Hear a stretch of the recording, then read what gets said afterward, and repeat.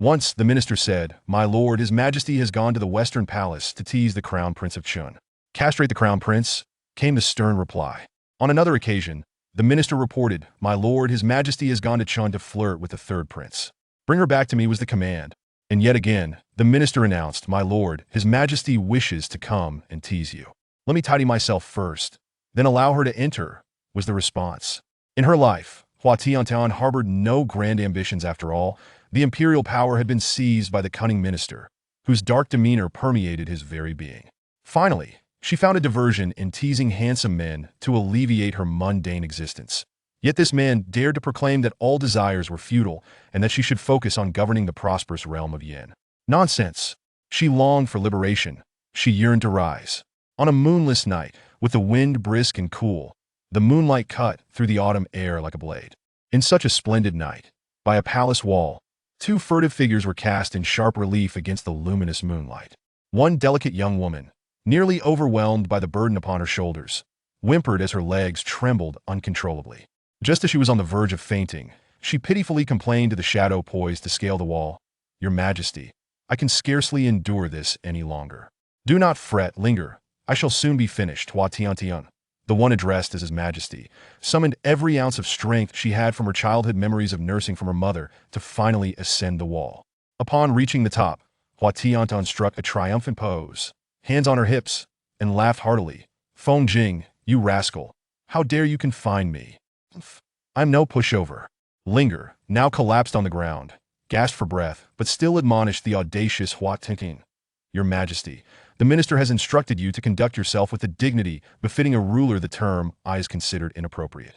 Hua Tiantian scratched her ear, feigning ignorance of the admonition.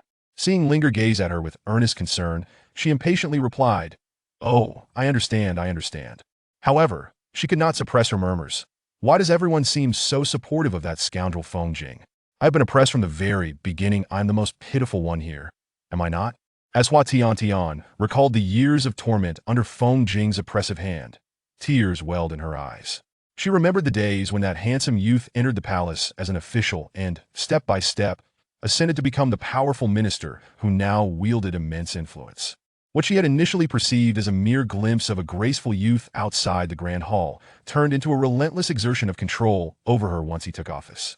She resisted, yet he wielded the weight of the Yin kingdom against her. As she guarded the realm in memory of her deceased father, she had no choice but to endure Feng Jing's relentless scheming. But, wiping her tears, Hua Tian lamented, "Linger, tell me, I merely wish to steal a glimpse of a handsome lad bathing on this moonless night. Why must Feng Jing impose such restrictions on me, appearing so carefree while I suffer? What wrong have I committed? I cannot continue living like this." Linger rolled her eyes silently, fearing nightmares. She chose to ignore Hua Tiantian's tear-streaked face, suggesting, "Your Majesty, perhaps it would be best for you to depart from this wall, given your earlier volume. The imperial guards will be here shortly." Hua Tiantian suddenly had an epiphany, sniffling violently. "You are right. I must sneak a peek at that handsome lad bathing. I cannot miss this opportunity. First things first." With that, she pressed her nose and shifted her body on the wall. However, unbeknownst to her, Feng Jing had filled in the passageway to the handsome lad's bathing quarters just 2 days prior, and at the base of the wall lay a thicket of thorns, leaving Hua Tiantian in despair. "Oh dear, you should have informed me before filling it in. I've already jumped." With a heart-wrenching cry, she tumbled from the wall in a most spectacular fashion. "Your Majesty." Hua Tian vaguely heard Linger's voice calling out, and she silently closed her eyes, inwardly lamenting that her beautiful visage was doomed to suffer. "Linger, I shall be far less lovely than you from this day forth." As Hua Tiantian braced herself for a disastrous fate, cursing Feng Jing's ancestors in her mind, a waft of ink-scented air brushed past her, followed by a teasing laughter that echoed in her ears. "Your Majesty, it appears my ancestors have yet to offend you." Chapter 2. Caught red-handed, Hua Tiantian suddenly opened her eyes, only to find herself face-to-face with Feng Jing, whose face was adorned with a smile. His countenance, reminiscent of a peach blossom, boasted a complexion that, while not as pale as that of a delicate young man, possessed a hint of sun-kissed warmth. His face bore a resolute curve, yet it was contradicted by his elongated phoenix eyes, which, when slightly arched, bathed in the silvery glow of the moonlight. Feng Jing appeared enveloped in a gentle radiance, a stark contrast to the stern demeanor he typically wore while managing state affairs. now softened with an air of tenderness. Hua Tiantian could even hear the sound of her own gulped. It seemed she had not been this close to Feng Jing since he entered the palace to serve.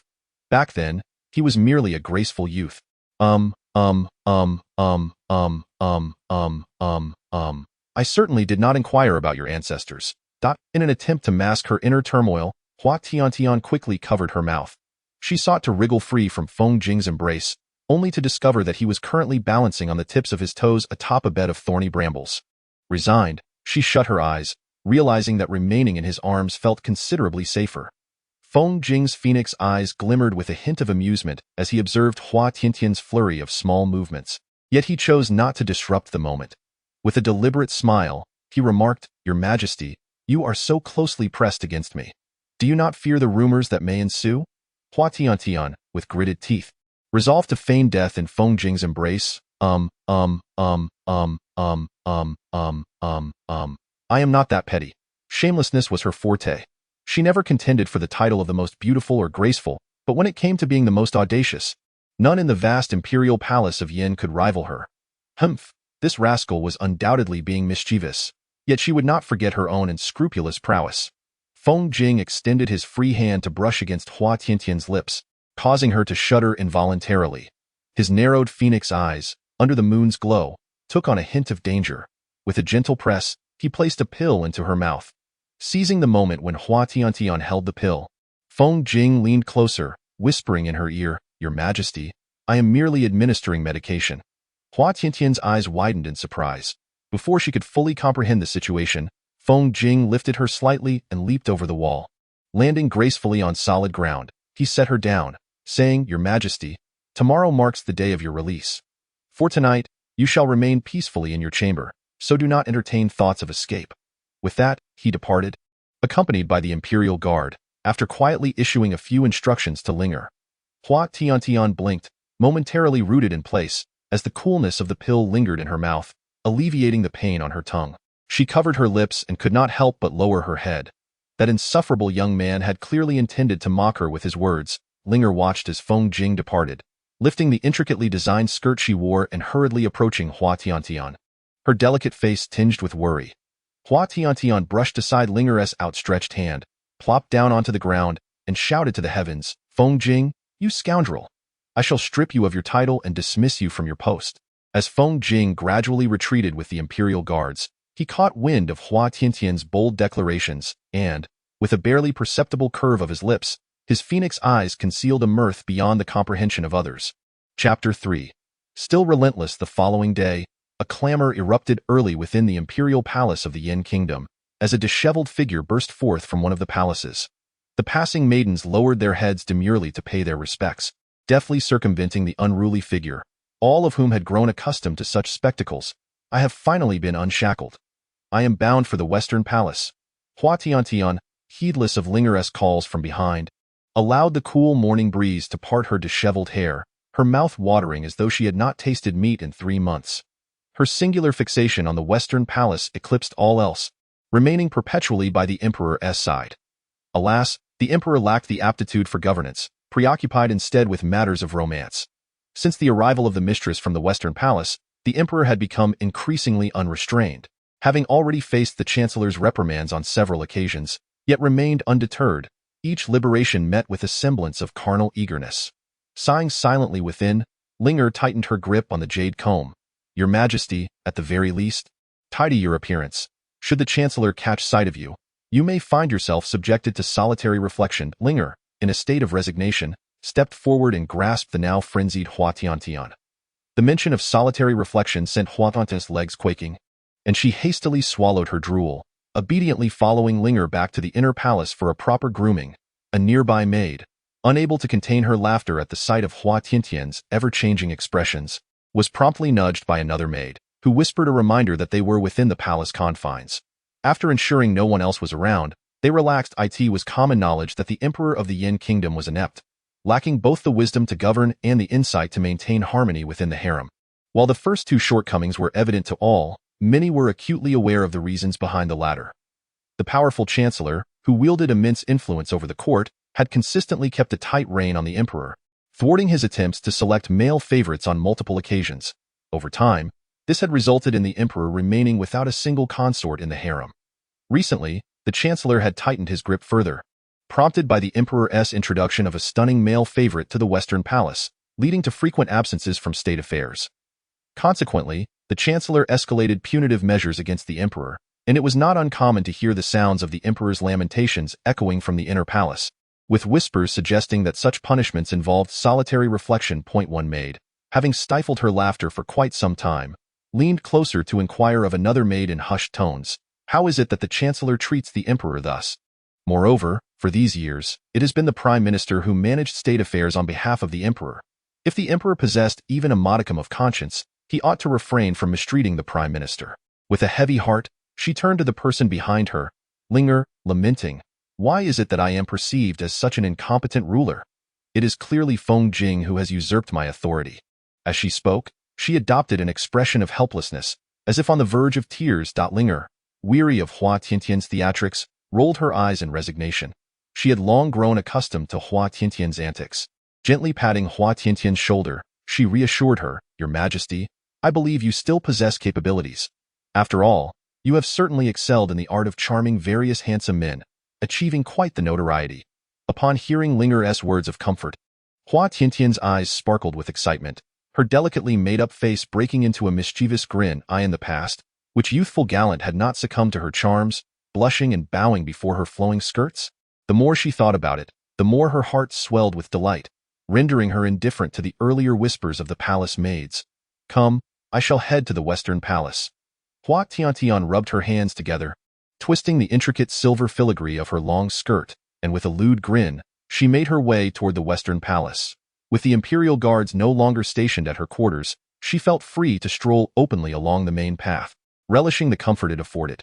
However, she had scarcely taken a few steps when a figure approached her in a hurried manner. Recognizing the person, Hua Tiantian eagerly greeted him. "Xiao Anzi, have you finished the portrait of the charming young man I asked you to steal?" As soon as Xiao Anzi arrived, he knelt before Hua Tiantian, gasping for breath as he stammered, Your Majesty, trouble has arisen. Su Lord has been harassed." Upon hearing Xiao Anzi's words, Hua Tiantian's expression shifted instantaneously from mirth to fury. Flanked by her trusted eunuch Xiao Anzi and devoted maid Linger. Meanwhile, atop a certain eave in the palace, a strikingly handsome man with an expressionless face observed the unfolding scene. With a graceful leap, he vanished from the rooftop, slicing through the air with a sharp gust of wind. The Western Palace, situated slightly to the west within the imperial grounds, had originally been constructed by the late emperor to accommodate the harem. In an effort to prevent any disturbances from outsiders, Hua Tiantian borrowed some imperial guards from Feng Jing to stand guard outside the Western Palace. The palace maids and the eunuchs were not few in number. When she stormed in with Xiao Anzi and Linger, the palace maids trembled in fear, standing to the side, while the discerning eunuchs hastily urged the nearby maids to pay their respects. "Where is your master?" Upon entering the hall, Hua Tiantian began to scan the surroundings with her bright eyes, searching for the figure of her handsome young man, her usual cheerful demeanor replaced by an expression of concern. Noticing her displeased countenance, a eunuch quickly stepped forward to report, "Your Majesty, Master Su is in the inner hall." Hua Tiantian raised an eyebrow slightly. The inner hall? The inner hall of the Western Palace had long fallen into disuse due to its previous abandonment, and she could only imagine the dilapidated state within. The thought of her young man being in such a run-down place tightened her brow. "Your Majesty, we have captured the culprit who dared to harass Master Su." Xiao Anzi spoke up just in time from behind. Upon hearing that the culprit had been apprehended, Hua Tiantian's face contorted in fury as she kicked the wooden pillar within the hall. Cursing loudly, "You little wretch! How dare you lay hands on me? Just wait and see how I will teach you a lesson." With that, she stormed out of the hall, leaving the palace maids and eunuchs in shock. Having never witnessed such wrath from Her Majesty before, they lowered their heads in silence. Chapter 5. Feeding you dog bones. Linger, well aware of the nature of Her Majesty, knew that a great uproar was imminent and hurriedly instructed the kneeling palace maids and eunuchs to disperse before following suit. As they exited the hall, the leader of the imperial guards stationed at the Western Palace approached Hua Tiantian and bowed, "Your Majesty." Hua Tiantian, uninterested in pleasantries, directly inquired about the whereabouts of the scoundrel who had dared to provoke her handsome young man.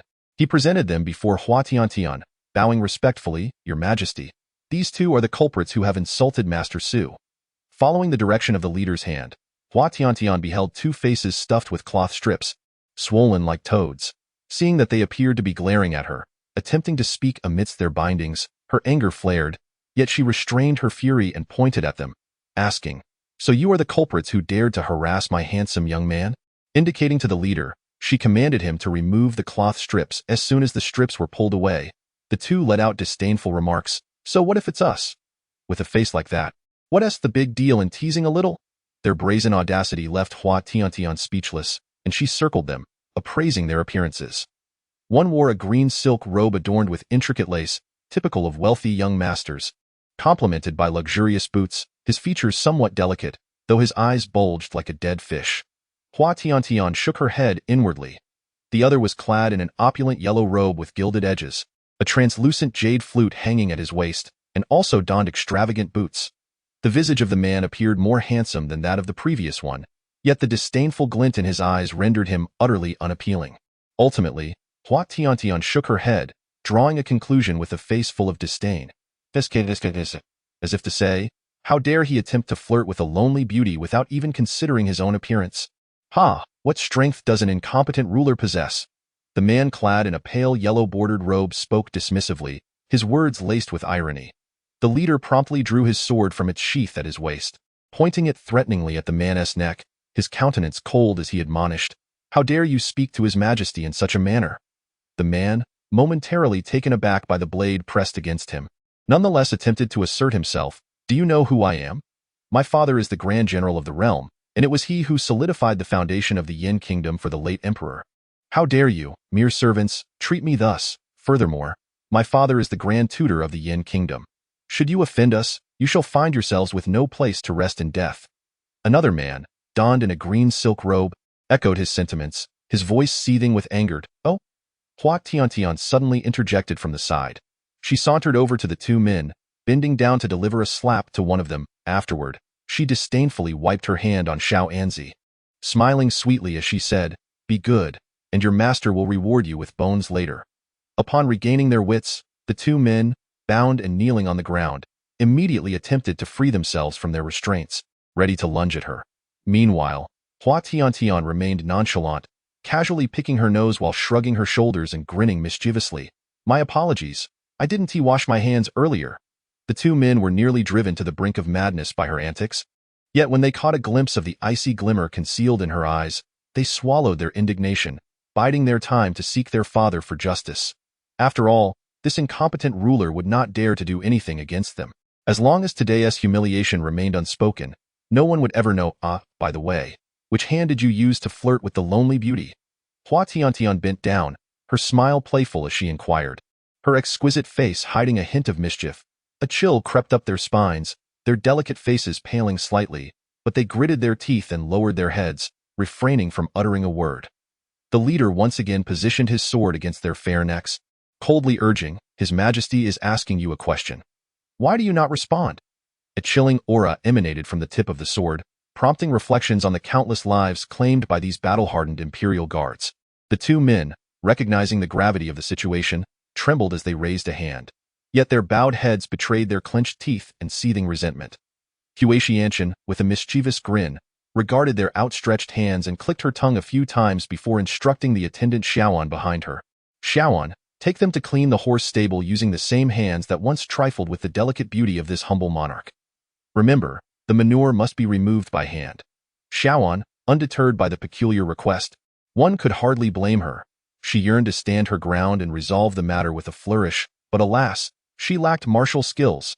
Tears streamed down her face. At that moment, a figure clad in purple official robes darted past with remarkable swiftness. Paralyzed by fear, Qin Zixuan, Wang Yin, how dare you exhibit such audacity to act against His Majesty? A tall figure in a flowing purple robe accentuated his slender frame, adorned with a matching satin sash and a crimson ribbon embellished with agate. His entire demeanor exuded nobility, though his handsome visage bore a hint of coldness. The words that slipped from his elegantly thin lips were laced with barely concealed ire. A shimmering silver sword and a pair of elongated hands simultaneously hovered threateningly over Qin Zixuan's neck. Chapter 7. A humbling encounter. Several other imperial guards swiftly restrained Wang Ji, rendering him immobile. "Marshal."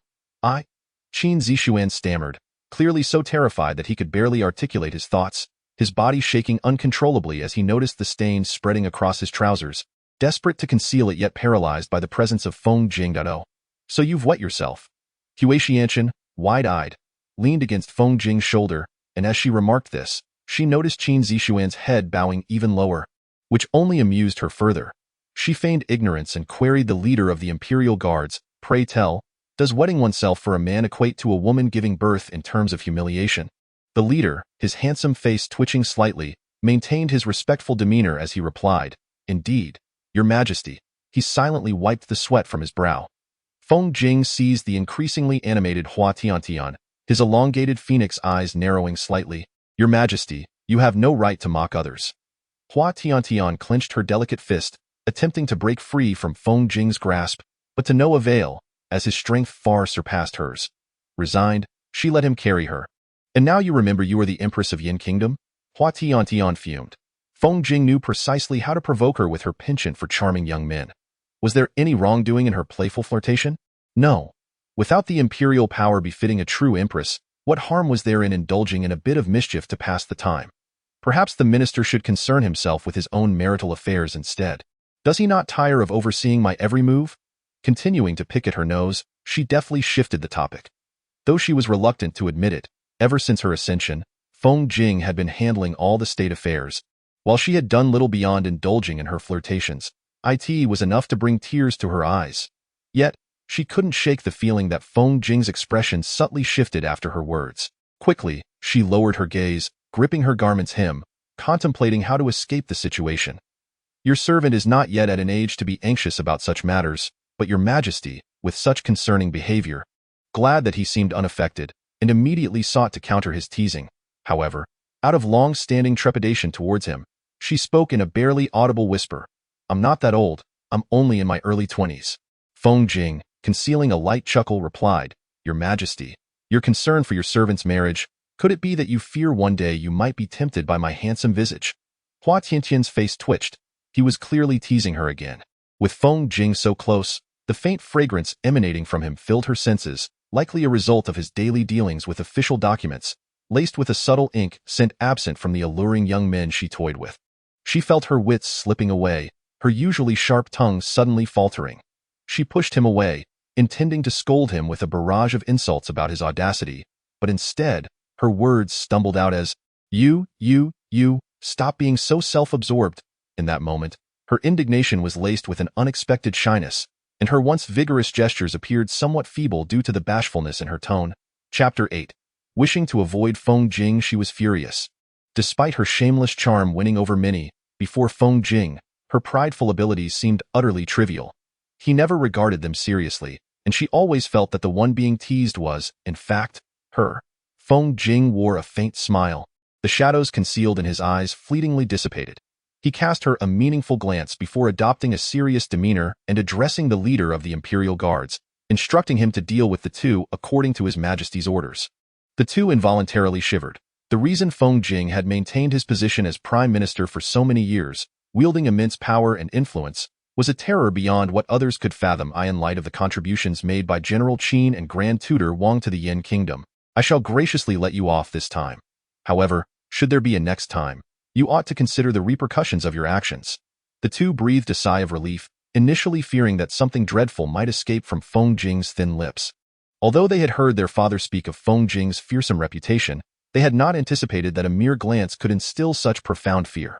After receiving his command, the leader dispatched 2 imperial guards to escort the pair, with Xiao Anzi following closely behind, preparing to lead them to the nearby horse stables. "My Lord Prime Minister, I shall take my leave." The leader bowed again, noticing that Feng Jing had no further instructions, and departed with several other imperial guards in a poised manner. It seemed that the leader possessed a commendable appearance. While he may not rival the beauty of a youthful heartthrob, his graceful stature was indeed quite impressive.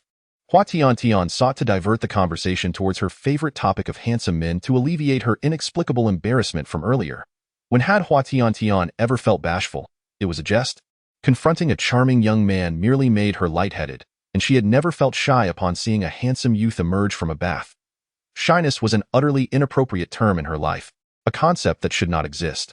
Feng Jing wore a smile that was neither entirely genuine nor entirely false, as he seized Hua Tiantian, who was drooling over the leader of the imperial guards. Your Majesty, it seems you have yet to grasp the essence of reflection after your recent period of contemplation. Hua Tiantian quickly offered a sheepish grin, explaining that while the notion of reflection seemed simple, nevertheless, she had indeed been reflecting, vowing never to tease handsome men in Feng Jing's presence again. She had perhaps been a tad careless, just now I acknowledge my mistake. Realizing that a hard approach would not suffice, Hua Tiantian softened her stance.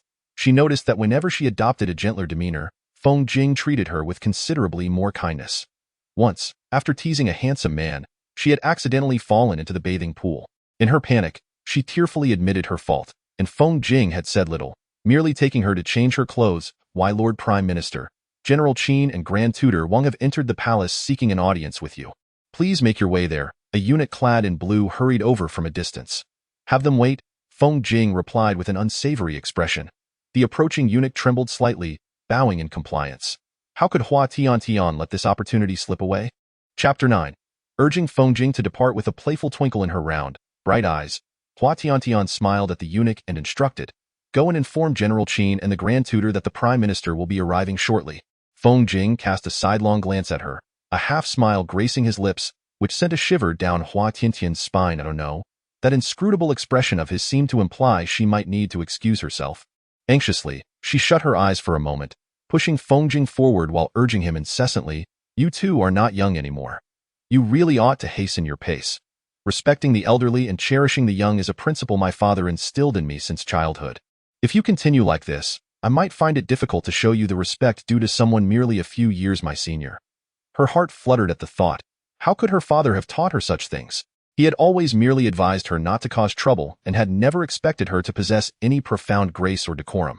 For this very reason, her mother often chastised her father for indulging her and failing to instill in her the virtues of the wise and virtuous. Your Majesty, you are so eager for me to leave. Do you think I am unaware of your little schemes? Feng Jing halted in his tracks, remaining unmoved, despite Hua Tiantian's persistent efforts. Flustered by his words, I must say, I am truly brilliant. Linger sighed in exasperation. Your Majesty, should I commend your intelligence or lament your folly? Hua Tiantian feigned a punch towards Linger, stopping just an inch away, retracting her hand with a mischievous grin. As soon as Feng Jing entered, two figures approached him. One, an elderly man with a long white beard, bore the marks of time etched upon his face, yet hints of youthful elegance lingered in his features. His eyes, slightly raised at the corners, sparkled with mirth, and he was adorned in fine silk robes with a crimson sash draping elegantly. Noticing Feng Jing's displeased demeanor, he maintained a smile and spoke amiably. The Grand Tutor of the Yin Kingdom, a figure of considerable power known for his penchant for forming clandestine alliances. Although he wielded significant influence at court, Feng Jing was not aligned with Wang Zhi's faction and had little interaction with him. With a slight raise of his brow, Feng Jing's expression softened into a faint smile as he turned his attention to another individual, who had remained silent, his countenance dark since earlier. He addressed the man. General Chen, have you come for this matter as well? The person referred to as General Chen was none other than Qin Shang, the esteemed great general of the Yin Kingdom. With a formidable stature and a dignified appearance, despite having reached the age of reason, he still possessed a gaze that pierced like cold stars, and his brows were as smooth as if painted, exuding an aura that could withstand 1,000 foes. Yet, at this moment, his complexion was somewhat ashen. Upon hearing Feng Jing's words, his aged face flushed with a hint of crimson, though it was uncertain whether it stemmed from indignation or embarrassment. He cast his eyes downward and slightly bowed. It would be prudent to consider the misdeeds of the son you have so pampered. Qin Shang casually picked up one of the memorials, glancing through it only to erupt in furious exclamations. This scoundrel dares to act immorally behind my back. He is nothing but a beast. Meanwhile, Wang Zhi, though reluctant, bent down to pick up a memorial, feigning a cursory examination, yet his eyes betrayed a semblance of righteous anger, declaring that such actions must be met with a proper reprimand upon his return. Feng Xiang, he said, how you choose to handle your son is entirely up to you. This wretched creature deserves a death sentence. I truly feel ashamed before our ancestors for allowing a scion of the esteemed and upright Qin family to turn out such a miscreant. Tears streamed down Qin Shang's face as he spoke. Wang Zhi attempted to signal to Qin Shang, but he was oblivious to the gesture. Growing anxious, he stepped forward and addressed the smiling Feng Jing. Indeed, today's events were inexcusable on the part of my son.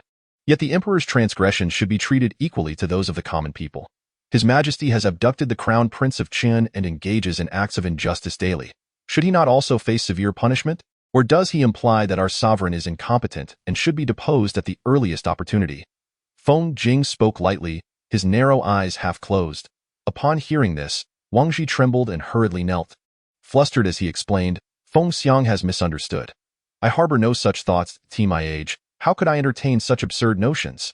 His Majesty, though young, is intelligent and astute. It is entirely normal for him to possess youthful inclinations. It is my son who deserves punishment. He is the one who should be disciplined. As he spoke, he quickly wiped the sweat from his brow. Such words, if overheard by others, could cast him in a light of disloyalty, and said, I apologize for disturbing you, Feng Xiang. I shall take my leave. You may handle my son's affairs as you see fit, without any mercy. Feng Jing raised an eyebrow slightly, and what of Wang Taifu? Although Wang Zhi was unwilling at heart, he had no choice but to agree with Qin Shang, saying, my thoughts align with those of General Qin as well. Rising from his seat, he brushed off the dust from his trousers and slightly bowed, adding, in that case, I shall take my leave. Feng Jing's elongated phoenix eyes narrowed slightly. Please, esteemed ministers, do take your time. The two men exited the hall in succession. Qin Shang did not engage Wang Zhi in further conversation and turned to leave the Annal Palace. Wang Zhi remained in place, gazing up at the vast sky above the palace of the Yin Kingdom, his fingers clenched tightly. Meanwhile, after finishing her business, Hua Tiantian eagerly instructed Linger to wait outside while she entered the inner hall alone. The inner hall was located at the far western end of the West Palace, accessible only by traversing a long corridor that had not been cleaned for quite some time. Many lush branches had grown into the corridor, casting mottled shadows on the ground. Chapter 11. Here I come. Little beauty Hua Tiantian peeked her head in and slowly made her way inside, cheerfully calling out for her little beauty, little beauty, little beauty. The only response was the cool breeze, nothing more. Hua Tiantian knocked on her own head, having forgotten that her little beauty liked to daydream by the lake whenever something happened, since she was already in the inner hall. In no time, she had passed through several corridors and arrived at the Changwang Pavilion. Upon entering, a figure clad in snow-white garments caught her eye. Gazing at the ethereal silhouette, Hua Tiantian approached with delight, a mischievous smile adorning her delicate face. Little beauty, here I come. In his presence, she would never refer to herself as this humble one, but simply as I, never caring about status when with him. The person at the lake's edge, lost in thought, paused slightly upon hearing Hua Tiantian's cheerful voice. His slender shoulders trembled involuntarily, and his rosy lips, delicate as those of a woman, moved gently. Little beauty, let me give you a hug. In her distraction, she stepped on the hem of her skirt and fell abruptly into the icy lake. The figure who had meant to catch her called out urgently to the flailing Hua Tiantian, and waved to the white-robed youth on the shore. I'm perfectly fine. Although my chest is small and my backside lacks curve, my physique is quite robust. After speaking, she sneezed and submerged herself back into the lake, letting the water rise over her head, muttering to herself, that was just an illusion. Let me get up and say it again. The youth on the shore, with a slight furrow in his brow, gradually relaxed and a few strands of light laughter spilled from his delicate lips. He was at a loss, extending his hand to pull Hua Tiantian closer, saying, Your Majesty, you should come up quickly, lest you catch a chill. Hearing the trace of concern in the young man's words, Hua Tiantian smirked mischievously, raising an eyebrow as she emerged from the lake, replying, If the charming young man is willing to bathe me later, I shall ascend. Even though the youth was still naive to such matters, a subtle flush crept onto his cheeks, rendering his handsome visage even more radiant, akin to the delicate petals of a peach blossom in March. Hua Tiantian, momentarily entranced, seized the young man's warm hand, using his strength to ascend the shore. Given the young man's frail constitution, she refrained from exerting too much force.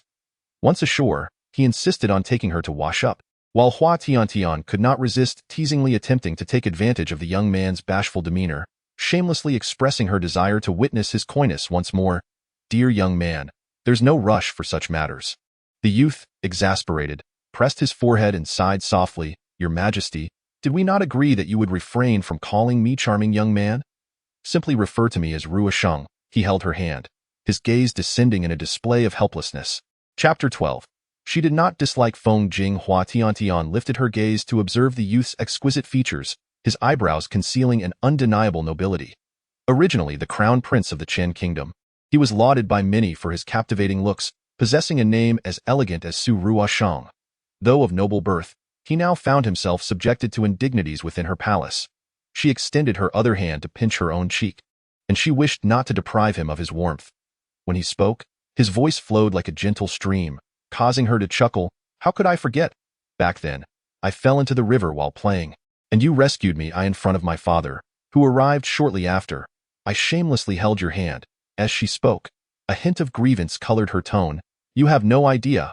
Upon returning to the palace, my father punished me by making me transcribe the national book 10 times. My hands ached so much that I could hardly lift my skirts. Su Ruoshang, with a hint of helplessness in his laughter, removed his outer garment and draped it over Hua Tiantian's shoulders, looking down at her with gentle warmth.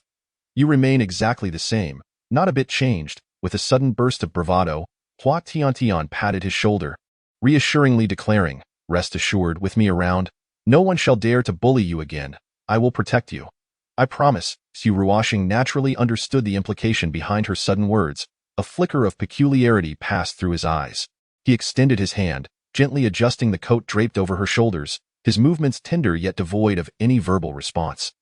Hua Tiantian, believing he was reminded of sorrowful memories from being bullied by her words, hastily retrieved the ghostly mask she had purchased outside the palace and presented it to him, shaking it playfully. This is my favorite mask. What do you think? Do you find my taste quite discerning? Su Ruoshang's complexion momentarily paled, yet his exquisite features remained gentle. With a resigned nod, he replied, indeed, very discerning. Delighted by his acknowledgement, Hua Tiantian cheerfully removed the mask, only to suddenly realize that it bore an uncanny resemblance to Feng Jing, with a strikingly handsome visage that unmistakably belonged to that fellow. Stunned for a moment, she promptly discarded the mask, exclaiming, goodness, how eerie! She recalled not having purchased such a mask but remembered how Linger had lingered at the mask stall earlier that morning, leading her to surmise that she might have inadvertently taken the one Linger had bought. I must have picked up the wrong one. Hua Tiantian quickly laughed. How could I ever buy a mask with such an insufferable face? Su Ruoshang, already strikingly handsome, with features so exquisite they resembled a flawless jade, was further accentuated by his snow-white attire, enhancing his ethereal appearance. His voice, gentle and flowing like a mountain stream, remarked, Your Majesty, you do not truly detest Feng Xiang as much as you imagine. Although he scolds you, if you truly disliked him, you would not appear so flustered each time you encounter him.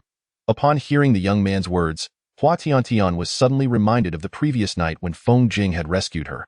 Immediately shifting the subject, with a mischievous grin, she teased, Ruoshang, I must confess, I prefer you over that insufferable brat. Since I've made the effort to visit, let us not speak of him. Su Ruoshang, accustomed to Hua Tiantian's whims, could only respond with gentle affirmations. As she gazed into his eyes, which sparkled like a sky full of stars, she couldn't help but marvel at her fortune in having found such a treasure. Then, as Su Ruoshang insisted on preparing warm water for her bath, Hua Tiantian, feeling as though she hadn't yet had her fill of his charm, could only watch with a sense of longing as his graceful figure receded to fetch the hot water. She lowered her gaze to her own figure, which had already betrayed her, and a mischievous thought crossed her mind. Ruoshang, wait for me, she called after him in a matter of moments. Within a chamber of the Western Palace, 2 palace maids had gathered. They bowed respectfully to Hua Tiantian, saying, Your Majesty, hot water has been prepared for you. Master Su is waiting inside. You may enter. Hua Tiantian waved her hand dismissively, too preoccupied to engage in idle chatter with the maids. Noticing that Linger was conveniently absent at that moment, she raised an eyebrow and stepped into the chamber. Upon entering, a subtle and refreshing fragrance enveloped her. In the center of the hall stood a bathtub, which was currently enveloped in a veil of steam, casting a dreamy haze throughout the chamber that was undeniably alluring. Ruoshang, where are you? Hua Tiantian hastily sought the slender figure clad in white. Your Majesty, I am here. As she spoke, Su Ruoshang emerged slowly from behind a curtain at the side of the hall, carrying a bucket of hot water. Noticing the slight strain on Su Ruoshang's face, Hua Tiantian felt a pang of concern and swiftly stepped forward to gallantly take the bucket from him. Su Ruoshang hesitated, unwilling to relinquish the burden. Your Majesty, I can manage this myself. However, Hua Tiantian was unyielding, observing the subtle hints of fatigue in the charming young man's eyes, which only deepened her concern for him. How had her handsome companion come to look so weary? Gritting her teeth, she forcefully seized the bucket and turned to pour the water generously into the bathtub. Watching Hua Tiantian's feigned bravado, which was clearly laced with difficulty, Su Ruoxing frowned slightly. Your Majesty, you need not trouble yourself with such tasks. Hua Tiantian pivoted to grasp Su Ruoxing's wrist, pulling back his sleeve to reveal several scars. Her heart ached as if bitten by a dog, and she furrowed her brow in inquiry. Tell me, have the palace maids been bullying you? You were once the esteemed Crown Prince of Chen, accustomed to a life of privilege. Why should you be doing such labor? Yet, the way you handled that bucket was so practiced, it seems as though you've grown accustomed to it. I pride myself on knowing you well. Even if you were being mistreated, you would not confide in me. But I never intended to keep you in the palace just to witness your suffering. Hua Tiantian's demeanor was serious, a stark contrast to her usual self.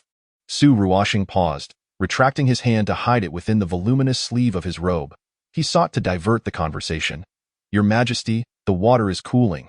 You should bathe to warm yourself. With a flicker of her eyes, Hua Tiantian turned to gaze at Su Ruoxing, her eyes brimming with tears. Leaning against the edge of the tub, she fixed him with an unwavering stare. Ruoxing, are you now employing that same dismissive rhetoric with me? Su Ruoxing, feeling somewhat helpless, reached out to gently tap her brow. Your Majesty, I do not mean to dismiss you. It is simply that you took a considerable risk to rescue me when I was being pursued. A kindness I have always remembered. Since then, your unwavering care for me has sufficed. I do not wish to trouble you with trivial matters. Furthermore, tending to some tasks daily prevents my life from becoming too idle. As he spoke, he offered her a tender smile. Chapter 14. Quite the learner, Hua Tiantian understood Su Ruoxing's temperament and realized that further discussion would be futile. Secretly, she resolved to confront those palace maids who had dared to bully her delicate companion. Seeing him gaze at her with such warmth, she chose to feign indifference. Very well, let this matter rest. Su Ruoxing smiled gently, gesturing once more toward the bathtub. Your Majesty, do warm yourself, do not catch a chill. Ruoxing, you promised to bathe me earlier. You cannot go back on your word. Hua Tiantian grasped Su Ruoxing's sleeve, persistently tugging him toward the side of the tub. Su Ruoxing's complexion flushed slightly as she extended her hand to stop Hua Tiantian. Your Majesty, it is inappropriate for men and women to engage in such intimate contact. It would be better to summon a palace maid for this matter. How could Hua Tiantian possibly let such a splendid opportunity slip away? Since the charming young man entered the palace, he had consistently treated her with utmost courtesy. Recently, he had finally allowed her to inch a little closer, yet he remained exceedingly proper in these matters. She felt a twinge of frustration. Was her figure too flat, rendering her uninteresting to the young man? This notion had haunted her sleepless nights, and today she was determined to ascertain the truth. With this thought in mind, Hua Tiantian exerted more force. Oh dear, Ruoxing, pay no mind to those trivialities. I believe your hands are far more delicate than those of the palace maids. Please, do not refuse. She increased her grip, but Su Ruoxing was unprepared for the misstep. In an unfortunate twist, she stumbled and inadvertently pushed Hua Tiantian into the bathtub.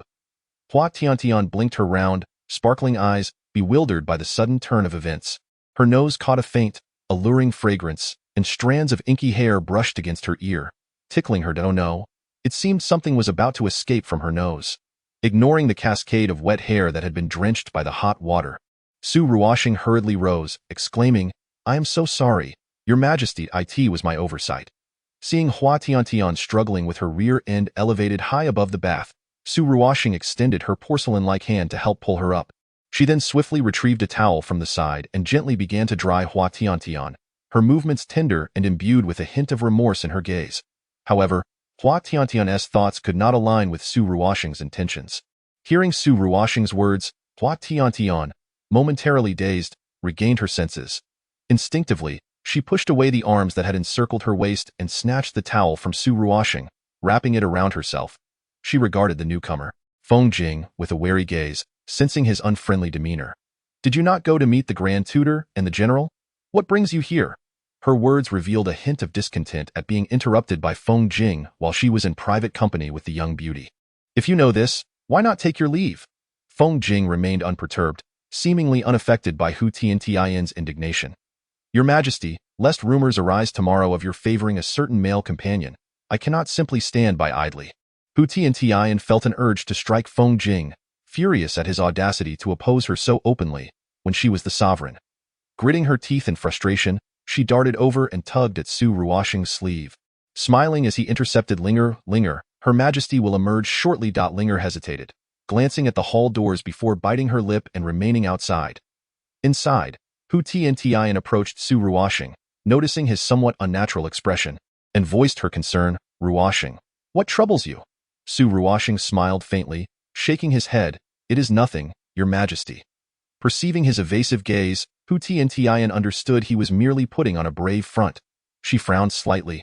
Ruoxing, do not hide anything from me. Su Ruoxing smiled gently. I assure you, there is nothing to worry about, Your Majesty. That is good to hear. If the young beauty were to conceal something from me, I would be quite heartbroken, Hua Tiantian lamented. Clutching her chest dramatically, Su Ruoxing couldn't help but chuckle at her antics, his face radiant like a beautiful jade, rivaling the peach blossoms of March. As Hua Tiantian, satisfied, rose on her tiptoes and planted a kiss on his cheek. Chapter 16. The shameless rivalry with Feng Jing before Su Ruoxing could fully register her embarrassment and anger. With hands on her hips, she pointed an accusatory finger at the innocently smiling Feng Jing. I have exited the Western Palace.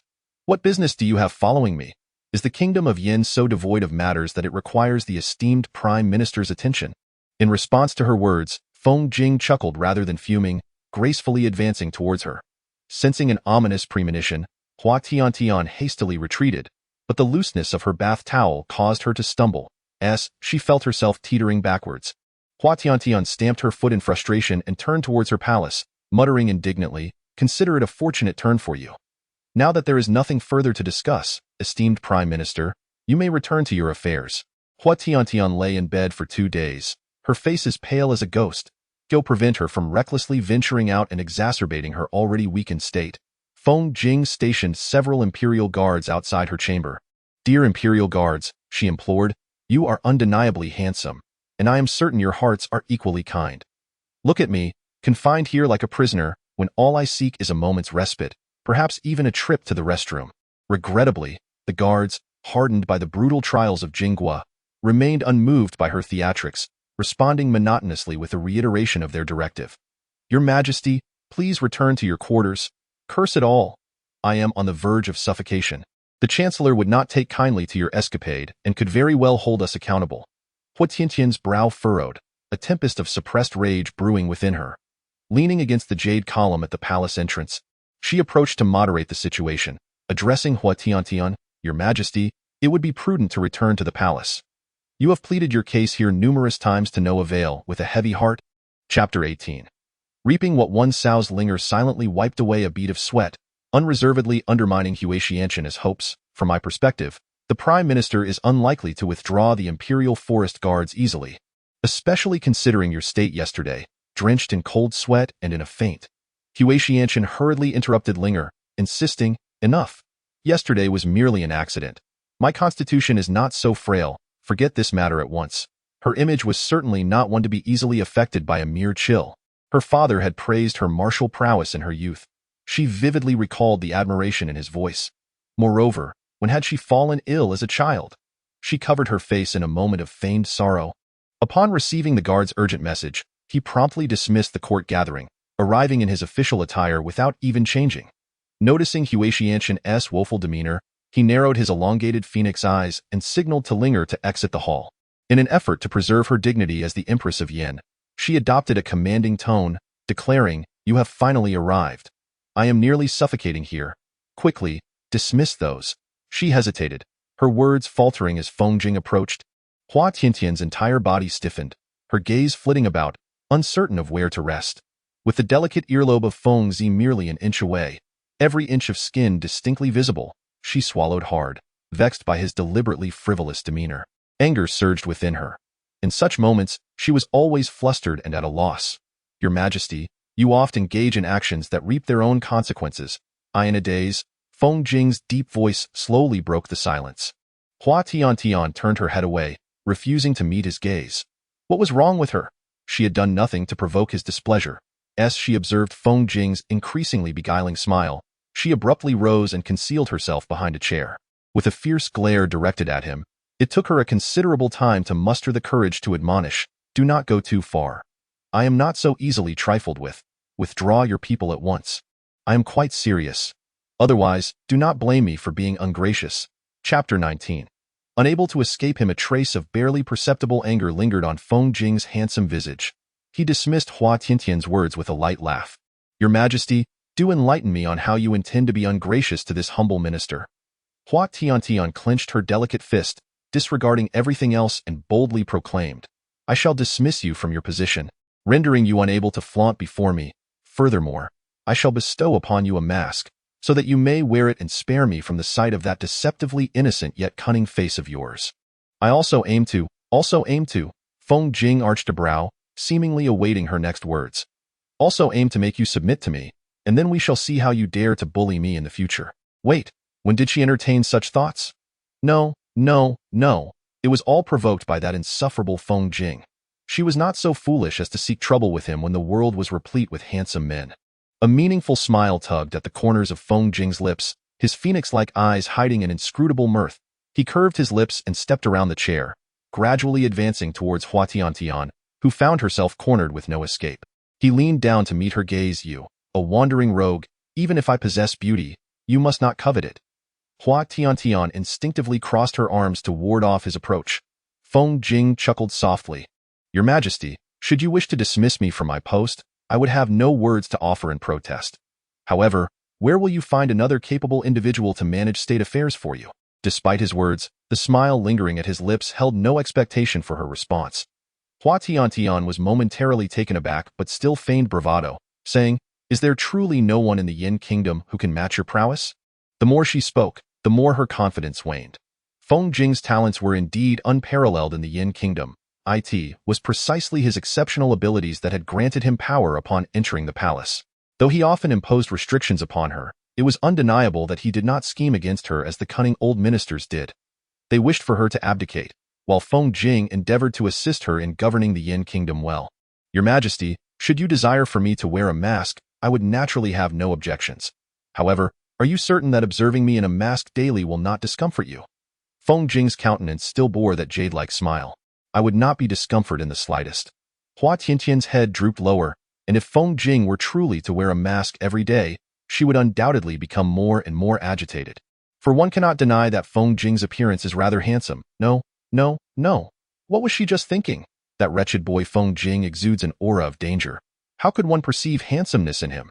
Feng Jing's lips curled upwards, his smile growing increasingly inscrutable. Your Majesty, your expression is far more credible than your words. If that is the case, is there any manner in which your Majesty feels restrained? In a fluster, Hua Tiantian raised her gaze to meet Feng Jing's elongated phoenix eyes, daring not to linger any longer. She mumbled softly, You only know how to grasp my weak spots. Feng Jing chuckled lightly. Your Majesty, I did not compel you to entertain such thoughts. Hua Tiantian clenched her delicate fist, seething with rage. Indeed, you did not compel me. You merely calculated your inquiries accordingly. Truly, you are deserving of your title as the Chancellor of Yin. Each time, she found herself led by the nose by him. Despite her constant desire to resist, she was never his match. Frustrated, she realized that her intellect always fell short in the presence of Feng Jing. Feng Jing smiled knowingly. Your Majesty, you must admit, you are also quite reliant on me. Chapter 20. A surge of pride. Hua Tiantian gritted her teeth, glaring furiously at Feng Jing. What was he saying? Who is dependent on him? Apart from him, there are many others. How could she possibly be unable to live without him? She feigned indifference. Feng Jing's lips curved into a serene smile, his elongated eyes fixed unwaveringly upon Hua Tiantian, silent yet expressive. Her heart raced under his gaze, and she turned her eyes about, seeking to change the subject.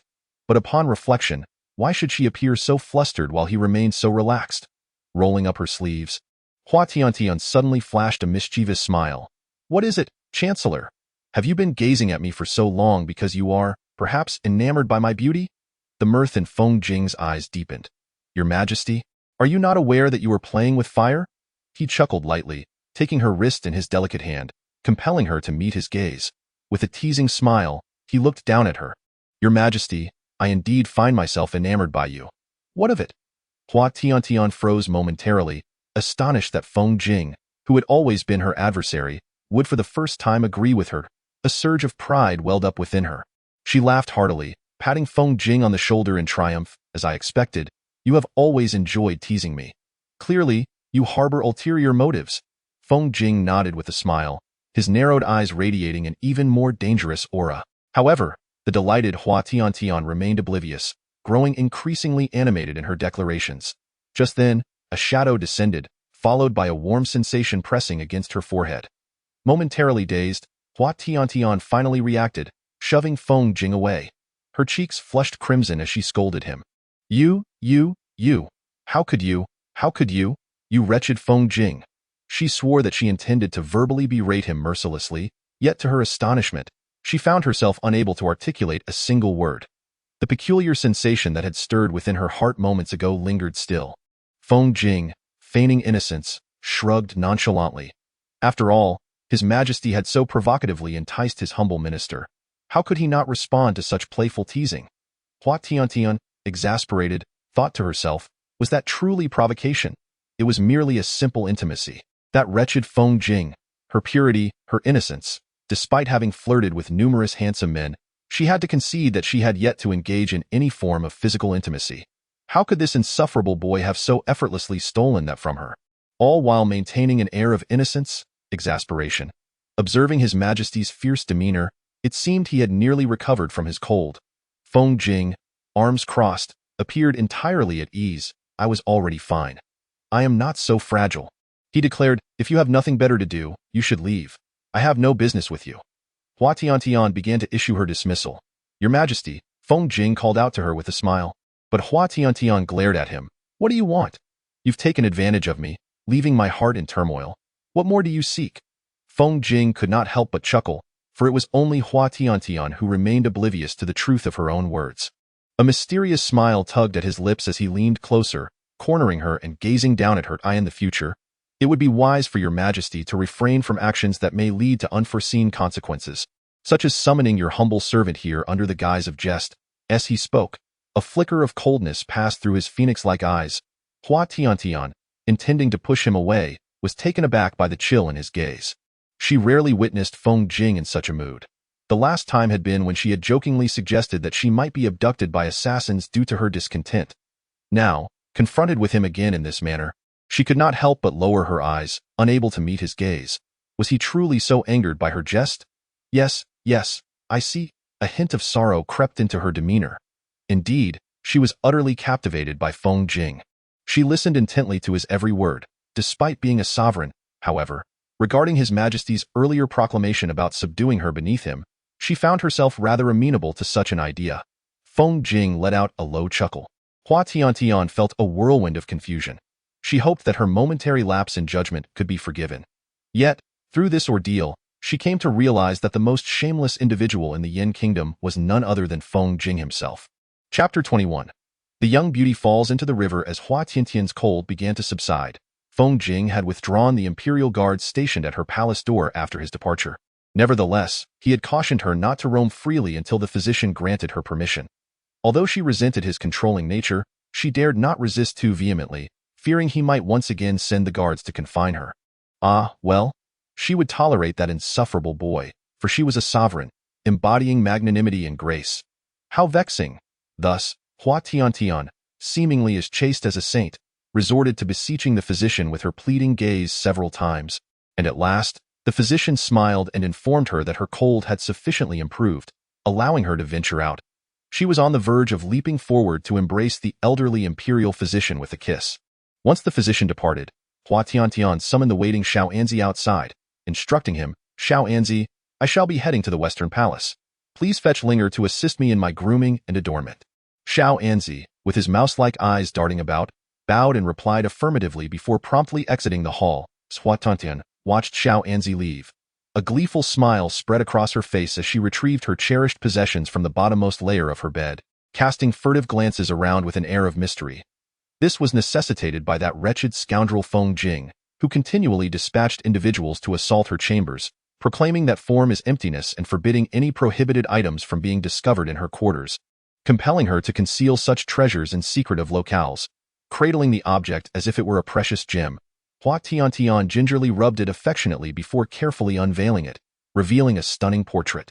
The figure depicted reclined in a bath, showcasing enticing collarbones and skin as white as lotus roots.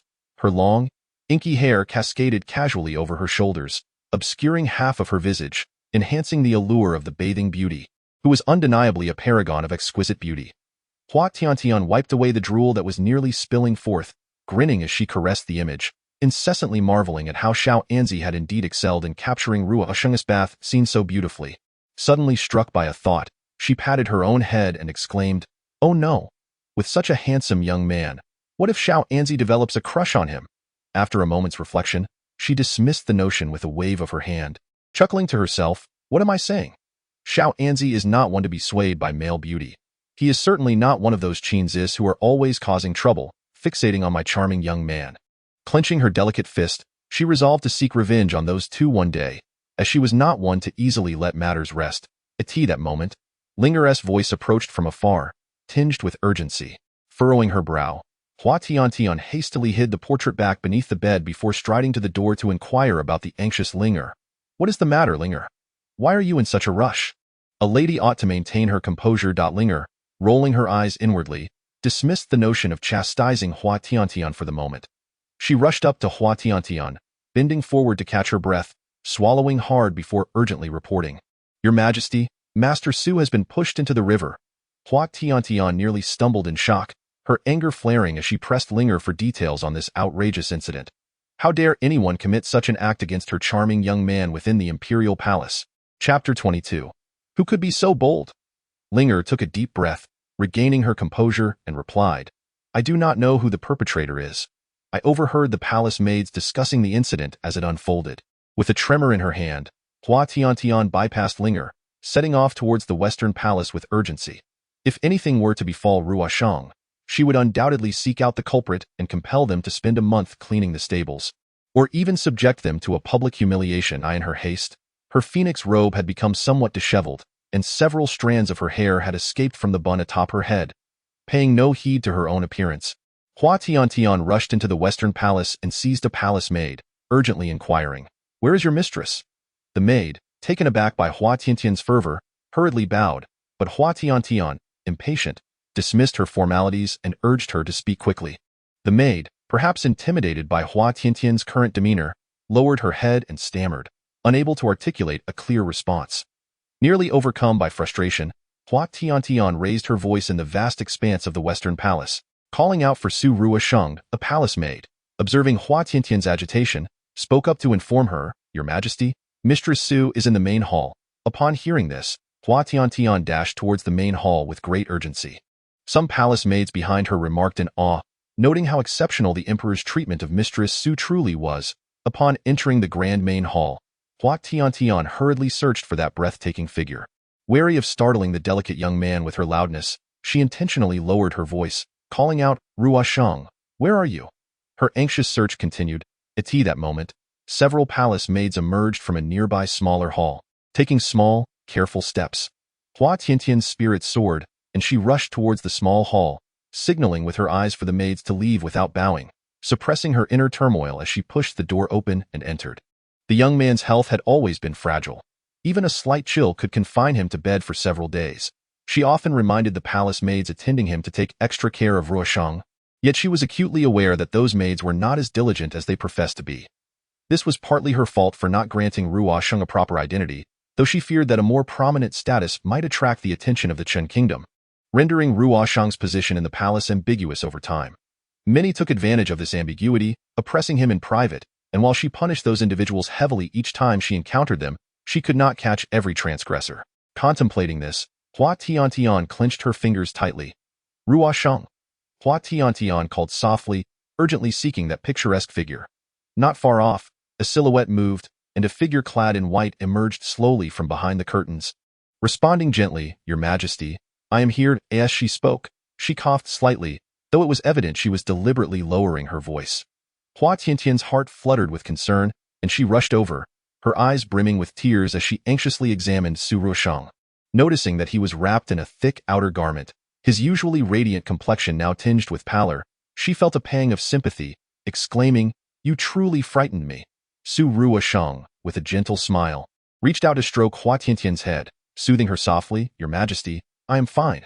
The imperial physician has come and said that with a bit of rest, I will be all right." Although Hua Tiantian heard his reassurances, a lingering worry remained in her heart. Gazing at Su Rua Sheng's serene expression only intensified her displeasure towards the person who had pushed him into the river. She pursed her lips and asked him, Ruoshang, who was it that pushed you? Please tell me. Chapter 23. Just wanting to stay by her side, Su Ruoshang gently tended to her slightly disheveled hair, his touch delicate. With a smile, he remarked, Your Majesty, as a sovereign ruler, you ought to maintain a certain image. Such a disheveled appearance may invite unwarranted gossip from outsiders. Although Su Ruoshang's gentle gestures caused her body to tremble slightly, she could discern no ulterior motive behind them. Hua Tiantian grasped Su Ruoshang's wrist with fervor, her voice laced with urgency. Ruoshang, do not evade the topic. Tell me who pushed you. Your body cannot withstand such turmoil, and I shall not let that person go unpunished. Su Ruoshang, well aware of Hua Tiantian's concern for him, smiled softly as he brushed her hand aside and knelt to straighten her phoenix robe. With a gentle gaze and a calm demeanor, he replied, Your Majesty, your worry for me brings me great joy. However, there is no need for such deep inquiry. It was merely my own carelessness, and I bear no grudge against anyone. Hua Tiantian understood Su Ruoshang's nature. He would not be coerced into divulging what he wished to keep private. Yet, she could not allow his words to deter her from seeking retribution for him. Since her father's passing, Su Ruoshang had been the only one to treat her with kindness, and she would not permit anyone to bully him. No one at all. Frustrated by her inability to extract information from Su Ruoshang, she called for a waiting maid outside the palace door. The maid entered with her head bowed in deference, and Hua Tiantian regarded her with a serious expression. I ask you, who pushed Master Su? Out of the corner of her eye, she caught sight of Su Ruoshang, who had just finished straightening her robe, casting a tender glance at the maid before adding fiercely, If you do not speak the truth, I shall ensure you regret it. The maid, terrified by Hua Tiantian's stern demeanor, knelt trembling and recounted the events as they transpired. It was the envoy from the Chen kingdom. This morning, while Master Su was at Hanqi Lake for leisure, he inadvertently collided with the envoy, who, in a fit of anger, pushed him into the lake. Hua Tiantian's expression hardened. She waved her hand, signaling the frightened maid to leave, then turned to look up at Su Ruoshang, who towered over her. With a hint of reproach in her tone, she said, Ruoshang, why did you conceal such matters from me? I have vowed to protect you, and I will not let this go unpunished. Su Ruoshang sighed in resignation. Your Majesty, I did not intend to keep this from you. It was my fault to begin with, and the envoy is not to blame. There is no need for you to pursue this further. Ruoshang, you are the Crown Prince of the Chen kingdom. You need not endure such treatment as long as I am here. No one shall dare to bully you, Hua Tiantian declared, clenching her delicate fists. Her expression filled with indignation. Su Ruoshang let out a barely audible sigh, a smile lingering on his lips, enigmatic in its nature. His exquisite features glowed with a soft luminescence. He reached out and embraced Hua Tiantian, whispering tenderly in her ear, Regardless of my past identity, all I desire now is to quietly remain by your side, and I am indifferent to all else. Feeling the subtle fragrance unique to Su Ruoshang enveloping her, Hua Tiantian found her mind blank, entirely preoccupied with the current situation, allowing Su Ruoshang's words to slip from her thoughts. She mused that perhaps her combat prowess was insufficient. Being embraced by the charming young man for the first time stirred her emotions, and she instinctively nestled against him in contentment. Chapter 24. Seeking justice. Cough, cough, cough. Despite Su Ruoshang's efforts to suppress it, he was overtaken by a fit of violent coughing. The sound shattered the blissful moment, and Hua Tiantian clenched her delicate fists, pushing him away. I shall not rest until I have avenged this, Ruoshang. Just wait. With that, she turned and dashed towards the palace doors, her meticulously arranged phoenix robe slightly disheveled once more. Su Ruoshang stood still, his handsome features betraying neither joy nor sorrow, as he reached into his robe, his elegantly defined fingers gripping the sachet Hua Tiantian had given him that day. Upon exiting the Western Palace, Hua Tiantian furiously inquired with Xiao Anzi about the whereabouts of the Chen Kingdom's envoy. Xiao Anzi informed her that they were at the Yulan Pavilion by the Hanqi Lake. The mention of Hanqi Lake only intensified Hua Tiantian's fury. How dare they gather there? Xiao Anzi, accompany me to Yulan Pavilion. Observing Hua Tiantian's urgent demeanor, Xiao Anzi hesitated, hesitantly replying, Your Majesty, it may not be wise to proceed this way. Moreover, a grand banquet to welcome the envoys is to be held in a few days. If we act recklessly, what if we jeopardize the cordial relations between our nations? Furthermore, the Chancellor, Hua Tiantian interrupted him with a wave of her hand. So that grand banquet mentioned by Feng Jing was about this? Oh, I shall go, and let them waste the people's resources on such a banquet. It matters not. They are merely a rising nation. Yet their envoy is so audacious. Regardless, I shall not relent with that. She quickened her pace, the sound of Ruoxing's light cough echoing in her mind. The mere thought of the charming young man in that state only fueled her anger, causing her steps to grow more frantic. Xiao Anzi, understanding the temperament of the Empress, dared not speak further and obediently followed her. The Yulan Pavilion, adjacent to Hanqi Lake, was named for the vibrant blossoms that surrounded it, a name bestowed by her father during a moment of whimsy. However, the joy of those past flower-viewing days was eclipsed by her current ire, and Hua Tiantian hurried along the corridor toward the pavilion without pausing to admire the blooms. At one end of the corridor stood the Imperial Guard, who intercepted the hastily moving and ill-tempered Hua Tiantian. 1 guard, gripping the hilt of his sword, respectfully addressed her, "Your Majesty, it is currently inconvenient for you to enter." Her eyes immediately scanning for the envoy from the Chen kingdom. Yet, before she could scrutinize further, a light laugh resonated from the side. "Your Majesty, what brings you here in such a flurry?" Turning her head, she beheld Feng Jing seated by the jade table, poised to sip from his wine cup. Clad not in the customary official garb of the day, but rather in casual attire, he wore a crescent-hued dragon robe that accentuated his tall figure. "Of course, to seek justice," Hua Tiantian replied tersely. Chapter 25. Unyielding resolve. Feng Jing set his wine cup down, his brows arching slightly. "Your Majesty, whom do you intend to hold accountable?" Ignoring the undercurrent of mischief in Feng Jing's gaze, Hua Tiantian turned her body slightly, pointing at the two burly men seated at the opposite end of the jade table, whose appearances resembled that of butchers. "I certainly mean to hold them accountable." Upon discerning their countenance, Hua Tiantian silently scoffed, wondering if the Chen kingdom had no capable envoys left, as they all appeared like common butchers. The two envoys exchanged bewildered glances, perplexed by Hua Tiantian's accusation. One of them spoke up, his voice laced with confusion. "Your Majesty, might I inquire the meaning of your words?" The sight of their oblivious expressions only intensified Hua Tiantian's ire. She sat down beside them, turned her head, and asked pointedly, "Have you two indulged in too much pork, leaving your brains filled with lard, rendering you incapable of remembering events?" One of the envoys, visibly more irritable than the other, shot up in response to her words. However, upon encountering the icy gaze from Feng Jing, he grudgingly retook his seat, while the other envoy gestured for him to remain calm. "Please, Your Majesty, clarify your intentions," the more tempered envoy implored gently. Hua Tiantian downed a cup of tea, her lips curling into a cold smile as she stated, "This morning, you two pushed someone into the cold pool within my imperial palace. Did you not?" The two men appeared momentarily taken aback, contemplating her words before nodding in acknowledgement. "And what of it? That individual collided with us, and in a moment of vexation, we merely gave him a slight push. Who could have known he was so frail that he would fall into the cold pool?" Observing their lack of remorse, Hua Tiantian felt a surge of wrath welling within her. Suppressing her fury, she took another sip of tea, casting a cold glance at the two. "And what of it? Heh, to allow such behavior within the palace to go unchecked would imply that my Yin kingdom fears your Chen kingdom. Either you offer him an apology, or do not blame me for being ungracious at this juncture." Feng Jing interjected at an opportune moment, "Your Majesty, I have matters to discuss with you." Rising to his feet, he regarded Hua Tiantian from a commanding height, his narrow phoenix eyes concealing a complex array of emotions. Noticing something amiss in Feng Jing's demeanor, Hua Tiantian decided to refrain from further quarrel with the two envoys. With a sharp glance at them, she stood and followed Feng Jing to the far end of the corridor. Upon reaching the far end of the corridor, Hua Tiantian furrowed her brows and inquired of Feng Jing, "What is the matter that you have summoned me here alone?" Feng Jing slowly turned, gazing down with a gentle smile at Hua Tiantian. He smirked and said, "Your Majesty, are you truly this incensed over the matter concerning Master Su?" Hua Tiantian nodded, retorting, "If not, then what? Ruoxing is already frail. How could he endure the biting cold of the lake's waters? Though Ruoxing possesses a kind nature and wishes to let bygones be bygones, I am not one to easily relent. I shall deal sternly with anyone who poses a threat to Ruoxing." With that, she clenched her delicate fist. The flicker of something unusual crossed Feng Jing's eyes. He pressed his lips together, yet maintained his charming demeanor.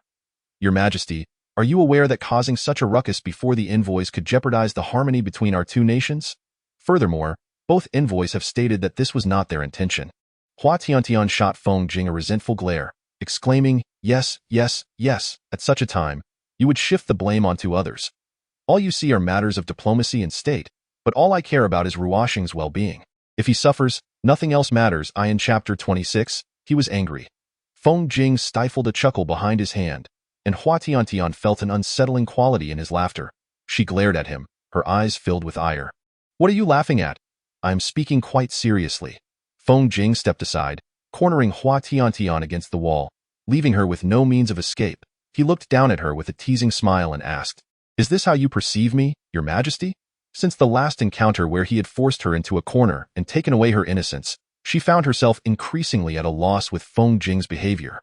She reached out to push him away, but he effortlessly seized her wrist with his jade-like hand.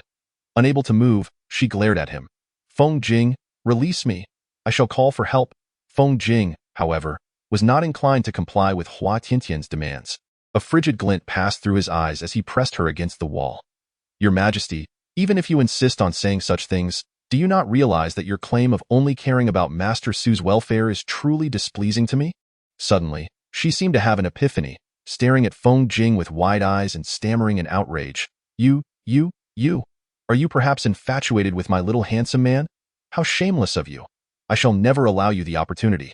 Feng Jing's expression darkened, a shadow passing over his handsome features. Narrowing his elongated eyes, his tone shifted from playful to serious, laced with displeasure. "Your Majesty, I have evidently overestimated your intellect. How can you be so slow on the uptake?"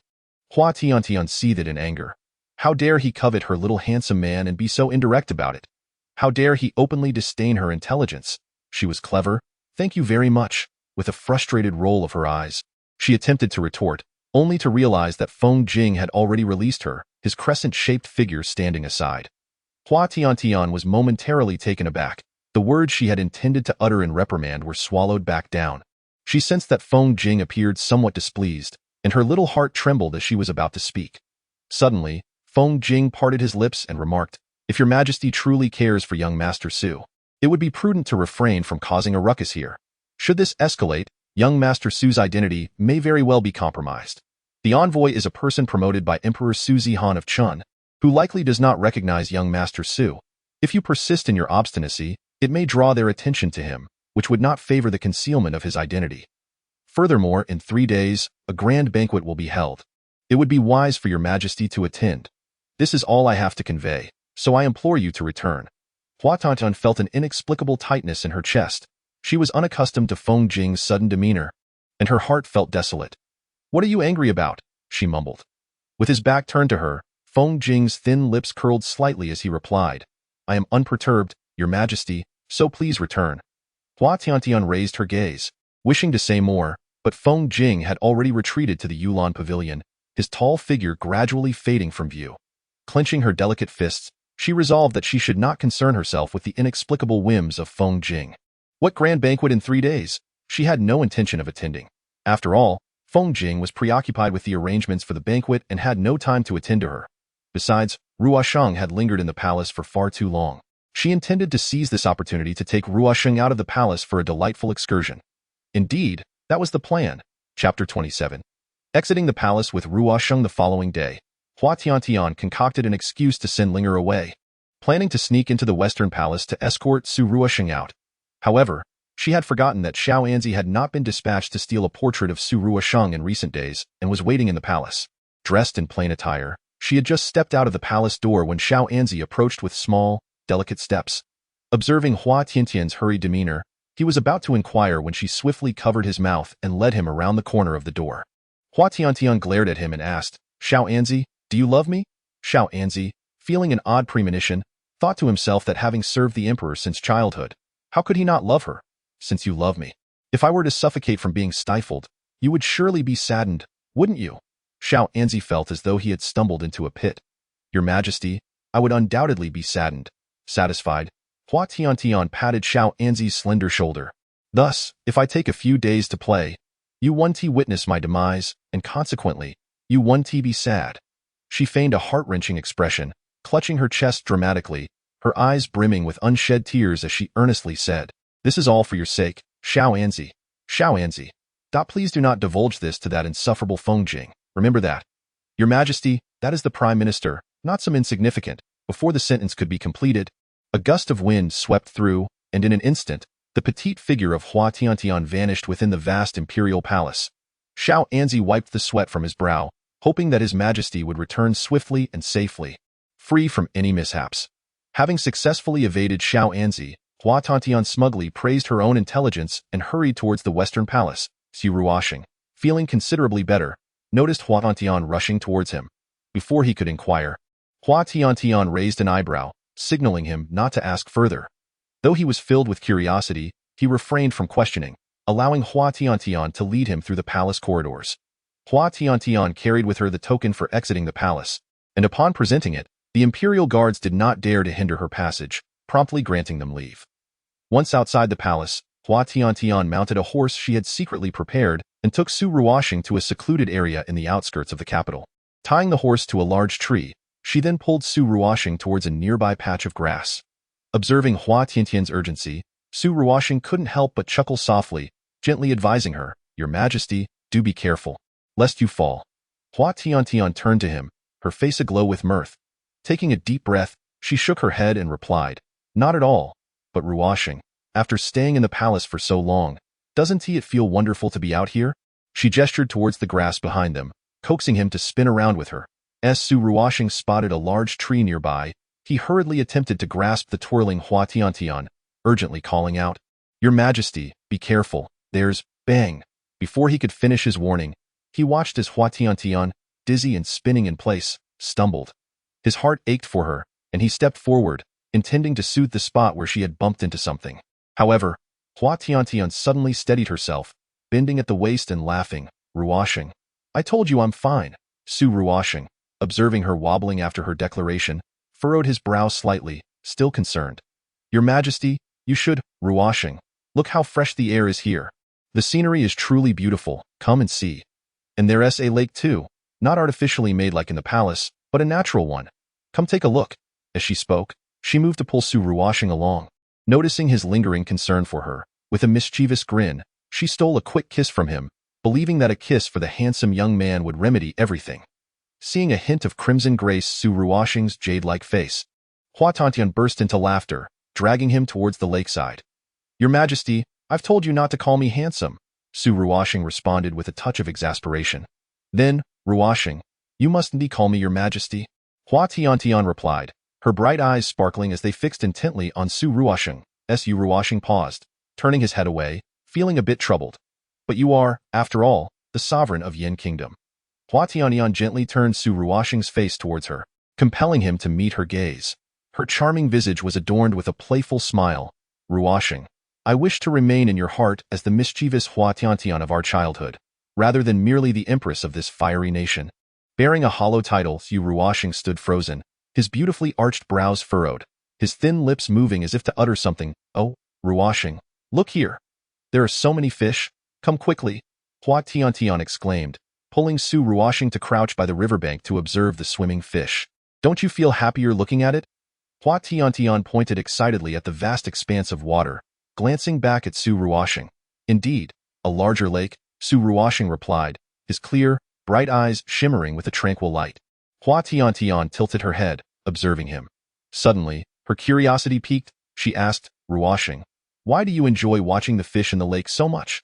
Taken aback by her question, Xu Ruoxing's lips curled slightly in a cool smile as he tossed a fish that had leapt onto the shore back into the water. He gazed contemplatively at the lake and said slowly, "The fish in this lake will never know true freedom. Although they may experience fleeting moments of joy, they remain bound by the water. Should they wish to escape and leap from this lake, they face a fate of death. I can't help but feel that these fish are much like us." A fleeting shadow of something unusual crossed Hua Tiantian's eyes. She smiled softly, embracing Xu Ruoxing and whispering sweetly in his ear, "Ruoxing, although we cannot escape the confines of this palace, the joy we share is enough, at least for me. Having someone to protect is all I need. Whether it be loneliness or resentment, what matters more is the strength to safeguard the happiness of those we cherish." Xu Ruoxing's body trembled slightly, prompting Hua Tiantian to worry about his health. "Ruoxing, are you unwell? Is your body still recovering?" He shook his head and gently extricated himself from her embrace. "I am fine." His gentle gaze met Hua Tiantian's, captivating her entirely. She longed to indulge in this beautiful moment. Yet as she shifted, her foot slipped, causing her to stumble backward. Quickly, Xu Ruoxing reached out, grasping Hua Tiantian's arm with determination, pulling her safely toward him. "Tiantian, remember, I can protect you too. Hua Tiantian nestled against Su Ruoxing's chest, shyly nodding. This was the first time since entering the palace that he had called her by a name other than Your Majesty. His embrace felt so warm and fragrant, she thought she might faint from sheer happiness. Chapter 29. Choking on food. Ruoxing, are you hungry? Shall we find something to eat? Hua Tiantian suddenly patted her flat stomach, gazing at Su Ruoxing with a pitiful expression. I, too, find myself famished. Let us be on our way. The gentle elegance of Su Ruoxing's brows and eyes emanated a soft allure. Upholding the principle of indulging heartily when hunger strikes, Hua Tiantian, without a moment's hesitation, mounted her steed and swiftly led Su Ruoxing to the grandest tavern in the Yin Kingdom, relying on her familiarity with the capital. After securing the horse, Hua Tiantian, with a sense of satisfaction, ushered Su Ruoxing into the establishment. Upon entering, she commanded the smirking waiter, bring forth the finest dishes your tavern has to offer. And do include a serving of candied chestnuts. Certainly, replied the waiter, draping a towel over his shoulder before retreating to the kitchen. With a smile, Hua Tiantian guided Su Ruoxing to a table by the window, diligently wiping the seat with her sleeve before allowing him to sit. Su Ruoxing, bemused, almost uttered a formal title, but Hua Tiantian's glance urged him to refrain. He understood the need for discretion regarding her identity, yet struggled to find an appropriate address for her, causing his brows to furrow slightly. Rising from her seat, Hua Tiantian leaned closer to Su Ruoxing and whispered in his ear, Ruoxing, you may call me Tana. It sounds much more pleasing. This is quite improper, Su Ruoxing stammered, feeling a bit cornered. His earlier slip had been unintentional, yet the casual address of her as Tiantian still felt inappropriate. Sensing his discomfort, Hua Tiantian theatrically clutched her chest, feigning great pain. With tear-filled eyes, she implored, Ruoxing, I seem to have developed a condition where my heart aches if you do not call me Tiantian. If you persist, I fear I shall perish from the pain. Su Ruoxing, fully aware of Hua Tiantian's playful antics, could not help but roll his eyes in exasperation. With a resigned sigh, he reluctantly formed the words, Tiantian. Upon hearing her name from his lips, Hua Tiantian beamed with delight, pecking him affectionately on the cheek, then playfully sticking out her tongue at his annoyed expression. Before long, an array of the tavern's renowned dishes was presented before them, each plate a feast for the senses. Unable to contain herself, Hua Tiantian dove into the meal with unrestrained enthusiasm. Tiantian, do be careful. You might choke, Su Ruoxing cautioned. Hua Tiantian waved off his concerns with greasy fingers. Nonsense. Are you not hungry as well? Do join me, she urged, serving him a portion of the candied chestnuts with great care.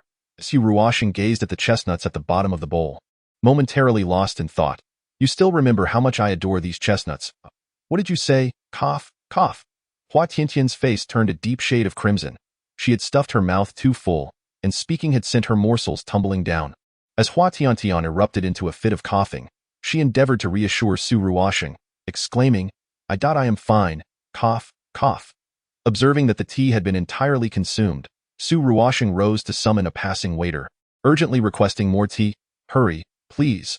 The waiter, noting the anxious expression on Su Ruoxing's face, dared not utter a word and promptly nodded before hastening to the kitchen to fetch some tea. Su Ruoxing received the teacup from the waiter's hands and, with great care, began to feed Hua Tiantian the tea while gently soothing her back. Nearby, a piercing gaze had been fixed upon Su Ruoxing since her entrance into the tavern. The beauty of her jade-like visage, paired with her delicate figure, caused that gaze to shimmer with intensity. The individual exchanged knowing glances with several others at the table, their laughter tinged with a wicked amusement. Once the obstruction had finally been cleared, Hua Tiantian felt an overwhelming sense of relief, akin to the sensation of having liberated her bowels, and she straightened up, exhaling deeply, Ruoxing, I'm fine, but wait. My stomach seems a bit unsettled. I shall step away for a moment. Please wait for me here. Hua Tiantian's complexion turned a shade reminiscent of pig liver, likely due to her earlier haste in consuming too much food, which had led to her current discomfort.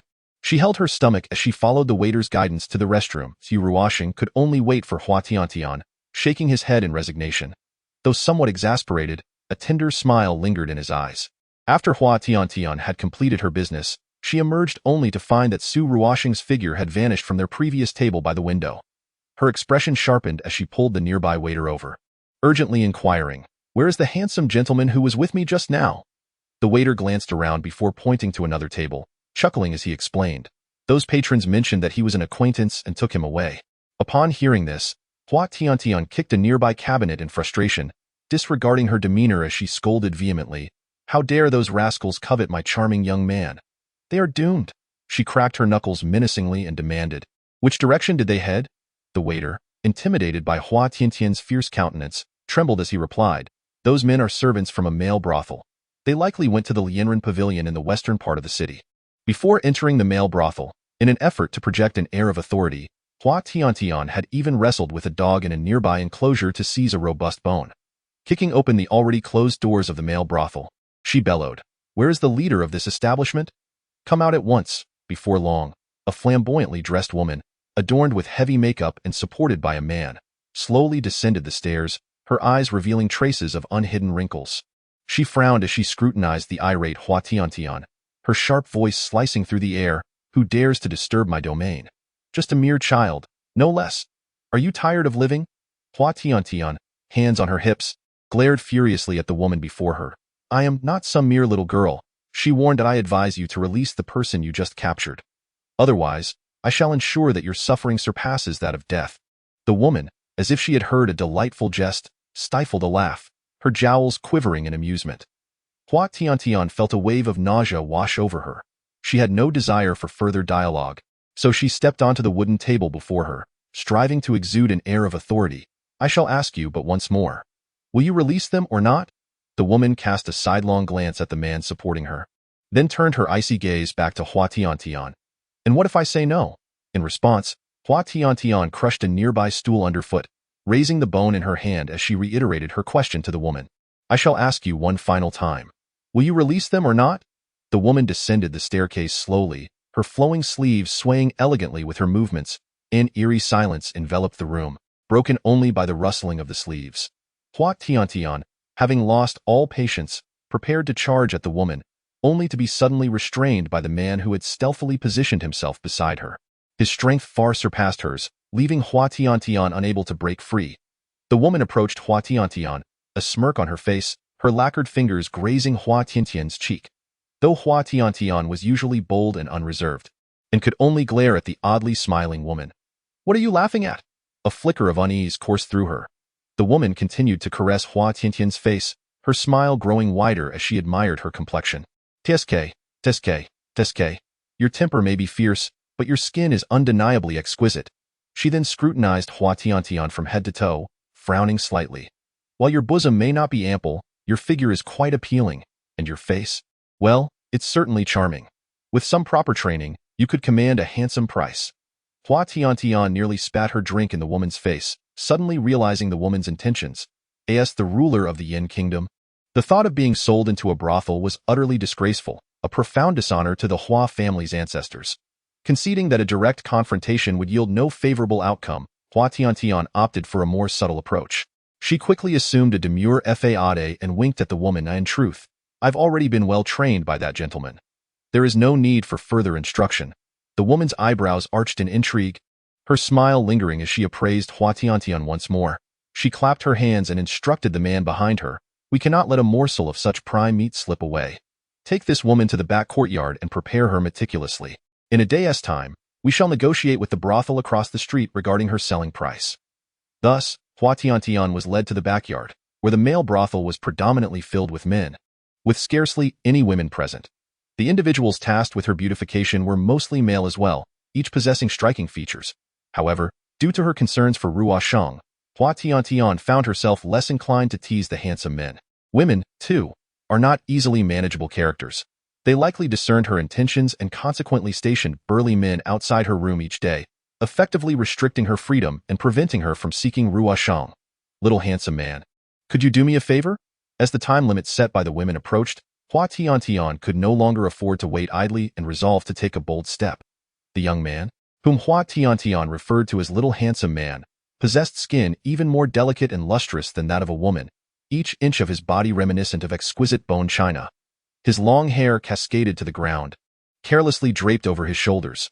The robe he wore was particularly loose, accentuating his elegant collarbone, partially obscured by his flowing hair, which only added to his allure.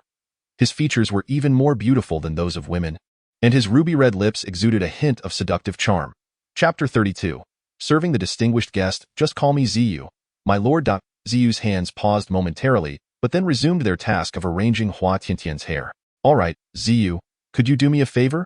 Hua Tiantian turned her body, gazing at Ziyu with a playful smile. The flicker of fear crossed Ziyu's face as he immediately knelt before her. Why, lady, if I assist you, my mother would cast me out. I cannot afford to lose this job. Hua Tiantian gently patted Ziyu's slender shoulder, reassuring him. It's not that serious. You simply need to deliver this jade pendant to a man. You will see him as soon as you leave this brothel. Ziyu took the pendant, his delicate brows momentarily betraying a hint of unease, his jade-like hands trembling slightly. I, too, shall be sold into a brothel. Let me keep this token for my beloved as a memento. Please, have pity on me and assist. Hua Tiantian raised her silk sleeve to wipe away the tears at the corners of her eyes, appearing exceedingly pitiable. Very well, my lady, I shall see it done. Ziyu grasped the pendant tightly. Hua Tiantian surreptitiously admired Ziyu's departing figure, feeling a sense of triumph as she lay on the ground, praising her own cunning. She was not a reckless individual. Upon her arrival, she had dispatched someone to inform Xiao Anzi. Should she fail to escape, a signal would prompt him to seek Feng Jing for her and Ruoshang's rescue.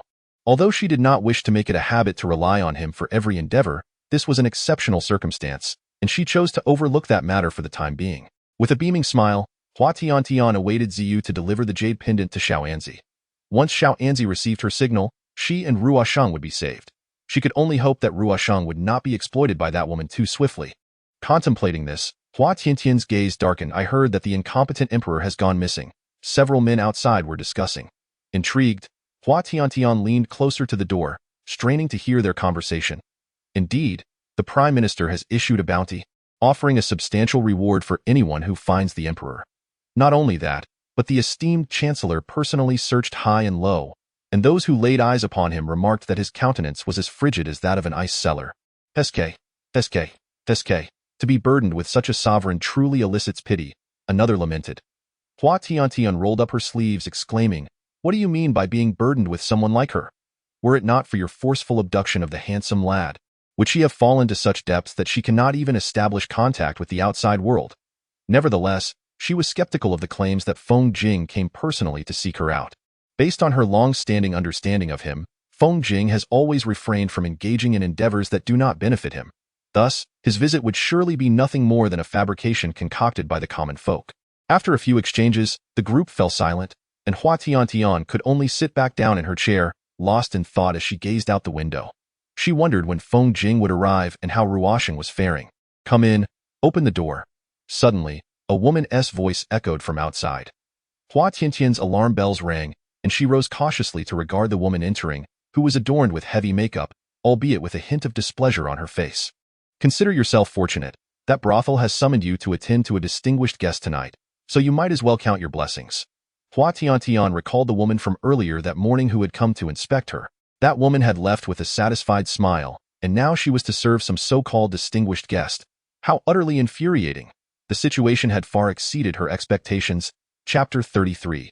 The temptation of wealth. I'm not ready yet. Could you speak to the brothel about postponing until tomorrow? Upon hearing this, the woman's brows furrowed, evidently incensed by Hua Tiantian's words. In a fit of rage, she kicked a vase nearby, watching it shatter on the floor, and exclaimed, How dare a mere newly opened brothel challenge me? You dare threaten me to attend to a guest tonight for just a few coins. I am furious, and you still have the audacity to make demands of me. Don't think that just because you possess some charm, you can hold yourself in high regard. Seeing that soft tactics had failed, Hua Tiantian resorted to a more forceful approach. She produced a bone she had hidden away for some time and hurled it directly at the eyes of a towering man beside her. As he cried out in pain, clutching his eyes, she seized the opportunity to flee. This wretched girl is simply courting death. What are you all standing there for?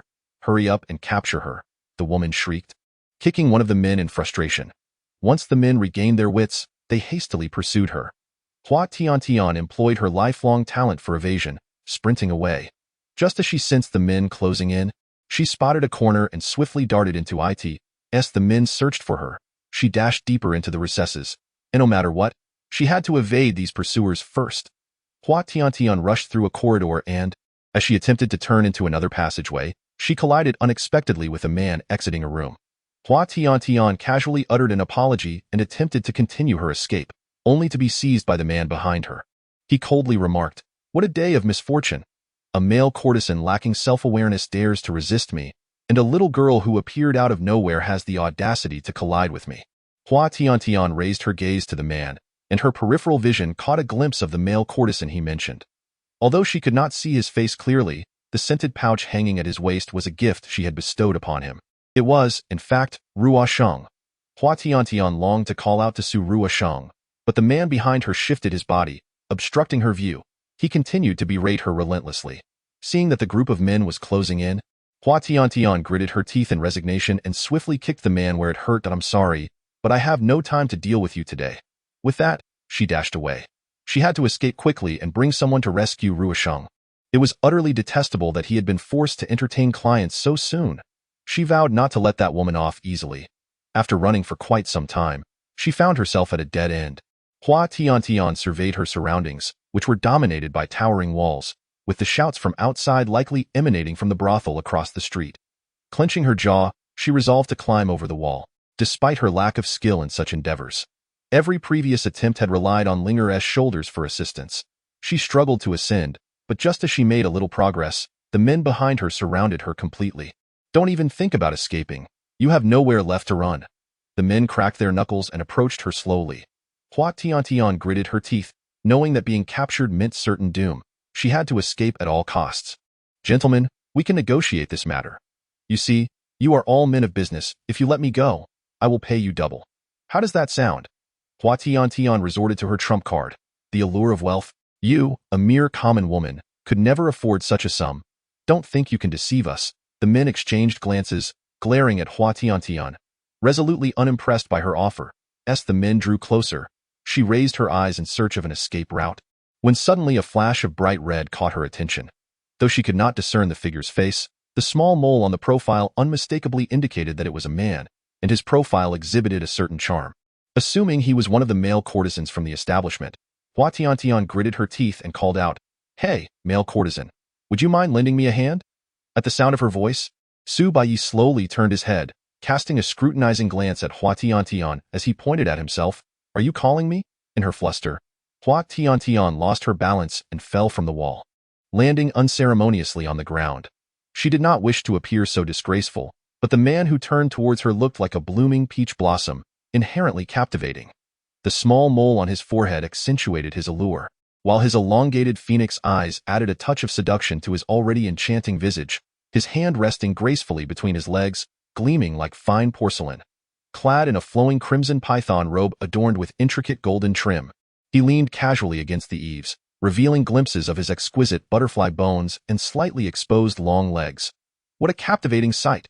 Hua Tiantian mused internally, though she felt an odd sense of familiarity about him that she could not quite place.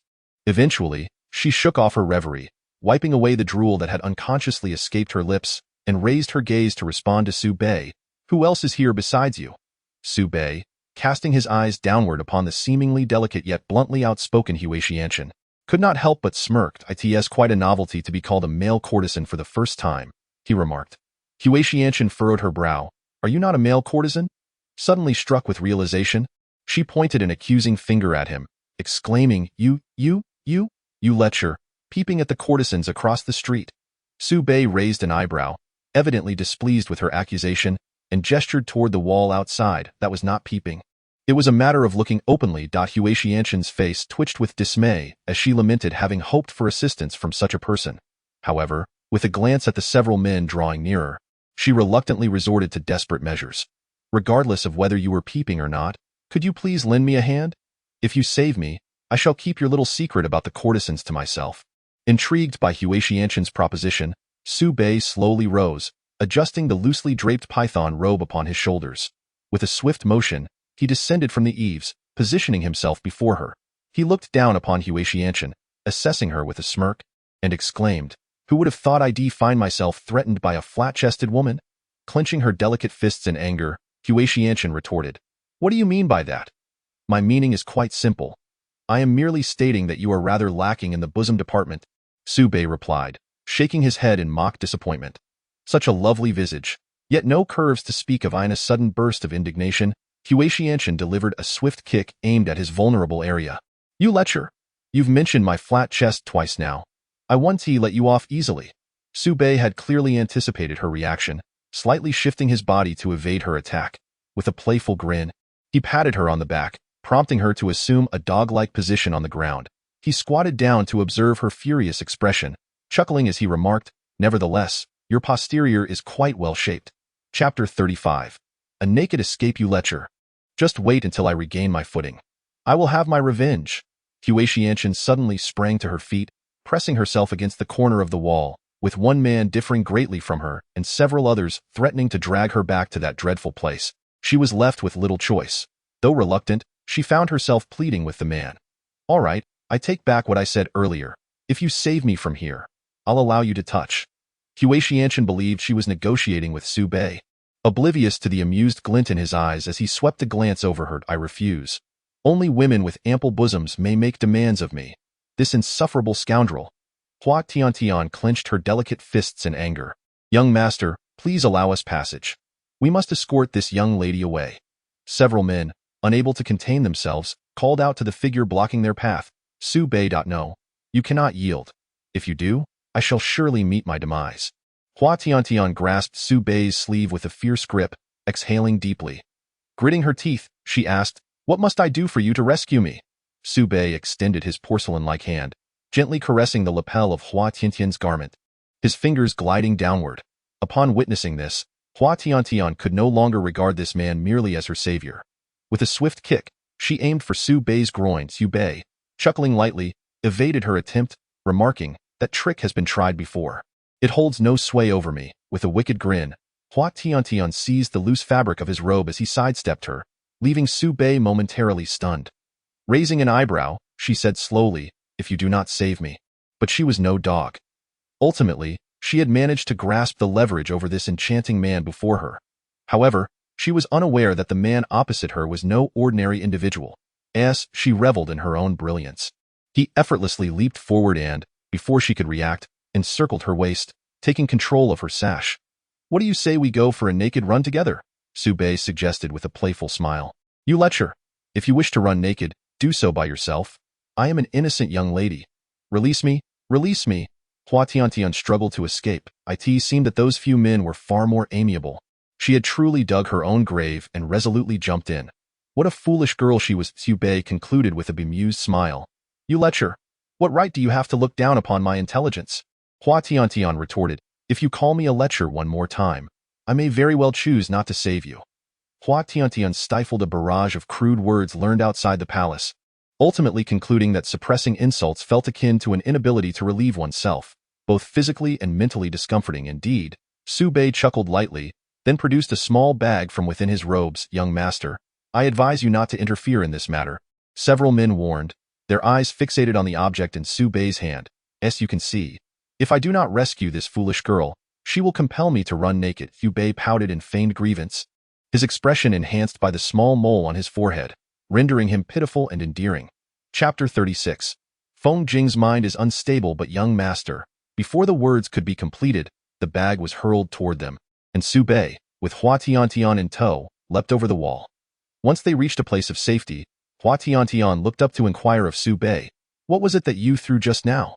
She had seemed to catch a glimpse of those men attempting to strip her of her garments, instantly igniting a spark of curiosity within her. It was nothing much, merely an aphrodisiac. Su Bei revealed a dazzling smile, his teeth glistening like pearls, captivating those around him.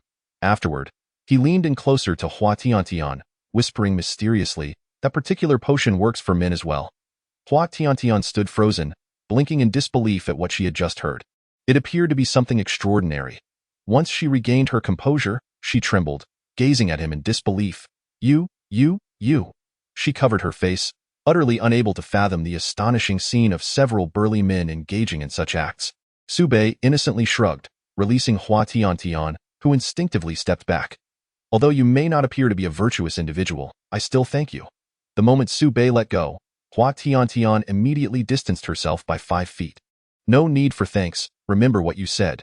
You must allow me to touch you freely in the future." Su Bei raised an eyebrow, a smirk playing on his rose-red lips. "You lecherous fiend," Hua Tiantian shouted, hastily removing her shoe and hurling it at him, but regrettably, Su Bei had already vanished before it could reach him. However, Her shoe was perfectly caught by another individual who approached slowly, his handsome face tinged with a hint of coldness, his long, phoenix-like eyes lacking the inscrutable smile he usually bore. Feng Jing, you have finally arrived. I have missed you dearly. Hua Tiantian rushed forward and embraced Feng Jing. She was finally saved. Feng Jing lowered his gaze to the scattered pebbles on the ground, gently brushing Hua Tiantian aside and crouching down before the imperial guard to carefully help her put on her shoes, his movements tender, even taking the time to remove the stones from her feet. As Hua Tiantian looked at the smooth, jet-black hair cascading over Feng Jing's head, she felt a sense of discomfort. Just moments ago, Feng Jing's expression had been anything but playful. It resembled the time she had secretly gone to Chen Kingdom to rescue Ruo Shang. As Hua Tiantian struggled in his embrace, his lips parted slightly. Your Majesty, it would be prudent to remain by your humble servant's side, as there may be other nefarious individuals lurking. What do you mean by prudent? Feng Jing, have you been celibate for too long, and is your mind not quite right? As Hua Tiantian spoke, she reached out to touch Feng Jing's forehead. Feng Jing grasped her wrist with his jade-like hand, his phoenix eyes avoiding her gaze as he coolly replied, Your Majesty, any matters should be discussed back at the palace. No, I cannot return to the palace just yet. I must rescue my Ruo Shang, for he too is trapped in that male brothel.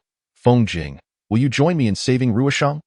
Hua Tiantian looked at Feng Jing earnestly, her heart brimming with indignation at the thought of Ruo Shang still being in such a place. Chapter 37. What happened? Your Majesty, please return to the palace with me. Hua Tiantian observed Feng Jing's unwavering demeanor and pouted. You have harbored numerous grievances against Ruo Shang for quite some time. Although I am unaware of the reasons behind your disdain, at the very least, you should extend a hand to rescue Ruo Shang in such a moment. Your indifference is excessively callous. Your Majesty, I have already arranged for someone to rescue young Master Su, Feng Jing replied, a faint smile playing upon his lips, his phoenix eyes concealing a hint of exasperation. Hua Tiantian glanced back at the imperial guards and, upon seeing one of them nod in acknowledgement, felt a sense of relief wash over her as she comfortably nestled in Feng Jing's embrace. A few strands of his inky hair were caught by the wind, gently falling against her ear, breathing in the familiar scent that was distinctly Feng Jing's. Her previously restless heart finally found solace. Hua Tiantian grasped Feng Jing's dark hair tightly in her hand. Linger, His Majesty seems a bit startled. Please instruct the kitchen to prepare some calming pastries. Upon arriving at Hua Tiantian's chamber, Feng Jing promptly directed Linger, who had rushed to greet them. Yes, my lord, Linger replied, nodding vigorously before hastening to the kitchen. Feng Jing carried Hua Tiantian into the chamber, intending to place her on the floor, yet she clung stubbornly to his hair, with a barely audible sigh. He bent down to extricate himself from her grasp. However, upon glancing down at Hua Tiantian, who had already drifted into a deep slumber, he couldn't help but chuckle softly, finally revealing the first hint of a smile after several days. I searched for you all day, and yet you have fallen into such a sweet slumber. I'm sorry. Feng Jing in her dreams. Hua Tiantian remained preoccupied with Feng Jing's displeased expression, pondering whether she had committed yet another transgression, and she murmured softly in her sleep. Feng Jing's elongated phoenix eyes arched slightly as he gently tapped her forehead. You are misplacing blame once again, unaware of the reasons for your supposed fault. It was already night. The moment she roused, her first instinct was to inquire about the sound she heard from outside the door as Linger entered. Linger, where is my little handsome man? Did he return safely to the West Palace? Linger sighed inwardly, placing the pastries on the jade table and approaching to assist Hua Tiantian in sitting up. Young Master Su is unharmed. The Chancellor has summoned the imperial physician to examine him and prescribed some calming medicine. A day or two of rest will suffice. Hua Tiantian breathed a sigh of relief. As she processed Linger's words, a thought suddenly struck her, and she leaned in closer to Linger, whispering, although I am not particularly concerned, I must inquire. Out of respect for our sovereign-subject relationship, Linger furrowed her brows. Your Majesty, please, just ask what you wish to know directly. Hua Tiantian patted Linger on the head. You little rascal, do not rush me. Clearing his throat, he glanced around with an air of mystery before leaning close to Linger and inquiring softly, has Feng Jing encountered any troubles of late? He appears rather discontented. Could it be that he has reached the age of infatuation, yet finds himself unreciprocated? Linger cast a peculiar look at Hua Tiantian, followed by a barely audible sigh. Suddenly, she rose to fetch the delicacies from the table, interrupting Hua Tiantian's stream of fanciful thoughts, and with a hint of exasperation remarked, Your Majesty, how I wish you could match the intelligence of the late Emperor. Chapter 38. Shameless indecency, Hua Tiantian clenched her delicate fists in indignation. To appease her growling stomach, she first stuffed a generous morsel of pastry into her mouth before expressing her disagreement. Linger, regardless of the circumstances, we have grown up together. You can attest to how many times I have rescued you, all thanks to my own cleverness. If you speak ill of me, it truly displeases me. Linger responded affirmatively, wiping the crumbs from Hua Tiantian's mouth and smoothing her forehead, adding, but I was not referring to your intellect in that regard. Rolling her eyes, Hua Tiantian took another bite and retorted, then which aspect were you alluding to? Just then, a voice rang out from outside, the Prime Minister has arrived. Following this, Feng Jing, clad in a simple white attire, entered slowly. Prime Minister. Linger quickly rose and bowed to the approaching Feng Jing. His expression bore a hint of fatigue as he gestured to Linger. She acknowledged him and gracefully exited the chamber, waiting outside. Noticing Feng Jing's weariness, Hua Tiantian, with a sense of conscience, offered him some pastries, cheerfully suggesting, these delicacies are quite delectable. Perhaps you would like some as well. It seems your Majesty has been hungry for quite some time. You need these more than I do. As Feng Jing spoke, a glimmer of coldness flickered in his eyes. He sauntered over and settled on the stool by the bedside. Hua Tiantian, keenly observant, caught the fleeting chill in his gaze. Leaning closer, she scrutinized him, her pastry-dusted fingers brushing against his somewhat pallid lips, frowning as she inquired, you seem unwell. What is troubling you? Upon finishing her question, she withdrew her hand. Hua Tiantian licked the crumbs from her fingers, resting her chin in contemplation. Let me think. You have never been one for romantic pursuits, so it cannot be that. The Yin Kingdom has been quite tranquil, so it is unlikely to be political matters. Ah, could it be that you have entangled yourself with an extraordinary woman, unable to extricate yourself? TSK, how clever I am. Oh, why do you gaze at me like that? Hey, why are you coming so close? Feng Jing forced a smile, pulling Hua Tiantian closer, whispering with a chuckle, Your Majesty, you are becoming increasingly adept at enticing others. I in a state of fluster. Hua Tiantian disregarded the remnants of pastry on her hands and, in a moment of desperation, pushed against Feng Jing's chest, protesting, What are you saying? I cannot comprehend you. Hey, back away. This is inappropriate. Feng Jing chuckled softly, effortlessly suppressing Hua Tiantian's resistance with one hand. With her lips slightly parted, she smiled and said, Your Majesty, were you so concerned for me just now that you wished to offer some form of comfort? Hua Tiantian seethed with anger, suppressing the urge to dismember Feng Jing. Her eyes fixed on the lightly smiling Feng Jing.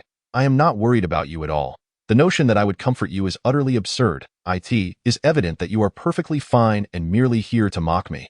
Feng Jing leaned her head against Hua Tiantian's shoulder and said, Your Majesty, I truly am in need of assistance. If you do not believe me, feel for yourself. Upon hearing the faintness in Feng Jing's voice, Hua Tiantian, though skeptical, placed her hand on Feng Jing's forehead, only to find it unusually hot and damp with cold sweat. Alarmed, she jumped up, exclaiming, How can you be in such a state and not seek the physician? Someone, Chapter 39. The terrifying Feng Jing swiftly covered Hua Tiantian's mouth, shifting slightly to meet her gaze, resting her forehead against Hua Tiantian's. Your Majesty, seeing me in this condition, should you not do something to comfort me? I refuse. Just a few days ago, you appeared quite displeased with me, and during the day as well. No, I absolutely will not. Go away. Hua Tiantian pushed Feng Jing aside. Just days prior, Feng Jing had been so cold. Now, to expect her to provide comfort was preposterous. She resolutely refused. Feng Jing extended her slender hand to grasp Hua Tiantian's flailing hands, gazing at her with feigned innocence. Your Majesty, I fear I cannot hold on much longer.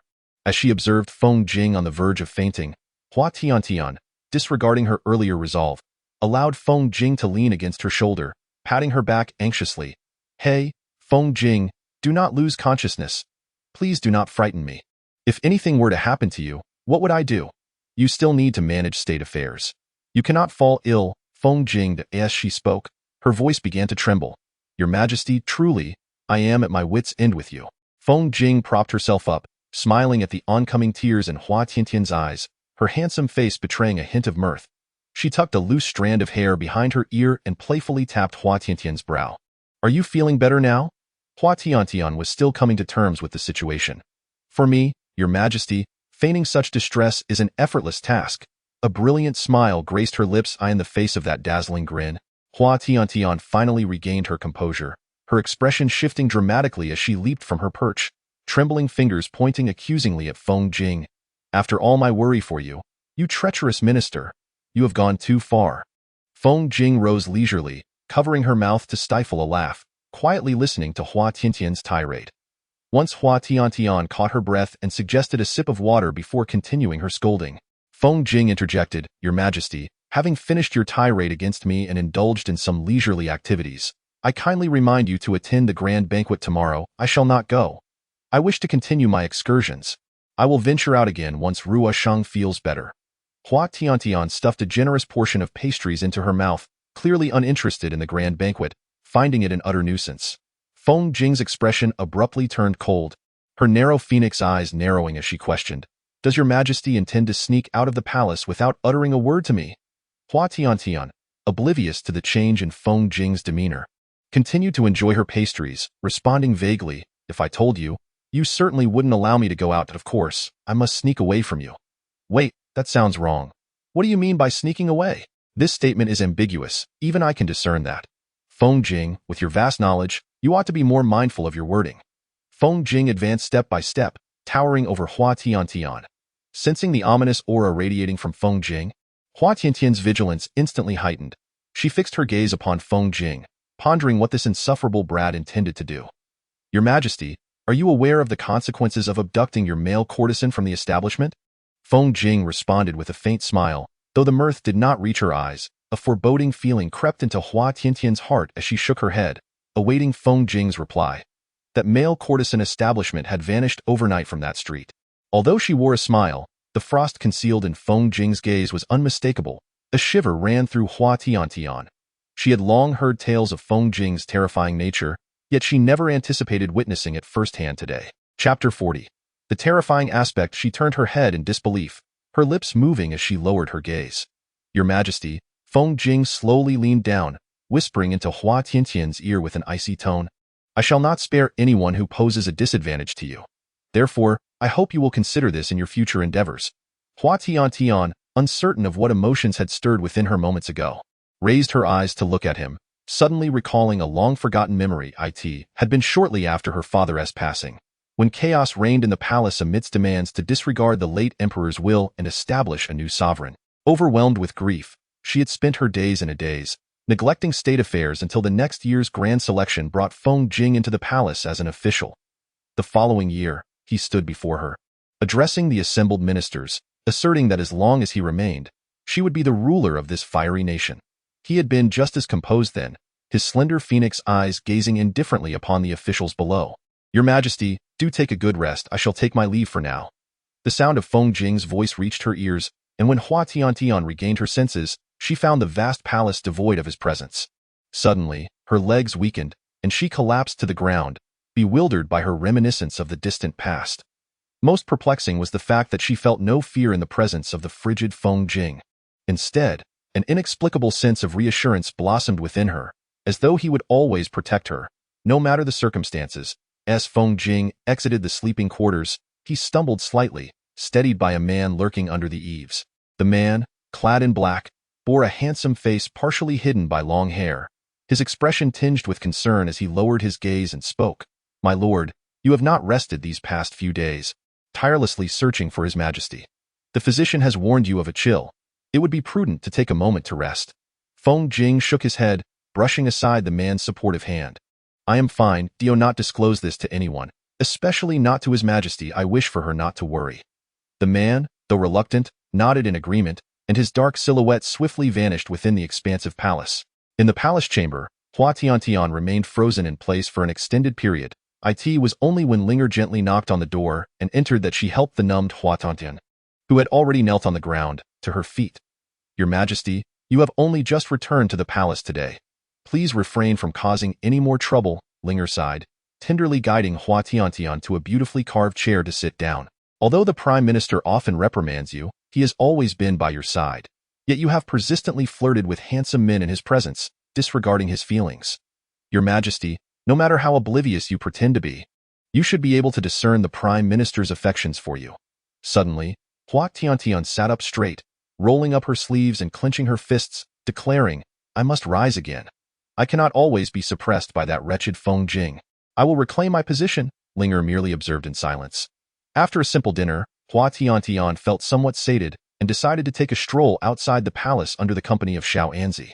The night breeze was rather cool, causing Hua Tiantian to involuntarily sneeze. Upon noticing this, Xiao Anzi immediately draped the fur cloak they had brought over Hua Tiantian's shoulders. Your Majesty, we should return to the palace. It is too chilly outside. If anything were to happen, the Prime Minister would hold us accountable, Xiao Anzi said, patting Hua Tiantian while casting a troubled glance at her. Chapter 41. Feng Jing truly cares for her. Hua Tiantian settled on the steps of the courtyard, her delicate eyelashes fluttering like cicada wings. She clutched the fur cloak tightly in her hands. After a long pause, she exhaled softly and looked up at Xiao Anzi, asking, "Why do you all speak as if that wretched Feng Jing truly cares for me? After all, he is the one who binds me each day." Xiao Anzi sighed quietly, uncertain if he should voice his thoughts. Yet he admitted, "The Prime Minister indeed has great concern for your Majesty. I refuse to believe it. That scoundrel only controls me and constantly wears a displeased expression.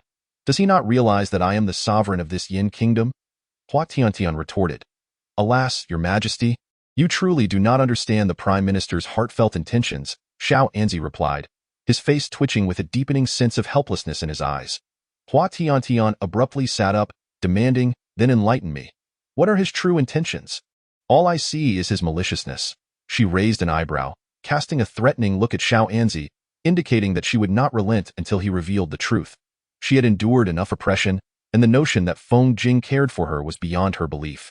She recalled how she had once welcomed a multitude of handsome men into the palace, thinking she could enjoy their company daily, neglecting the fact that Feng Jing had turned her into a mere puppet of a ruler. Yet, that scoundrel had the audacity to release the very handsome men she had playfully ensnared, claiming that her indulgence in male beauty tarnished the image of the sovereign of Yin. Hatred surged within her.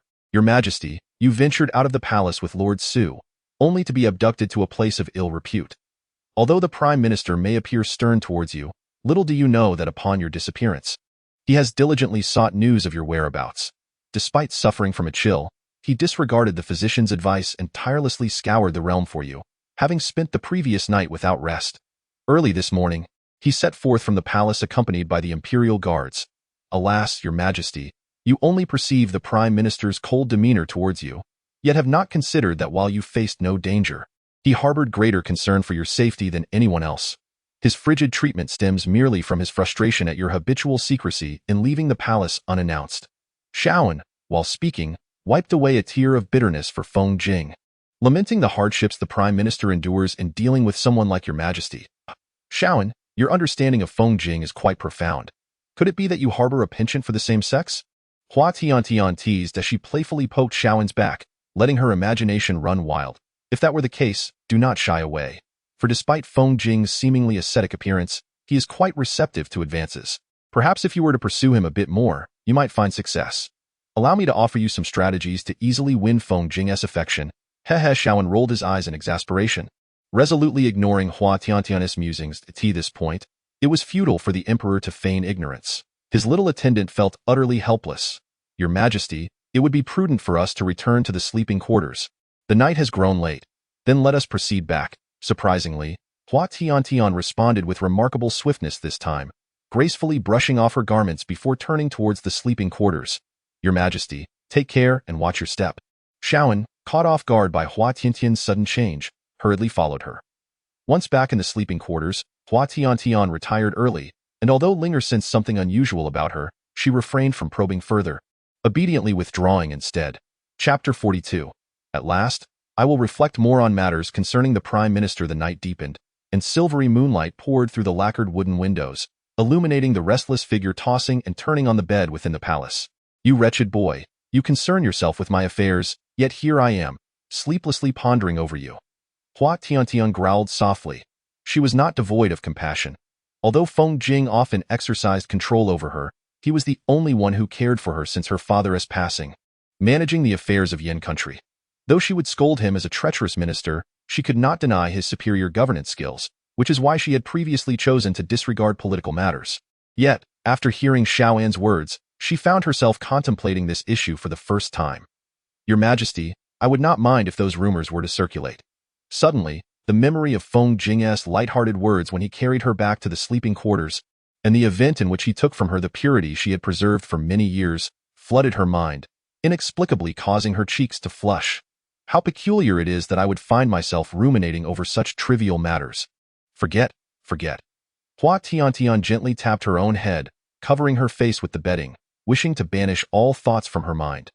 Yet, the melodious sound of Feng Jing's laughter echoed repeatedly in her ears.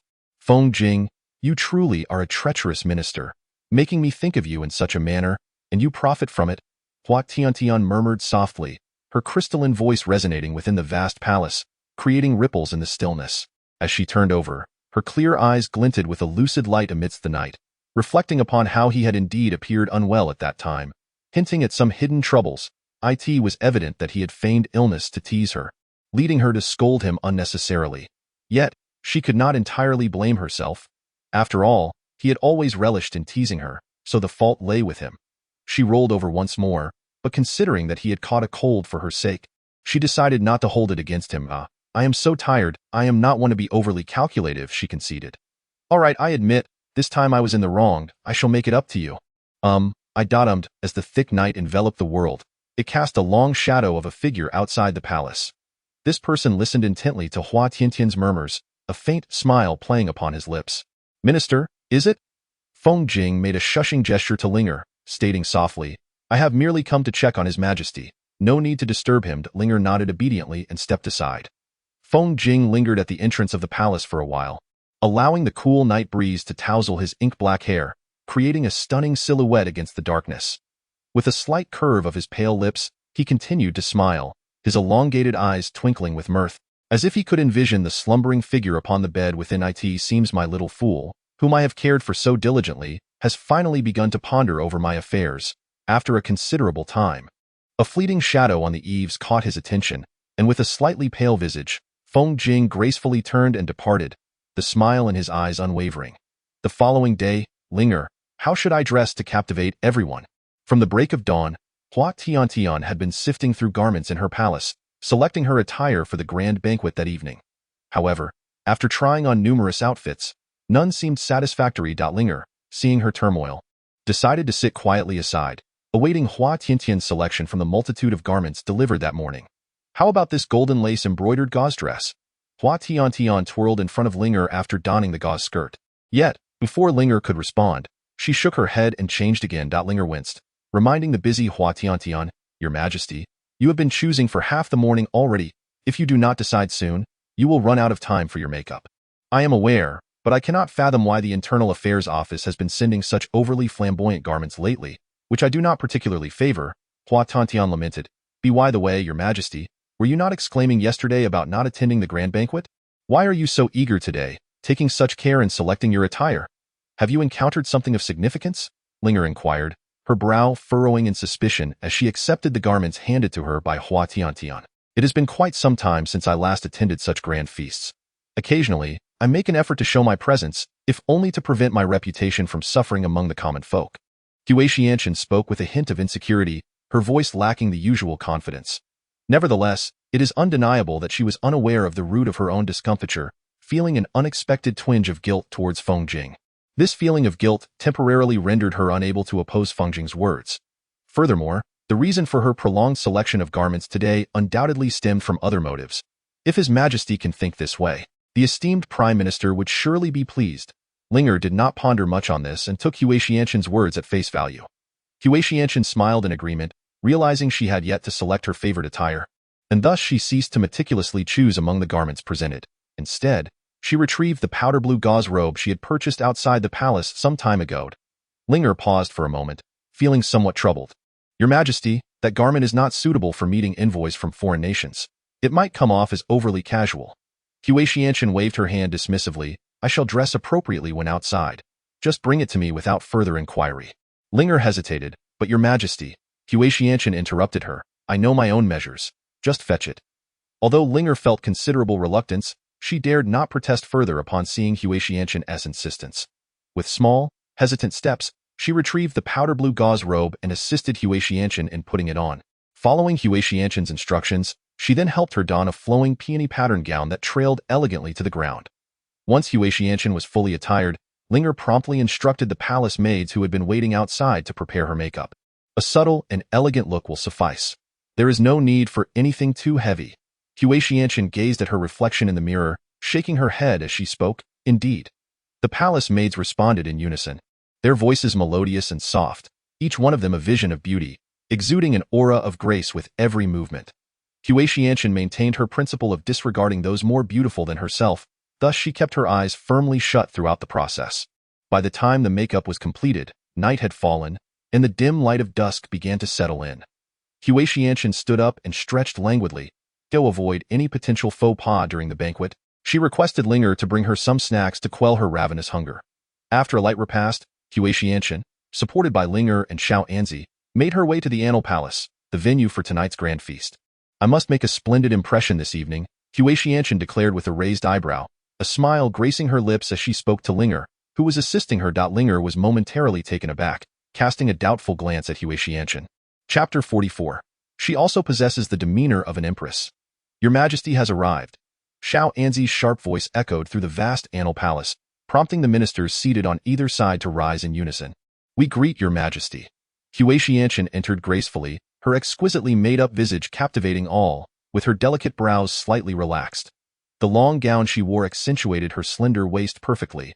Her ethereal gaze swept over the bowing assembly, and she spoke with measured calmness. All rise, my esteemed courtiers. She sauntered gracefully from the threshold of the hall to the intricately carved jade seat at the center, whereupon she slowly descended into its embrace. There was no need for excessive formalities. My esteemed ministers, indulge in your revelries and libations. With a playful smile, Hua Tiantian addressed the officials gathered below. Just as she settled into her seat, she caught the profound gaze of Feng Jing, who sat nearest to her on the left. Clearing her throat, Hua Tiantian seized the moment to make a cheeky face at Feng Jing while the others were engrossed in their merriment. It must be noted that she, too, possessed the regal demeanor befitting a sovereign. Since her entrance, the once skeptical courtiers had shown expressions of disbelief, all of which she keenly observed.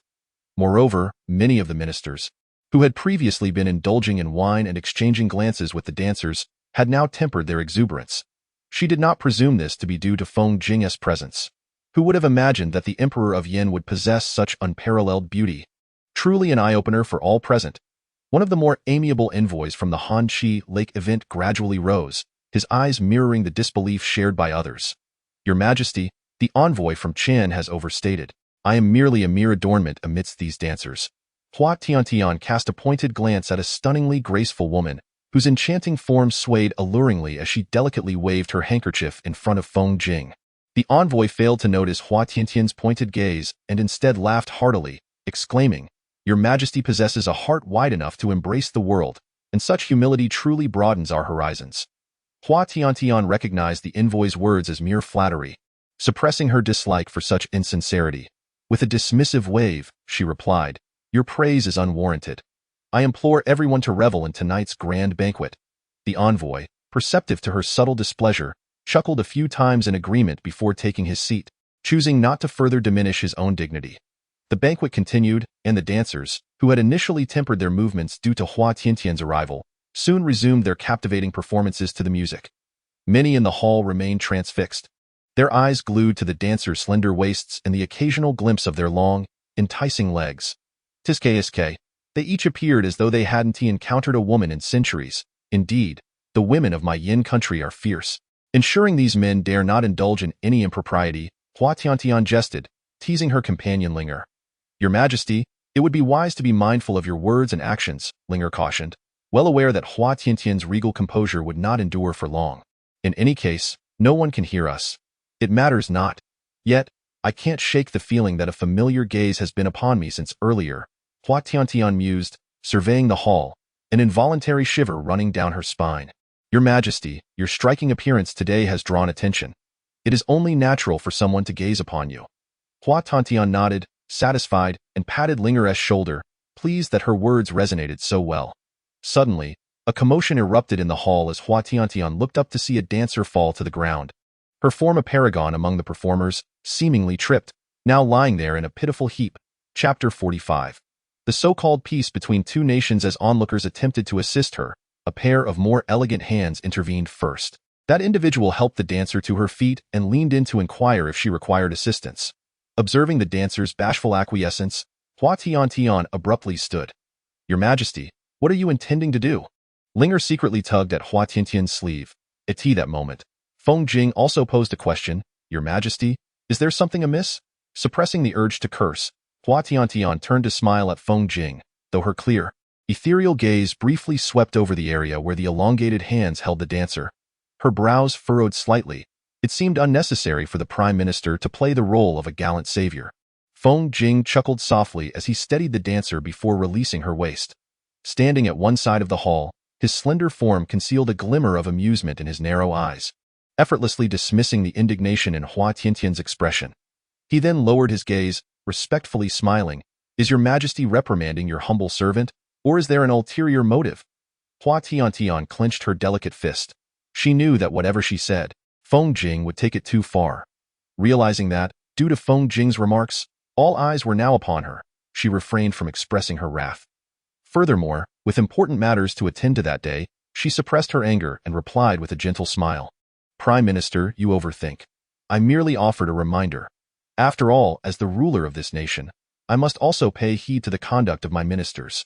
Feng Jing smiled faintly, slightly bowing in gratitude for the reminder, deliberately placing emphasis on the word reminder. Hua Tiantian, filled with indignation, seated herself with a heavy heart. Unable to voice her frustration, she resorted to devouring pastries to quell her impulse to dismantle Feng Jing piece by piece. "Moreover, Your Majesty, our Chen kingdom has brought numerous treasures this time, which symbolize the hope for enduring peace between Chen and Yin." A temperamental envoy stood, timely alleviating the earlier tension. Naturally, maintaining peace is essential. This journey has indeed been arduous for the esteemed envoys. Hua Tiantian maintained a serene smile, though inwardly she scoffed at the idea of the treasure's significance, recognizing it as mere self-aggrandizement from the Chen kingdom. Yet, truth be told, she too yearned for harmonious coexistence between the two nations. The borders of the two countries had long been tumultuous, with many soldiers perishing in the line of duty. The borderlands remained particularly unstable, and if it were within her power, she wished for closer ties to alleviate the unrest. "Your Majesty has offered solace," the envoy remarked. "Why not seize this opportunity to convey our wishes for peace between Chen and Yin?" With that, Hua Tiantian abruptly rose. If an opportunity to achieve a dual purpose presented itself, why not embrace it? She swiftly shed her outer gown, revealing a glimpse of a delicate powder blue garment beneath. Gasps of astonishment filled the room, and Qin Sheng, who had been silently drinking, suddenly stood, his face betraying his anger. "Your Majesty, what are you doing?" Hua Tiantian found their reactions overly dramatic and waved her hand dismissively. "I have merely recently learned to dance and wish to take this chance to showcase it. General Qin need not be incensed." "Your Majesty," beside her, Linger grasped onto Hua Tiantian, taken aback by the latter's unexpected fixation on her attire, which he had not anticipated. Observing the intrigued expressions of many in the hall, she felt an urge to intervene. Hua Tiantian turned her head slightly and winked at Linger, well aware of her companion's innermost thoughts. Chapter 46. Encounter with Su Bei. Hua Tiantian could discern the spectators' anticipation, yet she was not one to be easily underestimated. They could wait for centuries to witness her downfall. Raising an eyebrow, she gracefully descended from her jade throne, surveying the assembly with a smile, and declared, "Today, I shall perform a dance to symbolize my kingdom's yearning for peace between our nations. I hope that the esteemed envoys will convey my sentiments to the citizens and the Emperor of Chen." "Your Majesty is indeed thoughtful. We shall ensure your wishes are conveyed," the two envoys responded promptly, bowing in deference. "Such matters do not require your direct involvement," remarked Feng Jing, who had remained silent until now, his narrow phoenix eyes concealing an unspoken amusement as he regarded Hua Tiantian with a subtle smile. Hua Tiantian glanced at Feng Jing, unfazed by his words, and signaled to the musicians. Moments later, the hall was filled with melodious strains, while the dancers gracefully withdrew to the sides as the music swelled. Hua Tiantian delicately executed a split, a triumphant smile gracing her lips amidst the spectators' disbelief. With a flick of her diaphanous sleeves, she rose from the ground, her slender waist undulating rhythmically, exuding an enchanting allure. With a light toss of her long sleeves, Hua Tiantian leaped into the air. Tracing a captivating arc in perfect synchrony with the music, she moved fluidly, her body seemingly imbued with an unparalleled softness. The audience, initially gathered to observe, now stared in astonishment, The music came to a halt, prompting her to raise an eyebrow in playful challenge. In her heart, she reveled in the thought that she was not the ineffectual ruler that others purported her to be. Look, she mused. Feng Jing must surely be praising me in his heart. Delighted, Hua Tiantian intended to withdraw for a sip of water to replenish her energy, but unexpectedly tripped over the hem of her gown, her body tipping forward. Instinctively, she reached out to grasp the figure before her. However, she was met with a tearing sound, followed by an audible intake of breath. Upon raising her gaze, she realized she had clutched the edge of a robe, and a glance further revealed a white garment that ought to have been concealed beneath a grand crimson cloak. Before she could assess the situation further, a familiar voice broke through. Little simpleton. You certainly know how to surprise me. Little simpleton. That nickname sounds rather familiar. Hua Tiantian exclaimed, lifting her head from her half-kneeling position to meet the gaze of Su Bei, whose elongated phoenix eyes sparkled with a mischievous glimmer. It appears that the individual who had been fixating on her earlier is indeed this scoundrel. That lecher from that day, Hua Tiantian exclaimed without a moment's hesitation, soon followed by a sharp intake of breath. You silly child, with such a posture and addressing me thus, are you implying that you desire me to do something for you? Su Bei replied with a faint smile, pulling Hua Tiantian close, pressing her against his chest. You lecher, release me at once. I am no longer the one you sought to rescue that day. Should you dare to lay hands on me again, I shall not be so courteous. Hua Tiantian instinctively struggled. Chapter 47. A Clash of Wits, Your Majesty. The Third Prince. The two voices echoed simultaneously. Just then, a tall figure darted forward, extricating Hua Tiantian from Su Bei's embrace, while two others approached, casting awkward glances at Su Bei, who was retracting his hand. I did not anticipate the Emperor of Yin to be so warm-hearted. It truly compels me to consider taking some action, Su Bei remarked, unfazed by the disheveled state of his attire, a smile playing on his lips as he brushed away the wrinkles of his garments. You, the lecher, are actually the Third Prince of Chen. What was your name again? Hua Tiantian poked her head out from Feng Jing's embrace, gazing intently with her sparkling eyes, her expression one of deep contemplation. Su Bei, he gently reminded her with a grin. Then winked at Hua Tiantian. You must remember this well, for you have publicly teased this prince. His gaze subtly indicated the area where Hua Tiantian had tugged at his clothing. Hua Tiantian rolled her eyes, adamantly refusing to take responsibility. I have not. It is not my fault your garments could not withstand such pulling. It was unexpected that this seemingly innocent child had adopted the brazen demeanor of a common street girl so adeptly. Just as Hua Tiantian prepared to retort against Su Bei, she was met with a piercing glance from Feng Jing, compelling her to obediently lie in his embrace. Pouting, she thought it unreasonable for him to glare at her. After all, it was that lecher's fault. She discreetly shot Su Bei an eye roll. Su Bei observed her small gestures with keen interest, his smirk growing ever more pronounced. Your Highness, while today's incident may have been unintentional on the Emperor's part, your repeated insolence raises questions about the dignity of our sovereign state. Feng Jing's expression remained frosty, his gaze fixed sternly upon the ever-smiling Su Bei.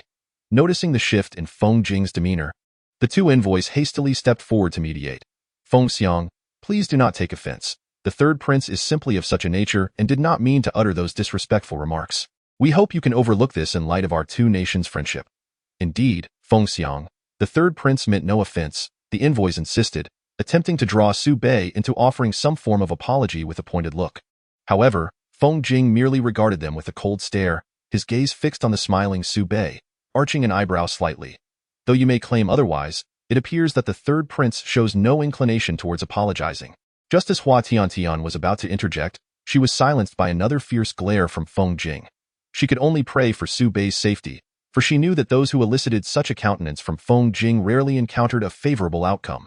Although she felt that the matter was trivial, she could not deny that it was she who had caused Su Bei to embarrass himself. Was it Feng Xiang's concern regarding this prince's endearing term of little fool for his majesty? Or was it about the words spoken by this prince? Su Bei, undeterred by the urging of the two envoys, stepped past them to stand before Feng Jing, gazing at him with a smile that shimmered with mischief. The Third Prince.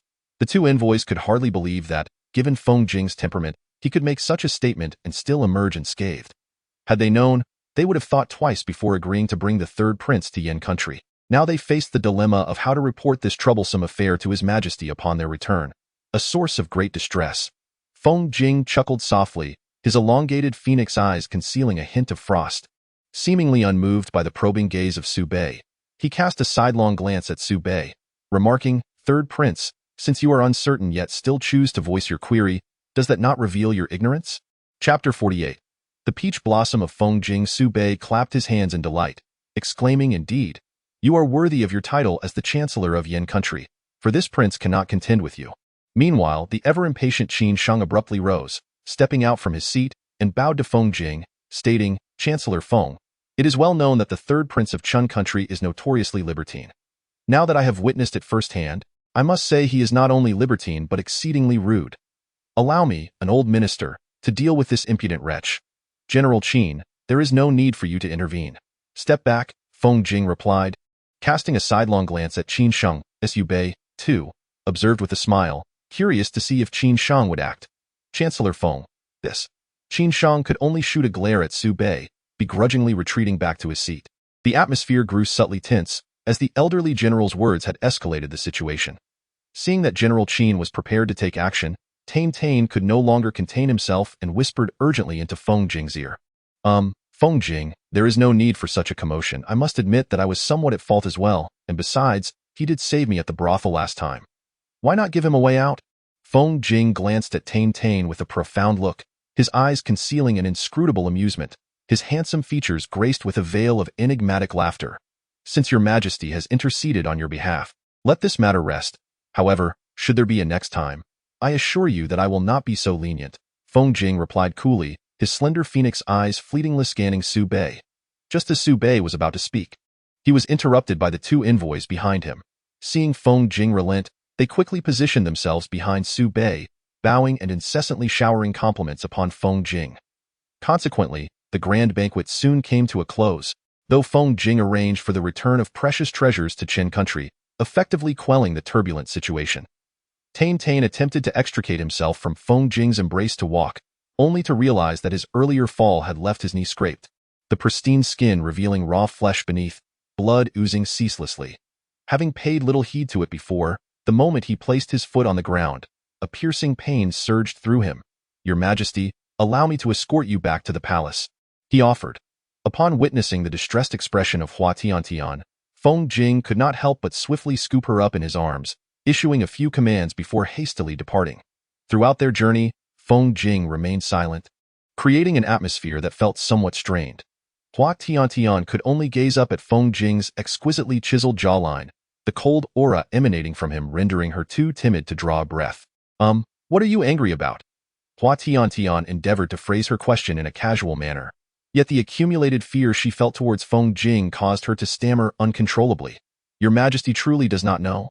Fengjing raised a hand, pressing Hua Tiantian against a wall, his elongated eyes holding a glimmer of amusement. Hua Tiantian dared not meet his gaze, her eyes flitting about nervously. "How could I possibly know? I am not a worm in your belly." A knowing smile lingered at the corners of Fengjing's lips. He had intended to overlook the matter of her sneaking out of the palace, considering her acknowledgement of her wrongdoing. However, he had not anticipated that her excursion would lead to the entanglement of a romantic interest. "Little simpleton?" he teased, deliberately extending the final syllable. Hua Tiantian found herself in vehement disagreement with Fengjing's implication of a romantic connection, insisting, "That is not what one would call a romantic interest. I was thoroughly tormented by him. I would rather avoid him entirely." The memory of being fondled at the male brothel and being ridiculed for her modest bosom only fueled her ire. How could such a person be considered her romantic interest? "But from my perspective, it seems you are quite intimate with him," he remarked, leaning closer to her ear, his voice low and resonant. Chapter 49. A discussion on whether the illness has resolved. Hua Tiantian could scarcely endure Fengjing's habit of tormenting her ears whenever he was in a foul mood. Hua Tiantian could not match Fengjing's strength, so she resorted to glaring at him in anger, declaring, "I have already stated that I was tormented by him. As for intimacy, it can go to the devil. I would rather not cross paths with him for eternity. Who can truly say who is teasing whom?" Fengjing replied with a faint smile. "Regardless of whether you believe me, what I say is the truth. If there is even a hint of falsehood, I shall." Before he could finish, his long, elegant fingers brushed against her, his gaze filled with playful intrigue. "Your Majesty, I believe you," Hua Tiantian stammered, momentarily taken aback. Before realizing something was amiss, she glared at Fengjing, asserting, "Why should I need to explain myself to you? My affections towards anyone are none of your concern." Feng Jing's smile deepened, his eyes glinting with an unsettling edge. Your Majesty, even if my explanations are meant to gain your trust, they signify little. Just as my desire to dance for your compensation today bears no real significance. Do not overthink it.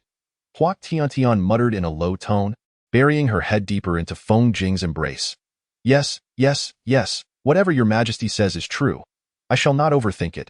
Feng Jing's expression returned to its usual warmth, the depth of his smile reaching his eyes. He lifted Hua Tiantian and strode purposefully towards the palace chamber. Upon entering, Feng Jing commanded Linger to fetch the medicine box.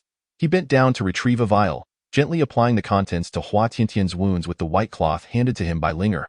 His movements tender and delicate. Do not overexert yourself next time. Dancing has never been your forte, and your reckless abandon today has indeed startled me. He spoke soothingly while tending to her injuries. Hua Tiantian pouted. You always say I lack the qualities a woman should possess. I merely wished to showcase the dance I had painstakingly learned. Yet you chose to gaze at that dancer who deliberately flirts with you. She shot him a resentful glance. Feng Jing hesitated momentarily, then chuckled knowingly. Ah, so your Majesty acted thus because of my words. Not be too pleased with yourself. I merely acted out of concern for your well-being, he replied, his tone dismissive. She felt as though she could sink into the ground, for it seemed as if her actions were in pursuit of Feng Jing's approval. Yet, the more she attempted to explain, the more it felt wrong. Observing the deepening smile on his face, she clenched her teeth in frustration. That insufferable boy was merely toying with her. By the way, how is your health? Have you properly consulted the imperial physician? She noted the pallor lingering on Feng Jing's lips. Though she hesitated to ask such a potentially misconstrued question, her mouth betrayed her thoughts. Perhaps your Majesty should personally check on me. I assure you, I am well. After applying the medicine, Feng Jing set the vial aside and pulled Hua Tiantian closer, carefully positioning himself to avoid her injury. As Feng Jing's handsome face loomed near, she had momentarily forgotten her concern about whether he was upset. Now, hearing his words and witnessing his devilishly charming smile, Hua Tiantian felt her cheeks flush. Pushing him away, she declared, seeing you in such good spirits assures me that I need not worry. Oh? So your Majesty was indeed concerned for me? Feng Jing showed no sign of being perturbed by her push, crossing his arms and appearing quite relaxed. Of course I would worry. You seldom fall ill, and when your complexion suddenly darkens, it raises alarms. Hua Tiantian shifted a step back towards the bed. Fear not, I have matters yet unfinished. How could I possibly be unwell? Feng Jing chuckled softly as he settled beside her on the bed, wrapping an arm around her and whispering playfully in her ear. You have unfinished business? What might that be? Is your Majesty curious? Yes, what is it? The notion that there might be something Feng Jing could not accomplish piqued her immense curiosity. If your Majesty grants me a kiss, I might consider revealing it. Feng Jing's smile was nothing short of mischievous. Hua Tiantian pushed him away, glaring fiercely. You rogue, do not attempt to seduce me. I have no desire to know. Ha ha, Feng Jing laughed lightly, his narrow eyes glinting with mischief. Hua Tiantian sensed his smile carried ulterior motives and, trembling slightly, questioned, Why are you smiling so oddly? Ah, it is nothing. Since your Majesty is well, I shall take my leave. Having spoken, Feng Jing slowly rose to her feet. At that moment, Hua Tiantian grasped the sleeve of Feng Jing's garment. Turning around, Feng Jing regarded Hua Tiantian with a gentle smile, only to find her lowering her gaze, her cheeks flushed as if she had summoned immense courage to inquire, What were you truly angry about that day at Hanxi Lake? Feng Jing maintained a light-hearted demeanor, offering no verbal response. Hua Tiantian pouted, urging her to simply express what was bothering her. This question had troubled her for quite some time. Though she had pretended not to care, she could not deny her concern, as it was rare for Feng Jing to display such a countenance. Moreover, she detested harboring unspoken thoughts, fearing it would suffocate her. Rather than continually being ensnared by this question, she preferred to voice it, especially since she had already uttered many words tonight that she felt could not be taken back. Feng Jing slightly arched an eyebrow, indicating that such matters were best left for the emperor to ponder. What do you mean by that? It has been said that I am not a mind reader. How could I possibly know? Feng Jing bent down to meet Hua Tiantian's gaze, suggesting, Since your Majesty is so curious, perhaps I should provide a gentle reminder. Hua Tiantian eagerly nodded, her eyes fixed intently on Feng Jing, awaiting his next words. This is rather akin to when your Majesty witnessed that dancer's flirtation with me. Feng Jing smirked. What do you imply? I merely caution you not to be swayed by beauty. It is a reminder, nothing more. Your words suggest that I am envious. Hua Tiantian clenched her delicate fists in indignation. Feng Jing chuckled lightly. Your Majesty, it seems I have yet to accuse you of jealousy. Only then did Hua Tiantian realize, her face flushing as she glared at Feng Jing, exclaiming, You are toying with me again. Fine, if you say I am jealous, does that mean your anger stems from jealousy as well? Feng Jing leaned closer, biting Hua Tiantian's earlobe, his deep voice flowing softly from his luscious lips. And what of it? Your Majesty? Hua Tiantian could not help but shiver, her mind momentarily blank. What had he just said? Jealousy. He was angry because of jealousy. Linger. Your Majesty seems weary today. See to it that she rests early. Feng Jing instructed with a smile, directing his words to the waiting Linger. Linger, who had been keeping her head bowed, suddenly looked up, responding, Yes, my lord. A flicker of alarm crossed her eyes. Feng Jing glanced back at Hua Tiantian with a smile before gracefully departing. Feng Jing, you must be toying with me again. Hua Tiantian's voice echoed furiously from the palace. As Feng Jing exited the chambers, a smile lingered on his lips. Chapter 51. A Grand Conspiracy. Mu Han. There is no need to summon the imperial physician tonight. I am quite well. Feng Jing instructed the man in black beside him with a gentle smile, and after issuing his command, he slowly vanished down the vast corridor.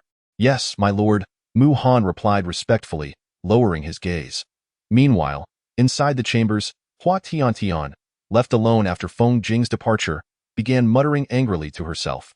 After venting her frustrations, she swiftly descended from the bed, her bare feet, as delicate as lotus roots.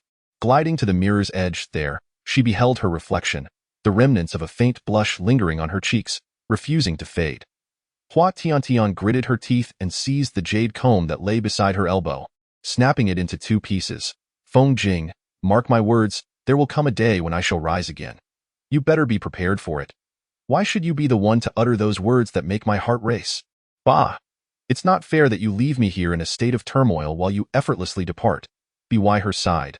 Linger wiped the sweat from her brow, picking up the shattered jade comb from the ground, careful to brush away the fragments to avoid harming Hua Tiantian, who was barefoot and unprotected.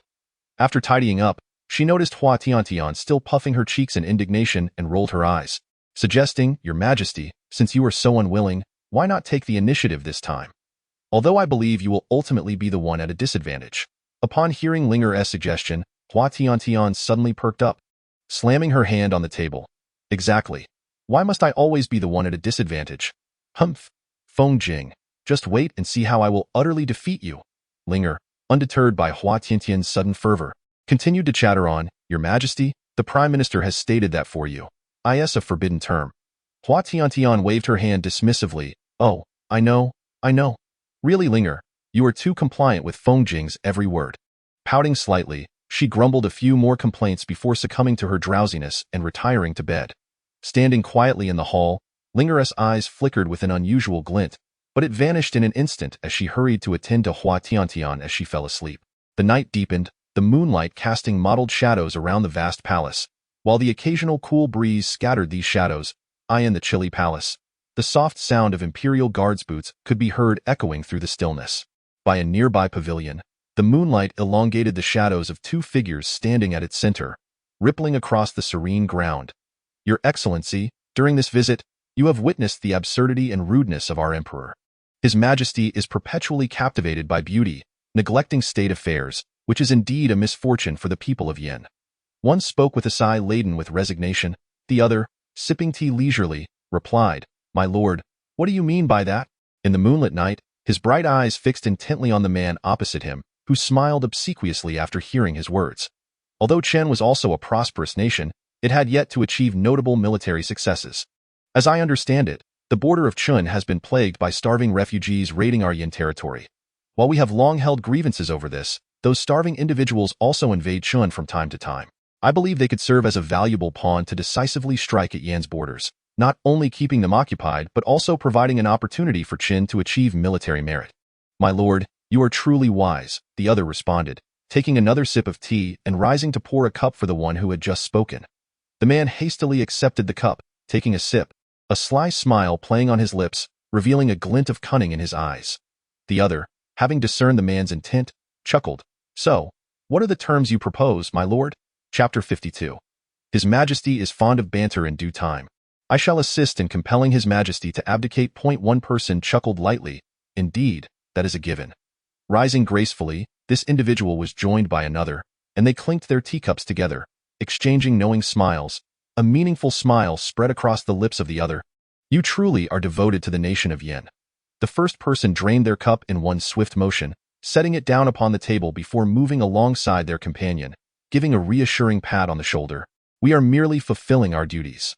The chirping of birds startled by their conversation echoed through the surrounding grove, creating a momentary clamor in the tranquil pavilion. Since the last suggestion was made, Hua Tiantian began to ponder deeply, biting her fingers as she contemplated how to deal with Feng Jing, hoping to mask her inexplicable anxiety from that day. Both Linger and Xiao Anzi had remarked that Feng Jing harbored feelings for her. She had resolved never to cherish anyone precious again. For once that bond was formed, the ensuing departure would only amplify her suffering. Following her father's demise, she had locked herself in her chambers for a month, scarcely eating or drinking, weeping incessantly. The mere thought of her beloved father no longer being present, along with the recollections of their cherished moments, would invoke a deep-seated pain that consumed her entirely. She feared reliving such tormenting years. Thus, she vowed to distance herself from those she could not bear to lose. Your Majesty, Lord Su has come to see you. Outside the hall, Xiao Anzi's sharp voice rang out. Startled from her contemplation, Hua Tiantian quickly rose to her feet, her gaze drawn to the figure clad in snowy white entering the chamber, her face instantly brightening with a smile.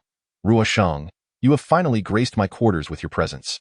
With a swift motion, she leaped into Su Ruoshang's embrace, taking the opportunity to indulge in playful antics. Su Ruoshang, with a gentle smile, caught Hua Tiantian, but upon noticing her restless hands wandering upon him, he tenderly restrained her.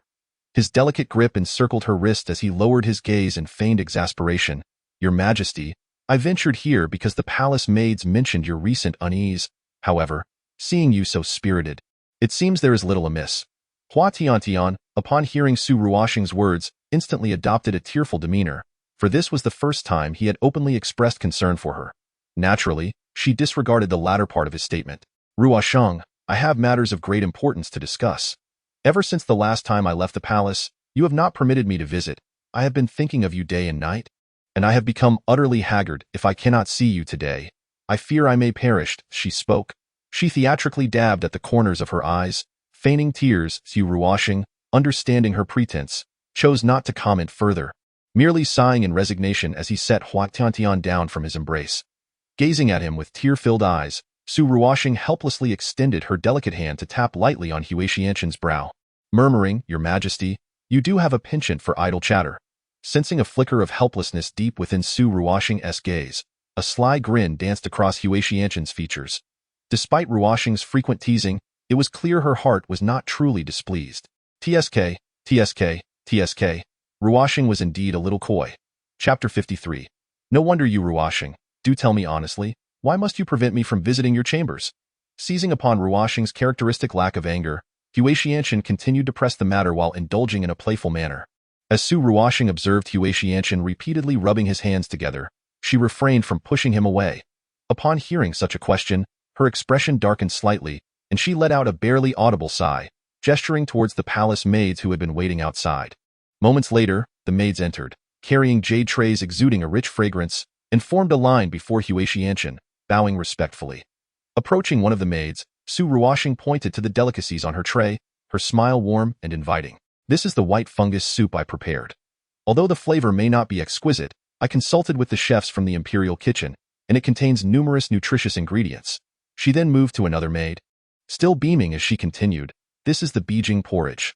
Since your Majesty prefers it not too hot, it has been allowed to cool. The tall figure clad in white, like snow, moved gracefully, slowly approaching yet another maid. However, before she could speak, Hua Tiantian interrupted her. You may leave now. The maids, not daring to linger, bowed once more and retreated with their trays. As the door closed, only Hua Tiantian and Su Ruoshang remained in the chamber. Your Majesty, what is this? Hua Tiantian's voice turned serious. Ruoshang, do not evade the question. First, tell me why you do not allow me to enter your palace. Su Ruoshang paused slightly, noticing Hua Tiantian's insistence on uncovering the truth, and a hint of helplessness crept onto her lips. Mistaking her reaction for annoyance, Hua Tiantian bit her lip, staring intently at her. Ruoshang, Are you truly tired of me, or have you ceased to confide in me as you once did? Su Ruoxing stirred. No, Your Majesty, please do not misunderstand. She bit her lustrous lower lip, her eyes reflecting sorrow as she regarded Hua Tiantian, who was nervously clutching her garment's hem. Then why will you not disclose the reason? Does Your Majesty truly wish to know? Su Ruoxing lowered her gaze. That of course I wish to know. I desire to be privy to all matters concerning you. Now and in the future, I hope you do not consider me an outsider. Speak freely. Hua Tiantian stepped closer, her shoulders trembling slightly, her charming visage flushed with excitement. I merely wish for Your Majesty not to suffer on my behalf. Since I entered the palace, you have protected me at every turn. Su Ruoxing's jade-like hands, glistening with a porcelain sheen, revealed a pallid hue. His visage was shrouded in the shadows cast by the door, flickering between light and darkness, while his usually gentle voice now conveyed a hint of melancholy. Hua Tiantian was momentarily taken aback before bursting into laughter. Su Ruoxing, slightly bewildered, inquired, Your Majesty, what brings you to laughter? Hua Tiantian's laughter echoed through the vast palace, her exquisite features unable to resist gazing at the unusually endearing face of Su Ruoxing. You need not bear any blame. And you know, Ruoxing, I encountered an incredibly handsome young man outside the palace and playfully teased him. What a delightful bonus! With a mischievous grin, Hua Tiantian wiped her mouth. Your Majesty, you truly are something. Su Ruoxing regarded Hua Tiantian with a resigned yet gentle gaze. Hua Tiantian approached him, standing on a stool to embrace the dazed Su Ruoxing, as though holding a treasure, whispering tenderly in his ear, her voice quivering, as long as Ruoxing is safe and sound, I would willingly do anything for you. Your happiness brings me joy, so please refrain from speaking such words in the future. Su Ruoxing's delicate hands lingered in the air for a moment before tremblingly encircling Hua Tiantian's waist, burying his face against her chest. Oh dear.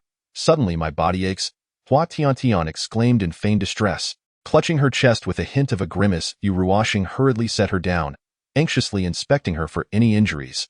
Noticing a glint of mischief in Hua Tiantian's eyes, he realized he had fallen for her ruse again. But before he could voice his thoughts, a warm sensation brushed against his cheek. Ha ha, I've successfully ambushed you once more. Hua Tiantian declared triumphantly, smacking her lips, I truly have no means to contend with you. Su Ruoxing sighed, gently rubbing his forehead as he assisted Hua Tiantian to her feet. May we now allow the maidens to enter? If the items grow too cold, it would be unfortunate, Su Ruoxing inquired softly of Hua Tian.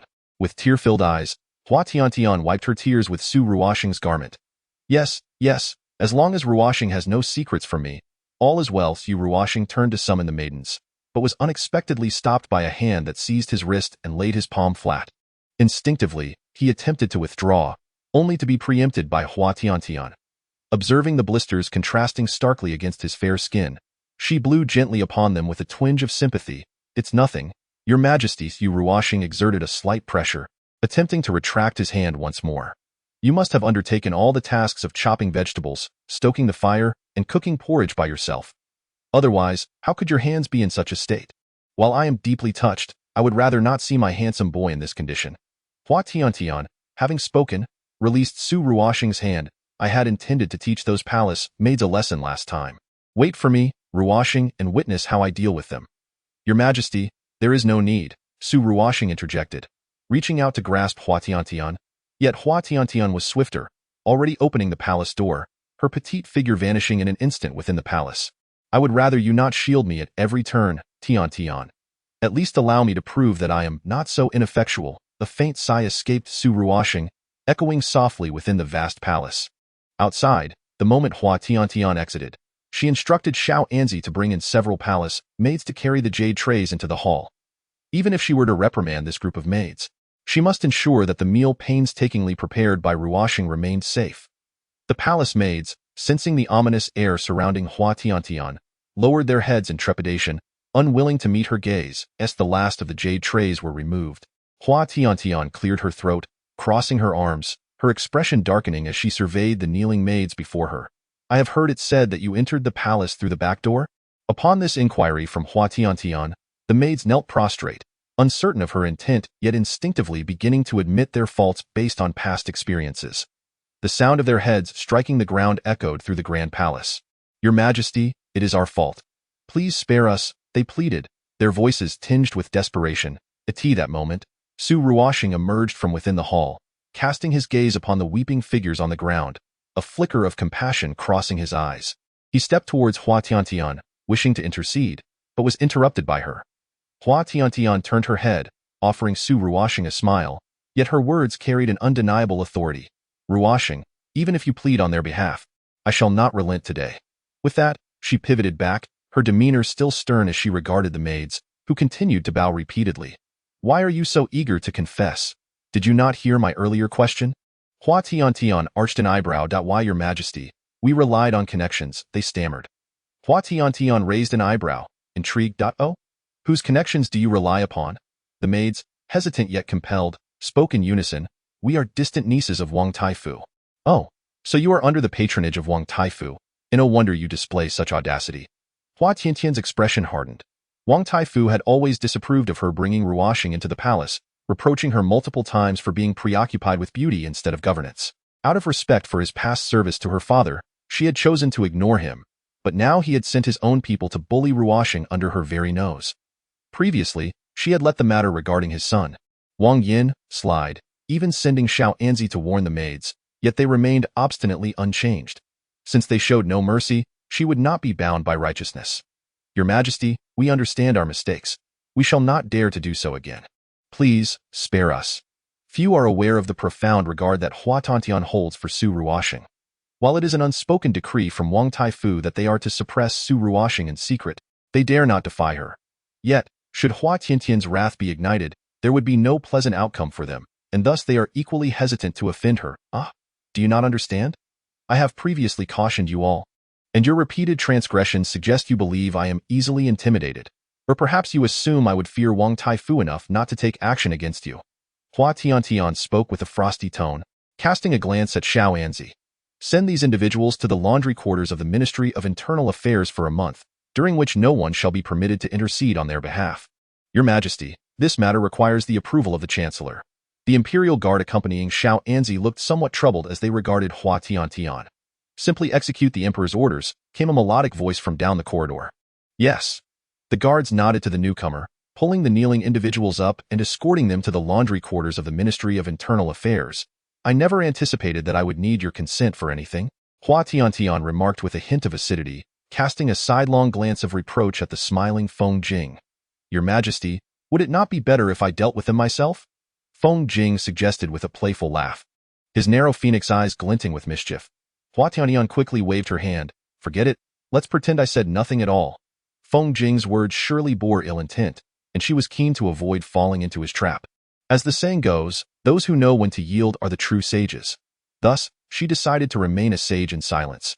Ruoxing, come, let us go inside. I shall apply some medicine to your wound. Hua Tiantian ceased her banter with Feng Jing, turning to pull Su Ruoxing into the palace. Chapter 56. Turning the tables on Feng Jing chuckled softly behind them. Your Majesty, do ensure that your application of medicine does not resemble an act of murder. Hua Tiantian clenched her delicate fists, turning to glare at him. Feng Jing, cease your slander. I am quite skilled at applying medicine. Is that so? I recall a certain occasion when you tended to a little white rabbit you had rescued. Hua Tiantian found her confidence wavering, the ghastly image of the deceased rabbit flashing before her eyes. She glanced at Su Ruoxing's exquisite face, and a shiver ran down her spine.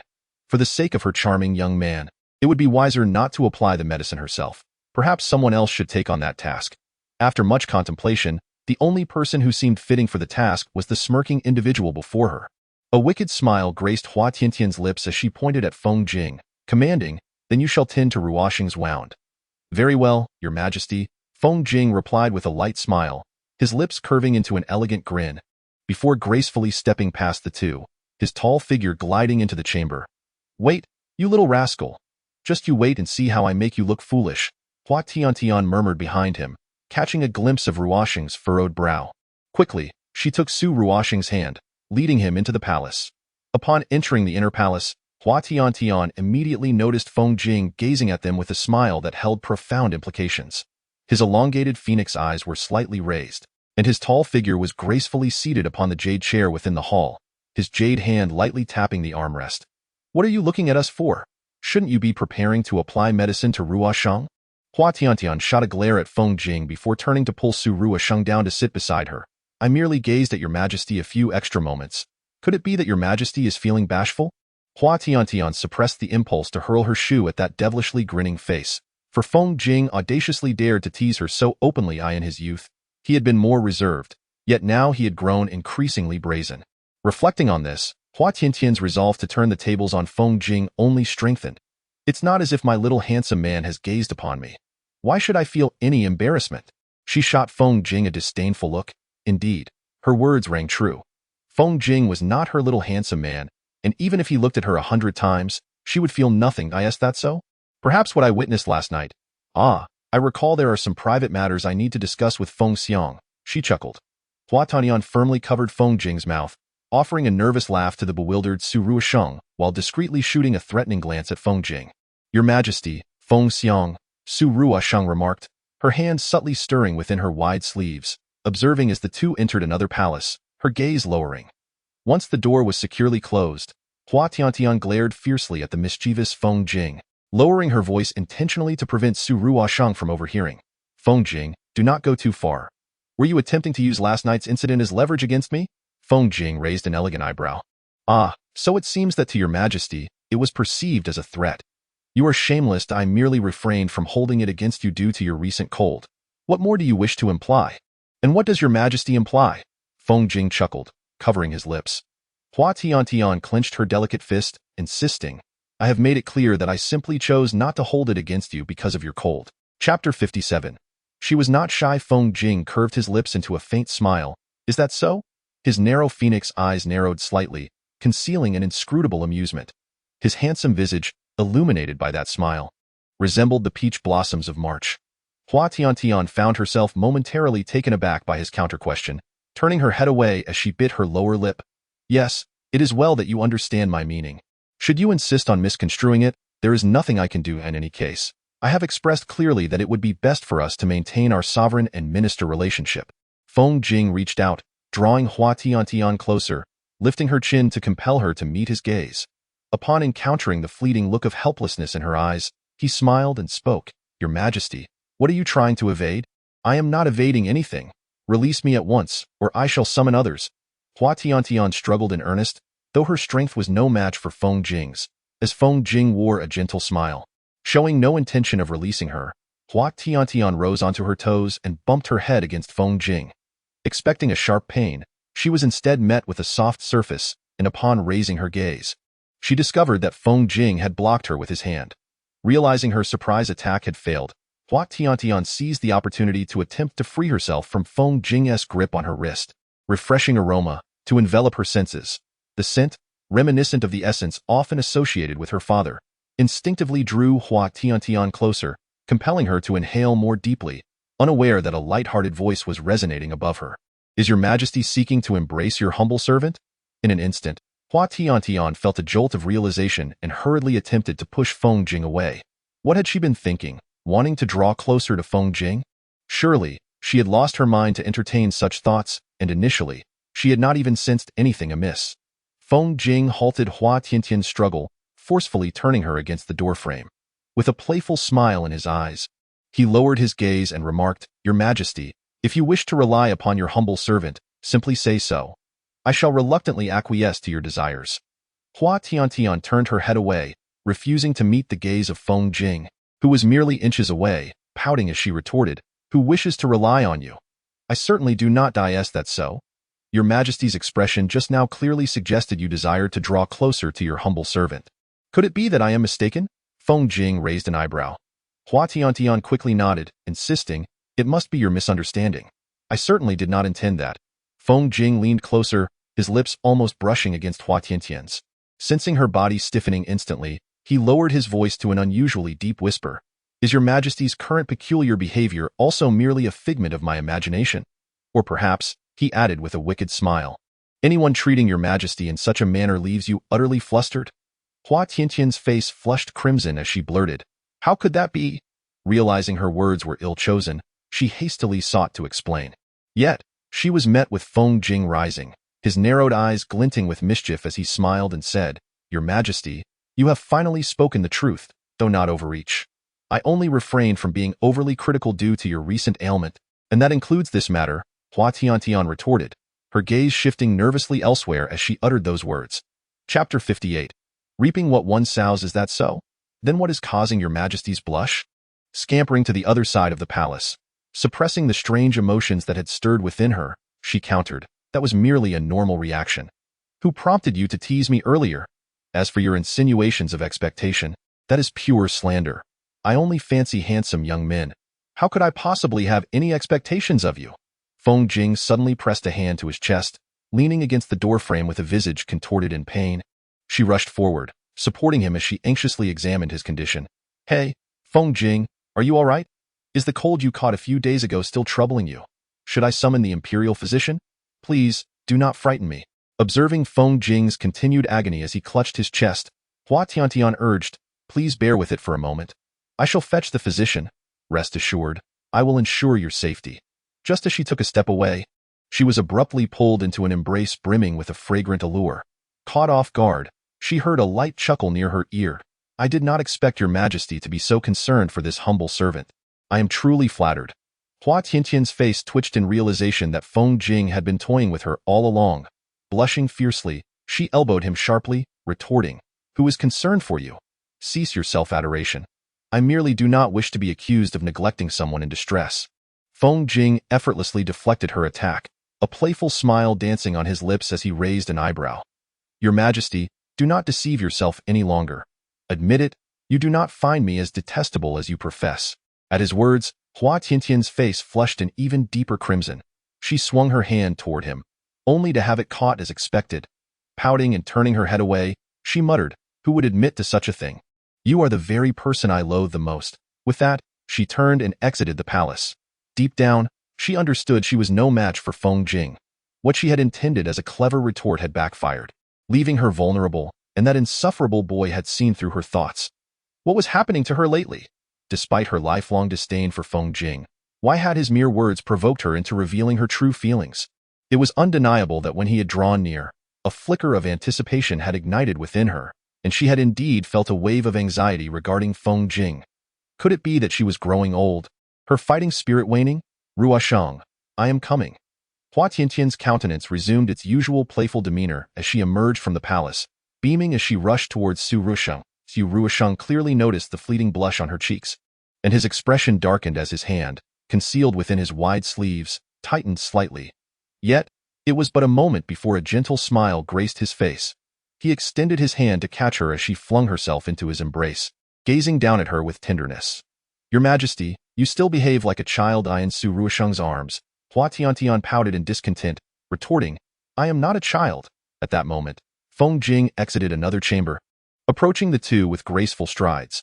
His slender eyes fell upon Hua Tiantian, who was half in Su Ruoshang's embrace, almost in a playful manner, and a soft chuckle escaped his lips. Chapter 59. You must be gentle. Hearing Feng Jing's meaningful chuckle, saying, Your Majesty is the sovereign of the Yin Kingdom. How could one possibly regard you as a mere child? Hua Tiantian, satisfied, pecked Su Ruoshang on the cheek and then raised an eyebrow at Feng Jing, letting out a cold snort before taking a seat beside him. Feng Jing, with his narrow phoenix eyes half closed, noticed the pride sparkling in Hua Tiantian's gaze, his long fingers lightly tapping the armrest, maintaining an air of silence. Your Majesty. Su Ruoshang cast a somewhat exasperated glance at Hua Tiantian, seemingly displeased with her earlier affectionate gesture. Hua Tiantian made a face at Su Ruoshang before promptly turning to Feng Jing and commanding, Feng Xiang, you should hasten to apply medicine for my Ruoshang. As she spoke, she signaled to Linger, who had been waiting by the palace door. Linger immediately brought in the medicine box, bowed to Feng Jing, placed the box on the jade table beside him, and then exited the palace. Feng Xiang, what is the hold-up? Do you not understand medicine? She could not believe that Feng Jing was proficient in everything. This time, she was determined to seize the opportunity to humiliate him thoroughly, avenging her earlier grievances. Feng Jing smiled slightly. Your Majesty, I shall attend to it at once. With that, he opened the medicine box, retrieving the cloth strips and ointment, and elegantly approached Su Ruoshang. Young Master Su, please extend your hand. I shall apply the medicine for you. Su Ruoshang cast a hesitant glance at Hua Tiantian, delaying the extension of her hand. Your Majesty, it seems somewhat inappropriate to have Feng Xiang attend to my wounds. What is inappropriate about it? It is not as though I am forcing him. You heard it yourself, he is doing so willingly.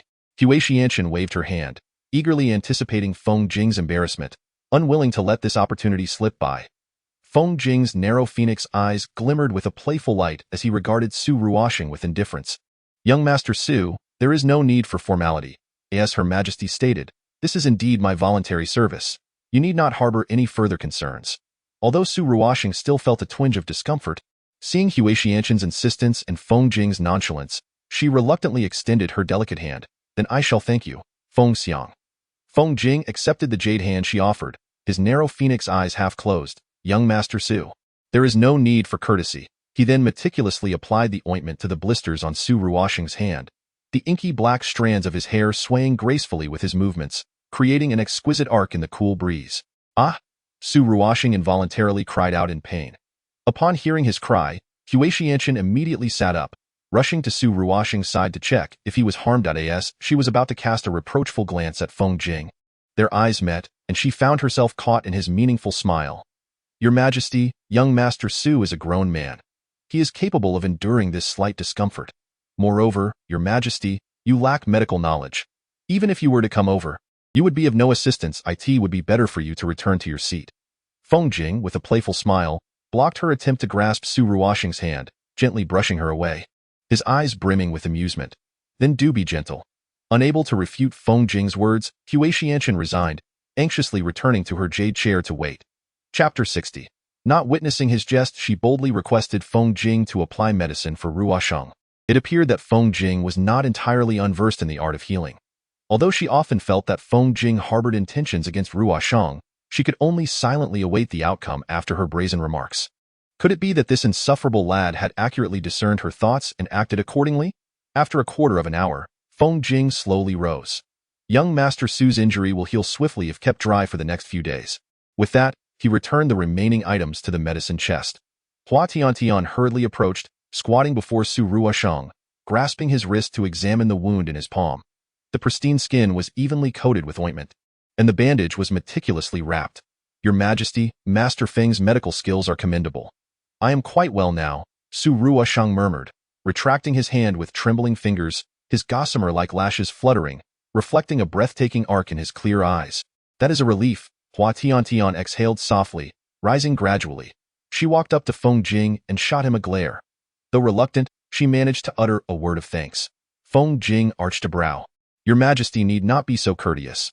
After all, this matter concerns you and falls within my humble duties. With a playful smirk directed at Hua Tiantian, he lowered his voice, adding, It is indeed a pity that Your Majesty did not witness my folly. That insufferable brat. Hua Tiantian gritted her teeth and glared at Feng Jing once more, her voice lowered as she retorted, Do not get too smug. There will come a day when you find yourself in my grasp, and I shall not be merciful. Feng Jing chuckled lightly, Your Majesty, I eagerly await that day. Hua Tiantian clenched her delicate fist, You just wait. Feng Jing's lips curled into a subtle smile, his handsome features graced with a hint of amusement. My lord, there is a confidential letter awaiting you. Outside the hall, Mu Han, clad in black, announced at the opportune moment, I shall attend to it immediately. Upon hearing the mention of a confidential letter, Feng Jing's smile vanished, and he turned to exit the palace. Hua Tiantian grasped Feng Jing's arm, her anger dissipating as she furrowed her brow and inquired, Is there something amiss? Feng Jing flashed her a reassuring smile. Your Majesty need not worry. I shall handle it appropriately. Seeing Feng Jing's demeanor, Hua Tiantian hesitated to detain him further, reluctantly releasing her grip and watching his tall figure gradually recede, ultimately vanishing within the vast expanse of the royal palace. Your Majesty, has something occurred? Su Ruoxing, sensing the unusual atmosphere, rose to join Hua Tiantian and inquired, having noticed Feng Jing's sudden change in demeanor, which surely indicated troubling news. Hua Tiantian waved her hand dismissively. It is nothing, Ruoxing. Your injury has yet to heal. You should sit down. With that, she assisted Su Ruoxing toward the jade chair. She had always wished to keep Ruoxing distanced from palace affairs, as he had little fondness for the complexities of court life. Moreover, Feng Jing had consistently monopolized power, managing all matters of the Yin kingdom single-handedly.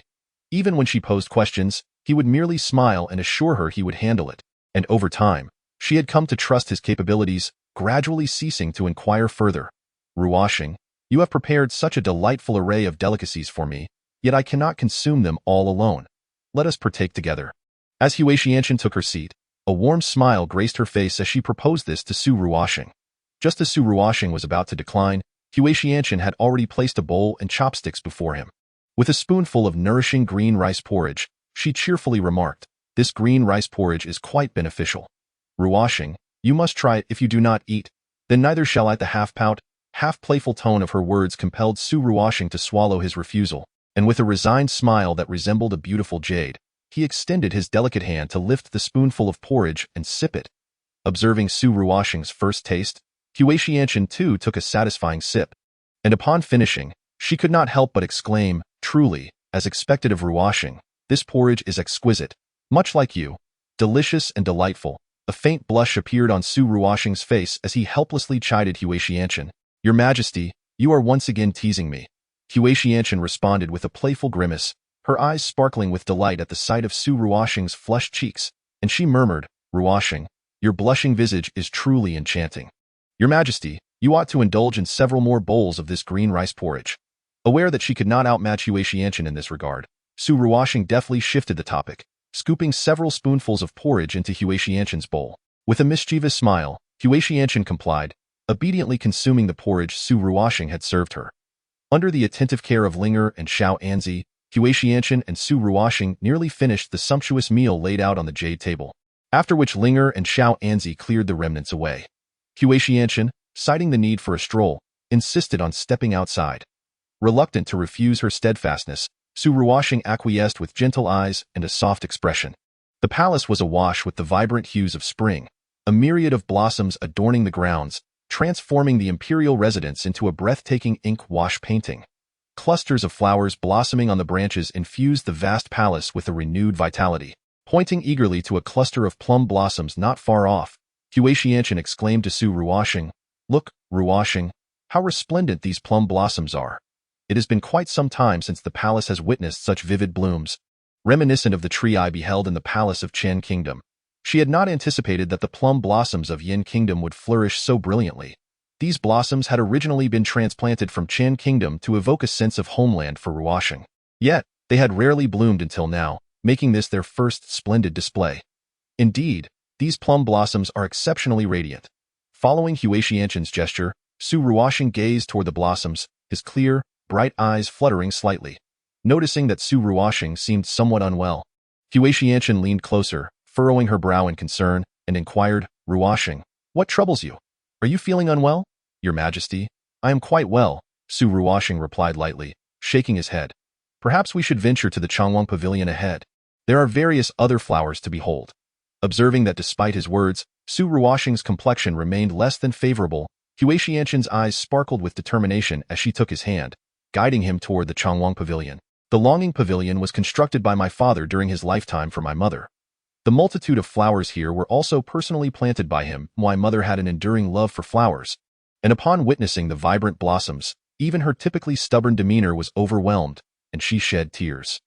Hua Tiantian, holding Su Ruoxing's hand, seated herself beside the stone table of the Longing Pavilion, her gaze drifting towards the blooming flowers, slowly conjuring memories of the past. "Throughout his life, my father was unwaveringly devoted to the realm of Yin, yet the only other attachment he held was to my mother. When ministers in the court clamored for my father to take a concubine due to my mother's prolonged inability to bear an heir, he stood resolute against their pressures, ultimately remaining devoted to her alone, as she wished to avoid the palace intrigues. Regrettably, after giving birth to me, my mother's health deteriorated, and in my recollections, she was often confined to a single chamber, with only the imperial physician permitted to enter." Chapter 62. The talent selection conference. It was when I turned 10 that my mother passed away, and from that moment onward, my father became increasingly taciturn, ultimately departing from this world when I was merely 13. The thought of my father's plight caused a pang of anguish in my chest, and Hua Tiantian let out a soft groan. "No matter how much time has elapsed, I still find it difficult to come to terms with my father's absence. Although he cherished and loved me dearly, it could not outweigh his yearning for my mother, which led him to leave me alone in this world. I have harbored resentment towards my father, yet that bitterness pales in comparison to my longing for him." "Your Majesty, what troubles you?" Su Ruoxing asked. She offered a faint smile, merely recalling some memories of my father, assuring him, "I am fine." With that, she sat up from Su Ruoxing's embrace. His expression darkened. "Your Majesty," he gently called her. He knew a bit about her father's circumstances. Having seen him only a few times, Yet he was aware of the special affection he held for Tiantian. When Tiantian had inadvertently fallen into the river upon her arrival at the palace of Chen, he had rushed to rescue her, his face pale with fear at the incident, and hastily returned her to the realm of Yan. It was only later that he learned of the former emperor's frail condition. Just 2 years later, he passed away. If you feel sorrow, allow yourself to cry. I will listen to every word, Su Ruoxing said, extending a hand to gently touch Hua Tiantian's brow, his eyes reflecting deep sympathy. Hua Tiantian paused in surprise, but soon a smile broke through her momentary daze. After my father's passing, I locked myself in my palace for a month, refusing to eat or drink, weeping endlessly. I even fell into a stupor for half a month. I had cried enough during that time. My father always urged me to face everything with a smile, and now, as the ruler of the Yin kingdom, I cannot afford to weep so freely. Su Ruoxing, clearly perceiving the bravado hidden in Hua Tiantian's eyes, pulled her into his embrace, tenderly stroking her hair, and softly uttered, "Your Majesty, you simply love to put on a brave face. I am not being brave." Hua Tiantian pouted in response. "Your Majesty." Su Ruoxing let out a resigned sigh in her embrace. Hua Tiantian suddenly spoke up. Furrowing her brow, Su Ruoxing inquired, "What is it?" Hua Tiantian poked her head out from Su Ruoxing's arms, looking up with blinking eyes, and suggested, "Why don't I hold a talent selection conference, allowing you to enter the palace to serve as an official?" The lingering helplessness of losing her father still haunted her heart. Hua Tiantian was unwilling to see Ruoxing leave her as well the tea present. Ruoxing was her only support. As she thought of this, a tall figure flashed through her mind, quickly followed by a charming face adorned with a gentle smile. Hua Tiantian shook her head, forcibly banishing that image from her thoughts. Su Ruoxing remained nameless and unacknowledged within the palace, and she dared not allow Ruoxing to enter the harem, fearing it would disturb the likes of Wang Taifu and his associates. Exposing Ruoxing to the scrutiny of the citizens of Yin country would be even more perilous. Yet, she feared that if this continued, there might come a day when she would not arrive in time, and something unfortunate could befall Ruoxing. She was unwilling to let that happen. Thus, she felt it imperative to secure Ruoxing a position. With power, she would be better protected from oppression. Su Ruoxing's expression became somewhat complex. "Your Majesty, this course of action may place you in a difficult position. Moreover, he is not inclined to involve himself in palace affairs. This matter shall be handled in my own way. As long as you are willing, I shall issue the orders immediately." Hua Tiantian fixed her gaze intently upon Su Ruoxing. Observing that Su Ruoxing did not immediately acquiesce, Hua Tiantian continued, "All you need to do is assume that position. If you are unwilling to engage in palace matters, you need not carry out the duties. Is that not acceptable?" Seeing Hua Tiantian's insistence, Su Ruoxing could not help but smile slightly. "Whatever your Majesty decides." Ruoxing has no objections, he responded with a tranquil smile. Behind Su Ruoxing, a profusion of blooming flowers framed her figure, enhancing the ethereal beauty of her snow-white attire. Every frown and smile exuded an otherworldly grace, as if she were a spirit reluctant to part with the mortal realm. Hua Tiantian was momentarily entranced. "Ruoxing, you are truly beautiful," Hua Tiantian blurted out, as Su Ruoxing turned her head away, though her words were a playful reprimand. "Your Majesty, you are teasing me again." Yet a faint smile lingered on her face. Unbeknownst to them, 2 figures lurked nearby, eavesdropping. After exchanging glances, they hurriedly departed. "Wang Yin, it is time for us to take decisive action. We must avenge last time's grievances," one of them declared. "Zixuan, I shall heed your words. We cannot let the previous wrong go unavenged," the other replied. Their voices faded into the cool breeze, leaving no trace behind. Ever since she had spoken to Ruoxing about holding a talent selection conference, Hua Tiantian pondered how to issue such an edict. Having never previously involved herself in palace politics, she found herself uncertain about how to proceed with her command. "Xiao Anzi, I feel quite melancholic." Xiao Anzi shivered slightly at her tone and hurriedly asked, "Your Majesty, what troubles you?" Hua Tiantian propped her chin on her hand, gazing wistfully outside the hall. "I feel that I am failing miserably as the ruler of this nation." Xiao Anzi's legs trembled, and he hurriedly knelt down. "Your Majesty, please do not entertain such dark thoughts. You are the sovereign of the Yin kingdom, and the kingdom needs you. If anything were to happen to you, what would become of Yin?" Hua Tiantian rested her chin on one hand, continuing in a melancholic tone, "Even though the kingdom cannot do without me, I am still filled with sorrow." Xiao Anzi racked his brains, scratching his head as he pondered what could possibly be troubling Hua Tiantian. Observing Hua Tiantian sighing increasingly, Xiao Anzi quickly rose to comfort her. "Your Majesty, You are forever the most sagacious ruler of Yen. Any troubles you face can be resolved at your command, so please do not be distressed. Hua Tiantian cast a joyful glance at Xiao Anzi, appreciating that he understood her heart. Xiao Anzi blushed with a shy smile, playfully patting her shoulder. Having served the sovereign for many years, he felt it was only natural to comprehend her feelings. Indeed, what reason do I have to be troubled? Such matters are trivial for me. I am the ruler of the Yin kingdom, Hua Tiantian declared, rising abruptly. The force of her movement caused Xiao Anzi to stumble against a jade pillar, yet he still managed to respond, "Yes, Your Majesty." He then covered his face and scurried back over.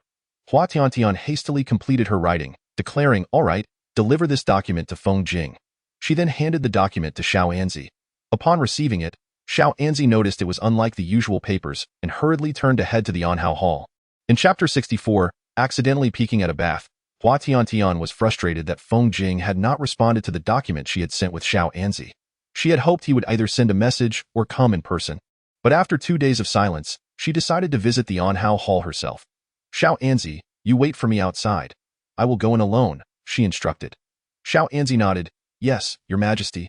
However, just as Hua Tiantian was about to step into the Anhao Hall, she was stopped by a member of the Imperial Guard. "Your Majesty, it may not be convenient to enter now." "What is inconvenient?" Hua Tiantian shouted in anger, glaring at the guard who dared to obstruct her. The guards exchanged uneasy glances, peering inside before reluctantly allowing her passage. Internally, Hua Tiantian felt a surge of pride. Indeed, her authority remained intact, and a few words were enough for them to yield. With a triumphant raise of her eyebrows, she strode into the Anhao Hall, while the guards gently closed the door behind her. Turning her head slightly, she cleared her throat and proceeded inside, only to find no sign of Feng Jing. Could he possibly be inside? Contemplating this, Hua Tiantian ventured inward. As she lifted the curtain, a wave of warm air rushed to greet her. The vast palace was enveloped in a haze of heat, rendering it somewhat indistinct, and there was a faint, elusive fragrance lingering in the air. "Feng Jing, are you here?" Hua Tiantian mustered her courage and stepped inside, her heart fluttering anxiously. The more she looked, the more it seemed as if this place. Suddenly, her foot tripped over something, and she stumbled forward, instantly drenched as water cascaded over her head. "Mmmm, mmmm, mmmm," a mouthful of water filled her mouth, and Hua Tiantian, disregarding her current appearance, flailed her arms vigorously in the water.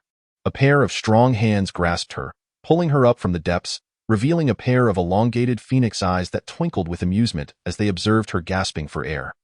Who on earth would dare to intrude in such a place? Before she could finish her sentence, she beheld the wickedly charming smile of Feng Jing, the remainder of her words swallowed in her throat, her mind racing. "Your Majesty, I did not expect you to covet the privilege of spying on me during my bath." Feng Jing released the grip on her collar and leisurely crossed his arms while reclining in the bath. Hua Tiantian hastily stepped back, turning her back to him and covering her eyes with her hands. "Who would want to spy on you bathing? How was I to know you were bathing? You didn't inform me." Her face flushed a deep crimson, and she involuntarily swallowed hard. Just a fleeting glance had revealed enough. Feng Jing's upper body, exposed above the bath, glistened with moisture, his exquisite collarbones subtly visible. His inky black hair, damp, cascaded casually over his shoulders, and his narrow phoenix eyes were half closed, his thin lips curving slightly. It then dawned on her why the Imperial Guards had stopped her earlier. She had foolishly felt a moment of pride, and now she was utterly humiliated. "Your Majesty, are you implying that I must inform you every time I take a bath?" Behind her, Feng Jing's light laughter echoed, followed by the sound of splashing water. Chapter 65. She did not see everything. "I certainly did not mean that. Since you are bathing, I shall take my leave." Regardless of the circumstances, escaping the scene was of utmost importance. She had no desire to share a space with Feng Jing, this frivolous rogue. "Does Your Majesty intend to leave without taking responsibility after having seen me?" A thunderous thought resonated in her mind. How could she detect a hint of innocence and grievance in Feng Jing's voice? No, now was not the time for such thoughts. The important thing was that she had not seen everything. Feng Jing approached Hua Tiantian with graceful strides, his handsome features concealing a light smile, in agreement with her earlier words, as even His Majesty had remarked on the exposure. "You are shameless," Hua Tiantian retorted, turning aside and placing her hands on her hips. Yet, upon catching sight of Feng Jing draped in a loose outer garment, his long legs and delicate collarbones subtly revealed, she hastily turned away, swiftly covering her eyes. Quickly, Help me put on my clothes, now, at once. Feng Jing continued to advance towards Hua Tiantian with an amused expression, casting a glance at the loose garment, the corners of his mouth curling into a mischievous smile. Why not have your Majesty personally demonstrate to this humble servant what it means to dress appropriately? You wretch! You have hands, can't you dress yourself? She had exerted all her effort to suppress the surging anger within her. Feng Jing's audacity had truly reached an extraordinary level. With a playful grin, Feng Jing grasped Hua Tiantian's wrist, guiding her hand to his waist, whispering teasingly in her ear, "How about your Majesty assesses whether this humble servant can dress properly?" Hua Tiantian's entire body froze in place, the fragrant aroma emanating from the freshly bathed Feng Jing enveloping her senses. As he drew near, the scent filled her nostrils, and the warmth of his fingertip against her wrist revealed the firm skin of a man. It felt as though something was rising within her, and she hurriedly covered it with her other hand. Stepping on Feng Jing's ornate boot, she seized the moment of his discomfort to shove him away. She would never admit that her heart had raced faster than ever before, as if it might leap from her chest. Now, it seemed that any proximity to Feng Jing rendered her utterly tense. In a daze, she recalled the time when Feng Jing had suggested she was anticipating something, and a rush of warmth surged from her nose. Hua Tiantian shook her head vigorously. She ought to despise Feng Jing. So how could she feel this way? Your Majesty, why are you not shouting for me to dress properly? Feng Jing's voice, tinged with light laughter, came from behind her. In no more shouting. You, do not come near me. Hua Tiantian fled to the door of the hall, leaning against it and desperately covering her eyes. Oh, Your Majesty, are you playing hard to get with this humble servant? You shameless wretch, who is playing hard to get with you. Today's events were all an accident. You must forget them all. Hua Tiantian pressed her eyes shut, leaving not a sliver of light. That scoundrel Feng Jing would undoubtedly disregard her words and dress himself properly. If by chance she saw something inappropriate, he would shamelessly demand her accountability. She absolutely refused. Feng Jing raised an eyebrow. Your Majesty has seen everything, yet you wish for me to forget it all? Such a bargain is only something your Majesty could conceive. Chapter 66. Verify whether he is a man. What exactly do you wish to do? Feng Jing's lips curled into a wicked smile. Why not take this opportunity to engage in something delightful with this humble servant? He deliberately elongated his words, his narrow eyes half closed. With a resounding rumble, Hua Tiantian swore she truly had not thought much of it. Aside from certain aspects, and thus, the innocent Hua Tiantian immediately voiced her refusal. No, I must leave. The most prudent course of action now was to escape. Having said that, she made to rush out the door. However, a pair of strong and elongated hands moved swifter than her actions. They promptly closed the palace door and pressed against it, leaning slightly forward, instantly trapping Hua Tiantian beneath him. Daring not to meet Feng Jing's gaze, Hua Tiantian lowered her head to observe her toes, muttering, "What do you intend to do? Be careful, or I shall call for help. The imperial guards are right outside." Feng Jing's thin lips curled into a subtle smile. "Does your Majesty believe that I would do anything untoward?"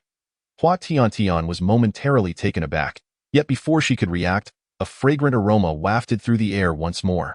Subsequently, it seemed as though something was draped over her, and when she glanced down, she discovered that she was clad in a white outer garment. Upon closer inspection, she recognized a familiar scent lingering on the fabric. Feng Jing lowered his gaze, gently assisting Hua Tiantian in adjusting the outer garment. The damp strands of his inky hair brushed softly against her cheek as he moved, leaving behind a trail of fragrance. It was then that Hua Tiantian realized she had fallen into the bath, her upper body now dampened, and her inner garments thoroughly soaked. This thought, she couldn't help but break into a cold sweat, pondering the disastrous consequences had she chosen to fling open the palace door moments ago. Her eyelashes trembled like the wings of a cicada, and she dared to glance at Feng Jing. He wore a gentle smile as he meticulously arranged her outer garment, allowing her to catch a clear view of his finely sculpted jawline from her angle. Was he preventing her from embarrassing herself? Observing Feng Jing's earnest demeanor, Hua Tiantian felt her cheeks flush. Her gaze wandered, and she attempted to divert her attention elsewhere, yet she couldn't resist stealing furtive glances at Feng Jing. "What, is my face so handsome?" Feng Jing asked, concealing a smile. Hua Tiantian suddenly felt a shiver run down her spine, and the words slipped from her lips. "I was merely checking if there was anything dirty on your face. Stop being so vain." Feng Jing chuckled lightly, adjusting the loose outer garment around Hua Tiantian. Leaning in closer to her ear, he whispered with a teasing laugh, "Might your Majesty have spotted anything unsightly?" "Not at present. Hua Tiantian retreated a step. Feng Jing straightened, his smile unwavering. This outer garment is my casual attire. If your majesty does not mind, it would be preferable to wear it back to the palace. He then smirked slightly. Realization dawned upon Hua Tiantian. It was indeed Feng Jing's casual wear, explaining the familiarity of the scent. However, noticing Feng Jing's momentary pause and a hint of displeasure in his expression, she wondered what was amiss. Should your majesty so carelessly gaze upon the forms of other men again? I cannot guarantee that the individual will survive the day, Feng Jing warned, revealing a meaningful smile, his pearly white teeth glimmering. This rascal. I have seen you as well, so you ought to deal with your own fate, Hua Tiantian thought, rolling her eyes discreetly. As for me, I am naturally different from them. Feng Jing brushed his attire lightly, his elongated phoenix eyes half-lidded. What distinguishes you? Are you not a man as well? Or, could it be, you are not a man? Feng Jing raised an eyebrow, exuding an air of danger as he gazed at Hua Tiantian. Why not have your majesty personally verify whether I am indeed a man? Chapter 67. Seeing through Feng Jing. Enough, enough, I am not so idle. Hua Tiantian hastily waved her hand. She merely jested, prompted by Feng Jing's earlier remarks. What did he mean by being different? Was it not simply that he had been by her side since the day she ascended the throne, and that she relied on him just a tad more than others?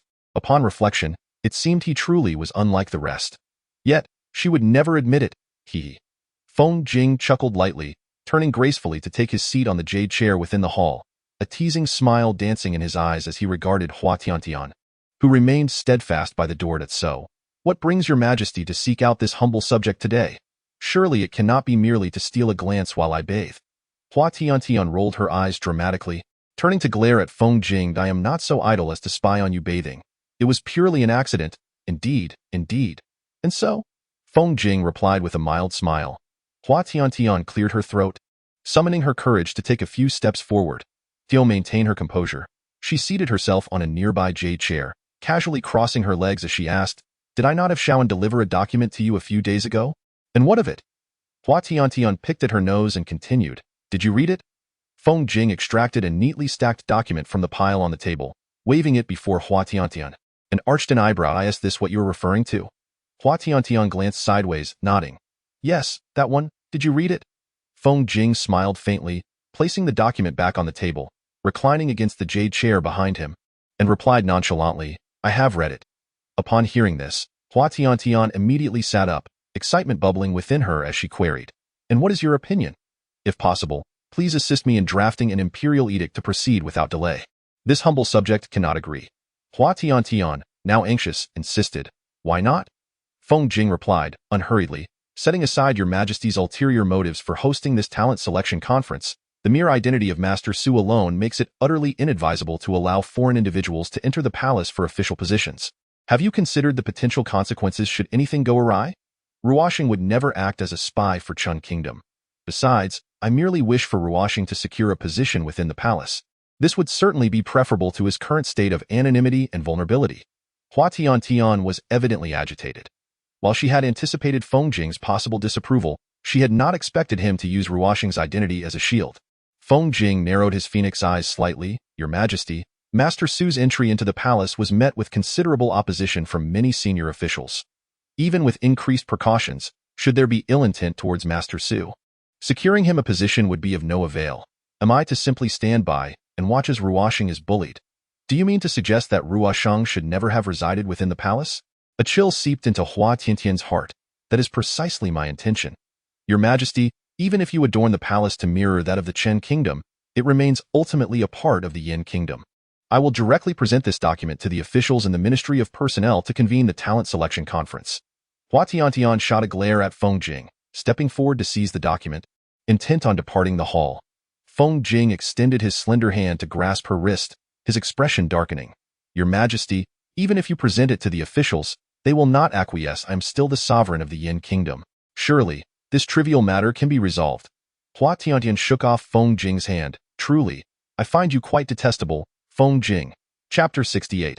An unsettling heart struggling to contain the tears that threatened to spill. Hua Tiantian turned and fled from the hall. Inside, the atmosphere fell into a profound silence. Feng Jing lowered his gaze to his hand, which had bled slowly from the force with which Hua Tiantian had collided with the sharp edge of a nearby chair. His narrow eyes narrowing slightly, Meanwhile, Hua Tiantian dashed towards her chambers, disregarding the urgent calls of Xiao Anzi behind her. Recalling how she had forcefully pushed Feng Jing away moments ago, his inscrutable expression left her feeling inexplicably unsettled. Upon exiting her chambers, she encountered Linger, who, alarmed by Hua Tiantian's distressed appearance, hastily set down the basin she had been cleaning and rushed over to check on her. I am well. Allow me a moment of solitude. Hua Tiantian brushed Linger aside, shaking her head as she inhaled deeply and made her way back into the hall. Your Majesty. Linger felt a twinge of concern. Turning her gaze, she noticed Xiao Anzi approaching, equally breathless. She quickly grasped his arm and inquired, "What on earth has happened to the Emperor?"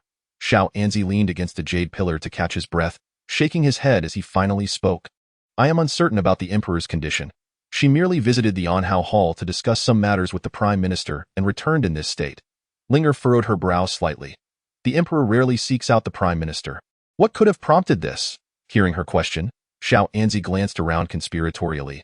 Noticing the lack of onlookers, he leaned in closer to whisper to Linger, I happened to overhear the Emperor mention wanting to hold a talent selection conference, presumably to secure a position for young Master Su. Afterward, he gestured for silence, cautioning her. I have heard this, Linger, but you must not let this information slip. Linger nodded. I understand. I shall tread carefully with this knowledge. With a worried glance towards the hall, she remained apprehensive until the time for the evening meal, during which Hua Tiantian did not step outside her chamber even once. Linger and Xiao Anzi exhausted every possible means, but were unable to summon Hua Tiantian. In desperation, Xiao Anzi stealthily went to the West Palace to fetch Su Ruoxing. Upon hearing that Hua Tiantian seemed to be in distress, Su Ruoxing hurriedly accompanied Xiao Anzi, without a moment's hesitation. When Linger saw Su Ruoxing arriving, she furrowed her brow and cast a glance at Xiao Anzi, who responded with a reassuring smile. Despite her long-standing aversion to Su Ruoxing due to the reasons concerning the Chancellor, Linger still graciously stepped aside. Awaiting by the side, Su Ruoxing ascended the steps with purposeful strides. Upon reaching the palace door, she gently knocked and called out, Your Majesty, it is Ruoxing. Inside the palace, Hua Tiantian was resting her chin in contemplation, gazing out the window. Upon hearing Su Ruoxing's voice, her heart leapt with joy. Just as she was about to rise and greet her with a smile, the recollection of the promise she had made to him, which now seemed impossible to fulfill, enveloped her in despondency, rendering her mute. Su Ruoxing maintained her gentle demeanor, continuing to patiently knock on the door. Your Majesty, please share your thoughts with me. Bottling them up is detrimental to one's well-being. Alternatively, how about taking a stroll with me to clear your mind? Yet, silence persisted from within the chamber. Furrowing her brow slightly, Su Ruoxing felt a pang of fear that something might have happened to Huan, prompting her to knock with a bit more urgency. Your Majesty, please do not frighten me. If there is something troubling you, come forth and speak, will you? Seeing that there was still no response, Su Ruoxing exchanged a knowing glance with Xiao Anzi. Turning her head, she added, Your Majesty, if you remain silent, I shall have no choice but to force my way in. No sooner had she spoken than the palace door swung open. Hua Tiantian's petite figure peeked out from within. Lowering her gaze, she grasped Su Ruoxing's sleeve and whispered, Ruoxing, let us go for a walk. Your Majesty, you have finally chosen to emerge, Xiao Anzi exclaimed, a hint of excitement in his voice. Since the passing of the former emperor, she had sequestered herself within the palace for a month, and such behavior was unprecedented. Today, her actions had genuinely alarmed him. I am well. You and Linger may remain here. I shall step out with Ruoxing. Hua Tiantian declared, pulling Su Ruoxing outside at us. Su Ruoxing turned to offer a comforting smile to Xiao Anzi and Linger before following Hua Tiantian into the night. The evening breeze carried a slight chill, prompting Hua Tiantian to instinctively draw her neck in. With a resigned smile, Su Ruoxing placed her outer garment over Hua Tiantian's shoulders. Noticing that Su Ruoxing was draping her cloak, Hua Tiantian hurriedly protested. Ruoxing, your health has always been delicate. You should wear the cloak. I am fine, Su Ruoxing insisted, her visage, akin to exquisite jade, appearing even more tender under the silvery moonlight. Your Majesty, please do not refuse. With a smile, Hua Tiantian returned the cloak to Su Ruoxing, shaking her head. Ruoxing, I assure you I am quite well. A mere breeze cannot affect me. Should you persist, I may become upset. Seeing that Hua Tiantian was resolute, Su Ruoxing felt it inappropriate to continue her insistence and reluctantly donned the cloak once more. Ruoxing, I sincerely apologized. My initial intention was to secure a modest position for you within the palace. Yet I find myself utterly incapable of even achieving this trivial task, let alone offering you protection. Alas, as the sovereign of the realm, I have truly failed. Hua Tiantian walked ahead, the cool breeze lifting her silky hair, revealing her delicate shoulders, while her voice, akin to the sound of silver bells, resonated softly in the night, carrying a hint of melancholy. The flicker of something unusual passed through Su Ruotian's eyes. He followed closely, tenderly responding to Hua Tiantian, for Ruotian's desires were never of such trivialities. Your Majesty, if you find it burdensome, it is quite acceptable to refrain from such endeavors. Moreover, Your Majesty must not be so harsh in your self-assessment. Yet, reflecting upon it all left him feeling embarrassed, for he had once envisioned himself as one who could protect Ruotian at all times. Hua Tiantian lowered her gaze. A bitter smile graced Su Ruotian's lips as he looked down at the diminutive figure, and she was reluctant to pursue it further. Ever one to avoid gravity, she reverted to her usual playful demeanor to ease the delicate atmosphere. Your Majesty, Su Ruotian called out to Hua Tiantian with a gentle exasperation, softly scolding her. Your Majesty, do not speak such nonsense. Hua Tiantian pouted, clearly displeased by Su Ruotian's evasion. Ruotian, could it be that you have taken a liking to another lady in the palace? What? Su Ruotian exclaimed, taken aback, his brow furrowing in confusion. Upon seeing that Su Ruotian did not immediately refute her, Hua Tiantian's heart sank further. She frowned as she gazed into the distance, realizing that indeed, Ruotian had set his sights on another woman. Who could it possibly be, to rival her allure? It was truly disheartening. Your Majesty, do not speak idly. Su Ruotian hastily attempted to clarify. Just then, Hua Tiantian suddenly noticed something amiss. Ruotian, hush. With a gesture for silence, Hua Tiantian interrupted Su Ruotian's words, her demeanor shifting to one of vigilance as she scanned their surroundings. Noticing her sudden caution, Su Ruotian furrowed his brow and lowered his voice, asking, Your Majesty, what is it? Someone is here, Hua Tiantian replied in a hushed tone. Despite her lack of martial skills, her hearing was exceptionally keen. If she was not mistaken, she had just heard sounds of a struggle. The sounds of combat seemed to diminish, and an ominous premonition stirred within her. Ruotian, this place is no longer safe. Let us return to the palace at once. With that, she grasped Su Ruotian's hand, leading him back the way they came. Suddenly, from the shadows of the dense underbrush, a silver-glinting long sword emerged, hurtling towards them. Hua Tiantian, without a moment to think, instinctively stepped in front of Su Ruotian. Your Majesty. Su Ruotian had also spotted the sword. As Hua Tiantian stood before him, momentarily frozen in place, she called out urgently, only to discover that her voice had become hoarse in that fleeting instant. However, the anticipated sensation of pain did not manifest. Instead, a barely audible lamentation of agony reached her ears, a sound that Hua Tiantian, sensitive to such nuances, instinctively grasped. With a sudden widening of her eyes, she beheld a tall silhouette shielding her, a familiar scent wafted towards her, accompanied by the mingled aroma of blood, spreading through the night. Then, a dark figure flickered past. She had intended to immobilize the individual, yet unexpectedly, he pressed the bloodied blade to his throat and resolutely ended his own life. Feng Jing. Perhaps due to overwhelming tension, Hua Tiantian's words faltered as she stammered in her attempt to address the slender figure before her. The moment her words escaped, they dissipated into the cool night breeze, leaving no trace. Feng Jing cast a cold glance at the man who had just taken his own life, pursing his lips tightly. Mu Han, discreetly handle this matter. Yes, my lord, came the reply. Additionally, we have discovered this on others. Mu Han retrieved a sachet from his bosom and handed it to Feng Jing. Feng Jing accepted the sachet, his elongated eyes scrutinizing it meticulously. A flicker of insight crossed his mind, and under the night's shadow, his handsome visage bore an ominous undertone. It seemed this affair was not as straightforward as it appeared. Feng Jing allowed a smile to grace his lips. My lord, what shall we do next? He tucked the sachet into his garment and spoke meaningfully. The fox's tail will eventually be revealed. Given the failed assassination, they shall not act again in haste. I am inclined to uncover the instigator behind this. Yes, my lord. Mu Han bowed respectfully, then cast a worried glance at the wound on Feng Jing's arm, inquiring, My lord, your arm. Feng Jing waved his hand dismissively. It is of no consequence. You proceed to dispose of the body. Understood. Mu Han lowered his gaze, dragging the lifeless form away, the dark silhouette vanishing into the vast expanse of the palace. Chapter 71. Wounded in her defense, Your Majesty, are you unharmed? Su Ruotian's eyes flickered with a hint of vexation as he anxiously sought to ascertain Hua Tiantian's condition. She shook her head in reassurance, signaling that she was unscathed. Observing that the cloaked assailant had already departed, Hua Tiantian hastily brushed aside Su Ruoxing's hand and stepped forward, her concern evident as she inquired about Feng Jing. "Are you all right?" Clearly, that dark guard could have subdued him. "Why did you intervene when it was unnecessary?" Feng Jing, with a gentle smile, wiped away the tears that had escaped the corners of Hua Tiantian's eyes due to her excessive anxiety, and he comfortingly shook his head. "I am quite well.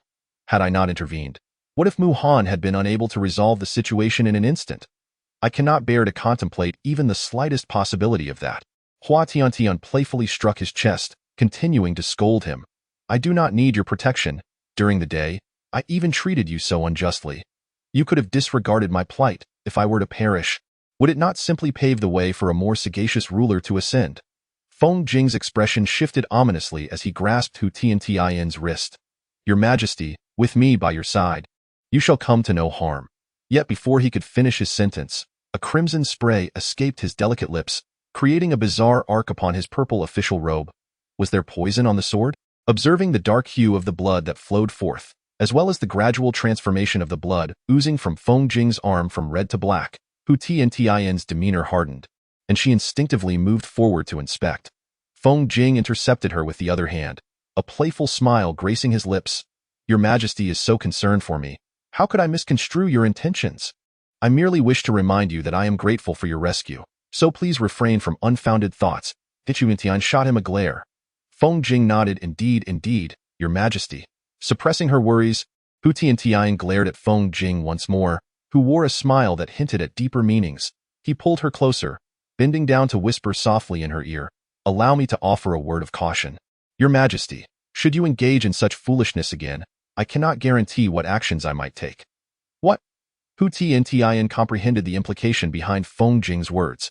She hastily raised her gaze, only to meet his eyes, which momentarily glimmered with a chilling intensity. She opened her mouth to speak, but Feng Jing had already resumed his usual fox-like smile.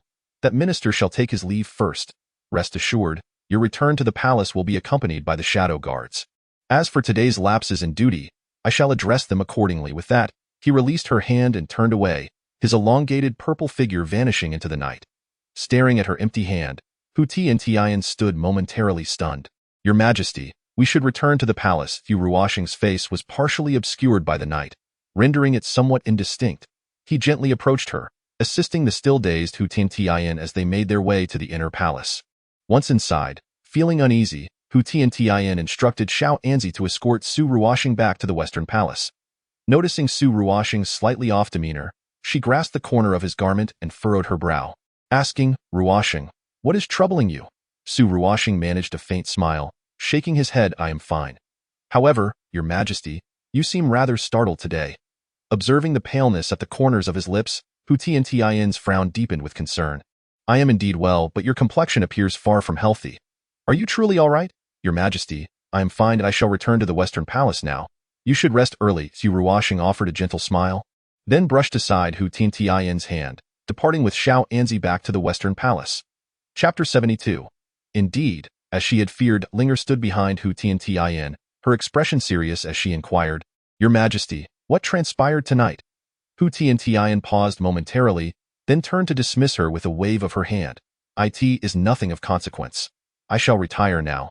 Yet, she understood the gravity of the situation.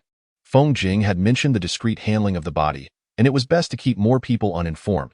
If her instincts were correct, the targets were not her, but rather Ruoxing. Upon reflection, Hua Tiantian could not help but shudder. Who could possibly wish harm upon Ruoxing? Linger dared not inquire further. Although she sensed that the situation was amiss, she realized that if His Majesty was unwilling to speak, she could not compel him to divulge anything, and thus continued to attend to Hua Tiantian's rest as she would on any other day. The night was clear, illuminating the vast palace with a luminous glow, while strands of silvery moonlight gently cascaded into the hall, rendering the interior even more serene. Hua Tiantian, having tossed and turned, remained awake, her bright, glistening eyes reflecting the clarity of the night. After a prolonged silence, she let out a barely audible sigh. "Feng Jing, I hope nothing is amiss." Hua Tiantian murmured softly. Feng Jing would never share any of his troubles with her. This had been the case since he entered the palace to serve. Their relationship was forever characterized by her passive role. Feng Jing always appeared as if he had everything under control, unfazed by anything that might unsettle him. Even when faced with opposition to his ascension to the position of Chancellor, he calmly demonstrated his capabilities, earning the trust of the people. Yet, if that were the case, should he not maintain that demeanor? Why, at that moment, when he shielded her from that sword, did he reveal a semblance of panic? Why had she caught a glimpse of that scene? Perhaps the day's overwhelming fright had indeed taken its toll. Despite her heart being laden with concern, Hua Tiantian eventually succumbed to slumber, her breaths growing shallow. The following morning, Hua Tiantian arose early, instructing Linger to assist her with her ablutions. After partaking in breakfast, she prepared to step outside the hall. Linger, noticing her hurried demeanor, grasped her arm and asked, "Your Majesty, where are you off to?" "I merely wish to relieve myself. Do you intend to accompany me to the latrine?" Hua Tiantian replied with a mischievous grin. Linger quickly released her grasp. Then, "Your Majesty, you should go alone." Pleased, Hua Tiantian clapped her hands and skipped towards the exit. Observing that Linger and Xiao Anzi had not followed, she hastily trotted out of the sleeping quarters. Once outside, she called out towards the eaves, "Come forth. I have matters to discuss with you." Moments later, a shadow clad in black appeared, kneeling before Hua Tiantian. "Your Majesty, what is your command?" she asked directly. Is Feng Xiang in the palace? The stoic Mu Han replied, "The Chancellor is not within the palace." A jolt of anxiety surged through Hua Tiantian, confirming her fears and causing her heart to race. Since assuming office, Feng Jing had never been absent from the palace. Could it be that her worries were indeed warranted? Suppressing her unease, she commanded, "Take me to Feng Xiang's residence." Though Feng Jing had consistently managed affairs on her behalf within the palace, and their relationship was perceived as amicable by others, it was undeniable that she had never once visited his residence and was entirely unaware of its location. Mu Han hesitated. "The Chancellor instructed that your Majesty should remain within the palace." Hua Tiantian narrowed her eyes and threatened Mu Han, "If you do not take me, I shall make your life quite uncomfortable. Do you believe me?" Mu Han immediately straightened. "Your Majesty, I shall accompany you." "My apologies." With that, he led Hua Tiantian out of the palace. Chapter 73. To the Prime Minister's residence. Though no carriage had been summoned, Mu Han swiftly made his way to the Prime Minister's residence, his arm wrapped around Hua Tiantian's waist. Upon arrival, Mu Han immediately concealed his presence. Hua Tiantian, disregarding Mu Han, strode purposefully to the door and pounded on it vigorously, demanding, "Open the door, open the door." The door was answered by the butler of the Prime Minister's residence, who, upon recognizing Hua Tiantian, immediately bowed and greeted, "Your Majesty." Hua Tiantian waved her hand dismissively, saying, "No need for such formalities, just take me to see Feng Jing." "Oh, how is Prime Minister Feng faring with that?" She made a move to enter. The butler intercepted her, saying, "I beg your pardon, Your Majesty, but the Prime Minister has instructed that you cannot enter." Hua Tiantian's anger flared at this, and she began to berate. "Am I a harbinger of misfortune? A fearsome specter? Humph! If you refuse to let me in, I shall sleep right here outside, and see if I can pin the blame for neglect on Feng Jing." The old butler wiped the sweat from his brow, realizing that the rumors of the unruly nature of Her Majesty were indeed true. However, bound by his master's orders, he could not defy them and respectfully declined Hua Tiantian once more, stating, "I must again implore your forgiveness, Your Majesty." With that, he closed the door. Hua Tiantian kicked the door in frustration, shouting, "Feng Jing, you wretched boy! I come with goodwill to see you, and you refuse me entry? Just wait, I shall not be dissuaded so easily." Inside the Prime Minister's residence, Feng Jing reclined on his bed, his complexion still somewhat pale, his inky black hair obscuring half of his handsome face. The butler knocked at the door, announcing, "My lord, it seems Her Majesty is still outside, unwilling to leave." Feng Jing smiled faintly. Her Majesty is not one to be easily perturbed. She will tire of this commotion and depart in due time. "Yes, my lord. Additionally, the imperial physician has arrived and is awaiting you in the hall." "Let the physician in," he replied, then cleared his throat lightly. "At once, my lord."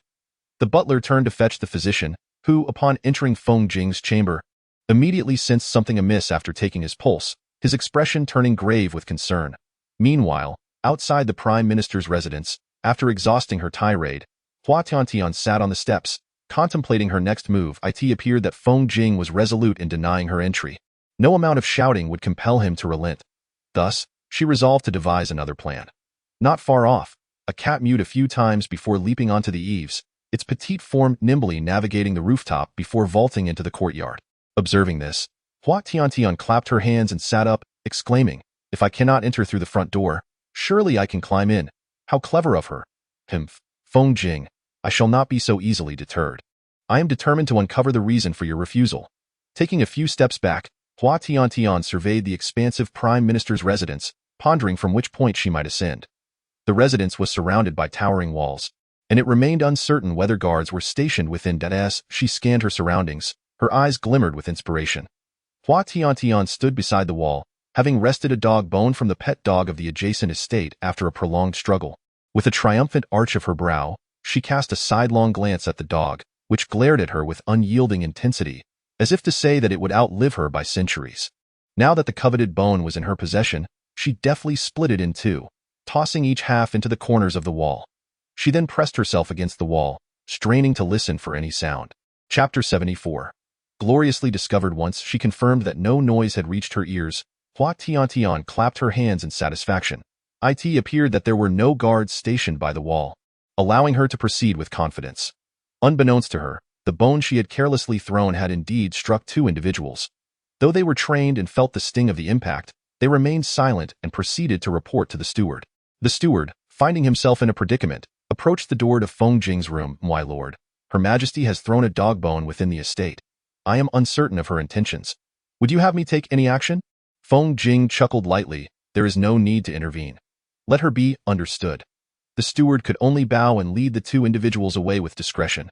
Meanwhile, outside the estate, Hua Tiantian searched diligently until she finally located a somewhat inconspicuous corner of the wall.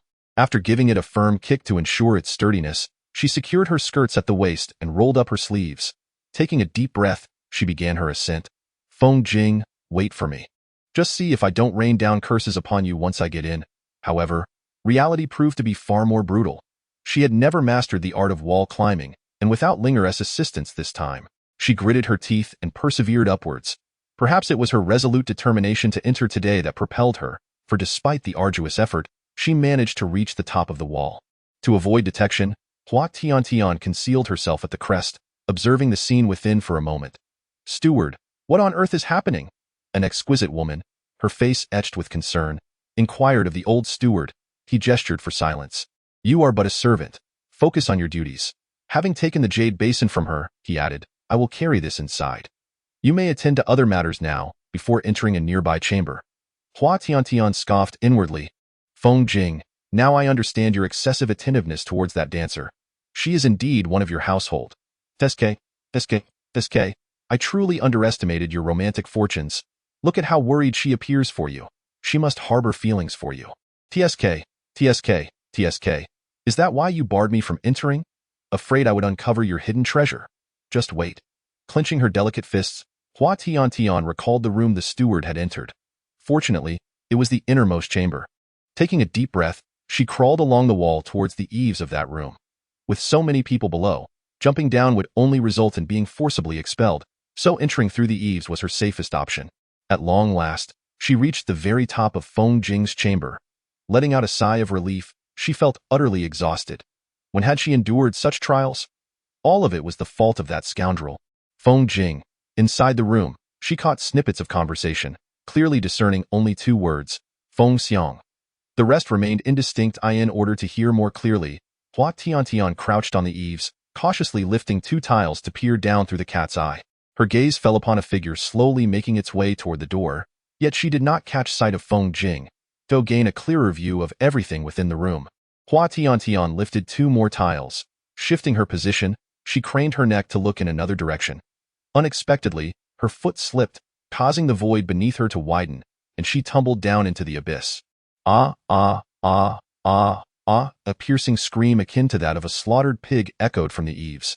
Hua Tiantian silently vowed to herself that she would never climb the eaves again. However, as she fell, she did not experience the anticipated pain. Instead, a familiar scent, mingled with a faint hint of medicinal aroma, wafted towards her. Before she could gather her wits, a light, amused voice floated down from above. I truly underestimated your Majesty's abilities. It seems you are quite adept at climbing the eaves as well. Chapter 75. Let her return to the palace. Suddenly, she opened her eyes wide, and there stood Feng Jing, his face adorned with a smile. His unparalleled handsome features remained unchanged, with his narrow phoenix eyes still holding a profound and meaningful smile. Though his thin lips appeared somewhat pale, The words Hua Tiantian had longed to hurl at Feng Jing were instantly caught in her throat, and all that escaped her lips were a feeble 5 words. I certainly did not. With that, Hua Tiantian quickly wriggled free from Feng Jing's embrace, clutching the hem of her garment as she stood 3 feet away from him. Feng Jing smiled gently, concealing his long hand within his sleeve. His narrow phoenix eyes half closed as he mused, "What brings your Majesty here today? Surely it's not merely to engage in physical exercise." Hua Tiantian raised her gaze, hurriedly waving her hands. "It is not that. I came here solely out of concern for you." Realizing she had inadvertently revealed her innermost thoughts, she quickly added, "After all, you were injured while saving me." Feng Jing chuckled. "Is that so?" "Of course, it is. Otherwise, what would you think it was?" "I naturally thought. It is certainly not what you think." Hua Tiantian interjected, only to find Feng Jing chuckling lightly. "Your Majesty, are you feeling jealous?" "I certainly am not." Hua Tiantian retorted, casting a resentful glare at Feng Jing. He approached her with elegant strides, leaning down to whisper with a laugh in her ear, "Rest assured, Your Majesty, I have no interest in concerning myself with other women." A swift blush crept across Hua Tiantian's face. She pushed aside Feng Jing, cursing him with venom. "What purpose do you serve by speaking to me? I am utterly indifferent to your affairs with other women. They are of no concern to me, indeed, indeed." Feng Jing could only respond with a forced smile. Today, he refrained from further debating this topic with Hua Tiantian, noticing her demeanor was less than amiable. After a prolonged internal struggle, Hua Tiantian finally spoke up, How is your injury?" Although she felt torn, uttering the question lifted a weight from her heart, granting her a sense of relief. "I am grateful for your concern, Your Majesty. I am quite well. If there are no further matters, I shall take my leave for the palace." Feng Jing replied with a faint smile, "I distinctly heard the voice of the imperial physician in the palace just now. With the physician present, how could there be nothing amiss?" Hua Tiantian pouted. "Does Your Majesty wish for me to declare whether there is an issue or not?" Feng Jing narrowed his elongated eyes. Hua Tiantian, filled with frustration, nearly wished to dismantle him piece by piece. With her lips pressed tightly together, she bit down and declared, "Naturally, I wish to hear your unvarnished truth. If I were to speak the truth, would Your Majesty kindly return to the palace?" Hua Tiantian gritted her teeth but eventually nodded. "Then you must honestly tell me, how severe is your injury?" The physician mentioned that a few days of rest would suffice. Feng Jing replied, a smile curling at his lips, "I have spoken the truth. Now, Your Majesty should return to the palace." Chapter 76. The remembrance of Father Hua Tiantian remained somewhat skeptical, with lingering concern. She inquired once more, "You haven't deceived me, have you?" Feng Jing stepped forward, gently urging her towards the exit. "I truly am well. Your Majesty should return to the palace. Rather than worrying about me, it would be better to concern yourself with young Master Su." Hua Tiantian chose to disregard his latter remark, rubbing her forehead. "All right, I understand. It is good to know you are fine. I shall return to the palace." Once outside, Hua Tiantian exhaled a sigh of relief, feeling reassured as she made her way towards the gate. Unexpectedly, a pair of slender hands grasped her arm. Frowning, she turned around. Standing before her was the enchanting maid from earlier. The maid knelt before her. And before Hua Tiantian could utter a word, the maid spoke with a quivering voice. "I beg your pardon for my impudence, but I truly have no other recourse. Last night, my master underwent some treatment in the side chamber for the entire night. Even the physician who came appeared particularly grave, yet my master refuses to disclose what ails him to others. I am genuinely worried and thought to seek Your Majesty, for surely Your Majesty would know." Hua Tiantian's hand, which had been suspended in the air, trembled slightly. "Are you implying that Feng Jing's injury is serious?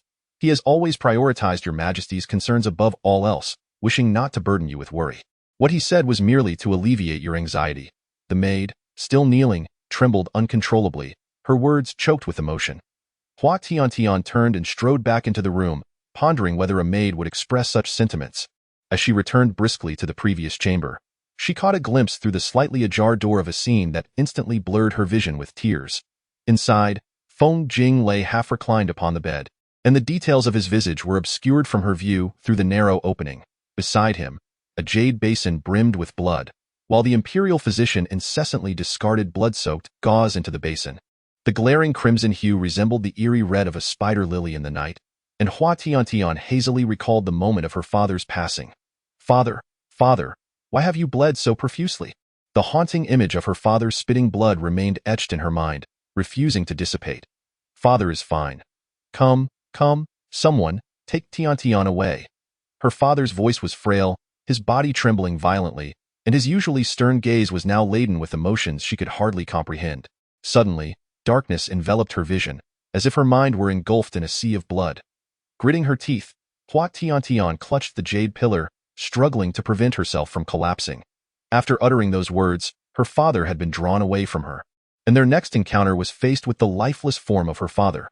Since the passing of her mother, she had vigilantly remained by her father's side, acutely aware of his love for her mother. In an effort to reclaim her father's affection, she had abandoned her usual capriciousness and idleness, dedicating herself to studying history and composing texts. However, despite her efforts, she could only watch helplessly as her father grew increasingly emaciated until he ultimately succumbed. No, Hua Tiantian whispered, an inexplicable sense of despair washing over her once more, threatening to consume her consciousness.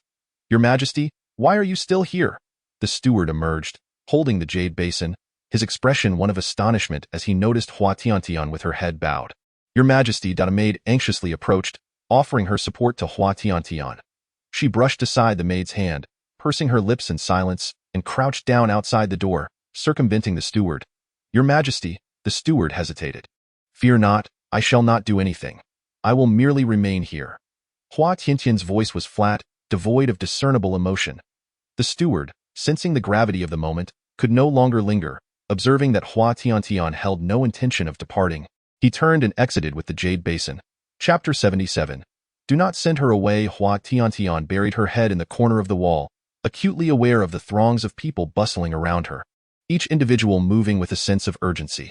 Water was repeatedly carried in, while blood was continually taken out.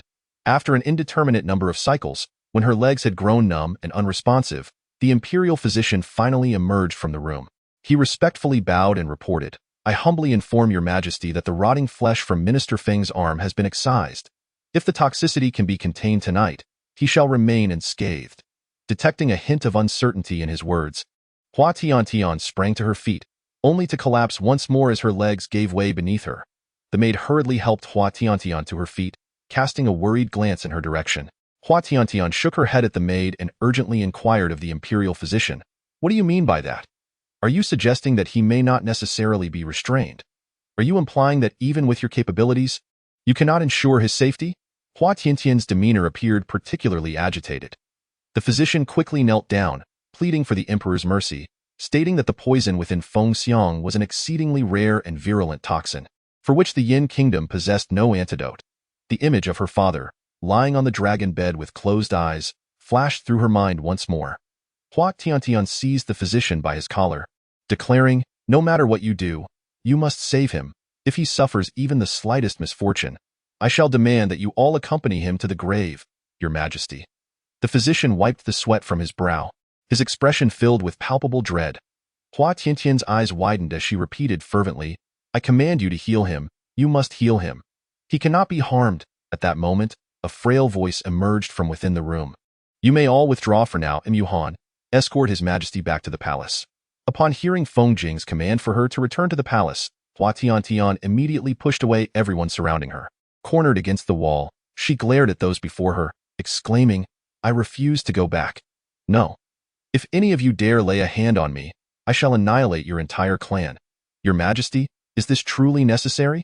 Feng Jing's voice carried a hint of exasperation. No, I do not wish to go. Please, do not send me away. Feng Jing, I implore you, do not cast me out.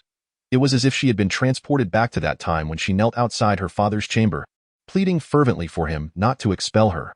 Your Majesty, as Hua Tiantian began to weep openly, both the steward and the physician found themselves in a predicament. At that moment, the door, which had been tightly shut, was slowly opened and a figure clad in white, as pure as snow, appeared by the doorway, their complexion pale and devoid of color. You may all leave now. I shall oversee the matter concerning His Majesty. What transpired today must not be disclosed. Yes. The crowd bowed respectfully and, having spoken, departed in haste. Once everyone had left, Hua Tiantian rushed to embrace Feng Jing's leg, kneeling on the ground and shaking her head repeatedly, whispering her refusal. After a long pause, a sigh resonated. Your Majesty.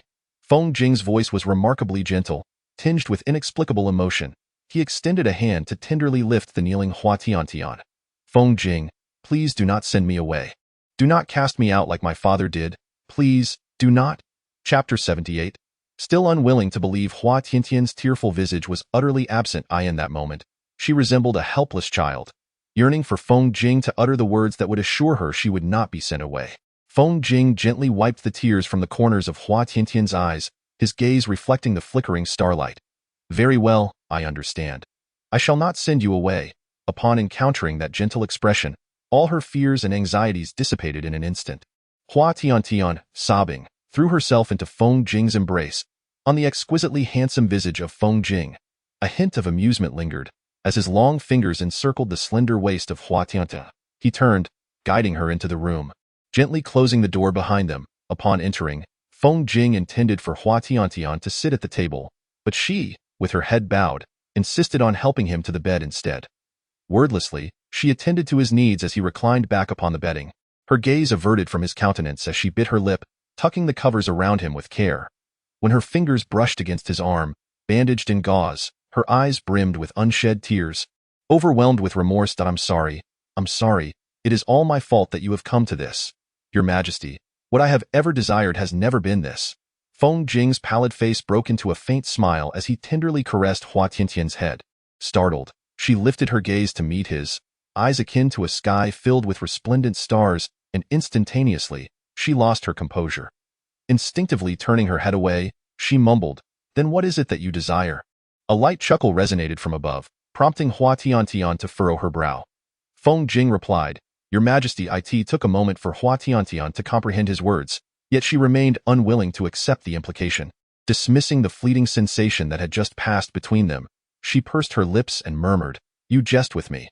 What you truly want is for me to obediently heed your commands, you, who hold dominion over the realm of Yin. Seek to conquer the world, and none would dare oppose you. If that is all you desire, then for me, it would be but a trifling matter, hardly worth mentioning." He spoke the truth. With his capabilities, such matters were indeed easily within his grasp. Hua Tiantian anxiously twisted the hem of her garment, reluctant to meet Feng Jing's gaze. In all honesty, she had always believed that his ambitions lay solely within the realm of Yin. Since Feng Jing had entered the palace, she had never broached such topics with him, yet ultimately, it was merely her assumption.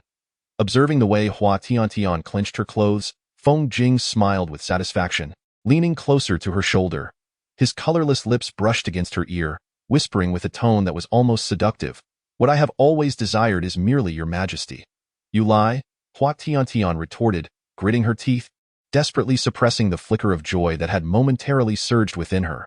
She pondered why she felt such delight at his words. She was bewildered.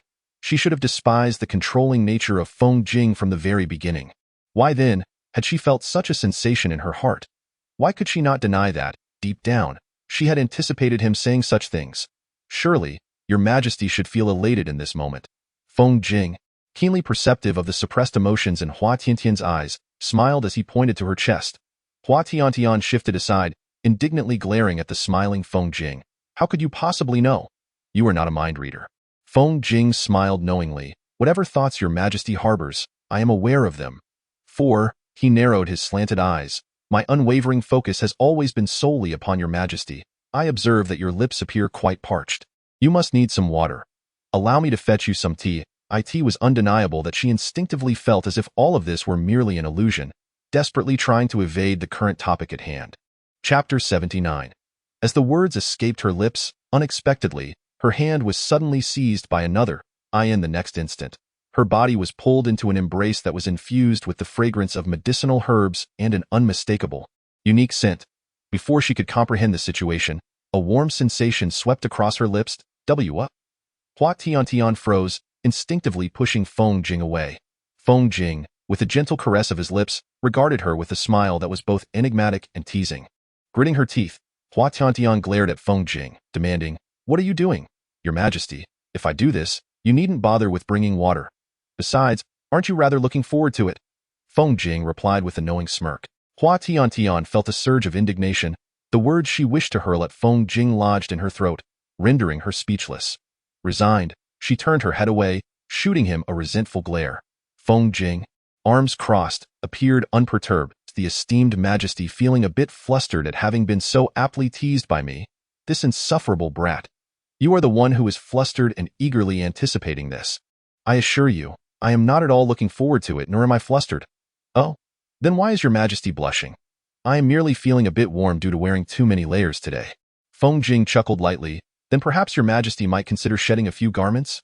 Furious, Hua Tiantian retorted, Feng Jing, I thought for a moment that you would refrain from mocking me, but it seems that you derive pleasure from tormenting me. You know very well the reason why. Feng Jing's handsome face broke into an even brighter smile. Is that so? I believe it is your Majesty who is shy. The nonchalant manner in which Feng Jing addressed her caused Hua Tiantian's cheeks to burn with embarrassment. She regretted digging her own grave just moments ago. I am not. Indeed. All mere fabrications for me. As he spoke, Feng Jing cleared his throat. Noticing the pallor of his complexion, despite her lingering anger over his earlier jest, Hua Tiantian furrowed her brow with concern and approached him. I shall say no more. You too should refrain from speaking. Just rest well. Feng Jing no longer bore the same playful demeanor as usual. Even as he struggled to maintain his composure, he leaned against the edge of the bed, gasping for breath. A fresh trickle of blood escaped from his pale lips, the vivid crimson hue startling Hua Tiantian. She sprang up, exclaiming, No, you cannot possibly endure this. I must summon the imperial physician. I refuse to believe that in this vast Yin kingdom, there isn't someone capable of treating this potent poison.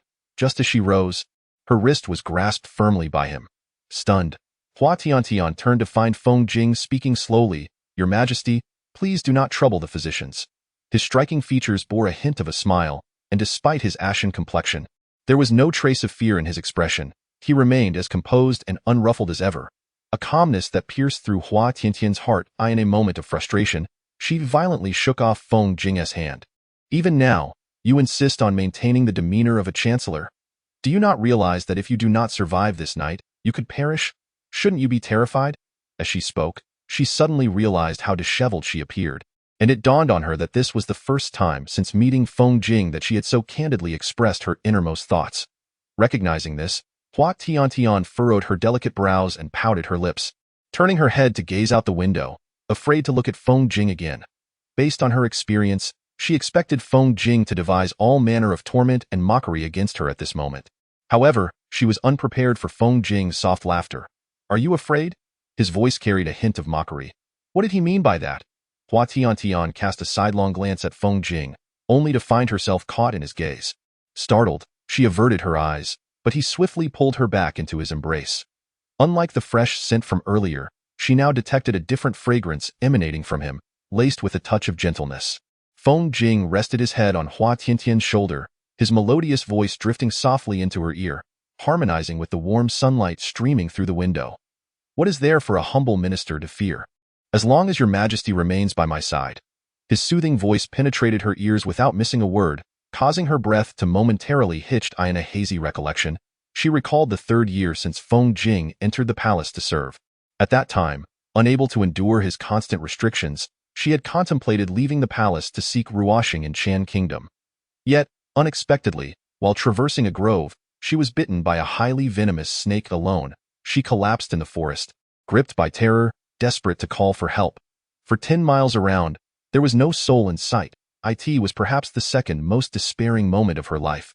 She believed she would surely perish there, but in her foggy consciousness, she felt herself gently lifted as she opened her eyes. She beheld Feng Jing, his head bowed, his typically meticulously arranged long hair now tousled and cascading over his shoulders, resembling a beguiling, blooming red spider lily. Instinctively, she attempted to push him away, only to see the panic etched on his face, his lips stained with dark blood. That was perhaps the most flustered and ragged she had ever seen him. Realizing what Feng Jing was doing, she furrowed her brows, intending to chastise him sternly, but he embraced her tightly. Tiantian, thankfully you are all right.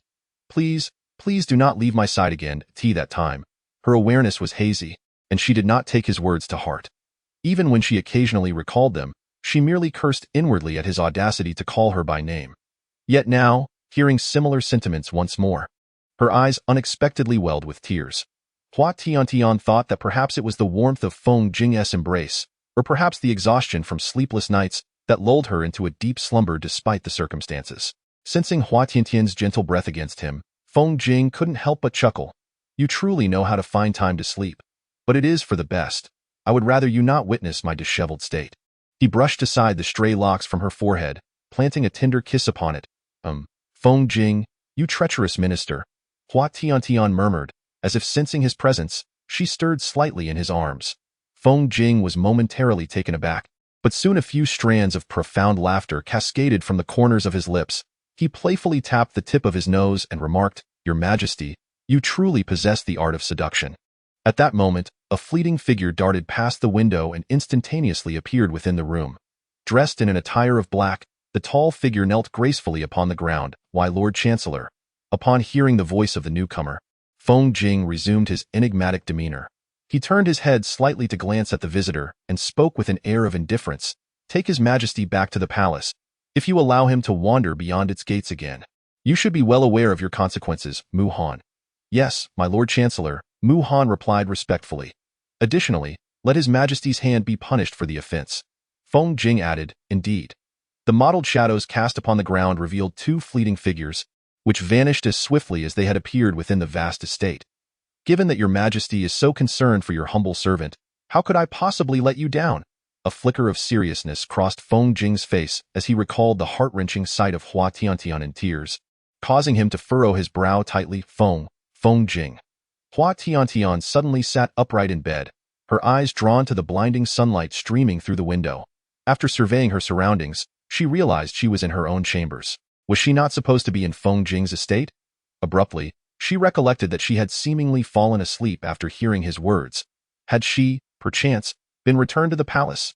Observing the daylight outside, that moment, Linger, who had been waiting outside, hurried in upon hearing Hua Tiantian's voice. "Your Majesty, you have finally awakened." Seeing Hua Tiantian's rosy complexion, Linger let out a sigh of relief. "How long have I been asleep?" Linger furrowed her brow slightly and replied, "Your Majesty, you have slept from the moment you returned to the palace yesterday until today." Hua Tiantian's heart skipped a beat. Did Feng Jing, did the Chancellor come to the palace? She seemed to have dreamt of Feng Jing lying alone on the bed, his face ashen. She had tremulously approached him, as if to discern his breath, but in that instant, she withdrew her hand in alarm. There was no breath. Just like that time with the late Emperor, Linger was unaware of Feng Jing's injury, as Hua Tiantian had not disclosed the assassination attempt upon her return. Observing Hua Tiantian's anxious demeanor, Linger couldn't help but frown. She scrutinized Hua Tiantian as one might appraise a curiosity, ultimately shaking her head in confusion and saying, "Your Majesty, did you perhaps not sleep well last night? Are you still not fully awake? I am asking you whether the Chancellor has come to the palace." Perhaps the intensity of the dream had overwhelmed Hua Tiantian, causing her to raise her voice unexpectedly, a stark contrast to her usual playful demeanor. Linger was momentarily stunned. Perhaps frightened by this version of Hua Tiantian, she stammered, "The Chancellor arrived early this morning, in the palace." Hua Tiantian could not deny that she had instinctively released a sigh of relief. It seemed that last night, Feng Jing had indeed persevered. The sovereign intends to proceed to the Anhao Hall. Ignoring Linger's entreaties, Hua Tiantian hastily rose to her feet and began to groom herself. Linger, observing Hua Tiantian's unusual demeanor, refrained from further comment and quietly waited nearby. Once she completed her preparations, Hua Tiantian rushed out of the sleeping quarters, making her way directly to the Anhao Hall. "What has befallen Her Majesty?" Linger inquired, furrowing her brow as she addressed the nearby Xiao Anzi. Xiao Anzi, however, gazed with a knowing smile at Hua Tiantian's departing figure, remarking that Her Majesty had finally begun to grasp certain truths. Linger, perplexed, could not comprehend the meaning behind Xiao Anzi's words and merely shook her head.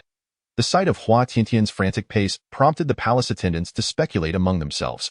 According to their understanding, Her Majesty had always displayed such urgency solely for the mistress of the Western Palace, yet the direction she now pursued was decidedly not toward the West Palace. This was indeed a significant anomaly. She quickened her pace. However, she was unprepared for an arrow that suddenly shot forth from an unknown direction. She abruptly halted, the arrow mere inches from her, causing her hand to tremble in shock. Who dares to shoot arrows within the palace? Hua Tiantian's expression shifted dramatically as she shouted in anger. And no sooner had her words left her lips than a violet figure darted past her. Before she could react, she heard the sound of something snapping. Confused, she glanced down to see a broken arrow lying in two pieces on the ground, a chill coursing through her spine. Had the arrow not been intercepted, she would surely have met her end. "Your Majesty, are you unharmed?" came a voice tinged with urgency. Hua Tiantian lifted her gaze. The sunlight was blinding, making it difficult for her to open her eyes fully. But she caught a glimpse of the familiar purple official robes. Feng Jing. She called out softly in that fleeting moment, as if realizing something. Hua Tiantian abruptly opened her eyes and clutched Feng Jing's sleeve tightly. Feng Jing paused momentarily. Are you all right? Did you manage to endure through last night? What foolish question am I asking? You are standing here, so surely you have prevailed. Hua Tiantian felt herself growing increasingly flustered. A torrent of words surged within her, eager to escape. Yet only a few could find their way out. Feng Jing's elongated eyes flickered with a hint of something unusual, but in an instant, he resumed his characteristic gentle demeanor. His jade-like hand caressed Hua Tiantian's head, tenderly rubbing it. Oh, not worry. I am quite well, Your Majesty. There is no need for such concern. Feng Jing's touch was exceptionally gentle, leaving Hua Tiantian momentarily frozen in place, almost reluctant to withdraw from that warmth. Wait, was she truly feeling an attachment? An attachment? An attachment? What on earth was she contemplating? It cannot be, it cannot be. This must be an illusion. An illusion, for she could not harbor such feelings for Feng Jing. Who is worried about you? I merely said that because you saved me out of compassion. Hua Tiantian pouted her lips, brushing aside the jade hand of Feng Jing that lingered atop her head. Retreating a few steps, Feng Jing chuckled softly and nodded. Turning around, she beheld Wang Yin and Qin Zixuan being escorted over by the imperial guard, her expression becoming frostbitten. Wang Yin, Qin Zixuan, you possess extraordinary audacity to dare shoot arrows within the palace. With merely a statement from Feng Jing, both Wang Yin and Qin Zixuan were instantly frightened into kneeling on the ground, incessantly pleading for mercy. Feng Xiang, spare our lives. We were merely practicing archery within the palace, and it was entirely an accident that the arrows flew this way. Please, Feng Xiang, show us mercy. Witnessing their fervent supplications, a profound smile graced Feng Jing's lips, her elongated phoenix eyes narrowing slightly. If memory serves, there exists a strict decree against shooting arrows in the palace. You are well aware of the consequences. Could it be that you acted knowingly under someone else's instigation? Upon hearing this, Wang Yin rushed forward to grasp the hem of Feng Jing's robe, exclaiming, No, we were not under anyone's instruction. It was truly unintentional. Feng Jing let out a cold laugh. Unintentional, you say? Sensing a hint of leniency in Feng Jing's tone, the two hastily continued their pleas for mercy, striving to evade this calamity. At that moment, Hua Tiantian, who had remained silent on the sidelines, suddenly interjected, interrupting what Feng Jing was about to say. It was I who permitted them to practice archery. Is that so? Wang Yin, Qin Zixuan? Hua Tiantian inquired with a playful smile directed at the two men.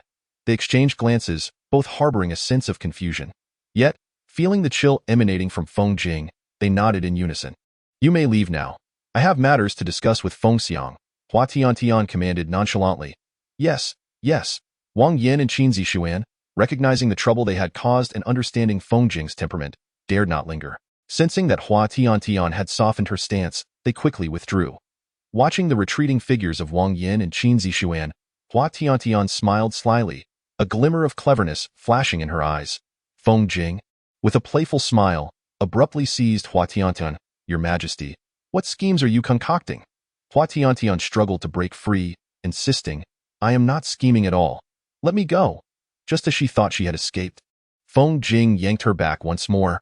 Her head fell against his firm chest, and before she could utter a word, Feng Jing whispered into her ear, Your Majesty, it would be wise for you to remain obedient. Some matters are better left untouched. Hua Tiantian attempted to evade Feng Jing's encroachment, her lips pouting in dissatisfaction as she retorted, What do you mean? You imply that I am as useless as a waste. I am quite adept at many things. Oh? Feng Jing chuckled lightly. Indeed, I must tell you, I have honed numerous skills since childhood, such as, the smile on Feng Jing's lips deepened as he grasped Hua Tiantian's hand, which had ventured into his clothing, adding, It seems, Your Majesty, you are lacking in the art of stealth. As the coveted object slipped from her grasp, intercepted by Feng Jing, Hua Tiantian pursed her lips in frustration. She cast a resentful glance at the smiling Feng Jing, cursing under her breath. She had been so close to success. She had hoped to divert Feng Jing's attention, yet this cunning fox proved to be exceptionally astute. Your Majesty, you truly are relentless. Realizing her deception was futile, Hua Tiantian decided to lay her cards on the table. She broke free from Feng Jing's hold and took a few steps back. With a shrug, she bluntly stated, I require the imperial seal that you are to oversee on my behalf. Feng Jing's smile did not reach her eyes. Considering your condition has improved significantly, I see no reason to hesitate. In hindsight, that would have been a more prudent course of action. Your Majesty, is it truly your desire to hold a talent selection conference? Feng Jing elongated her tone, a hint of meaning lacing her words. Hua Tiantian waved her hand dismissively. Naturally, if Ruoshang remains powerless within the palace, without securing an official position, those around him will surely take advantage of him. He is of such gentle disposition that he would not mind. But alas, I must insist on hosting it. I must refuse, Your Majesty, Feng Jing replied coolly, turning to leave. Seeing Feng Jing attempt to depart, Hua Tiantian gritted her teeth, disregarding all decorum, and threw herself around Feng Jing's leg. Feng Jing momentarily froze, then a wicked smile crept upon her lips. Should you refuse, I shall remain like this, and you will find it quite the challenge to attend to state affairs. After all, she had the time to withstand such a standoff with Feng Jing, whereas the busy monarch certainly did not. Teske, she was truly clever. Your Majesty, your talent for being a rogue has not diminished in the slightest. Hua Tiantian pouted. What do you mean, not diminished? Were it not for your coercion, I would never resort to such humiliating tactics. You truly are just as you were before.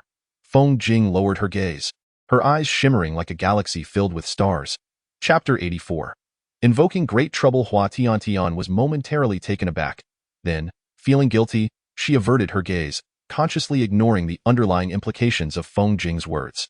In any case, today you must agree, whether you wish to or not, for I shall not let you leave otherwise. As she spoke, Hua Tiantian edged closer, tightening her embrace. However, she couldn't shake the feeling that she had inadvertently brushed against something extraordinary. What could it be? No, it couldn't be. Suddenly, Hua Tiantian's face flushed crimson, and she quickly released her hold, nervously stammering, this, I assure you, was an accident. Absolutely an accident. Feeling the enigmatic aura emanating from Feng Jing, Hua Tiantian shivered with guilt. She hastily sought an excuse to depart. I just remembered I have matters to attend to, so I shall take my leave. Unfortunately, she was always a step behind someone else. Your Majesty, do you think you can escape after committing a misdeed? What do you mean by committing a misdeed? I told you it was an accident. Yet she could only harbor such thoughts in her heart, maintaining a forced smile on her face. Might I suggest a change in position? The words escaped her lips as she found herself suspended in the air by Feng Jing. Despite her reluctance, the fear of falling compelled her to cling tightly to his leg with hers, causing Hua Tiantian to pivot until her entire body was pressed against him. What are you doing?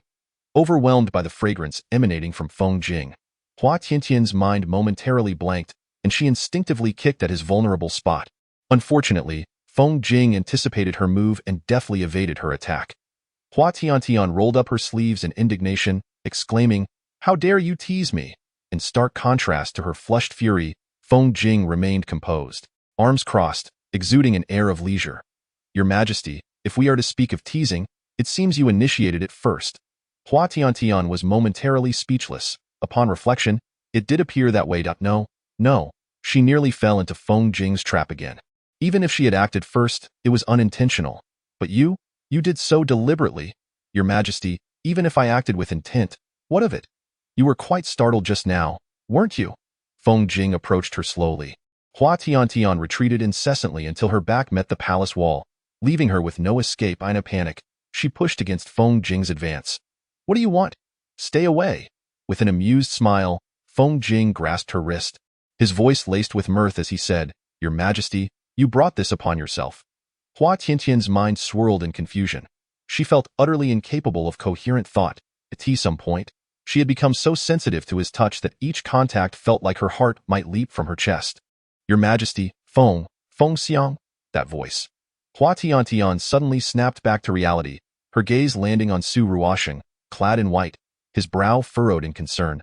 A shiver ran down her spine, prompting her to instinctively push Feng Jing away. To mask her unease, she forced a laugh and asked Su Ruoshang, what brings you here?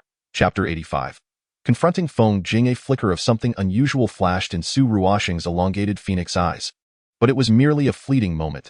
Instantly, his expression returned to its usual warmth, and he smiled at Hua Tiantian, responding, I simply wandered nearby out of boredom. Feng Jing lowered his gaze to his empty hand, a fleeting glimmer of hostility flashing in his narrow eyes. Young Master Su, this vicinity is where I attend to state affairs. It is hardly a place for leisurely strolls. Hua Tiantian shot a glare at Feng Jing. Observing a hint of hurt in Su Ruoxing's eyes, she quickly approached him with a smile. Don't mind him. Feel free to wander. I am delighted you chose to take a stroll, Ruoxing. Upon hearing Hua Tiantian refer to herself as Mai in front of Su Ruoxing, young Master Su, you ought to be aware of the reason you remain in the palace. Some matters need not be reminded by me. At this moment, Feng Jing spoke with a smile that held a hint of mischief. Upon hearing Feng Jing's words, Hua Tiantian's heart ignited with indignation.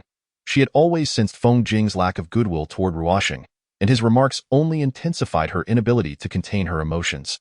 Without further thought, she turned and shouted at Feng Jing, Feng Jing, I am unaware of any rift between you and Ruoxing. You act with complete self-interest, doing as you please without anyone to stop you, but Ruoxing is off limits. Observing Hua Tiantian's genuine anger, Su Ruoxing gently tugged at her sleeve, signaling her to cease. Ruoxing, do not pull me. Hua Tiantian brushed aside Su Ruoxing's hand and continued. Ruoxing is the most important person to me, and I will not allow anyone to harm him. Feng Jing's expression was obscured in the shadows cast by the sunlight, rendering it indiscernible. Hua Tiantian paused, gritting her teeth before asserting, whether you agree or disagree, I will undoubtedly hold the talent selection event. As for the imperial seal, I have my methods to acquire it.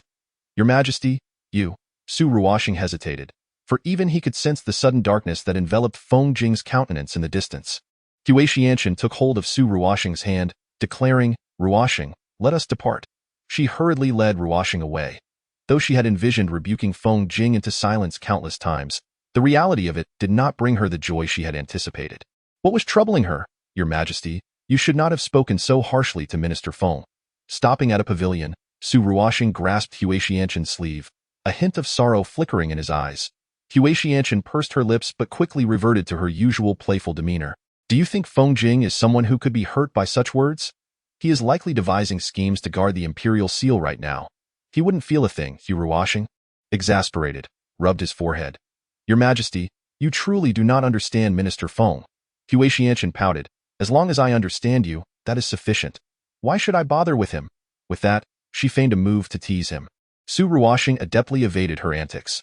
Your Majesty, please refrain from such behavior in public. Yet, Hua Tiantian paid no heed to Su Ruoxing's plea, continuing her playful assault. Eventually, tiring of the chase, Hua Tiantian noticed that Su Ruoxing was also slightly winded and pouted in resignation. She settled onto a stone bench in the center of the pavilion to rest. Ruoxing, do not worry. I will ensure that you never suffer any grievances again. A bitter smile graced Su Ruoxing's lips. Though Hua Tiantian, gazing up at the azure sky, remained oblivious, he lowered his gaze, responding softly, almost inaudibly. Chapter 86. Contemplating what Feng Jing fears. Xiao Anzi, what do you think is Feng Jing's greatest fear? Hua Tiantian inquired casually, tilting her head towards Xiao Anzi. In response to your Majesty, this servant does not know, Xiao Anzi replied. Hua Tiantian bit down on the brush handle in her hand, letting out a disappointed sigh. Although she had shouted at Feng Jing a few days prior, claiming she would certainly seize the imperial seal, it was evident that Feng Jing was exceedingly meticulous in his actions, and the seal could not be obtained through ordinary means. She had hoped to discover what he feared in order to threaten him into relinquishing the seal. Unfortunately, as Ruoxing had pointed out, she had little understanding of Feng Jing, making it impossible for her to know what he truly feared. How infuriating. It was entirely her fault for impulsively uttering those words, which now left her avoiding Feng Jing at every turn. For reasons unknown, she felt particularly guilty. Yet, this only diminished her chances of approaching him. Alas, it truly echoed the saying. One must suffer the consequences of their own actions. Your Majesty, the items you requested are ready. At that moment, Ling Er entered, presenting a cloth bag to Hua Tiantian. Hua Tiantian accepted the bag, bringing it to her nose to inhale its contents, and a satisfied smile graced her lips. Your Majesty, what do you intend to do with this?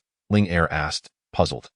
Ever since the Emperor returned from the Prime Minister's residence, she had been instructed to prepare this bag, filled with aromatic treasures from the national treasury. She had once inquired about its purpose, but the Emperor had only half-jokingly mentioned it could be used to tease a certain handsome young man, leaving her utterly baffled about its actual use. Hua Tiantian, content, tucked the bag into her embrace and waved her hand dismissively at Ling Er's question. You needn't concern yourself with such matters. I have my own purposes, she replied, a glimmer of mischief flashing in her eyes. This item could prove immensely useful, aiding her in confirming certain matters. However, it was essential to wait until nightfall for it to be effective. Ling Er caught the fleeting wicked smile in Hua Tiantian's gaze and felt an ominous premonition. Xiao Anzi, accustomed to such scenes, signaled to Ling Er not to overreact in the Anhao Palace. Feng Jing was engrossed in reviewing memorials when a member of the Imperial Guard announced, "Prime Minister, there is a young lady who insists on urgent business with you." "Let her in," Feng Jing replied without lifting his head.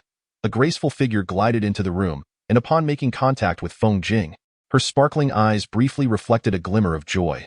"What is it?" Feng Jing inquired succinctly. The woman bowed respectfully, noting that the emperor seemed to have plans of his own. She had recently been searching for various fragrances, all of which were treasures from the national treasury. Feng Jing's delicate hands momentarily paused over the memorials as he narrowed his elongated eyes. "I am aware of this matter. You may leave now." A flicker of disappointment crossed the woman's eyes.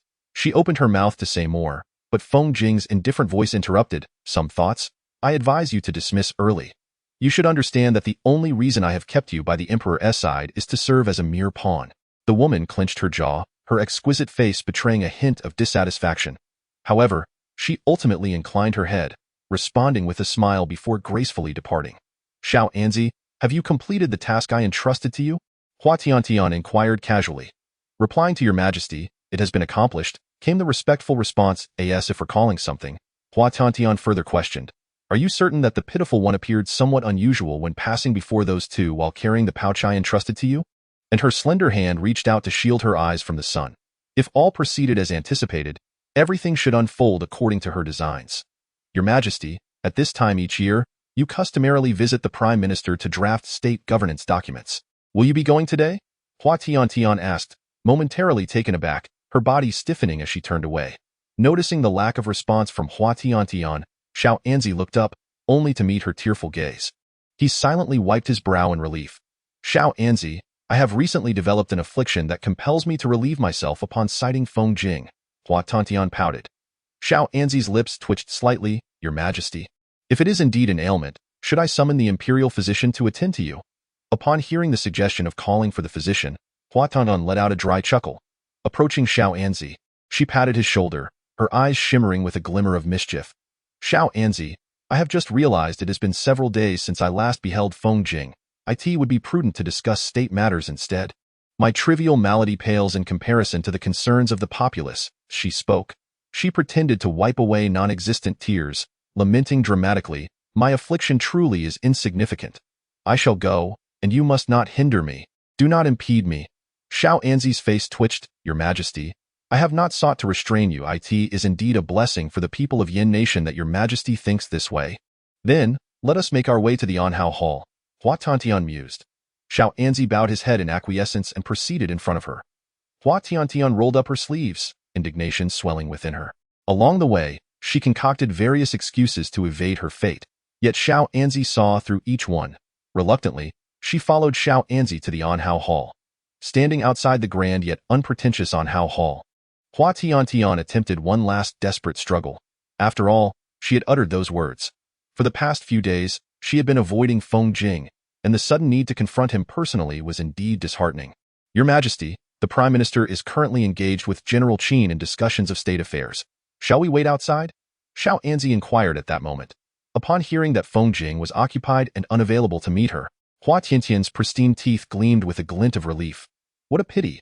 I had wished to confer with the Prime Minister regarding state governance. Since he is otherwise occupied, it cannot be helped. Such a shame." Although she voiced this sentiment, her heart swelled with gratitude. For the first time, she felt an immense admiration for General Chen, her benefactor, her great benefactor indeed.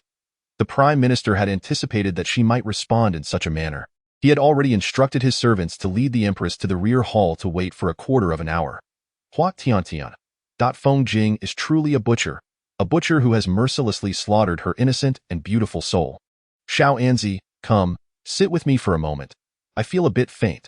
She was rendered dizzy from anger. "Yes, Your Majesty." Xiao Anzi replied respectfully, though inwardly he lamented that only the Prime Minister could truly manage the Emperor. Without a second to spare, however, as Hua Tiantian contemplated the imminent reunion with Feng Jing, whom she had not seen for several days, she couldn't help but feel somewhat uneasy about their previous conversation. Seizing the opportunity while Xiao Anzi stepped out to greet Feng Jing, she stealthily sought a place to hide. Chapter 88. Let her massage his shoulders as she observed the rear hall. which was largely empty and unobstructed, she felt a pang of indecision before ultimately choosing a tree to climb.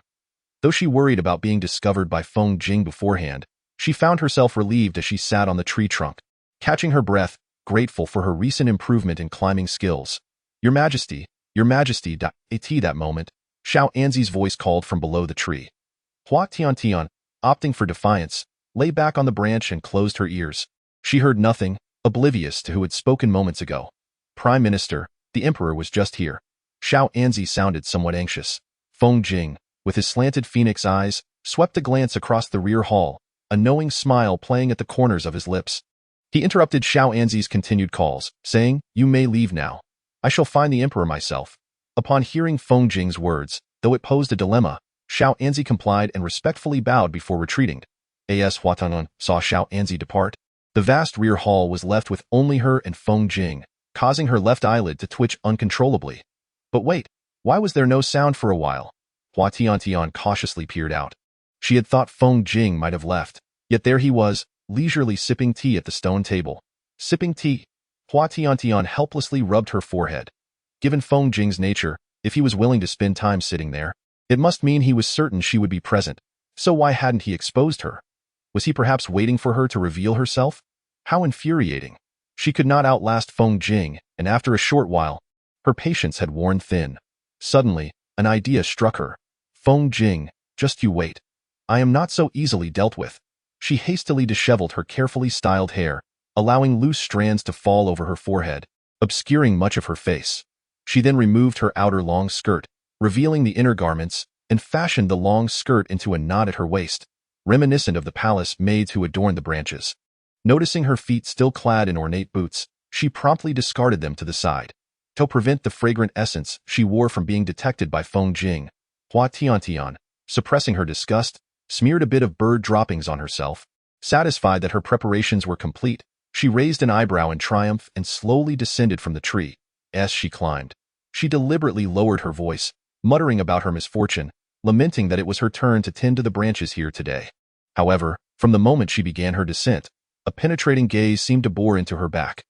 Although still somewhat apprehensive, Hua Tiantian endeavored to maintain a facade of composure as she bent slightly to make her way out. With each step, she drew closer to Feng Jing. To avoid revealing herself, Hua Tiantian pretended to be startled, bowing respectfully and exclaiming, "I have seen the esteemed Prime Minister. Forgive this humble servant for not noticing your presence here." "No need for such formalities," Feng Jing responded in a perfectly normal tone, suggesting that he had not recognized her. A wave of relief washed over Hua Tiantian, prompting her to declare, "Then I shall take my leave." Just as she turned to exit, Feng Jing's voice suddenly called out, "You, come here and massage my shoulders." "What?" Hua Tiantian gritted her teeth and shot him a glare. How audacious of him to request a shoulder massage. Yet, she was reluctant to have her identity exposed. With no other choice, Hua Tiantian forced a smile and replied, "Yes," begrudgingly making her way over. Chapter 89. Discovered long ago with Feng Jing's back turned to her, her gaze fell upon his snow-white neck and his long, ink-black hair, which danced in the breeze, wafting his distinctive fragrance toward her. Her heart fluttered slightly. "What is it?" Feng Jing inquired. "Nothing, I am merely a nervous servant," Hua Tiantian replied, lowering her eyes. Feng Jing took a sip of tea, a smile lurking in the corners of his eyes. "There is no need to be anxious. I shall not hold anything against you." "Yes, Prime Minister." Yet she pondered why she had to endure such torment. Truly, it was a case of self-infliction. Had she known, she would not have concocted such a foolish idea. In retrospect, it would have been better to confront him directly, but having come this far, she refused to expose herself. Resigned, she pressed her hand onto Feng Jing's shoulder, applying a gentle, rhythmic motion reminiscent of the way she had once massaged her father. It seemed this was her first time performing such an act for Feng Jing. To her surprise, she discovered numerous scars on his shoulder. As her fingers glided over the fabric, the scars pricked at her, stirring an unfamiliar sensation within her. A little lower, further down. Yes. Hua Tiantian gritted her teeth, obediently following Feng Jing's instructions to descend further. Yet, no matter how much she complied, he remained unsatisfied. "Very well, allow me to demonstrate how it should be done." Just as she grappled with how to please him, Feng Jing's voice interrupted her thoughts. Before she could react, she seemed to tumble into an embrace suffused with his intoxicating scent. Startled, she raised her gaze, locking eyes with Feng Jing, whose eyes sparkled with amusement. Stray strands of hair obscured much of her vision and concealed her face. She thought to herself that perhaps Feng Jing still had not discerned her true identity. Prime Minister, I am quite dirty. Hua Tiantian recalled the bird droppings she had smeared on herself, instinctively attempting to push him away. However, Feng Jing grasped her hand firmly, rendering her immobile. With a slight smirk, he remarked, well, I am rather fatigued as well. Perhaps you could engage in some delightful activity to help alleviate my stress. Uncertain of the reason, Hua Tiantian inexplicably felt a surge of warmth rising from within her. Did Feng Jing treat other women in the same manner? Was he so careless as to touch other ladies so freely? My lord, as a mere servant, it would be more fitting for others to engage in such matters. I am indifferent to these trivialities. It seems you might excel in them, do you not? Feng Jing replied with a teasing smile. Feeling an unusual sensation from the warmth of Feng Jing's fingertips, Hua Tiantian shivered slightly. She struggled to break free. But it was futile, for she was no match for Feng Jing. A soft, meaningful laugh escaped Feng Jing's lips. Fear not, I shall take responsibility for you. Hua Tiantian felt her mind go blank. She was no naive girl. She understood the implications all too well, but she refused to be defined by such a status. She was not some lowly servant. She was the Empress of Yen, not a plaything for Feng Jing's amusement. My monthly cycle has arrived. Hua Tiantian blinked at Feng Jing, expecting him to recoil in disdain or at least to regard her with a stern expression, urging her to leave. To her surprise, Feng Jing suddenly burst into laughter. Filled with doubt, she wondered what could possibly be so amusing. Just as she was about to inquire about his laughter, Feng Jing, still smiling, remarked, Your Majesty, you ought to find a better excuse to refuse. A bolt from the blue struck her fragile heart. Chapter 90. The desire to escape once more that insufferable little brat. It turned out he had known her true identity all along, which meant he had been toying with her from the very beginning. Surely, he must have found her foolish antics amusing many times. Indeed, Feng Jing was an exceedingly vexing individual. Now that he was aware of her identity, Hua Tiantian decided to no longer conceal it. She forcefully pushed Feng Jing away, rising from his embrace, brushing aside the stray hairs that obstructed her view, and pointed an accusatory finger at him, exclaiming, You have gone too far. Knowing my status, you still act this way, you treacherous minister. Feng Jing crossed his arms, seemingly unfazed by her words. Your Majesty, if you wish to play a game of transformation, I am merely accompanying you in this charade. Nonsense. You have clearly been mocking me, waiting for me to admit my identity out of sheer exasperation. You are nothing but a butcher, a butcher. Feng Jing chuckled lightly. Your Majesty, there is no need to be so upset. It is I who bears the brunt of this. What do you stand to lose? By the way, I must admit, I had no idea you possessed such proclivities, casually selecting a palace made for your whims. You are quite the libertine, just like that Su Bei. Feng Jing's expression turned serious, his elongated eyes fixing upon Hua Tiantian's face, the darkness within them unmistakable. I am not like him. Hua Tiantian felt a twinge of guilt under his gaze but refused to back down. Even if you are different, you are still a libertine. A libertine, oh? If your Majesty insists on such an assertion, then I shall gladly embrace this accusation. Feng Jing rose with a playful smile, advancing towards Hua Tiantian as she beheld the palace walls looming behind her. Hua Tiantian, who had firmly etched the adage a wise man knows when to yield in her heart, chose to feign weakness, urging against impulsive actions. I was merely jesting earlier. Do not act rashly, for impulsiveness is the devil's work. Feng Jing, with an air of nonchalance, replied, Your Majesty, I implore you not to speak in such a manner, lest it appear that I am coercing you to die in truth. She inwardly chastised him, for he was indeed forcing her hand. Yet, outwardly, she maintained a hollow smile, insisting, No, no, how could it be coercion? It is entirely my own volition. Is that so? Soon, your Majesty will inquire what troubles me, and I shall feel quite aggrieved. Feng Jing remarked with a faint smile. It was then that Hua Tiantian was abruptly jolted back to the recollections of that fateful day. She realized that her recent avoidance of Feng Jing stemmed from her own insecurities, and his words now left her feeling somewhat deflated. I must attend to the restroom, she casually remarked, attempting to slip past Feng Jing's arm in search of an escape. Yet, her wrist was ensnared by Feng Jing from behind. Before she could react, her body was yanked, her back pressed against the palace wall. What are you doing, Feng? Feng Jing? Hua Tiantian stifled her unease, glaring at him in anger. Had she erred once more? She sensed a hint of malice in his expression. Could it be that he had discovered her clandestine observation of Ruoxing during her bath? Your Majesty, how much longer do you intend to evade me? Hua Tiantian was taken aback. To her dismay, Feng Jing was aware of her deliberate avoidance. How disheartening. She had presumed her efforts to be inconspicuous. Yet, she lacked the courage to confront Feng Jing at this moment. I am not avoiding you. Release me, for I have matters to attend to. Hua Tiantian resisted Feng Jing's encroaching presence. With a light chuckle, Feng Jing remarked, You have come here today seeking my assistance in drafting state policies, have you not? What other matters could possibly require your attention? This astute young man was truly shrewd, proving himself anything but dismissive as if it were any of your concern. I have myriad tasks to attend to, and do not forget that the imperial seal you possess is my objective. I must devise a way to acquire it. Indeed, aside from her planned endeavors, this was a task she needed to undertake. Though you hold Su Ruoxing in such high regard? Hua Tiantian anticipated a sarcastic retort from Feng Jing, belittling her chances of obtaining the imperial seal, yet she was unprepared for his sudden inquiry. Slightly taken aback, she countered, Of course I do.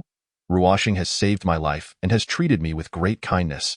In every sense, Ruoxing is exceptional, far superior to someone who merely seeks to control me. Perhaps that was the crux of it.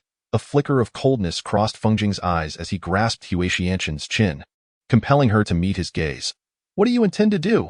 Hua Tiantian found herself ill-equipped to handle Feng Jing's dark demeanor.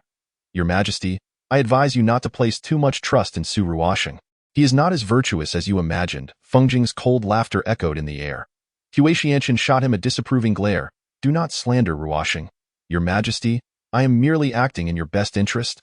You ought to learn to trust me, at least to some extent. As she uttered this final statement, a glimmer of helplessness flickered in Feng Jing's eyes, something that Hua Tiantian had never before perceived in them. Though it was but a fleeting moment, it left her heart in disarray. I alone shall make the decisions. Yet, that was all she could articulate. Present, she did not fully place her trust in Feng Jing. It seemed to be the case, yet her mind was suddenly beset by the memory of that moment when Feng Jing had shielded her from the sword, the hint of panic evident in his gaze, along with the words he had spoken. I fear nothing, as long as your Majesty remains by my side. Why, she wondered, was she now so easily swayed? Your Majesty, do you recall this place? Feng Jing unexpectedly inquired. Hua Tiantian, momentarily taken aback, blinked several times before shaking her head.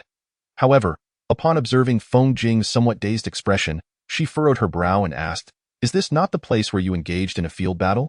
Upon uttering this, Hua Tiantian received a chilling glance from Feng Jing, which made her pout in response. Seeing the nostalgic look on his face, she could not help but let her thoughts wander in that direction. Nevertheless, despite her words, she remained quite innocent. Indeed, your Majesty, this is where I first laid eyes upon you for the second time. At that moment, you two had climbed that tree to evade the search of the palace attendants. It was better not to mention it, yet the recollection of Feng Jing's transgression surfaced in Hua Tiantian's mind. Back then, she had believed the words of a Taoist priest, thinking that climbing so high might allow her to glimpse the spirit of her father. With hope in her heart, she had evaded the palace attendants trailing her and ascended the tree. But before she could fully take in the vastness of the imperial palace, a clear voice rang out from below. Your Majesty, falling from such a height will be quite painful. The Feng Jing of that time was markedly different from the present. He was fair-skinned and spoke with a melodious tone. Regrettably, she had not contemplated such things then. She had shot him a glare and, as the attendants carried her down, had even kicked him deliberately. Thereafter, the attendants became all the more cautious in their watch over her, leaving her with no further opportunity to return here. Chapter 92. Unraveling the hidden hand. It was also due to that incident that her initial impression of Feng Jing had been exceedingly poor. What? Have you recalled it? Feng Jing lowered his gaze. Feng Jing smiled wryly. It is precisely because of that incident that you dismissed the Taoists from the palace, no longer adhering to such superstitions. Surely, you must feel grateful to me for that. Hua Tiantian inwardly rolled her eyes. Feng Jing truly had a flair for dramatics. Even if it was that realization which led her to understand that her father could no longer return, prompting her to send the Taoists away, there was no way she would express her gratitude to him. No, wait, what do you mean by second time? That was clearly the first time. You must have misremembered. For some reason, Hua Tiantian suddenly sensed that Feng Jing's demeanor darkened after she spoke, as if a storm were brewing. Did she err in her words? Your Majesty, do you truly remember only the matters concerning Su Ruoxing? While all else has slipped your mind entirely? Feng Jing's demeanor was far from amiable. Hua Tiantian remained in a state of bewilderment, struggling to comprehend your words. Never mind, I should have anticipated this. Suddenly, Feng Jing shifted the conversation, releasing his hold on Hua Tiantian. It was rare for her to witness such a side of him, and out of guilt for the words spoken that day, she felt compelled to inquire, what exactly is the matter? You might as well divulge it to me. Perhaps it could jog my memory. Such matters are best left for your Majesty to recall on your own. Feng Jing turned and began to walk away, his slender phoenix eyes devoid of any trace of mirth. A sudden pang of concern gripped Hua Tiantian, and she instinctively grasped his arm, imploring him to simply tell her. Feng Jing flashed a mysterious smile, one that mirrored that of a charming enigma. What, does your Majesty wish for me to do something for you? His gaze pointed toward the spot where Hua Tiantian had held him. Lowering her eyes, she realized her hand had inadvertently settled at his waist. Her heart raced, and she quickly withdrew her hand, lifting her gaze to offer an explanation, only to find Feng Jing turning to leave. The state affairs documents should be prepared by your Majesty yourself. I will keep today's events confidential. A soft, amused voice drifted to her ears. Moreover, regarding the Jade Seal, it would be wise for your Majesty to abandon such hopes. You cannot outmaneuver me. Feng Jing added with a final remark, I have no need for your secrecy. Such matters do not embarrass me, and I certainly cannot obtain them. You treacherous minister, you butcher. Hua Tiantian exclaimed vehemently. Indeed, Feng Jing was an exceedingly vexatious character. As she exited, her countenance was filled with ire, and Xiao Anzi hurried to inquire what had transpired. By T is of no consequence. You need only prepare for the tasks I have assigned to you. After what felt like an eternity, night finally fell. Hua Tiantian feigned slumber, sending Linger away, and in that moment, with the palace maids absent, she swiftly donned a simple outfit. She tucked the pouch that Linger had given her into her garment and stealthily exited the sleeping quarters. Let me uncover who is scheming behind the scenes. Hua Tiantian paused beside a pavilion, hiding herself among the nearby foliage. If her instincts were correct, this ruse would surely unveil the true identity of the mastermind. On the day of Ruoxing's assassination attempt, Feng Jing's expression had clearly hinted at his knowledge of certain matters, yet he had divulged nothing to her. Chapter 93. An unexpected appearance at that time. She realized the situation was far from a mere assassination. Moreover, the recent incident of Wang Yin and Qin Zixuan shooting arrows recklessly in the palace seemed particularly suspicious. Her earlier words had been a strategic bait, intended to lure in larger prey. Drawing the pouch from her bosom, Hua Tiantian smirked. The contents contained the fragrant herbs that Mu Han had discovered that day. She had stealthily pilfered the sachet from the Prime Minister's residence, while Feng Jing was oblivious. And to avoid detection, she had memorized the types of herbs within before returning it. These were no ordinary spices, and those who could carry them were certainly not of trivial significance. Given that those assassins bore this fragrant sachet, and Wang Yin and Qin Zixuan are certainly not so audacious, it is evident that their actions are being manipulated by someone. Furthermore, the behaviors of the two are undeniably linked to the owner of this sachet. Thus, if Wang Yin and Qin Zixuan can identify this sachet, the identity of the mastermind may become apparent. Though the likelihood is slim, it may be worth a try. Suddenly, a rustling sound reached her ears, prompting Hua Tiantian to cease all movements, holding her breath as she concealed herself within the grass. Knowing that Qin Zixuan and Wang Yin have a penchant for male beauty, she had specifically instructed Xiao Anzi to procure a charming individual from outside the palace to entice the two into a clandestine meeting at the palace. Judging by the sound, their arrival must be imminent. As the rustling grew closer, Hua Tiantian deliberately raised the cloth bag in her hand higher, allowing the fragrance to waft further afield. Suddenly, she felt a shadow flicker behind her. The outline of a sword was starkly cast upon the ground, and instinctively, she rolled aside. Alas, she had not anticipated the interference of another at such a critical moment. However, if this intrusion was indeed orchestrated by another, it could very well be connected to the mastermind. Gritting her teeth, Hua Tiantian chose not to evade any longer. She resolved to wait until the individual drew near, thus granting her a clearer view of their visage. The shadow, wielding the sword, advanced menacingly toward her. Relying on her agile reflexes, she narrowly dodged the blade at the last moment. Yet, the sword grazed her arm, and an immediate sting radiated from the injury. As the attacker pivoted and charged at her once more, their speed left her no time to react. A palpable aura of malice emanated from them. How infuriating! If only she possessed martial prowess, she could avoid this predicament. However, contrary to her expectations of a piercing pain, she felt a sudden embrace around her waist, followed by a familiar, intoxicating fragrance enveloping her senses. As she opened her eyes, she beheld the handsome visage of Feng Jing, though it was marred by a hint of coldness.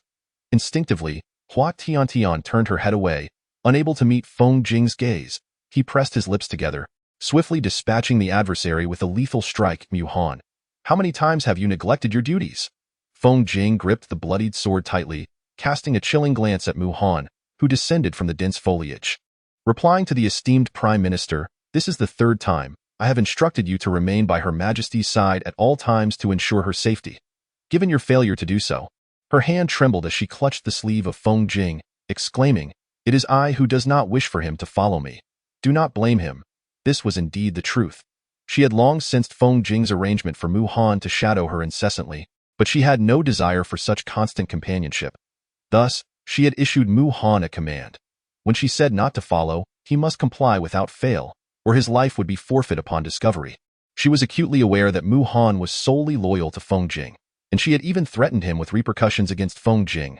It was precisely for this reason that Mu Han had no choice but to comply. Chapter 94.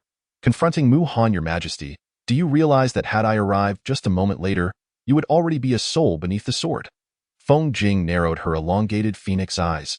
Her expression chillingly grimmed as she spoke. She tore a corner of her official robe from her body, disregarding Hua Tiantian's protests, and seized her wrist to bind it with the garment. I understand, but your actions amount to indiscriminate slaughter. At that moment, Feng Jing's demeanor was excessively fierce, causing Hua Tiantian to tremble noticeably as she continued to speak. Upon glancing at her wound, Feng Jing's gaze grew even more terrifying, instilling an inexplicable fear in Hua Tiantian towards her. Your Majesty need not plead for mercy. This is what subordinates deserve. Mu Han rose, brandishing his sword as if to sever her throat. Since your Majesty has spoken thus, I shall spare you this time. Feng Jing intercepted Mu Han, her voice icy. When Mu Han halted, bowing respectfully as he replied, "Yes, my Lord Chancellor. Discreetly handle the corpse. This matter must not be disclosed." Understood. With that, Mu Han lifted the body. Seeing Mu Han prepare to take the corpse away, Mu Han paused slightly. Your Majesty, you need not concern yourself with these matters any further. Mu Han, you may leave. Feng Jing cast a glance at Mu Han, who nodded and, disregarding Hua Tiantian's desperate pleas, swiftly departed. Realizing there was no opportunity to discern the identity of the body, Hua Tiantian recalled Wang Yin and Qin Zishuan, whom she had led into the palace. She raised her gaze towards Feng Jing, stating, I have also summoned Wang Yin and Qin Zishuan. They must still be nearby. Feng Jing furrowed her brow and released her hold on Hua Tiantian's wound. Do you think they would be so foolish as to enter the palace unguarded for mere male beauty? Feng Jing narrowed her phoenix eyes once more. There's a serpent behind you. Feng Jing. Just as a flash of green lunged towards Feng Jing, Hua Tiantian gritted her teeth and attempted to push her away. Feng Jing, noticing the snake barreling towards her, swiftly trapped Hua Tiantian's escaping hand with her left, while her right hand deftly moved the sword, severing the serpent into several pieces. Blood splattered instantly, with droplets marking Feng Jing's face. It took Hua Tiantian a moment to comprehend the scene. She opened her mouth, about to speak, but was abruptly enveloped in Feng Jing's embrace, feeling the firmness of his chest against her. Her face flushed involuntarily, and she instinctively attempted to push him away. However, she heard Feng Jing's soothing voice, Your Majesty, please do not cause me further worry. What nonsense are you spouting? I intend to return to my palace. She felt flustered by his sudden declaration, her thoughts veering into unintended territories. If you wish to hold the selection conference, then do so, Feng Jing suddenly declared. Hua Tiantian was taken aback, cautiously lifting her gaze to meet Feng Jing's. Furrowing her brow, she reached out to touch his forehead, then shook her head and remarked, Am I dreaming, or are you yet to awaken? Feng Jing's eyes narrowed slightly, and the minister hastily interjected, I have said nothing. Nothing at all. I will take care of it. I shall certainly take care of it. Hua Tiantian covered Feng Jing's lips, chuckling nervously to diffuse the tension. Chapter 95. Injury at the Imperial Hospital. A profound smile lingered in the depths of Feng Jing's gaze as he lowered his eyes to glance at Hua Tiantian's hand covering his lips. The atmosphere grew subtly charged. Well, although it may be somewhat ill-timed to mention, I must admit that I did speak rather harshly that day. I acknowledge that I was venting my frustrations on you. How infuriating. Why must she apologize? Yet, it was all Feng Jing's fault. His expression of desolation at the moment he turned away had pierced her heart. She was not one to easily show weakness. Yet she could never seem to refuse the extraordinary Feng Jing. Feng Jing was momentarily taken aback, a knowing smile playing at the corners of his mouth. Your Majesty, it appears you still remember that matter. What is it? Are you truly concerned about your humble minister? I most certainly am not. But do not take advantage of this. It took me many days of contemplation to voice it, and yet you dare to smile. No smiling, no smiling. Hua Tiantian furrowed her brow and attempted to swat Feng Jing away. Feng Jing chuckled as he grasped Hua Tiantian's hand. Very well, I shall not smile. However, seeing your Majesty's face turn such a shade of crimson is purely amusing. How infuriating! After all her internal turmoil, he remained so nonchalant. I knew those words would not wound you. Let it be as if I had said nothing. I shall return to my chambers. She had no desire to make a fool of herself. Who says I have not? Your Majesty, I have always strived to become the most significant person in your life, only to have it snatched away by others. Do you not think I would feel hurt? Feng Jing, with a teasing smile, gestured towards his chest. After a moment, Hua Tiantian patted Feng Jing's shoulder, speaking earnestly, do not worry, you are indeed important. After all, you are older than I am, and I have always regarded you as an elder brother. A hint of darkness flickered in Feng Jing's eyes. He leaned closer to Hua Tiantian, observing her startled expression, and said with a light laugh, a glimmer of threat in his gaze, Your Majesty, are you certain you see me as an elder brother? Hua Tiantian pushed Feng Jing away. You shameless rogue. Feng Jing nodded in agreement. Indeed, I am shameless. But this is a predicament of your Majesty's own making. A fleeting chill flashed in his eyes as he spoke. Hua Tiantian was momentarily stunned. Should you continue to speak in such a manner, I cannot guarantee that I won't, in a fit of rage, devour you whole. Hua Tiantian took a moment to comprehend his words. Just as she was about to respond, Feng Jing swept her up in his arms.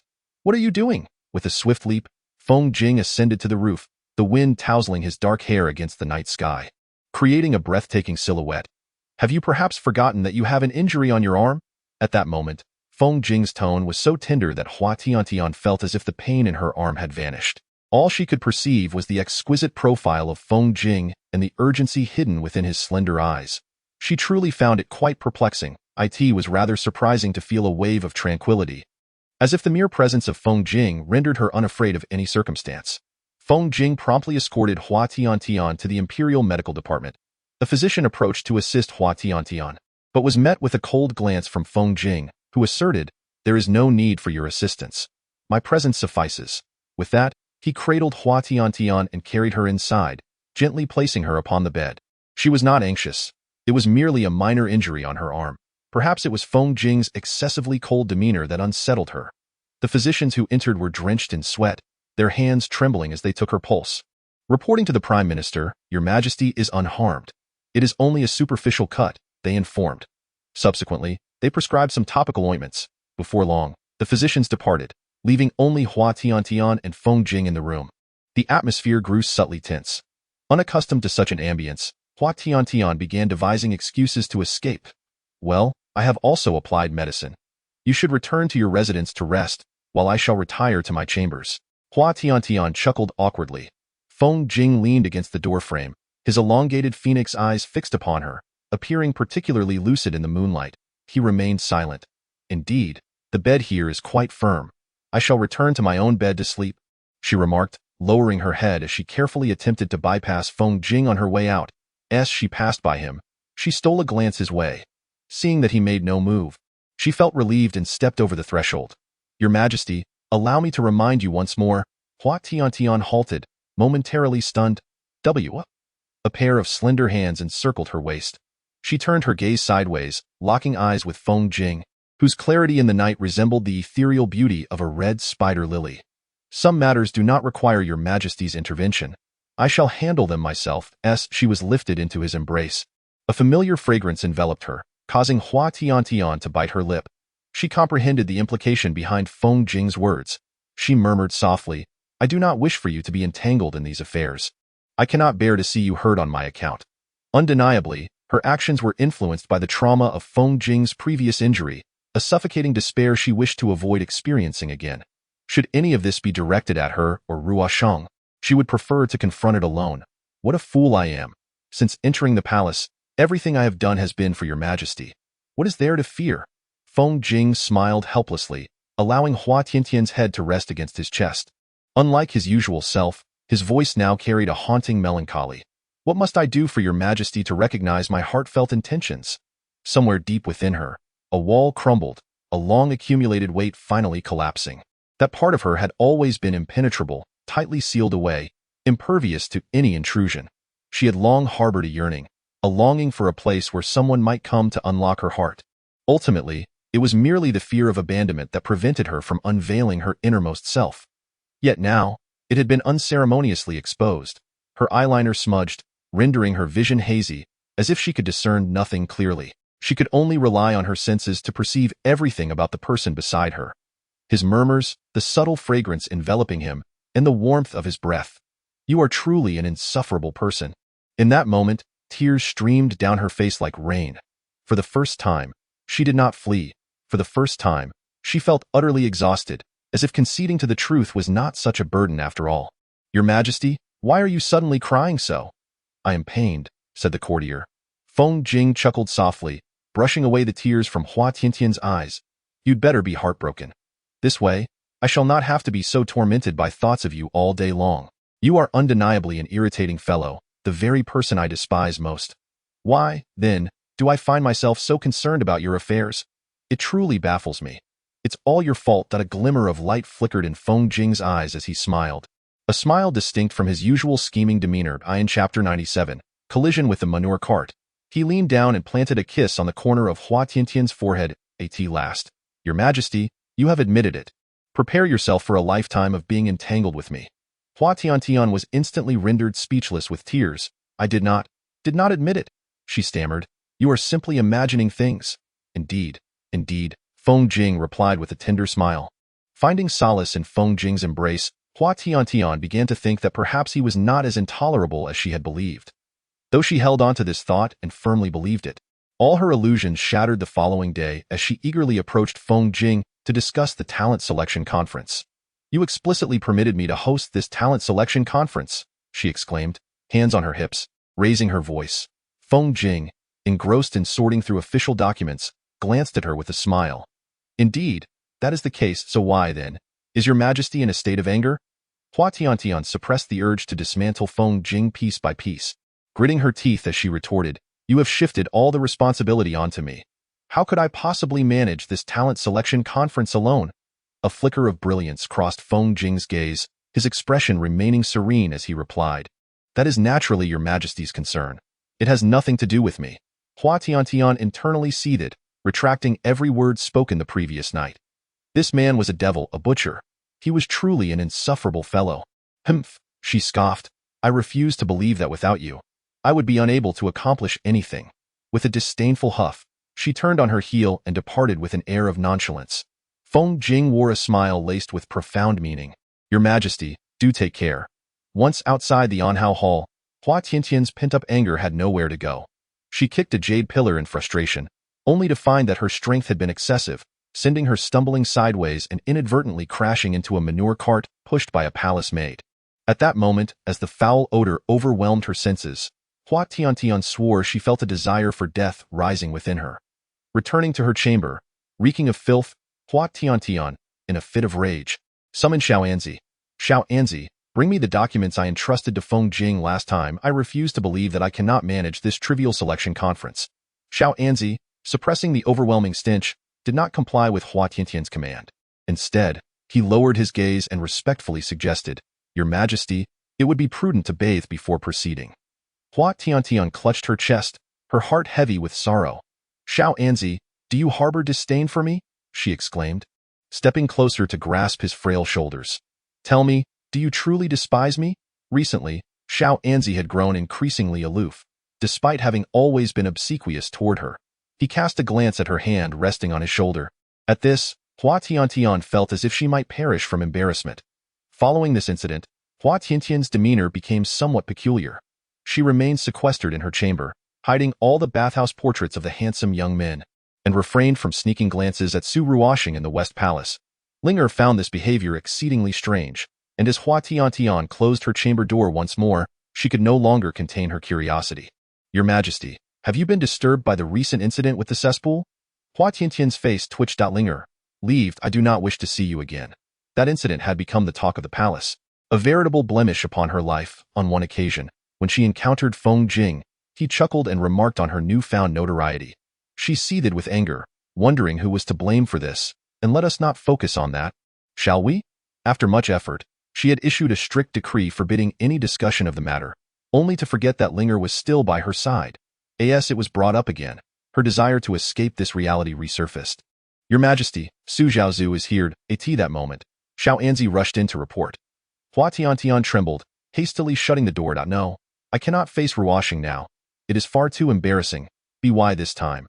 Su Ruoxing had already entered the chamber. Observing the firmly shut door, he chuckled softly, shaking his head as he approached to knock. Your Majesty, how could I possibly mind such matters? Please, open the door.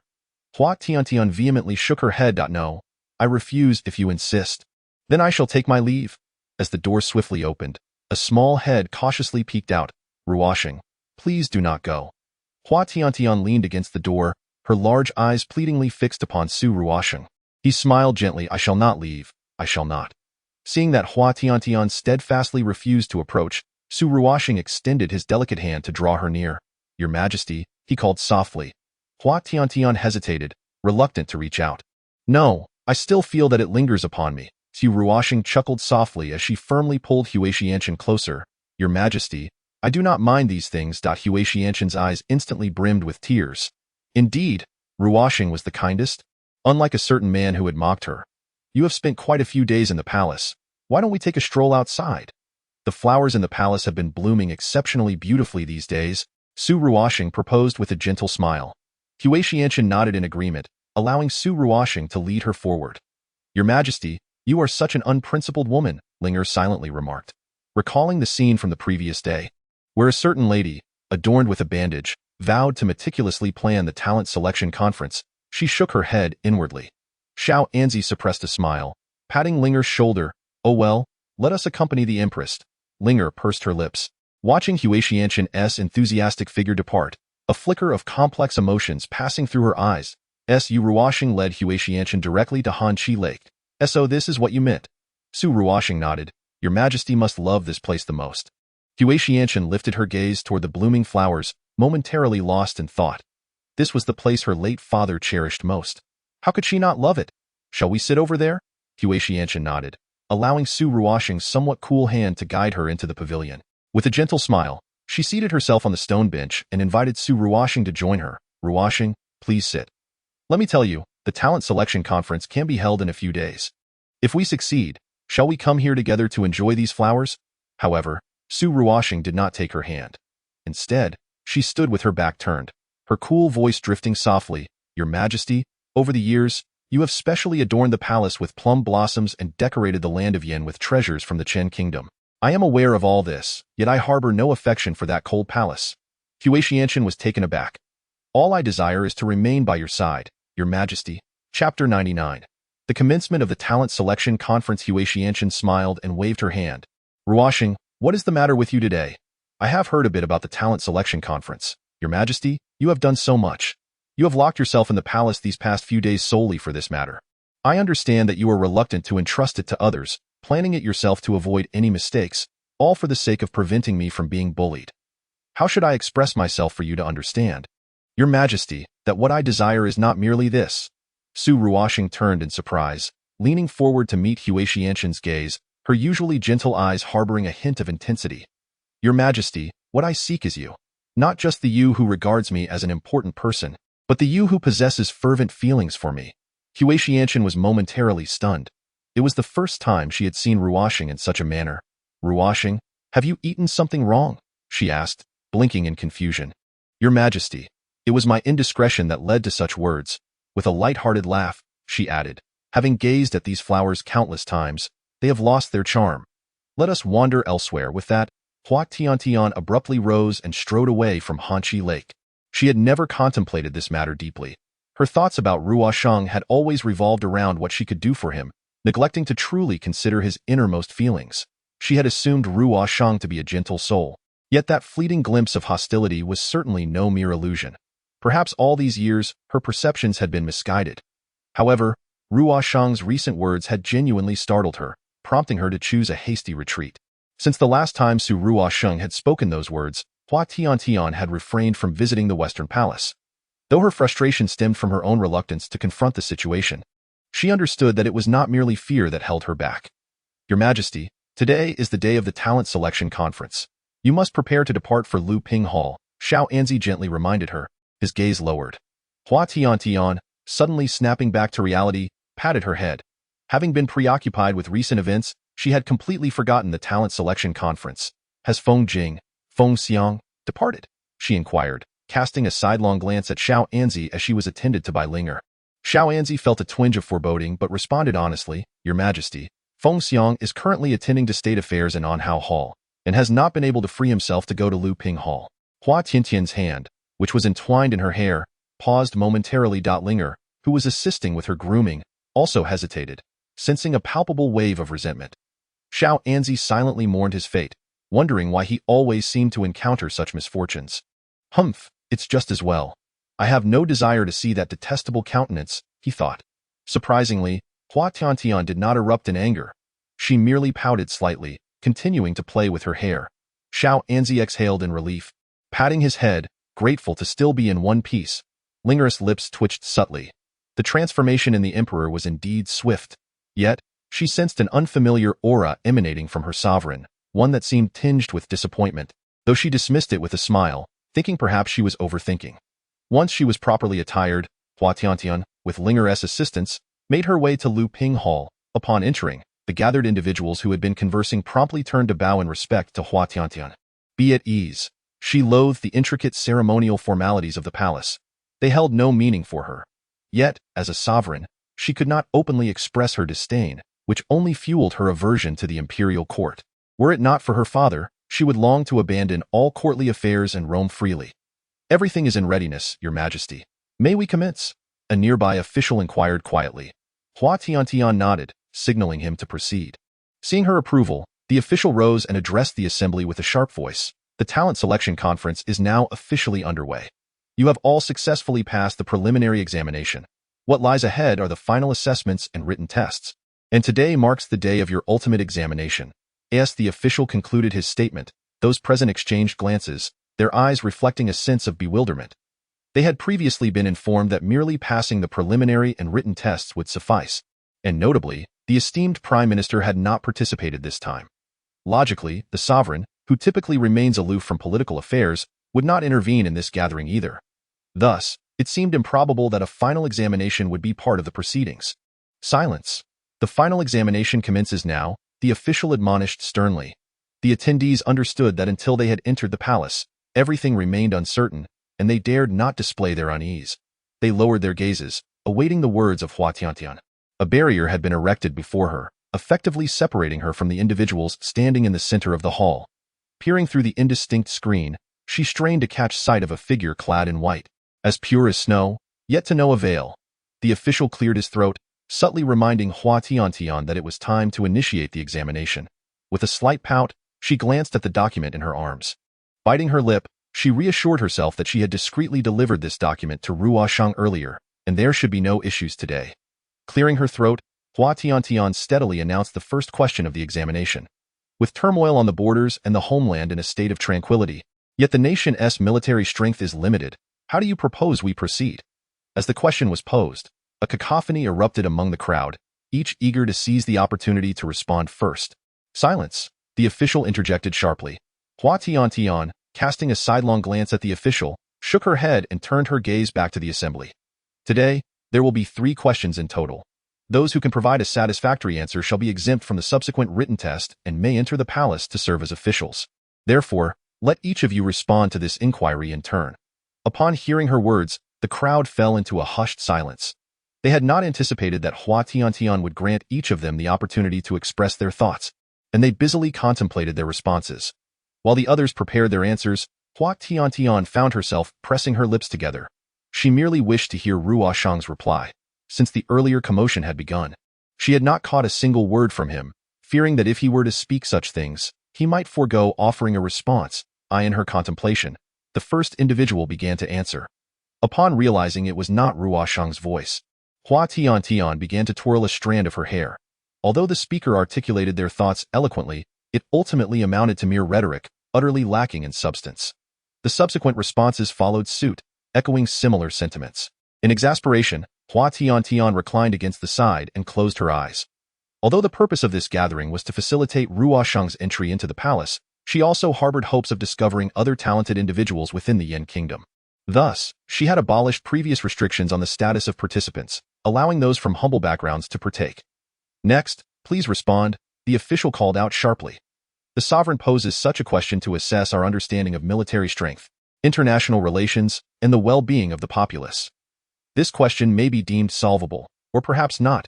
Impudent, daring to question the topic posed by His Majesty. The official beside him admonished sternly, gesturing with his eyes for the imperial guard to apprehend the man who had just spoken. Hua Tiantian cast a sidelong glance at the official and shook her head at him. It was the first time she had heard someone speak in such a manner, and she found herself genuinely intrigued. After idly picking her nose, Hua Tiantian calmly urged, "Please, continue."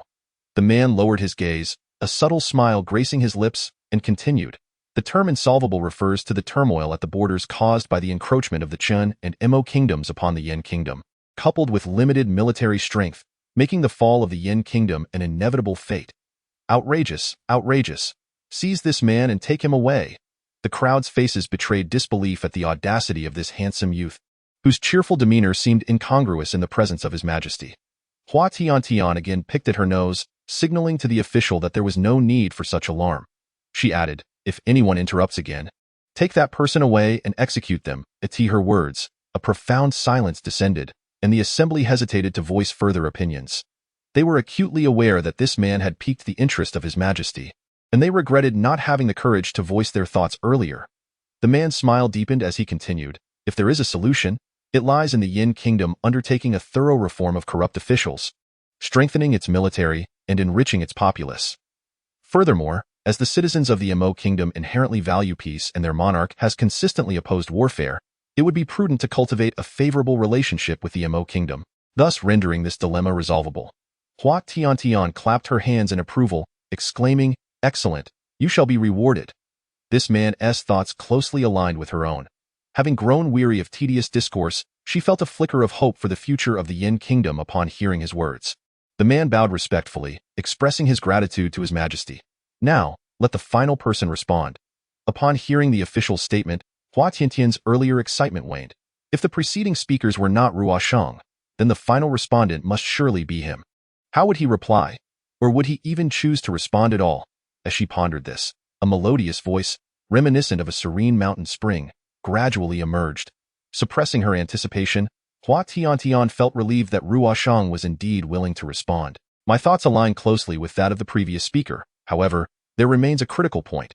Should the Chen Kingdom cultivate relations with the Mo Kingdom and rally support from smaller border nations to bolster their military strength, the Yin Kingdom would still find itself a caged bird.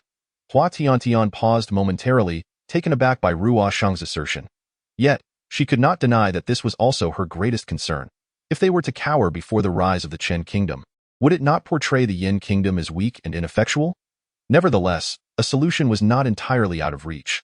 By controlling the long-lost Crown Prince of the Chen Kingdom, they could exert influence over the current ruler.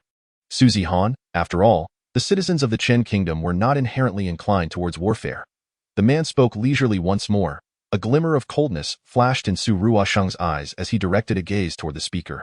Before the barrier, Hua Tiantian couldn't help but furrow her brow. This man was certainly no ordinary individual. Chapter 102. A collision. It appeared he seemed to possess some knowledge about the imperial edict from years past, which emboldened him to speak so audaciously. Although she had returned to the Yin Kingdom with Ruo Shang, she was well aware that the late emperor of the Chen Kingdom did not bequeath the throne to Suzi Han, but rather to Ruo Shang. It was Suzi Han who had unilaterally altered the imperial decree. While she was cognizant of this fact, she also understood that Ruo Shang had no interest in courtly affairs and thus refrained from intervening. Moreover, Suzi Han was not a foolish ruler. He indeed possessed the talent for governance. Were it otherwise, the Yin Kingdom would not still be facing threats from the erstwhile minor Chen Kingdom. Having arrived at an answer to this query, she turned her attention to the next question. She was reluctant to dwell on such matters, as she imagined Ruo Shang would also prefer not to hear such discussions. In the subsequent two questions, Ruo Shang and that man continued to stand out, yet to her surprise, Ruo Shang's responses differed from her expectations. It was then that she realized Ruo Shang was not devoid of governance acumen. Rather, he was simply disinterested in political affairs. His cunning surpassed her imagination. After several rounds, Hua Tiantian began to form a general impression of the candidates. Very well, today's palace examination concludes here. There will be a written test in 3 days. This individual was indeed quite capable. Perhaps he could assist Feng Jing with state affairs in the future. Wait, what was she just thinking? Was she actually feeling sympathy for Feng Jing? No, this must be an illusion. That insufferable boy hadn't even bothered to show up. She certainly didn't care about him. Your Majesty, do take care as you walk.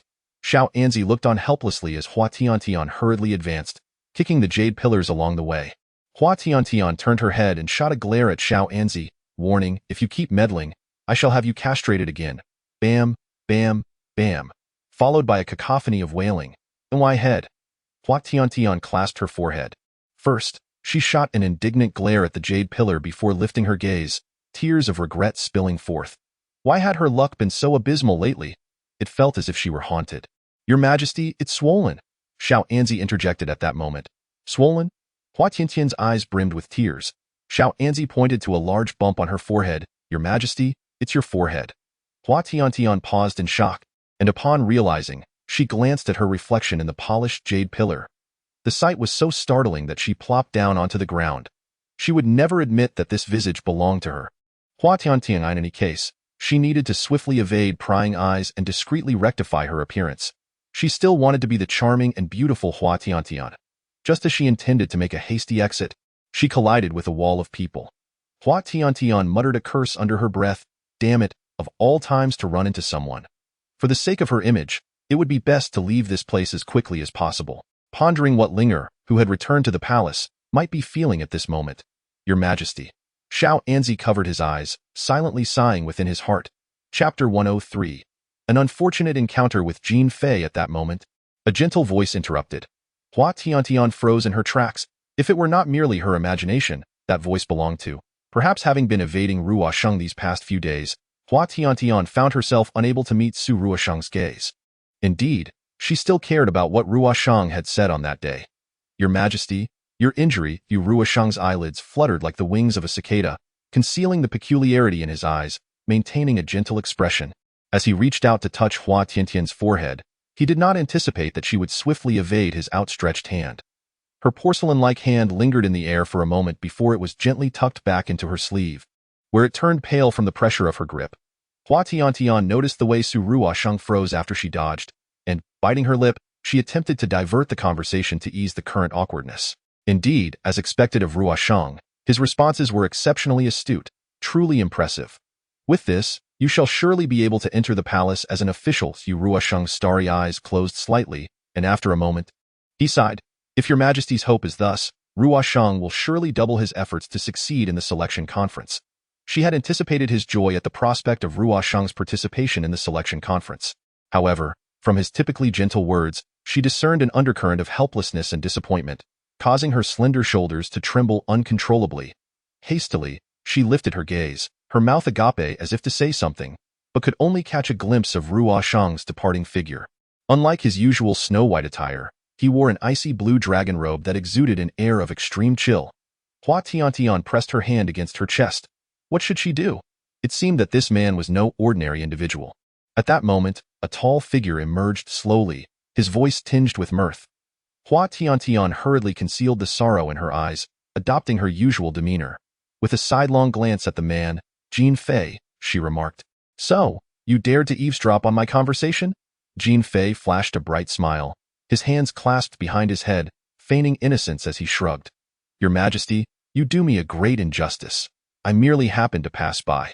Hua Tiantian scoffed. What, do you expect me to apologize to you? Jin Fei rolled his eyes playfully and returned a radiant smile to Hua Tiantian. That won't be necessary. I am a magnanimous person and shall not quibble over such trivial matters.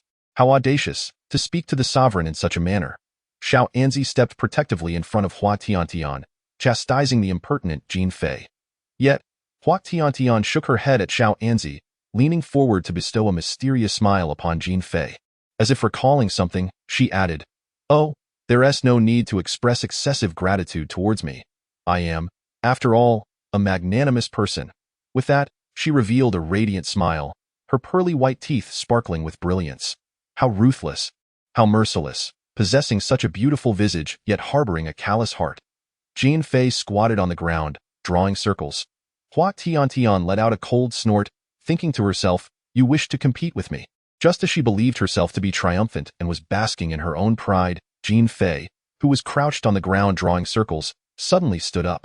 "Your Majesty, did you truly think I would entertain such thoughts? Unfortunately, I find the royal stables quite intriguing," as that face, as handsome as Feng Jing's, broke into a strange smile. Hua Tiantian's expression twitched. "You at once, this very moment, vanish from my sight." Chapter 104. Clarification. Why did she get the impression that this man was not to be trifled with, and she couldn't shake the feeling that she had encountered him somewhere before? However, with her notoriously poor memory, she could not recall where that might have been, no matter how hard she strained her mind. The matters concerning Ruoshang, coupled with Jin Fei's recent actions, left Hua Tiantian particularly irritable. "Xiao Anzi, run 20 laps around the palace for me." Determined not to inflict harm upon herself, Hua Tiantian began to devise ways to torment those around her. Xiao Anzi was in tears. "What does that have to do with me?" Linger, who was tidying up the bedroom, paused and turned her head, looking at Hua Tiantian in confusion. Hua Tiantian swallowed hard. "Make sure you clean thoroughly." Never mind, Linger was not someone easily provoked. She could not afford to offend her. After sufficiently tormenting Xiao Anzi, Hua Tiantian still had not figured out what to do. In a fit of vexation, she decided to take a stroll. "Xiao Anzi, I have a question for you." Hua Tiantian suddenly spoke up. Xiao Anzi, following closely behind her, was taken aback but respectfully replied, "Please, Your Majesty, ask away." Casting a glance at Xiao Anzi, Hua Tiantian, in a state of distress, picked at her nose and inquired, "If one constantly thinks about another, wishes to protect them, and even desires to remain by their side, does that not signify love for that person? Perhaps akin to family, rather than genuine romantic affection?" Hua Tiantian raised an eyebrow. "What do you mean?" "True romantic love manifests itself in the willingness to reveal everything to that person. They evoke your joys and sorrows without the need for pretense. A mere touch from them would send shivers through your heart, and merely thinking of them should bring you happiness, even inspiring thoughts of wanting to share a lifetime together. Furthermore, this is something I have concluded myself. If it were indeed love, upon hearing words of affection from that person, your heart would swell with excitement rather than feel burdened." Hua Tiantian seemed to have an epiphany. She slapped her forehead, realizing the profundity of what she had only just come to understand. According to Xiao Anzi's words, when Ruoshang spoke in such a manner that day, she indeed felt more troubled within her heart. When it came to expressing joy and anger, it seemed that before Ruoshang, she often concealed her laughter with great effort. In that fleeting moment, a figure materialized in her mind, evoking all manner of shyness, anticipation, excitement, and pain. Yet, she would invariably reveal all these emotions unabashedly in the presence of that person. Although she was always reluctant to admit it, it appears that she may have long harbored different feelings towards that individual. "Xiao Anzi, this is the first time I find it regrettable that you are a eunuch," remarked Hua Tiantian as she patted Xiao Anzi on the shoulder. Xiao Anzi's face twitched. "Your Majesty, are you praising or belittling your servant?" "Of course, it is a compliment. Just allow yourself to revel in it." "I do not easily praise others," Hua Tiantian replied with a smile, raising an eyebrow. Xiao Anzi mourned silently, believing he ought to be secretly weeping instead. "I suddenly feel quite liberated, much like after a relieving bowel movement." "Xiao Anzi, how about I bestow upon you the title of most astute eunuch from now on?" Hua Tiantian suggested with a playful grin. Xiao Anzi rolled his eyes. "Your servant declines." Chapter 105. Could he be a demon or a monster? "Xiao Anzi, why have you become increasingly aloof lately? I find myself rather unaccustomed to it," Hua Tiantian remarked. Upon hearing this, Xiao Anzi patted his chest, his expression instantly reverting to his former sycophantic demeanor. This was something the Prime Minister had advised him, stating that one should not be overly obsequious to the Emperor. Maintaining an air of aloofness would render the Emperor more compliant. Truly wise words from the Prime Minister. Hua Tiantian's expression shifted. "Xiao Anzi, since you admire Feng Jing so much, why not serve him instead? That would fulfill your wish." Just as Xiao Anzi was about to nod in agreement, a melodious voice came from behind. "Your Majesty, may I refuse this request? Speak of the devil, and he shall appear." Hua Tiantian shot a glare at the instigator of Xiao Anzi's found aloofness, huffing, "I thought you would gladly accept, Prime Minister. Considering he is one of your admirers." Feng Jing approached with a smile. "Your Majesty seems rather jealous. How could I dare to bring trouble upon myself?" Hua Tiantian rolled her eyes. "I am not jealous. Ultimately, it all boils down to your fault for meddling with those around me." Feng Jing chuckled. stopping just within 3 feet of Hua Tiantian, observing her startled demeanor as she instinctively recoiled. Your Majesty, do you think I would do anything to you? Seeing her thoughts laid bare by Feng Jing, Hua Tiantian pouted. I did not think too much of it. After all, there are boundaries between ruler and subject. So you ought to keep your distance, is that so? It seems your thoughts are not as you claim, Feng Jing replied, a knowing smile gracing his lips. Meanwhile, Xiao Anzi feigned ignorance, pretending to be a mere passerby. However, your Majesty guessed correctly. I indeed would do something to you, such as this. Upon hearing those words, Hua Tiantian attempted to struggle free, only to be halted by Feng Jing at her waist. Immediately, a refreshing sensation coursed through her forehead. She was momentarily taken aback, realizing that this was what Feng Jing meant. As Feng Jing deftly applied the ointment to Hua Tiantian's swollen forehead, he observed her reaction with a teasing smile, remarking, "It seems, your Majesty, that I have failed to fulfill your wishes. How unfortunate." Hua Tiantian glared at Feng Jing, retorting, "Stop your nonsense, I have no such intentions. Moreover, how is it that you possess every kind of medicine?" This had long been a source of her confusion. Recently, when she attempted to sneak into the Western Palace and bit her tongue, or when she injured her arm, he had been there with remedies. Could it be that Feng Jing was not an ordinary person? Was he some sort of supernatural being, capable of conjuring whatever was needed? Feng Jing chuckled and gently tapped her brow, saying, "To protect your Majesty, it is essential to have these necessary medicines prepared." In the depths of his usually playful gaze, Hua Tiantian discerned a hint of tenderness and a touch of indulgence, causing her mind to race. Her heart had been beating unusually fast just moments ago. After all, the Emperor was not one to be trifled with. It would be prudent to be prepared for any unforeseen circumstances. Hua Tiantian thought to herself, indeed, that previous tenderness was merely an illusion. This version of Feng Jing was more in line with his true nature.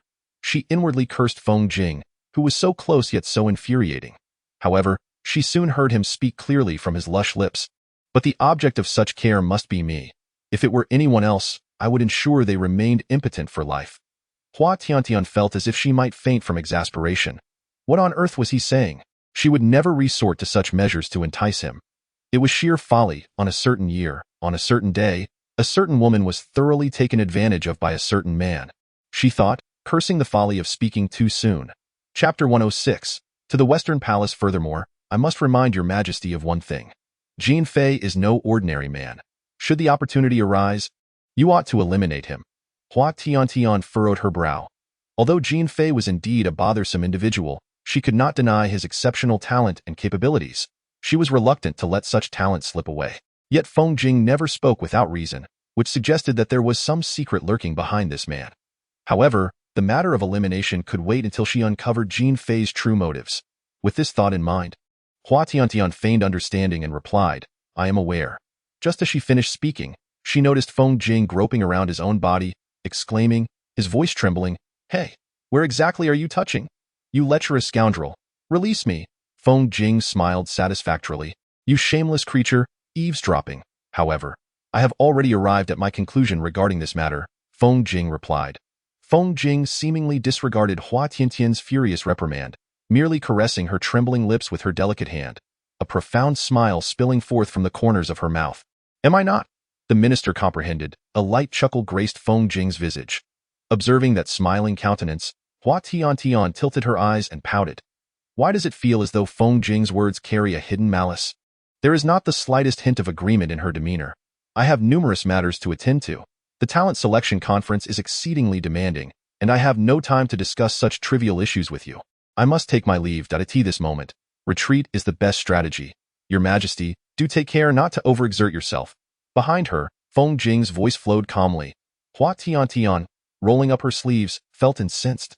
Indeed, she could not conceal her thoughts from Feng Jing. However, perhaps Xiao Anzi was correct. Some matters cannot be resolved by mere avoidance. Linger, assist me with my grooming. I shall be heading to the Western Palace shortly. Upon returning to her chamber, Hua Tiantian instructed Linger, who was waiting at the door. Linger hesitated for a moment, but upon receiving a nod of affirmation from Xiao Anzi, she respectfully acquiesced. Alas, it feels rather difficult to articulate this. I had never contemplated this issue before. While being groomed, Hua Tiantian sighed to herself. Your Majesty, what are you speaking of? Linger furrowed her brow. It is nothing. Nothing at all. Hua Tiantian waved her hand dismissively. Linger harbored little goodwill towards Rusheng. so she preferred not to mention Ruoshang's matters in her presence. After completing her grooming, Hua Tiantian hastily partook of a simple evening meal before making her way to the Western Palace, not permitting Xiao Anzi or Linger to accompany her. As they had remarked, this man was indeed no ordinary individual. His palace was filled with extraordinary treasures, any one of which could occupy us for a lifetime. Hua Tiantian frowned, wondering how it was possible to hear a man's voice near the Western Palace.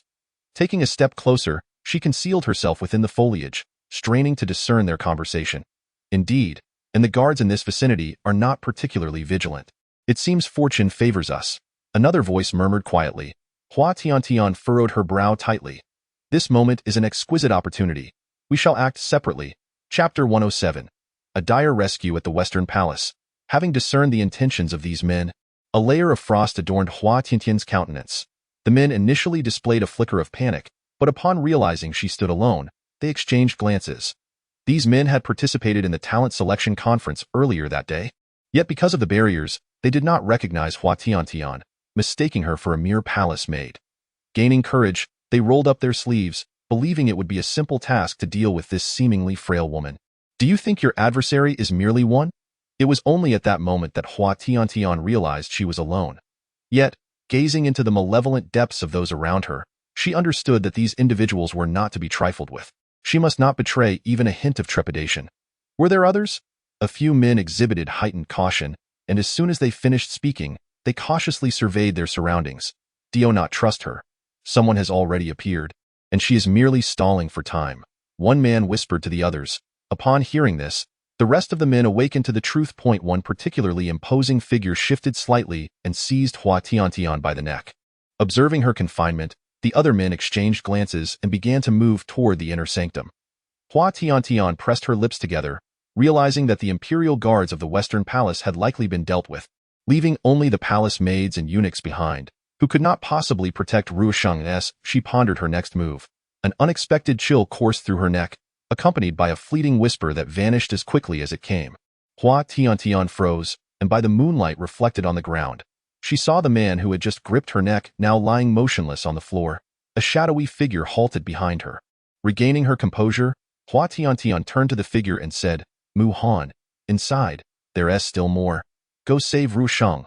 However, Mu Han remained steadfast, sheathing his sword and standing silently by her side. "How audacious! Do you dare defy my orders? Your Majesty, my orders are solely to protect you and remain by your side. Anything beyond that is not within my purview." Truly, he was one of Feng Jing's men, unwaveringly loyal to his commands. Yet, it was understandable. She had nearly cost him his life last time. Nevertheless, those men were ruthless. If Ruoshang spoke a word that provoked them, what would happen? Anxiety surged in her mind, and Hua Tiantian bit her lip. "Your Majesty, this is my duty." Hua Tiantian gritted her teeth, striving to break free from her paralysis.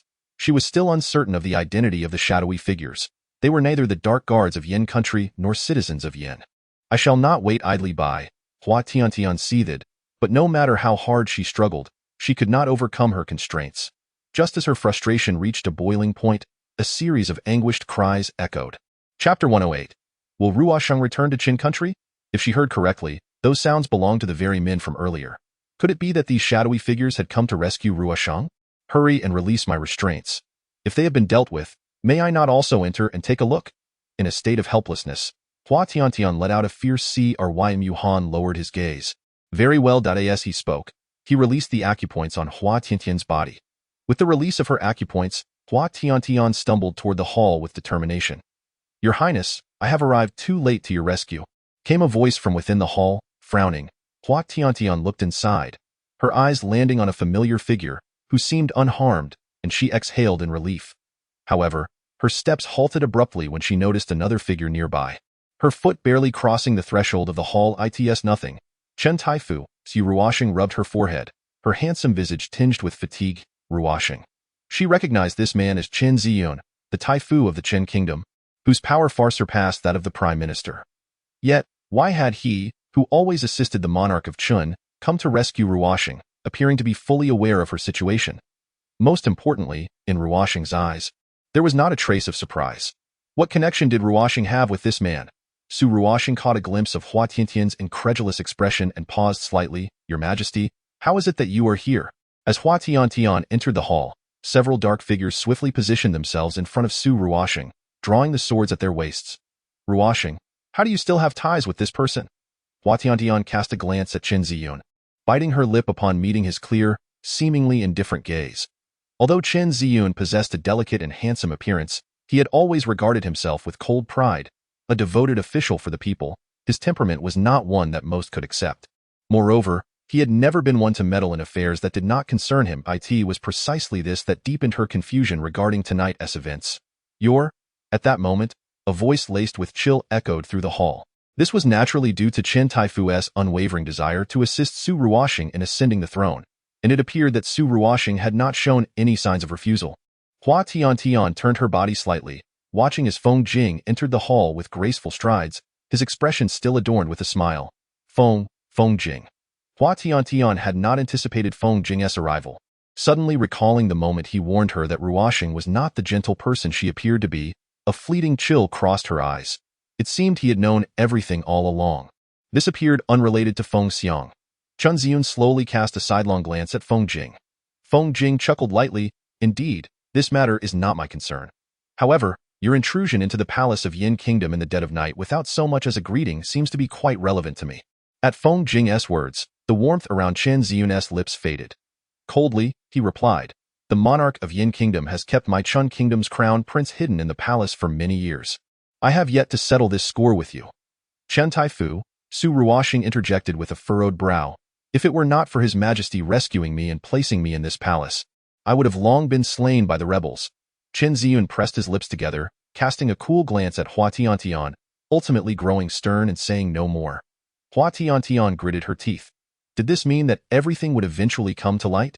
Even if she revealed not a hint of Ruoxing's identity, would it still lead to her exposure? Would there be no refusal? Has Ruoxing ever abandoned her ambition to ascend the throne of Chen? Ruoxing, do you intend to accompany him back to Chen? At this juncture, she could only cautiously pose such inquiries. Chapter 109. A choice between Feng Jing and Ruoxing. Upon hearing Hua Tiantian's question, Su Ruoxing's delicate lashes fluttered like the wings of a cicada, her gentle gaze veiling a hint of sorrow. That moment, Feng Jing swiftly positioned himself in front of Hua Tiantian, his elongated eyes narrowing, concealing a glimmer of danger. Just as he was about to speak, Hua Tiantian's voice rang out from behind. Feng Jing, step aside. A cryptic smile flickered in Feng Jing's eyes as he smirked. Ruoxing, tell me, have you merely endured these years in the palace? Do you still yearn for the throne? The moment Hua Tiantian's words fell, an oppressive silence enveloped the hall. After a prolonged pause, a sigh broke the stillness. Your Majesty, do you still fail to grasp my true feelings? Hua Tiantian's voice faltered as she glanced at that celestial visage before her. Ruoxing's sentiments? Were it not for your Majesty, I would have long despaired of my life. Had it not been for your Majesty's timely rescue, I would not have discovered the profound joy in being by your Majesty's side, witnessing your every smile and frown. Thus, all that I possess stems from your Majesty. How could I harbor even a modicum of reluctance? Moreover, I have long since lost interest in the throne. Chen Ziyun furrowed his brow slightly, his gaze only capturing Su Ruoxing's resolute jawline. Perhaps the Crown Prince had become a far more enigmatic figure than he had ever imagined. Ruoxing. Hua Tiantian's voice quivered with suppressed emotion. She sensed the chilling aura emanating from Feng Jing as Ruoxing spoke, yet she had no time to regard Feng Jing's demeanor. Your Majesty, if you must choose between me and Feng, whom would you select? At that moment, Su Ruoxing posed a cool inquiry, a glimmer of light flickering in her eyes. Hua Tiantian was momentarily taken aback, not anticipating such a question from Ruoxing. Whom to choose? She had never contemplated this dilemma, for to her, both individuals held significant importance.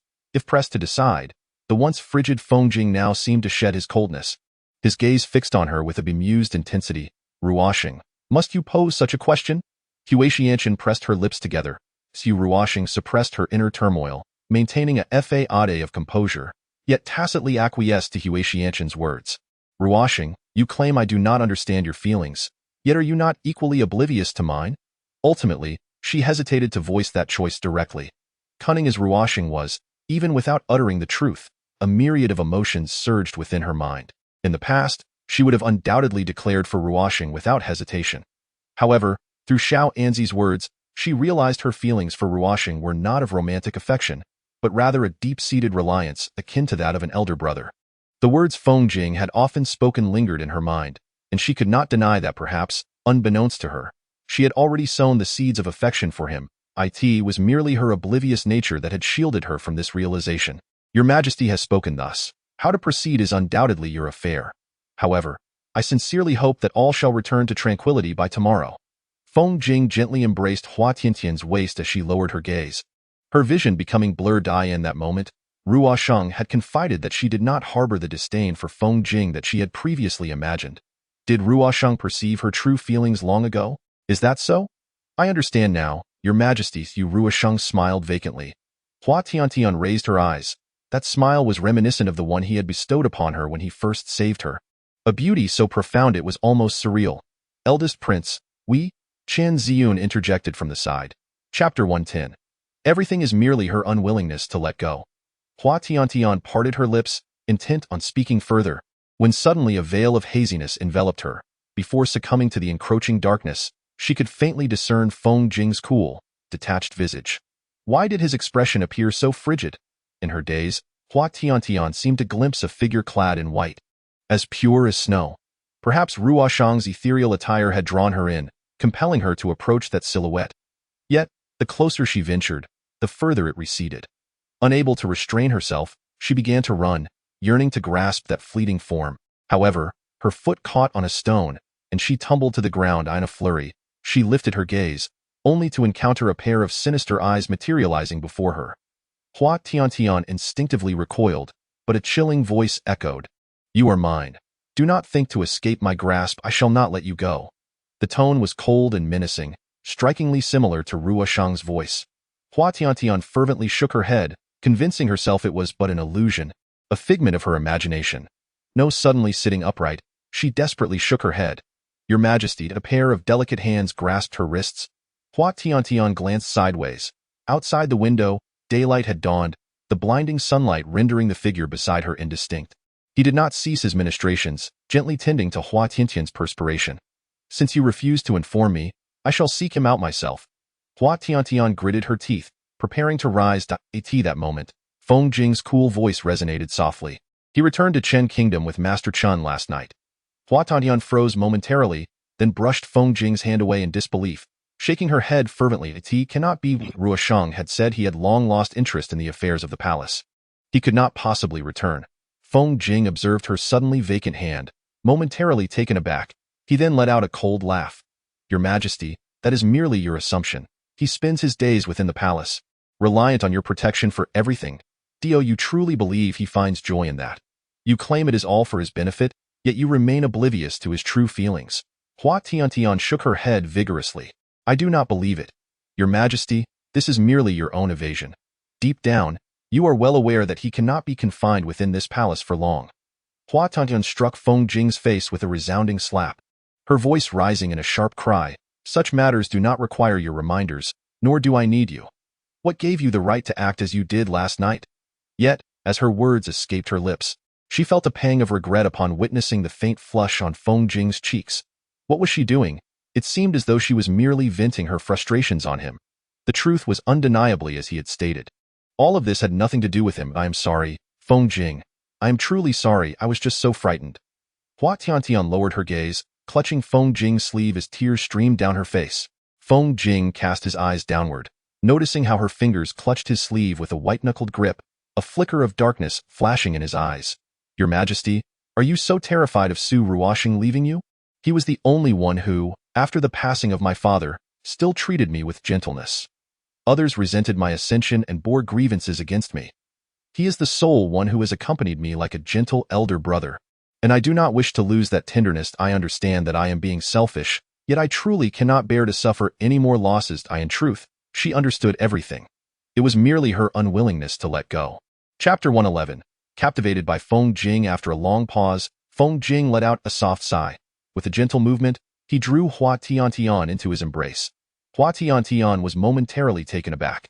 After so many years, it was enough. Tiantian, you can let go now. Feng Jing hesitated slightly, saying, What do you mean by the only one? I am still here by your side. I shall never leave your Majesty. Instantly, she was rendered speechless by tears. For all these years, she had only seen Ruoxing, consistently overlooking Feng Jing. Though he was often stern with her, his kindness predominated. It was simply that she had desperately tried to cling to that kindness, to the point of entirely disregarding those around her. Tiantian? Since that incident, she had not heard Feng Jing call her that again. It seemed to be the softest phrase in the world, making her yearn to hear more. Say it again. Say it again. You will not leave me. Say it again. Feng Jing patiently repeated those words over and over with gentle warmth. By the end, Hua Tiantian was crying so much she could barely articulate her thoughts. How could she express herself when she was in such a state? Feng Jing smiled tenderly as he wiped away the tears from her face. I am not crying, Hua Tiantian thought to herself, realizing she had indeed been thoroughly captivated by Feng Jing. When Linger entered with breakfast, she immediately spotted Hua Tiantian, who was in disarray from crying, and the tender scene of Feng Jing wiping her tears.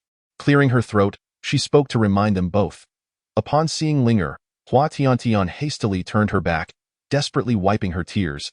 I certainly was not crying. What you saw, Linger, was merely an illusion. Linger's expression twitched. Your Majesty, you are clearly lying. You insolent girl, how dare you speak back to me? Linger shook her head. I would not dare.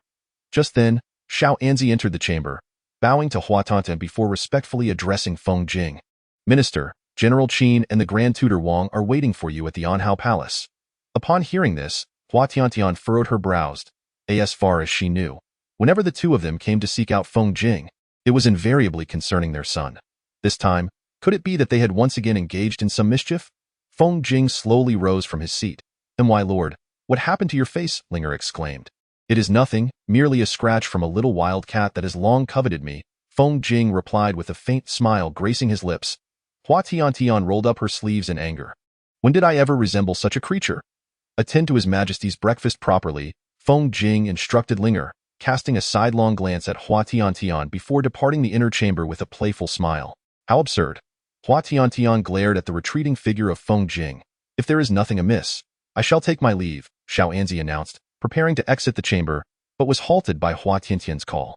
Who said there is nothing? You will honestly explain to me what Wang Yin and Qin Zixuan have done this time. Xiao Anzi hesitated. Your Majesty, this. Hua Tiantian narrowed her eyes menacingly. If you do not speak. What then? Xiao Anzi trembled, kneeling down hurriedly to confess, replying to Your Majesty, it was indeed the Chancellor who uncovered that it was Wang Yin and Qin Zixuan who orchestrated the intrusion into the palace and the attack on the Western Palace. Hua Tiantian was taken aback, recalling the remarks made by those individuals the previous night. Could it truly be them? Your Majesty, where are you going? Linger questioned, grasping Hua Tiantian's arm with a furrowed brow. Hua Tiantian shot a glare at Linger, determined not to let this matter rest easily. Linger pursed her lips, understanding her sovereign's temperament, ultimately releasing her grasp. Your Majesty, with the Chancellor present, and the two have already been imprisoned. Xiao Anzi interjected, trying to restrain Hua Tiantian. You will step aside for me, Hua Tiantian threatened, casting a warning glance at Xiao Anzi. Chapter 112. Threats. Xiao Anzi shuddered. After all, this was not a matter he, as a mere pawn, could impede. It would be wiser to retreat. Reluctantly, Xiao Anzi stepped aside. Once he did, Hua Tiantian made her way directly to the Anhao Hall. Besides Feng Jing, she had no intention of letting the two of them off the hook this time. She was determined to make them pay. They had escaped unscathed far too often, and there were matters that needed addressing. Within the Anhao Hall, as Feng Jing entered, his demeanor fraught with hostility, he found Qin Sheng anxiously pacing the hall while Wang Ji sat in the jade chair. His expression grim. The moment Feng Jing's icy form crossed the threshold, Wang Ji was quicker than Qin Sheng to approach him. Minister Feng, this time it is purely a case of an old official failing in his duty to educate his son. I shall return home and discipline my wayward child, Wang Ji stated, fully aware of the implications behind his words. Feng Jing lifted his gaze to scrutinize Wang Ji, his eyes harboring a chilling depth that evoked an involuntary sense of dread. Despite his extensive experience in the political arena, Wang Ji could not help but feel intimidated by that gaze. Seizing the moment as Feng Jing turned away, he pressed his lips together, a flicker of displeasure flashing in his eyes, while his fingertips turned pale from the pressure of his grip concealed within his wide sleeves. Minister Feng, this reckless boy has caused an immense calamity this time. It is utterly unforgivable. I feel I have shamed the late emperor. With a flourish of his robes, he took a seat beside the jade table at the center of the hall, raising an eyebrow with a smile that was neither genuine nor dismissive as he regarded the two individuals before him. Wang Taifu, he began, it is unnecessary for me to elaborate further. You must be acutely aware of the numerous transgressions committed by your son. Were it not for the fact that these offenses do not involve loss of life, I would not have delved deeply into them. However, the last incident of indiscriminately loosing arrows within the palace, coupled with this recent incitement of outsiders to enter the court, has nearly endangered His Majesty. Should I choose to overlook this, would it not suggest to the world that the laws of the Yin Kingdom are but mere decorations? Feng Jing's tone grew increasingly emphatic. Upon hearing this, Wang Ji involuntarily trembled slightly, his complexion darkening. Qin Shang, growing more agitated, exclaimed, Feng Xiang, my son deserves his punishment. As an old minister, I am truly ashamed before the late emperor for having raised such an unfilial child, who has nearly harmed His Majesty. As he spoke, he wiped away tears of regret. Feng Jing narrowed his elongated phoenix eyes, yet merely wore an enigmatic smile. Are you implying that this time, without fail, you intend to punish your son? Wang Ji's expression turned noticeably grim, despite his attempts to conceal it. What do you think, Wang Taifu? Punishment is warranted. He is indeed a wretched creature. Qin Shang's tears flowed freely. Feng Xiang, perhaps you should peruse this document before making a final decision, Wang Ji suggested, producing a scroll from his bosom. Qin Shang glanced at the scroll, furrowing his brow as he inquired, what is this? Wang Ji's eyes glimmered with an inscrutable smile, but he refrained from answering Qin Shang's question. He handed the scroll to a nearby imperial guard, who respectfully accepted it and approached Feng Jing, presenting it to him. Feng Jing smiled lightly, casting a glance at Wang Ji. Upon receiving the scroll, he opened it and scanned its contents. As he discerned the information within, his smile grew increasingly beguiling, his slanted phoenix eyes brimming with an intensity that was difficult to confront. Wang Taifu, are you attempting to threaten me? Feng Jing's smile remained enigmatic as he tossed the scroll aside, his narrow eyes fixed upon Wang Ji. Wang Ji felt a shiver run down his spine under the weight of that inscrutable smile. Although he felt a twinge of anxiety within, he maintained a composed facade. If Feng Xiang perceives that as a threat, there is little I can do, he replied. Feng Jing's smile blossomed even more radiantly, his slender fingers tapping rhythmically upon the jade table, producing a series of measured sounds. Wang Ji found beads of sweat forming on his brow. He had been enduring this tension. Had the current situation not escalated, he would have preferred to avoid a confrontation with this formidable man. Yet, with only his son Xiaoyan to his name, he could not withstand any misfortune. He had not anticipated that Wang Taifu would also resort to threats. At that moment, a voice, seemingly playful yet ambiguous, echoed from outside the door. Wang Ji furrowed his brow and turned to see Hua Tiantian, clad in an intricately designed long dress, pushed the door open with a somewhat unfriendly demeanor as she entered. Upon seeing Hua Tiantian, Qin Shang hurriedly bowed, exclaiming, Greetings, Your Majesty. Wang Ji, momentarily taken aback, followed suit and bowed in unison with Qin Shang. Hua Tiantian casually waved her hand, dismissing the formalities. Feng Jing cast a playful glance at Hua Tiantian, who had just risen from the jade throne and performed a courteous bow. With a furrowed brow, Hua Tiantian took her seat upon the jade chair at the center of the hall. Your Majesty, Your Majesty? Feng Jing raised an eyebrow. Hua Tiantian extended her hand toward Feng Jing, demanding the item that the esteemed Wang Taifu had just handed over. She had not intended to eavesdrop, however. She fortuitously overheard Wang Ji discussing the matter of the document. Driven by curiosity, she refrained from entering immediately and signaled to the imperial guard nearby. Feng Jing's brows knitted slightly as she inquired, Your Majesty, what is the meaning of this? Though Wang Ji had not anticipated Hua Tiantian's sudden appearance, he remained unfazed. Even if the Empress were to become aware of the matter, her capabilities would not allow her to alter the situation. What mattered most was that the document could serve its purpose to save Xiaoyan. Growing increasingly impatient, Hua Tiantian rose and snatched the scroll from the jade table. The scroll had already been unfurled by Feng Jing, and as Hua Tiantian glanced over it, her expression darkened instantly. Wang Ji detected the ominous shift in Hua Tiantian's demeanor, yet he maintained his composure. Without warning, Hua Tiantian tore the scroll to shreds before Wang Ji, scattering the remnants into the air. Qin Shang furrowed his brow, and Wang Ji appeared visibly startled. Feng Jing stood by with a bemused expression, observing the petite silhouette of Hua Tiantian. Your Majesty, what is this? Wang Ji asked, bewildered. Hua Tiantian smirked coldly. Do you deem such matters significant? If we were to weigh the importance of one's status before entering the court, then, leaning closer to Wang Ji, a wicked smile graced her lips. If I recall correctly, Wang Taifu also hailed from humble beginnings before entering the palace. This cunning old fox had the audacity to invoke Feng Jing's status. It was evident he had meticulously investigated Feng Jing's background. Though she too was taken aback by the revelation of Feng Jing's ordinary origins, she had always detested the complications of status and identity, believing them to hold no true significance. Wang Zhi's eyes widened in disbelief as he gazed at the smiling Hua Tiantian, rendered momentarily speechless. Satisfied, Hua Tiantian continued in a lowered voice, Wang Taifu, I advise you that instead of prying into such matters, it would be wiser to attend to your son. Moreover, do not presume that I am unaware of your actions in Yinzhou.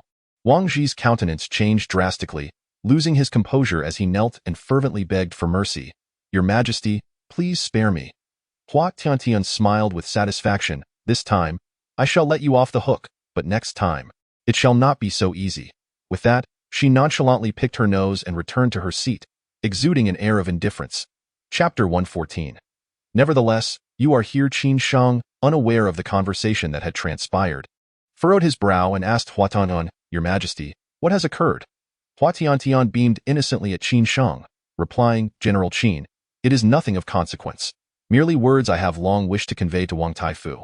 Qin Shang wished to inquire further, yet having navigated the political arena for many years, he feigned understanding. Ah, I see. Since earlier, Feng Jing had been watching Hua Tiantian with a playful smile, and upon seeing her casually return to her seat, his elongated eyes narrowed slightly. At that moment, Hua Tiantian turned her head aside and mischievously made a face at Feng Jing. Feng Jing, momentarily taken aback, then broke into a gentle smile with a lingering smile. He circled around Hua Tiantian and approached Wang Zhi directly, stopping before him. Looking down from his elevated position, the earlier warmth in his expression vanished in an instant, replaced by an intense chill and a palpable aura of hostility. Wang Taifu, I had thought you to be a man of intelligence, he remarked. With just a glance, Wang Zhi shuddered, unable to meet Feng Jing's gaze again. This man, aside from the gentle smile he displayed before the emperor, was undeniably fearsome, instilling a deep-rooted sense of dread. It was undeniable that he was not one to be trifled with in light of the ever-shifting power dynamics within the court and his own advancing years. The hearts of the courtiers had increasingly swayed towards this man. Were it not for the necessity of the moment, he would have preferred to avoid direct confrontation with him. Yet, the emperor, seemed somewhat different from his expectations. Dismiss those two old ministers, Feng Jing declared, instantly regaining his smile as he rose gracefully. Qin Shang sighed, ultimately bowing to both Hua Tiantian and Feng Jing before leaving with gritted teeth. Despite his reluctance, Wang Zhi had no choice but to comply and retreat obediently. Observing the departing figures of the two, Hua Tiantian raised her eyebrows in triumph.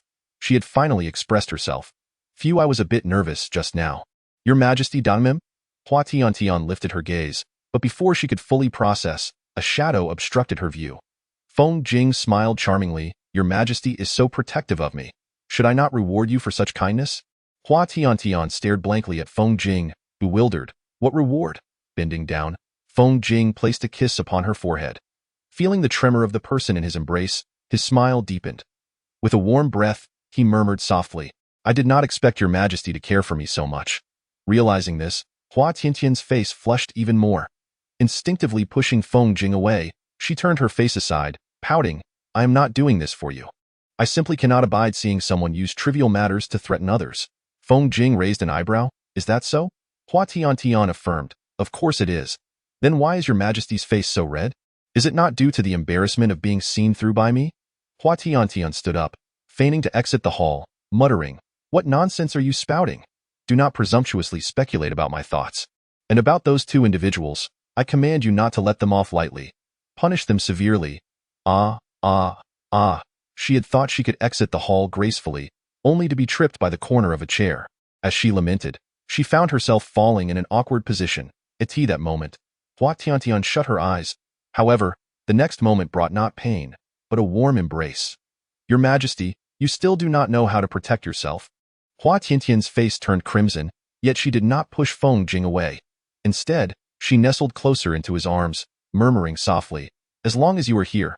Feng Jing was momentarily stunned, then broke into a knowing smile. His elongated eyes sparkled with mirth. Realizing that Feng Jing had overheard her, Hua Tiantian's face instantly flushed a deep shade akin to that of liver, as she buried her head in Feng Jing's embrace. What on earth had she just said? It was as if she were desperately in need of him. How infuriating. That scoundrel would undoubtedly revel in this moment. What if he devised some means to mock and ridicule her over it? What a blunder! What a blunder indeed! The emperor truly is a fool. Oh no.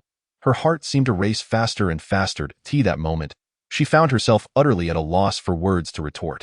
Chapter 115. A distinguished guest. After that, the talent selection conference was left unresolved. In the end, Hua Tiantian had no choice but to order the suspension of the event. Although the palace was rife with speculation, no one dared to speak openly. Soon, this matter faded from the public eye. Hua Tiantian occasionally found herself unable to resist the urge to check on Ruosheng in Chen Kingdom, but upon recalling Feng Jing's words at that time, "Your Majesty, you are dressed so lightly. You will catch a chill." Linger looked helplessly at Hua Tiantian, who was enthusiastically building a snow mound.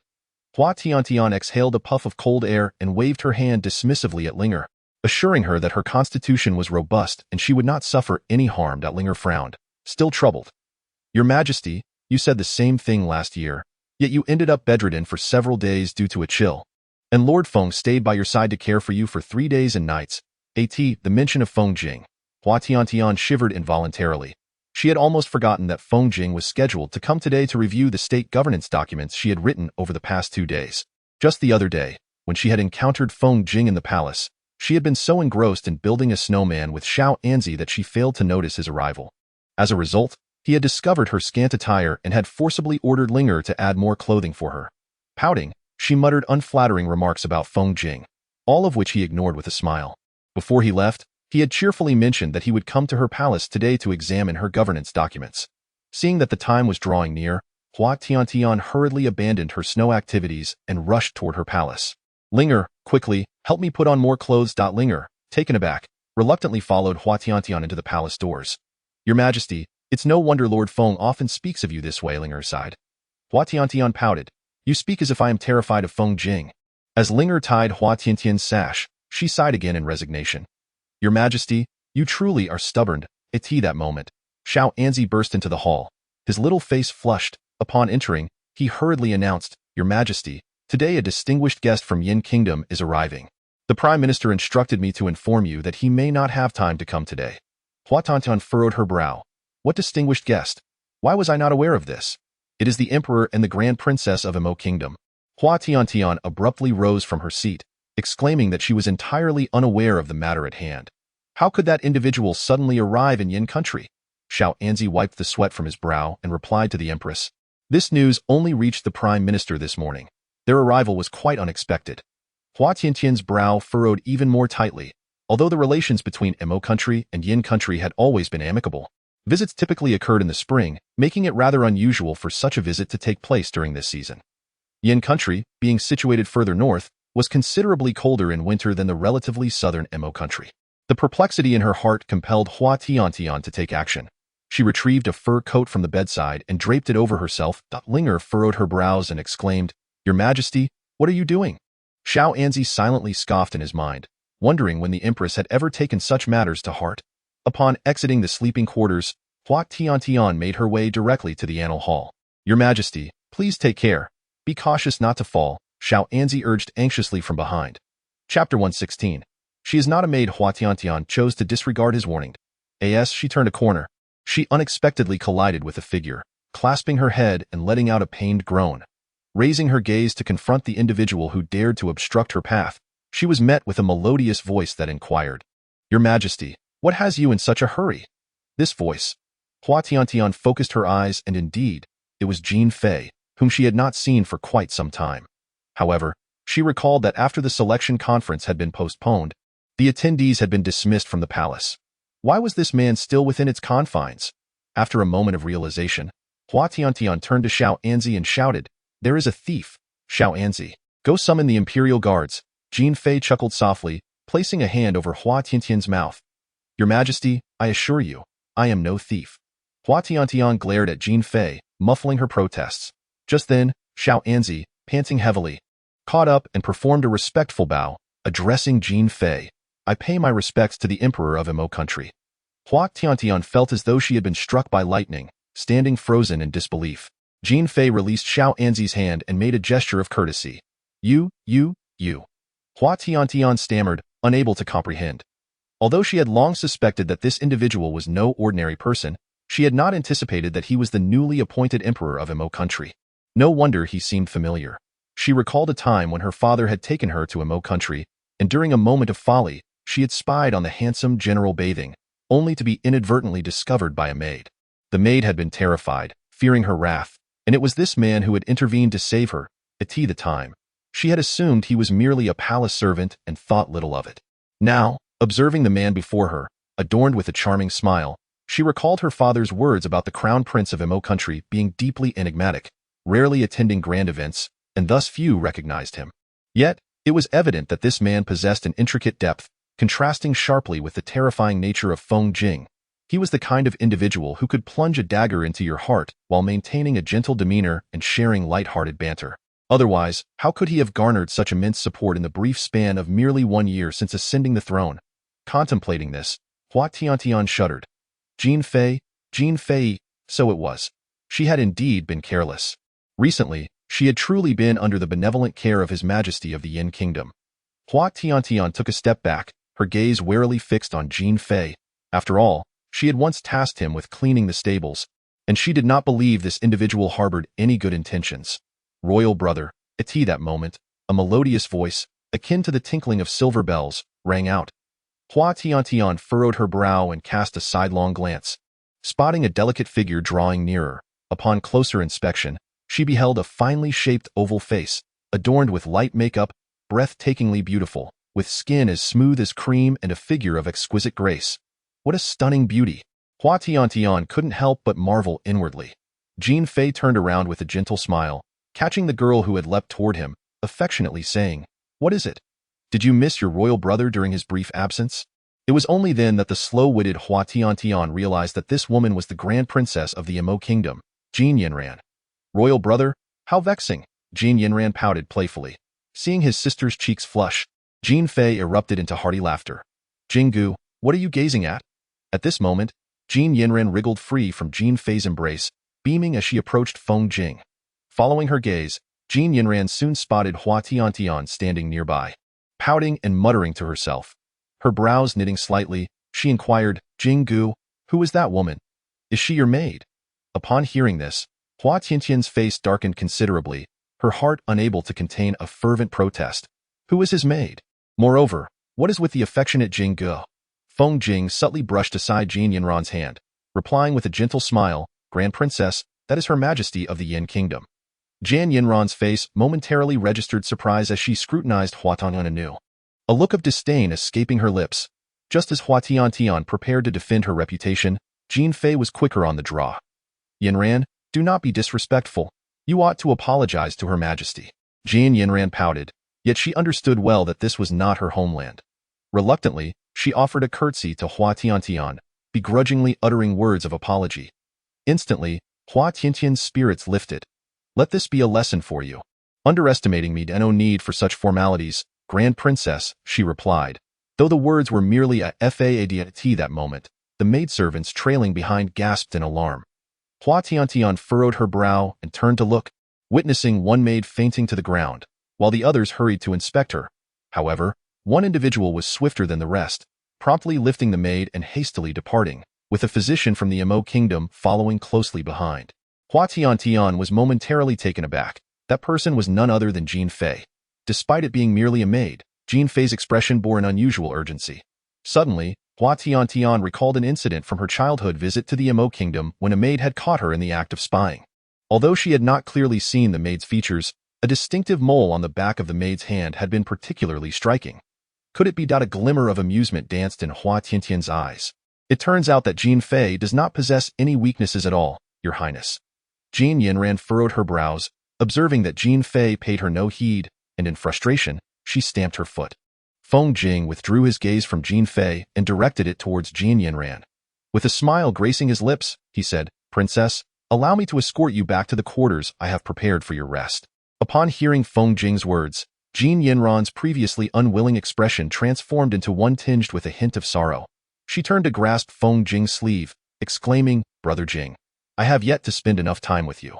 The affection shimmering in her eyes was not something an ordinary person would possess, and Hua Tiantian immediately discerned it. She subtly pressed her lips together, realizing that this grand princess harbored feelings for Feng Jing. Contemplating this, Hua Tiantian shot Feng Jing a glare. Yet, she inadvertently met his gaze, which was laced with profound meaning. She pouted, recognizing that Feng Jing certainly attracted an abundance of troublesome admirers. Humph, she was indifferent to it. Princess, please take your leave, Feng Jing said, his gaze lowering, the smile in his eyes dimming slightly. Noticing the change in Feng Jing's demeanor, Jian Yinran dared not say more and obediently retreated with her maidservant to her quarters. Before entering, Jian Yinran playfully stuck out her tongue at Hua Tiantian, a glimmer of blatant provocation in her eyes. Hua Tiantian felt a surge of anger, realizing that this woman would undoubtedly be a significant source of trouble. As Jian Yinran departed, Feng Jing regained his smile and approached Huangtong. As he drew near, she noticed he had donned a more alluring purple official's robe today, his jet-black hair casually tied back, subtly exuding an air of charm. Her cheeks involuntarily flushed. Yet, she scolded herself internally for finding her heart racing moments ago. Your Majesty, your cloak is disheveled, came Feng Jing's voice, laden with meaning. Hua Tiantian paused, then raised her eyes to glare at him. Chapter 118. Seeking Feng Jing, additional update, it seemed as though she had eagerly anticipated his touch. Feng Jing, unfazed by Hua Tiantian's ire, continued to smile as he reached out his elegant hand to smooth the stray strands of hair by her ear. Hua Tiantian averted her gaze, unable to bear looking at Feng Jing. She was unaccustomed to such tenderness. Your Majesty, I assure you, I do not have that many troublesome admirers. One is more than enough, she replied, somewhat taken aback. Realizing her response, she pushed Feng Jing away, who stood merely an arm's length from her. I am not so concerned, she retorted. Do not overestimate your significance. Feng Jing crossed his arms, appearing entirely unperturbed. Is that so? He mused. Hua Tiantian's irritation only intensified as she observed his leisurely demeanor. He disregarded their agreement and chose to accompany a woman with ulterior motives, yet he had the audacity to speak so casually. Lifting her foot, she aimed to kick Feng Jing, but her force was excessive, causing her to stumble backward. In an instant, she was caught in a familiar embrace, the scent of his fragrance enveloping her senses. Your Majesty, you are quite obstinate, she remarked, feeling exposed. Since he had seen through her, Hua Tiantian decided to play coy. I act in consideration of the reputation of our great Yin nation. You must not engage in conversation with her. Ha, Feng Jing chuckled lightly. You must not look at her. Ha, Feng Jing continued to laugh softly. If I discover any improper dealings between you and her, I will not let you off easily. Hua Tiantian seethed with anger. Feng Jing, with a playful smile and raised eyebrows, inquired, What do you mean by not letting go? Would you like me to teach you how to not let go in bed? Hua Tiantian, blushing in an uncharacteristic manner, buried her face in his embrace and murmured, You just love to tease me. Feng Jing chuckled softly. He then turned his head to instruct Xiao Anzi, escort Her Majesty back to her chambers. Xiao Anzi feigned ignorance, nodding in compliance. I still have many matters to attend to. If your Majesty truly wishes to see me, I wouldn't mind if you came to express your affections later tonight. Feng Jing whispered slowly in Hua Tiantian's ear. Her face deepened in crimson hue. Struggling to free herself from his hold, she placed her hands on her hips and retorted, You are overstepping, and I am quite busy myself. How could I possibly have you in my thoughts? With that, she turned on her heel and stormed off. Feng Jing watched her retreating figure with a lingering smile, his narrow eyes glimmering with amusement. Yet a flicker of malice passed through them. Due to Jin Fei and Jin Yanran's visit to the Yin Kingdom, Feng Jing had been preoccupied with their company, neglecting Hua Tiantian's palace for several days. As Feng Jing was occupied, Hua Tiantian relaxed her grip on her documents, indulging in leisure. Xiao Anzi, what is Feng Xiang up to? On one such day, Hua Tiantian absent-mindedly asked Xiao Anzi while picking her nose. Xiao Anzi, perceiving her underlying intentions, smiled knowingly and replied honestly, Feng Xiang is attending to state affairs in the Anhao Hall. Hua Tiantian's heart skipped a beat. She had assumed Feng Jing would be with that woman these past few days.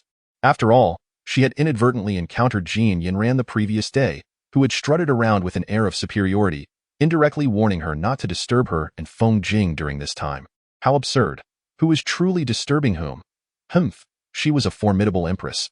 How could she easily heed the words of a woman of uncertain origins? Xiao Anzi, accompany me to the Anhao Hall.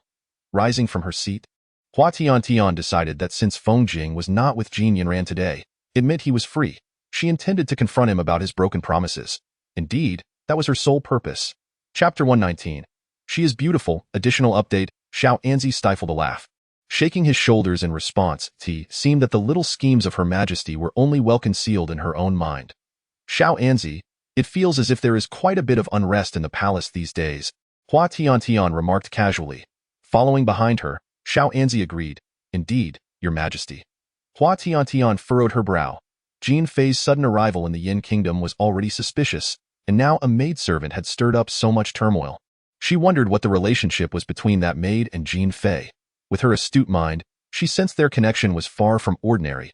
Oh, not obstruct me, for I must see Brother Jing. Eh? That familiar voice? Hua Tiantian glanced sideways and immediately spotted Jin Yanran in a delicate yellow silhouette.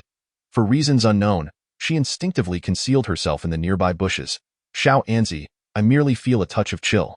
This place is considerably warmer, and it is certainly not due to any particular person's influence. Xiao Anzi. Not far away, a maid from the grasped Jin Yanran's arm, saying, Your Highness, the Prime Minister has instructed that you are not to disturb him today. It would be best for you to return with us. Jin Yanran still harbored a sense of reluctance, for it had already been a day since she last laid eyes on him. Your Highness, you are well aware of the Prime Minister's temperament. It would be unwise to act impulsively. Please, return to the palace with us. The maid appeared somewhat troubled. They understood the princess's sentiments, yet alas, they were in the, not the, any rash move could invite trouble. Humph. Jin Yanran stamped her foot in anger, casting one last sorrowful glance at the Anhao Hall before gracefully following her maids away. Once Jin Yanran departed, Hua Tiantian immediately sprang from the bushes. She dusted off her attire and continued towards the Anhao Hall as if nothing had transpired. The weather today is splendid. I sense that something fortunate is bound to unfold. Xiao Anzi stifled a laugh, nodding repeatedly. Upon reaching the entrance of the Anhao Hall, the imperial guards, as usual, barred Hua Tiantian's path. Boldly, I come to discuss state affairs with the Prime Minister. You shall not hinder my passage. However, she couldn't shake the feeling that the guards regarded her with a gaze unlike their usual demeanor, their faces slightly flushed. Could it be that these guards have finally recognized her as a woman of beauty? Ahem, while I am indeed quite lovely, you need not gaze upon me so intently. It would make me quite bashful with that. Hua Tiantian secretly smiled, pressing her lips together. The imperial guards. Xiao Anzi, unable to contain himself any longer, stepped forward to grasp Hua Tiantian's arm, advising, Your Majesty, perhaps you should consider how to enter. Heeding Xiao Anzi's reminder, Hua Tiantian cleared her throat, quickly masking her momentary embarrassment. Indeed, it was prudent to gain entry first. In any case, you all shall make way for me. Otherwise, I shall ensure your heads relocate. The imperial guards exchanged glances, eventually lowering their eyes and granting her passage. Hua Tiantian let out a triumphant hum, casting flirtatious glances at the guards as she entered. The imperial guards were left in a state of defeat. Hua Tiantian feigned ignorance to the guards' darkened expressions, to avoid a repeat of her previous encounter with Feng Jing while he was bathing. Hua Tiantian deliberately left a slight gap open. She bent over, peering inside for a considerable while, ensuring that all was in order before stepping into the hall. Feng Jing? Hua Tiantian called cautiously, sensing a peculiar familiarity with the scene before her. Chapter 120. Disarray of memorials. After calling several times without a response from Feng Jing, Hua Tiantian furrowed her brow. A glance revealed the memorials laid upon the jade table. Approaching, she picked one up.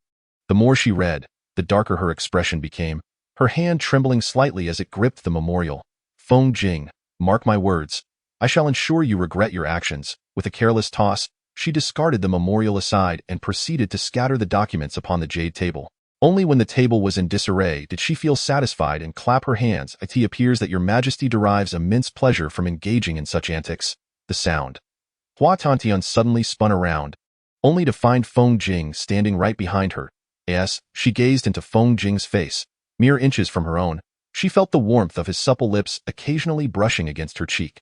Hua Tiantian was momentarily taken aback, but quickly pushed Feng Jing away. You shameless scoundrel. With her face flushed, she resembled someone who had just been teased. Feng Jing wore an expression of innocent surprise, his phoenix eyes slightly raised, clearly indicating that it was the emperor who had provocatively lured the minister. The way Feng Jing elongated his tone suggested a hint of menace, which Hua Tiantian dismissed with a scoff. She would not allow herself to be so easily subdued by him. To demonstrate her defiance, she deliberately made the jade table even messier. Then, with a triumphant air, she declared before Feng Jing, I shall not always be under your thumb. With the place in such disarray, You shan't find rest tonight. Feng Jing regarded Hua Tiantian's smug demeanor with a knowing smile playing at the corners of his lips. Crossing his arms, he replied, "Oh? Is that so?" Without hesitation, Hua Tiantian retorted, "Naturally. Each time I scatter the memorials, you end up toiling for several days." Finally, she revealed her pearly white teeth in a radiant smile. "Indeed, that's right, and no matter how nonchalant you pretend to be, the tumultuous waves within your heart have been deftly discerned by this clever one. Should I, as your Majesty wishes, busy myself once more?" Feng Jing leaned closer, his smile akin to that of a charming rogue. Wait. This is not how things should unfold. What happened to being busy? Why are you so leisurely? Hua Tiantian pondered if she had perhaps miscalculated. In her musings, Feng Jing drew nearer. She glared up at him, only to hear him say with a teasing tone, "It is indeed regrettable that I could not fulfill your Majesty's desires." Hua Tiantian felt a surge of anger. Why did everything become so unpredictable when it came to Feng Jing? "I do not feel regret," she exclaimed. Hey, where are your hands wandering?" Feng Jing's smile was as sly as a fox, yet he feigned innocence. "I merely thought your Majesty might require some assistance, seeking to alleviate your burdens." "What? I do not require anything." Hua Tiantian gritted her teeth, glaring at Feng Jing. "If you truly believe that, you should not have dismissed the memorial regarding the only son of the Fu family from Jiangnan being sent to me. I have heard that the Fu family's son is exceptionally handsome." Before she could finish, Feng Jing's delicate hand pressed against her lips.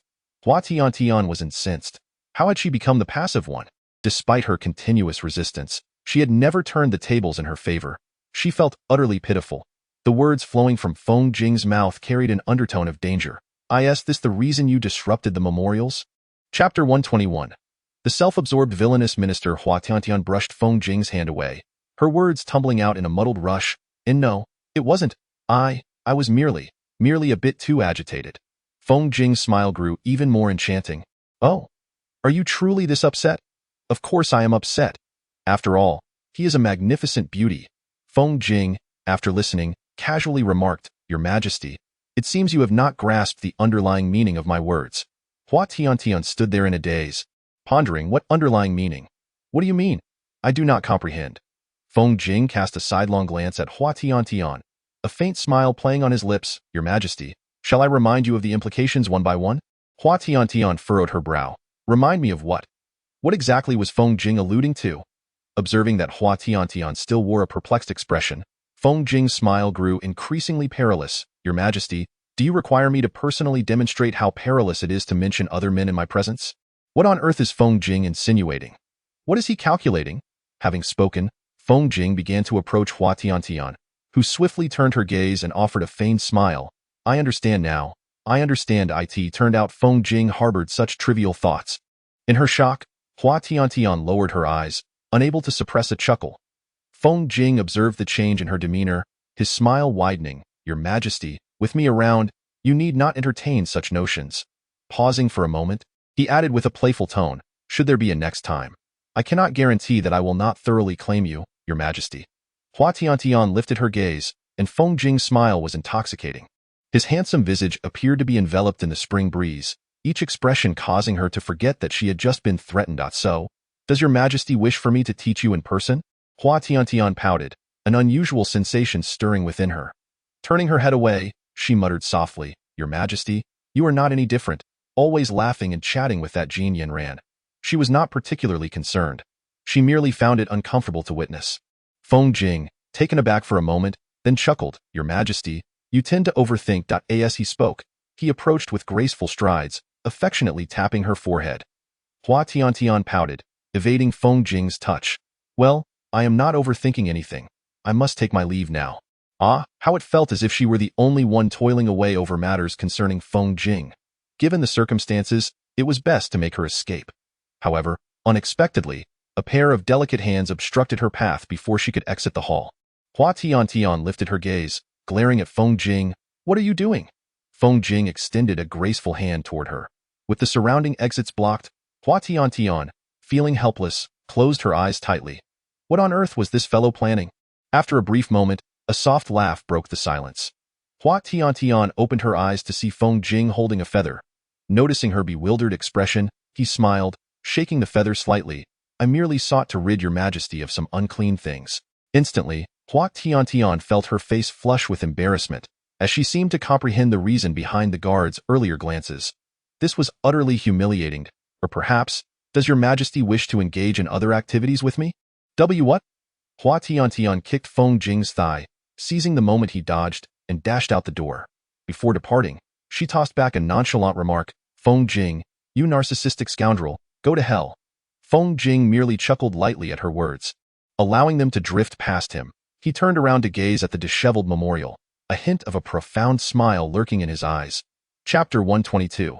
Is everything merely coincidence? Since that incident, Hua Tiantian had remained in her chambers, going nowhere. Xiao Anzi presumed that Hua Tiantian was simply shy and had subtly urged her several times, only to be met with a glare that silenced him. Linger, you appear quite flustered. Has something happened? Noticing Linger's sweaty visage, Hua Tiantian furrowed her brows. Linger sighed in relief and respectfully replied, there has been an incident in the Eastern Palace. It seems that a maid attempted to escape a few days ago. Hua Tiantian was taken aback and inquired further, and what became of that maid? Although she typically harbored little interest in such matters, her idleness prompted her curiosity. Your Majesty, the maid is unharmed, Linger answered dutifully. Lowering her gaze, Hua Tiantian shifted her posture, picked at her nose, and continued to probe, pray tell. What is the background of that maid to incite such concern from Jin Fei? Xiao Anzi accepted the steaming tea from Linger and set it down before Hua. Observing her perplexed expression, he remarked with exasperation, Your Majesty, when did you become so invested in these trifles? Hua Tiantian shot Xiao Anzi a glance and took a sip of the hot tea. So it is true that I am too idle. Xiao Anzi winced slightly, Your Majesty, if the Prime Minister were to see you like this, you would surely face reprimand. Hua Tiantian pouted in discontent, expressing her dissatisfaction. What does my business concern him? Besides, I have not seen him these past few days. He is likely off enjoying himself with that grand princess, far too preoccupied to bother with me. Xiao Anzi could not suppress a chuckle. What are you laughing at? Hua Tiantian glared at him. Xiao Anzi stifled his laughter, replying, I merely think that the current Your Majesty resembles a lonely woman in a secluded chamber. Upon hearing this, Hua Tiantian was incensed, rising abruptly from her seat. What nonsense! I am not a forlorn woman. I am in high spirits today. I have significant matters to attend to. With that, she left Xiao Anzi with a graceful retreat and exited the palace. Xiao Anzi stifled his laughter, while Linger helplessly rubbed her forehead. Once outside the palace, Hua Tiantian felt an overwhelming sense of melancholy, sending waves of despondency radiating around her. I am not a forlorn woman. I have no thoughts of Feng Jing visiting my palace. His affairs are of no concern to me. Hua Tiantian plucked a handful of grass and sat down, pulling at it strand by strand. I have truly become hopeless of late. Pouting, she gazed up at the azure sky, suddenly recalling Ruosheng. She wondered how Ruosheng fared after returning to Qin Kingdom and whether she had faced any threats from Suzy Han. With this thought, Hua Tiantian turned her head and realized she had unconsciously wandered outside the Western Palace. Since it has come to this, I might as well take a look at the place where Ruosheng once resided. With this resolution, Hua Tiantian promptly stood up and brushed herself off. Just as she rose and approached the Western Palace, she faintly discerned a graceful silhouette. The figure seemed somewhat familiar, appearing to be lost in thought while gazing at the Western Palace. Hua Tiantian furrowed her brow slightly. Who was this woman? Just as she contemplated taking a few steps closer, the woman turned to the side eye. In that fleeting moment, Hua Tiantian discerned the woman's appearance. It was indeed that maidservant. How could she possibly be here? Hua Tiantian was perplexed. Just as she intended to call out to the maid, several other maidservants suddenly appeared beside her, dressed in the same attire. Before she could struggle, they seized her and led her away from the Western Palace. Hua Tiantian couldn't help but tighten her brow. How could that maid be in a place once inhabited by Ruosheng? And why did she seem to linger with such fondness? Was it all merely a coincidence? Chapter 123. She knew nothing of Feng Jing, brother Jing. The scenery here is absolutely breathtaking, Hua Tiantian pondered. The voice startled her, prompting her to hide behind a nearby thicket. As long as the Grand Princess is pleased, that is all that matters. It was indeed Feng Jing's voice. Hua Tiantian's brows knitted tightly as she peeked out, fixating her gaze on the two individuals walking together. Jian Yinyan walked ahead with a beaming smile, while Feng Jing followed closely behind, his expression equally cheerful as he occasionally pointed the way for her. Suddenly, Jian Yinyan stumbled over a small stone, letting out a cry. Feng Jing swiftly grasped her waist, gently lifting her up. Hua Tiantian bit her sleeve, glaring resentfully at Jian Yinyan. She had distinctly caught a glimmer of cunning in Jin Yinyan's eyes just moments before. This woman was undoubtedly scheming, and that insufferable Feng Jing maintained a disposition of cheerful indulgence. Clearly, there was something more between the two, Brother Jing. Let us explore the other side as well, Jan Yinyan suggested with a smile. Feng Jing nodded in agreement without elaborating further. As the two gradually drifted away, Hua Tiantian finally emerged from her hiding place. She watched as Jin Yinyan casually draped her arm over Feng Jing's, and though he deftly brushed her off, Hua Tiantian was still filled with uncontainable anger. How outrageous! How utterly outrageous, ah! It hurts, it hurts! Hua Tiantian yelped, having kicked a nearby tree in frustration. Clutching her foot in pain, she resolutely vowed to thwart Jin Yinyan's nefarious schemes. Once the pain subsided, she inquired about the two maidservants' whereabouts and stealthily followed them. After a considerable effort, she finally caught sight of the two, and just as she sighed in relief, they turned into another corridor. I shall not let you two escape, she muttered, quickening her pace to follow. As she observed the two pausing in a tranquil courtyard, Hua Tiantian halted, glancing around for a hiding place. Spotting none, she stealthily climbed a nearby tree. Once she finally ascended, she wasted no time resting and craned her neck to watch their every move. Brother Jing, I still vividly remember the first time we met. Hua Tiantian furrowed her brow. Had they indeed known each other for quite some time? Feng Jing smiled gently. The Grand Princess remembers. It is indeed an honor. A fleeting glimmer of disappointment flickered in Jin Yinyan's eyes, but it vanished almost instantly. She took a sip of tea with a smile, saying, when you arrived in the Emo Kingdom, you were just as composed as you are now. As if everything was well within your grasp. Upon hearing the news, Hua Tiantian was taken aback. Could it be that Feng Jing had actually been to the land of Emo? A smile played upon Feng Jing's lips as he requested the princess to forget such matters. Rising slowly, he added that if the Grand Princess had no further inquiries, he had pressing commitments and would take his leave. Just as he took a step forward, his sleeve was grasped by Jin Yinran. Feng Jing furrowed his brows slightly and turned to face her. Brother Jing, please return to the land of IT is far better than remaining here to serve an incapable ruler. A hint of pleading flickered across Jin Yinran's delicate visage. Hua Tiantian seethed internally, for she was certainly not an inept sovereign. Yet, a bitter smile crept onto her lips, for it was evident that she did not understand Feng Jing at all. This had been true in the past, and it remained so now. Grand Princess, I have my own affairs to attend to in Yin country. There is no need for you to keep track of every detail. With a gentle smile, Feng Jing brushed aside Jin Yinran's hand, offering her a charming grin before turning to depart. Although Jin Yinran was reluctant, she could only remain rooted in place, watching Feng Jing's retreating figure. Hua Tiantian pouted. She had previously heard Feng Jing mention unfinished business, and now, upon hearing him speak thus again, she was left wondering what that business could possibly be. Chapter 124. A turn of events. Humph. Jin Yinran pouted and stamped her foot, flinging a teacup from the stone table towards the tree where Hua Tiantian was perched. Reluctantly, she left the garden. Once Jin Yinran was out of sight, Hua Tiantian cautiously descended from the tree. With fragments of the teacup still scattered about, she tensed her body, striving to avoid the shards. However, just as she was being careful, her foot slipped, causing her to plummet downwards. A sharp pain shot through her as she landed, forcing an involuntary cry from her lips. Clutching her rear in agony, Hua Tiantian slowly rose. How outrageous! She could not let Jin Yinran off so easily. This fall would surely be attributed to her. As she cursed Jin Yinran for the 22nd time, Hua Tiantian stealthily infiltrated Jin Yinran's chambers. Eavesdropping on the maids, she learned that Jin Yinran intended to bathe in the rear hall's bathhouse. Evading the maids, Hua Tiantian tiptoed into the rear hall. As she entered, a warm mist enveloped her. Hua Tiantian pouted again. This woman certainly knew how to indulge herself. Familiar with the layout, she maneuvered around to a less frequented area of the rear hall to avoid detection. Hiding behind a rockery, Hua Tiantian cautiously peered out. Below the rockery lay the bathhouse, shrouded in steam. Obscuring her view, an idea sparked in her mind. A brilliant scheme.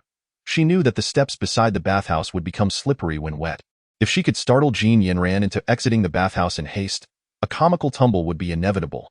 With this thought, a mischievous grin graced Hua Tiantian's lips. Jin Yinran, you accuse me of ineptitude. I shall show you whether I truly am. Picking up a few pebbles, she gauged the position of the bathhouse and, with a triumphant smile, tossed the stones into the water. Instantly, ripples spread across the surface, followed by the anticipated sound of a shriek. Hua Tiantian crouched down, eagerly anticipating the sorrowful cries of Jean Yinran as she would inevitably tumble down in a most undignified manner.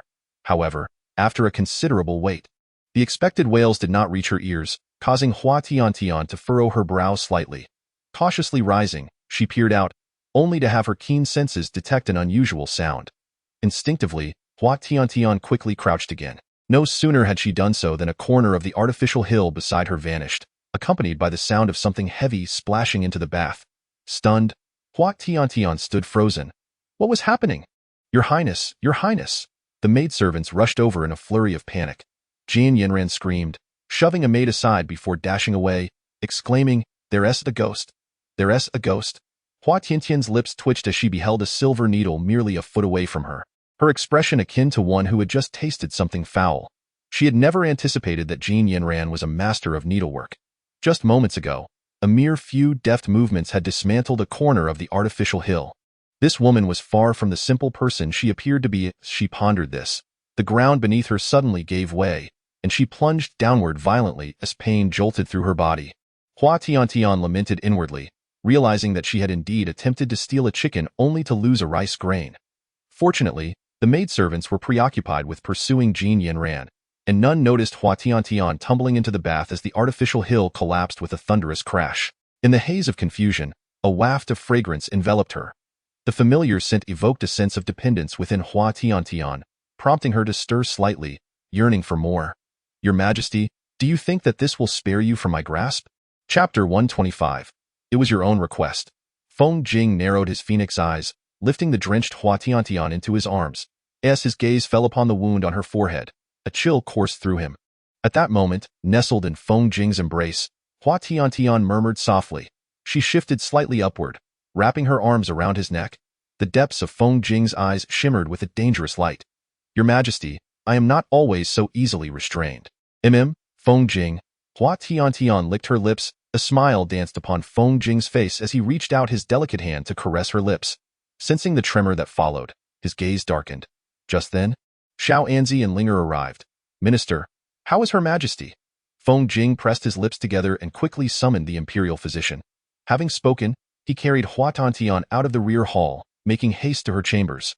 Upon arriving, he laid her upon the bed and called for a nearby palace made to prepare hot water. The maid, sensing the somber mood surrounding the minister, dared not speak further and hurried to fulfill the request. What a troublesome affair. Feng Jing sighed in resignation. That moment, the physician arrived. Sensing the oppressive aura emanating from Feng Jing, the physician refrained from unnecessary words and promptly attended to Hua Tiantian's wounds. What on earth transpired? Feng Jing shot a cold glance at Xiaoanzi. Xiaoanzi hastily knelt, replying, It is all my fault, Minister. I spoke out of turn during the day, uttering words that should not have been said, which led to the emperor leaving the palace in anger, resulting in this situation. What words did you speak? As His Majesty remarked that the Prime Minister had not visited her chambers for several days, the servant could not help but comment that the sovereign resembled a forlorn woman left to guard an empty abode. Little Anzi silently wiped the sweat from his brow. Feng Jing's phoenix-like eyes narrowed slightly as they cast a fleeting glance at Little Anzi. Startled, Little Anzi quivered and knelt on the ground, still too fearful to rise. You may stand. Feng Jing's expression remained cold, her elongated phoenix eyes settling upon Hua Tiantian, who lay on the bed, constantly murmuring. Is that so? Little Anzi exhaled a sigh of relief, nearly convinced his head would be lost. Linger, standing aside with her head bowed, refrained from speaking further, only biting her delicate, crimson lips in response to the Prime Minister. Your Majesty's injury is not severe. Abstaining from water for the next few days will suffice, the imperial physician announced, rising and bowing to Feng Jing. You may leave now. Yes. The physician wiped the sweat from his brow and, clutching his medical box, hurriedly exited the chambers without lingering. Prime Minister, the hot water has been prepared, Linger whispered, having received a signal from the palace maid outside. Feng Jing understood the underlying meaning of Linger's words, pursed her lips, and with a graceful sweep of her garments, prepared to leave the chambers. That moment, however, a corner of her official attire was tugged at by someone. Feng Jing narrowed her elongated phoenix eyes, casting a sidelong glance at Hua Tiantian, who appeared flustered, as if she had dreamt of something distressing, murmuring, Don't go. Don't go. A profound smile flickered in Feng Jing's eyes. You may exit. I shall handle matters here. Feng Jing instructed the two with a sidelong glance. Linger hesitated. Little Anzi quickly grasped Linger and ushered her out. Yes, Prime Minister. Once they exited the chambers, the palace maid who entered afterward poured the hot water into the bathing tub, and the hall doors were gently closed. Instantly, only the two of them remained within. Feng Jing slowly seated herself. The individual on the bed appeared different from moments before, now beaming with a radiant smile. Unable to suppress a chuckle, she tenderly caressed Hua Tiantian's cheek, a light laugh cascading from her lips. This is precisely what your Majesty requested. Chapter 126. A touch of alarm. Having said this, she swept Hua Tiantian into her arms and strode towards the bathing tube. To avoid disturbing Hua Tiantian's injury, Feng Jing carefully shielded her wound with one hand, while gently placing her into the steaming tub with the other. As soon as she entered the warm water, Hua Tiantian couldn't help but exclaim, "So hot!" Murmuring, she began to fumble with her clothing. Feng Jing's phoenix eyes narrowed as she allowed Hua Tiantian to undress. "Your Majesty, you truly are a master of seduction," she remarked, even as her delicate hands continued to splash warm water over Hua Tiantian, her movements exceptionally gentle. Mmm. Hua Tiantian sighed softly, her body shifting slightly.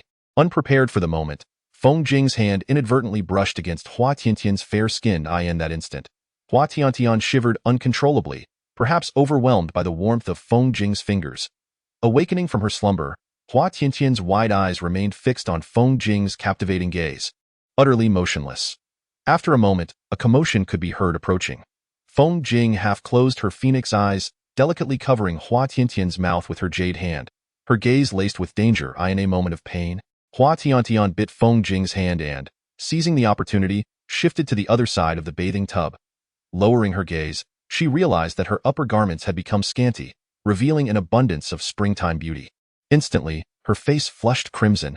She raised her eyes, glaring fiercely at Feng Jing. "You lecherous scoundrel! How dare you take advantage of me in my state of disarray? You shameless rogue!"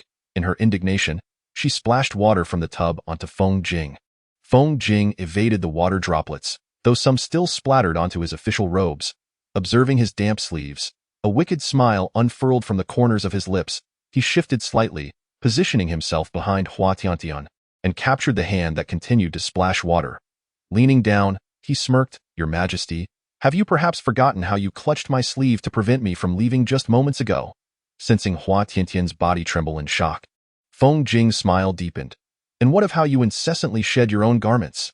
As he had anticipated, upon hearing this, Hua Tiantian quickly moved to the opposite side, her face flushed yet unwilling to concede. "You are shameless. I would never do such a thing. You cannot deceive me." Feng Jing straightened up, his handsome visage concealing a profound meaning behind his smile. "Is that so? It seems I must do something to jog your Majesty's memory about your previous actions." He deliberately elongated the final word. Under the gaze of his dangerously gleaming eyes, Hua Tiantian, unable to control herself, quivered. In the past, she would have recognized the situation and refrained from further contention with Feng Jing, gracefully sidestepping the topic. But today was different. The lingering pain in her head served as a stark reminder of the events that transpired, affirming that the words she had heard were no mere figment of her imagination. "Brother Jing, you should return to the Emo Kingdom. It is far better than remaining in the Yin Kingdom under the reign of that inept monarch." For reasons unknown, Jian Yanjin's words echoed in her mind. It seemed that Feng Jing and Jian Yanjin were well acquainted, and Feng Jing appeared to have spent some time in the Emo Kingdom. If Jian Yanjin were to persist, would Feng Jing truly return with her to the Emo Kingdom? As this thought flickered through her mind, an inexplicable sense of panic surged from deep within her. Why was she feeling this way? Chapter 127. Unease. Feng Jing instantly perceived the unease that enveloped Hua Tiantian. His brows furrowed in concern. His jade hand tenderly caressed her head as he inquired softly, "Your Majesty, what is it that troubles you?" Hua Tiantian pressed her lips together, wishing he would not touch her at such a moment. She was already grappling with her emotions. "I am not troubled by anything," she pouted. Feng Jing chuckled lightly, tilting her chin to compel her to meet his gaze, as he glimpsed the fleeting avoidance within her clear eyes. His own narrowed. "Your Majesty, did you hear something today?"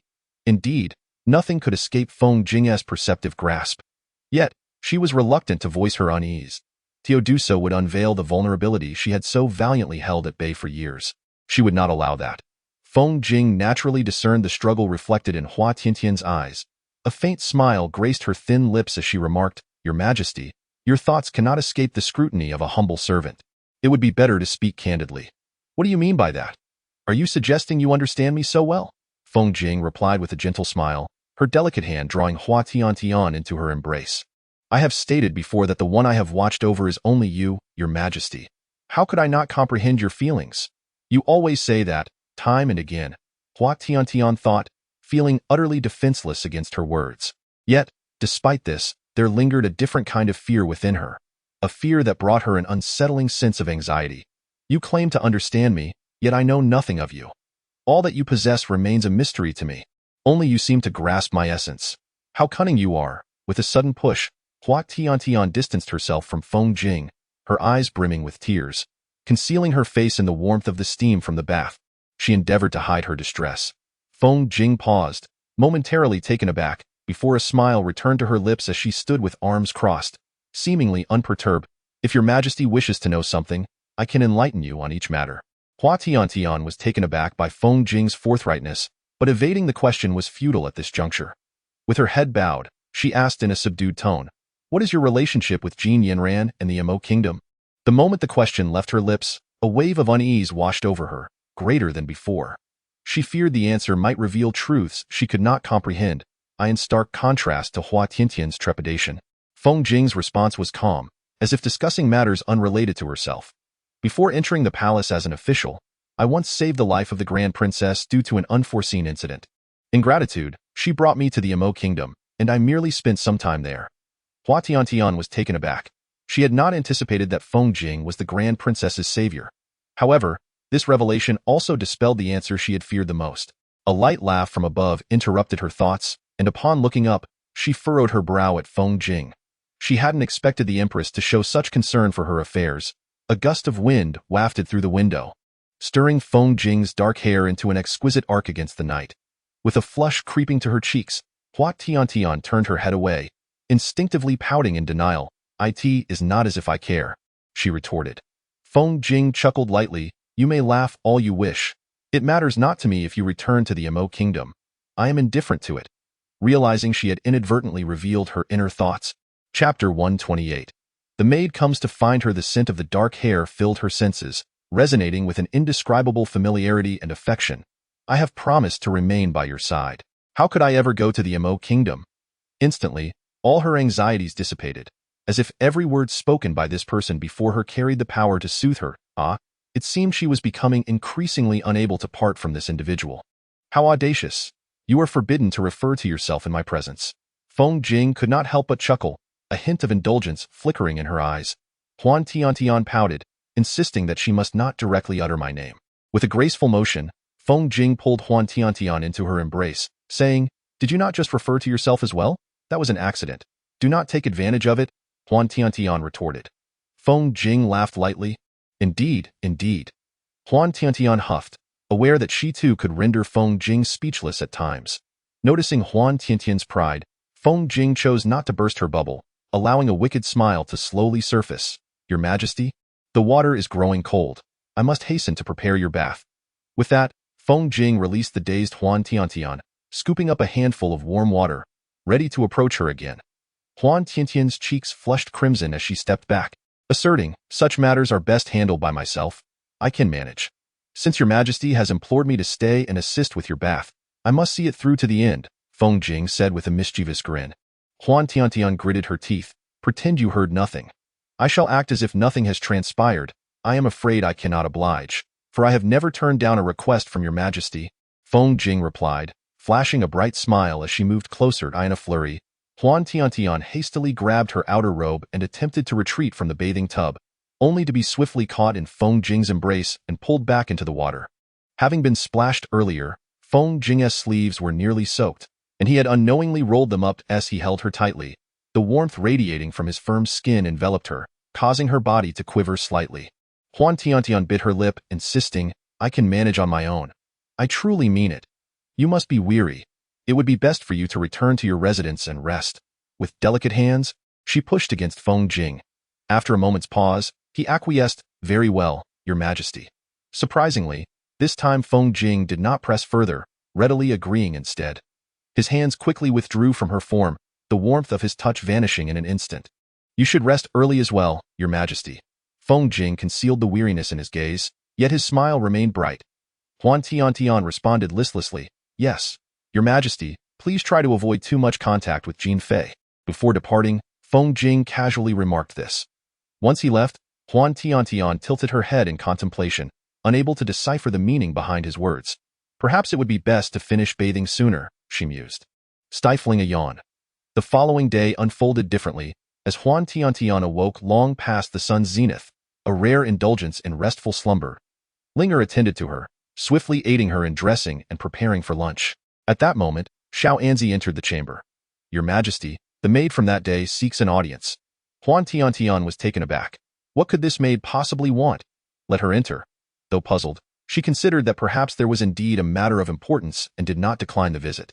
Moments later, a graceful figure entered the inner chamber. Hua Tiantian raised her gaze, examining the woman for the first time at such proximity. It must be said that while she could not be deemed stunningly beautiful, her features were delicate, rendering her a modest beauty. "I pay my respects to Your Majesty," the woman said, slightly bowing in greeting. Hua Tiantian withdrew her scrutinizing gaze, waving her hand dismissively, indicating that there was no need for excessive formality. "What brings you here today?" The woman seemed somewhat troubled, biting her lower lip and hesitating to speak. Chapter 129. No leaving my side. Noticing her discomfort, Hua Tiantian cast a sidelong glance at Linger, signaling her to depart. The palace doors were shut, leaving only the two of them within. Hua Tiantian cleared her throat and gestured for her to proceed. "Your Majesty, may I inquire about the whereabouts of Su Ruoxing?" "What?" The woman's inquiry regarding Ruoxing was unexpected.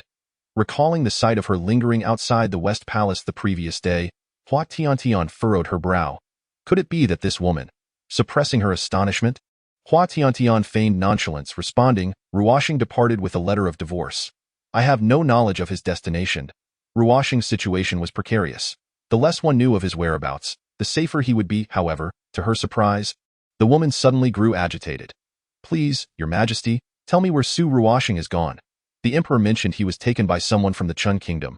Where could he possibly be?" Upon hearing this, Hua Tiantian could no longer maintain her composure. The woman was far more aware of Ruoxing's circumstances than she had anticipated. The Emperor, could she be referring to Jin Fei? Her heart quivered slightly. At that time, Jin Fei had yet to leave the Yin kingdom. Had he discovered Ruoxing's matters then? Yet, as Ruoxing was unharmed, it stood to reason that Jin Fei posed no threat to him. The pressing question remained, what was the nature of this woman's relationship with Ruoxing? "Before we proceed, perhaps you could enlighten me about your connection to Ruoxing," Hua Tiantian said, tightening her grip on the armrest of her seat. The woman's delicate eyelashes fluttered, and after a moment, she spoke slowly. "When I was a child, I faced a famine. All my family perished, and I thought I would meet the same fate. However, I was saved by the Crown Prince, and thereafter, I served him. Tiomi, the Crown Prince is someone I will be eternally grateful to." Hua Tiantian's brows knitted together. It appeared that the woman's devotion to Ruoxing ran deeper than she had imagined. "But how is it that you now find yourself in the palace of the Mo kingdom?" Upon hearing Hua Tiantian's question, the woman became increasingly distraught. "I was forced into this. I do not wish to be here." Hua Tiantian grew more perplexed. "I observe that Jin Fei's regard for you is far from ordinary. What is your relationship with him?" The woman suddenly shrieked, "There is no relationship. I have no ties to the Emperor, nor do I wish to remain by his side." As she spoke, the woman sank to her knees. Hua Tiantian was taken aback. "What are you doing?" The woman continued to bow her head on the ground, pleading, "I beseech Your Majesty to help me, to assist me in finding the Crown Prince, to help me escape from that man." Hua Tiantian was caught off guard by such a request, her mouth agape as she was about to respond, when the palace doors were suddenly kicked open. "Su Ruoxing, you shall not leave my side." The figure that appeared was none other than the long-absent Jin Fei. Draped in an icy blue python robe, his tall figure was unmistakably revealed, and his handsome countenance was now veiled with fury. Hua Tiantian was taken aback. She had never witnessed Jin Fei in such a state. It seemed evident that the vulnerability of Jin Fei lay in this woman.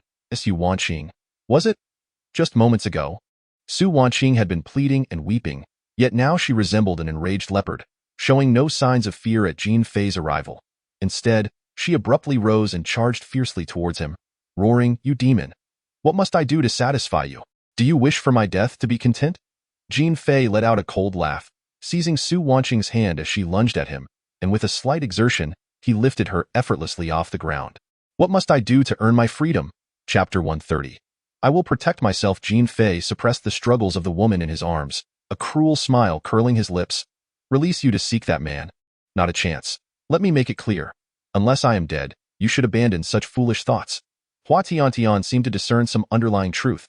She had not anticipated that Jin Fei would resort to this method to keep the woman by his side. It was her first encounter with this brutal side of him. Yet the hatred evident in the woman's eyes was unmistakable. Even being kept near him was merely a torment. You cannot. Hua Tiantian stepped forward, but her words were met with Jin Fei's frigid gaze.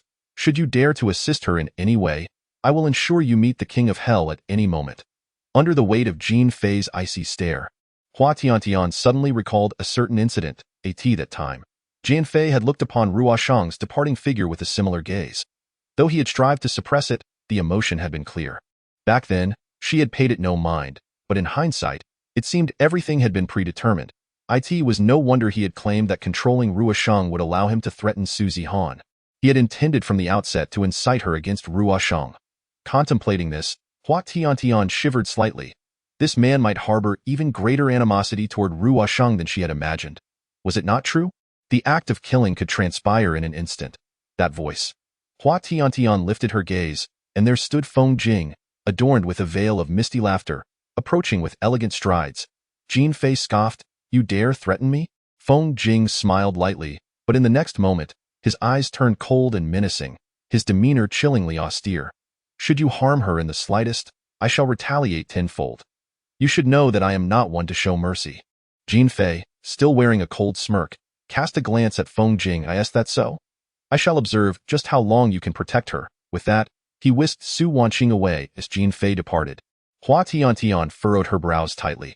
Everything seemed to be growing increasingly complex. Was Feng Jing's remark before his departure referring to this? Had he anticipated all of this from the beginning? "Your Majesty, you would do well to refrain from intervening in the matter of that maid." This moment, Feng Jing slowly turned. Hua Tiantian had no desire to meddle in others' affairs, yet it was becoming evident that Jin Fei was far from benevolent and bore no goodwill toward Ruoshang. She merely fears that Jin Fei may pose a threat to Ruoshang. Trembling, she clutched the sleeve of Feng Jing, her lips pressed together as she said, "I, as the sovereign, do not wish to meddle in trivial matters, yet I am apprehensive that Jin Fei might harm Ruoshang." Feng Jing furrowed his brow, responding, "For the time being, Jin Fei will not pose a danger to Su Ruoshang.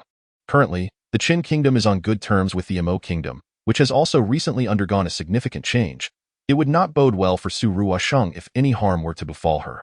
Hua Tiantian remained somewhat uneasy, but that woman seemed to care deeply about Ruoshang, and it appeared Jin Fei was inexplicably infatuated with her as well.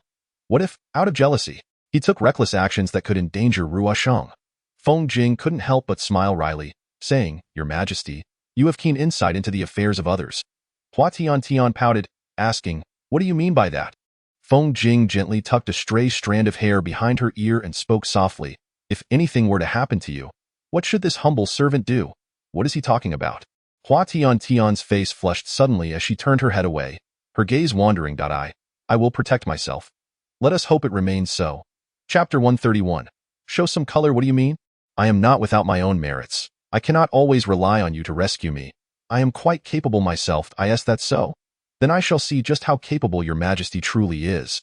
Feng Jing smirked, his phoenix eyes slightly raised. Before Hua Tiantian could respond, he pulled her towards the palace exit. Hua Tiantian struggled, questioning, "Where are we going?" Feng Jing turned his head, a wicked smile gracing his lips. "To a place where your Majesty can showcase your impressive skills. No, I refuse. Refusal is futile." "What do you mean?" "I have questions for you." Feng Jing asked nonchalantly, "What is it?" Hua Tiantian bit her lip. "Do you know something about that woman?" Feng Jing suddenly halted, and as Hua Tiantian nearly collided with him, he sidestepped and took a slight step back. Hua Tiantian frowned, noting the evident displeasure on Feng Jing's face. Had she misspoken? "Tomorrow we shall depart. You are to remain in the palace and go nowhere. There is no need for you to know anything else." Hua Tiantian huffed, realizing that Feng Jing seemed unwilling to share. Given his nature, pressing further would yield no results. She resolved to change the subject to something less consequential. "If I am not to go anywhere, then why have you brought me here?" "Naturally, it is to witness your Majesty's embarrassing moments." Feng Jing grinned mischievously. Hua Tiantian's expression twitched. She knew Feng Jing harbored ill intentions. "Unfortunately, I will not allow you to see that. Is that so? Then I must observe closely. Hmph. Do not underestimate me. I am not to be trifled with. There is nothing I cannot accomplish. Your Majesty's capabilities pique my curiosity. I wonder how you fare in other respects." Feng Jing rested her hand upon her chin, appearing deep in thought. Hua Tiantian's face abruptly flushed a vivid crimson.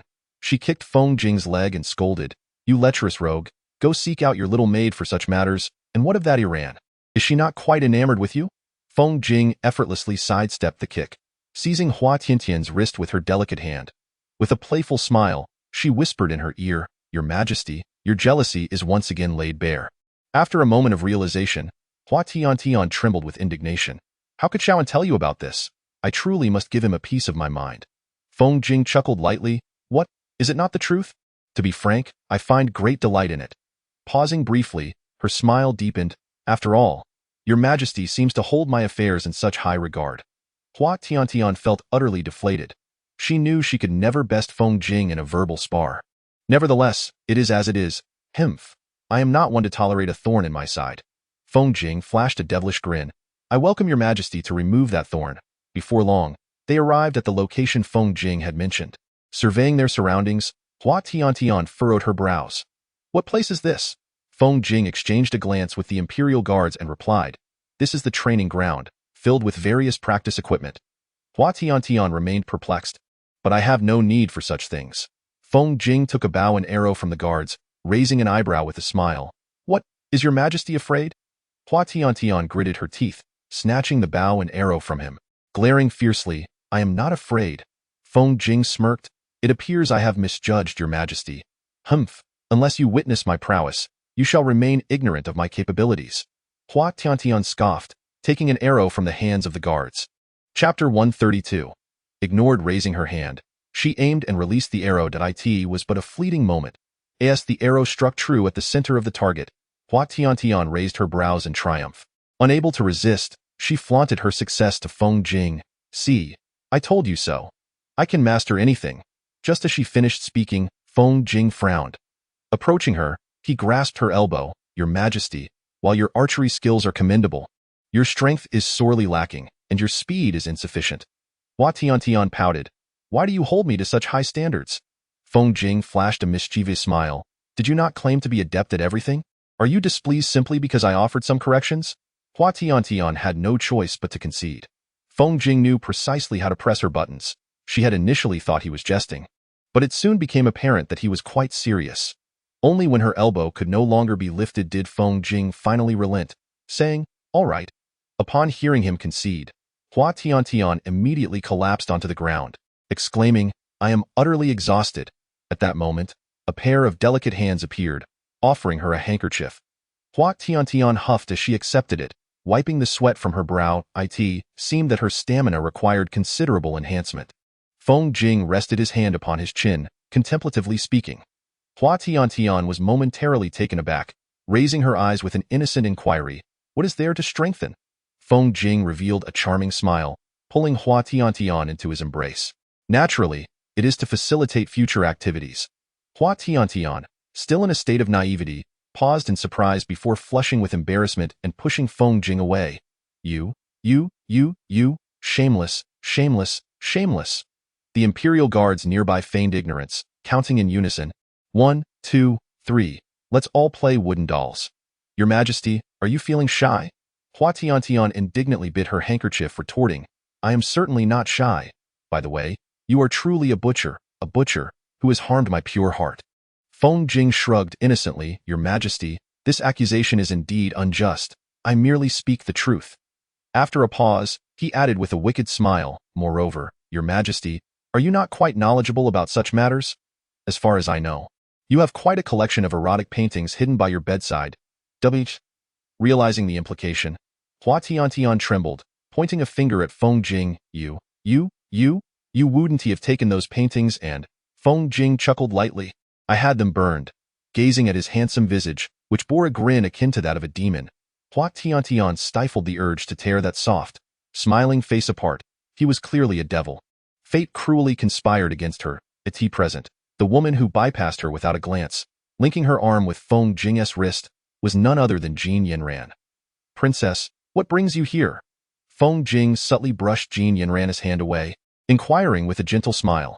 Although Jin Yinran felt a surge of resentment, she quickly masked her emotions. Pouting, she complained, "It's just that I haven't seen Brother Jing these past few days." Feng Jing replied calmly, "I have been preoccupied with state affairs, and I hope the princess can understand." Upon hearing that it was due to official matters, Jan Yinran's expression brightened. Least it wasn't a deliberate avoidance. Hua Tiantian thought to herself, "Am I being gloriously ignored at this moment?" Chapter 133. A test of archery skills. This princess has only now seen your majesty. How embarrassing to this point. Jan Yinran spoke with ill intentions. Hua Tiantian silently scoffed. "You didn't just notice. You clearly intended to ignore me, and no matter, Hua Tiantian proclaimed, adopting the demeanor of an empress. Just when she thought the matter was settled, she heard Jin Yinran suggest with a playful smile, "Since I find myself rather bored, might I engage in a friendly archery competition with your majesty?" Hua Tiantian was momentarily taken aback, glancing up at Jin Yinran. She noticed a glimmer of determination in her clear eyes and caught Feng Jing raising an eyebrow with an amused smile. Could it be that Feng Jing had anticipated this and brought her here for that very reason?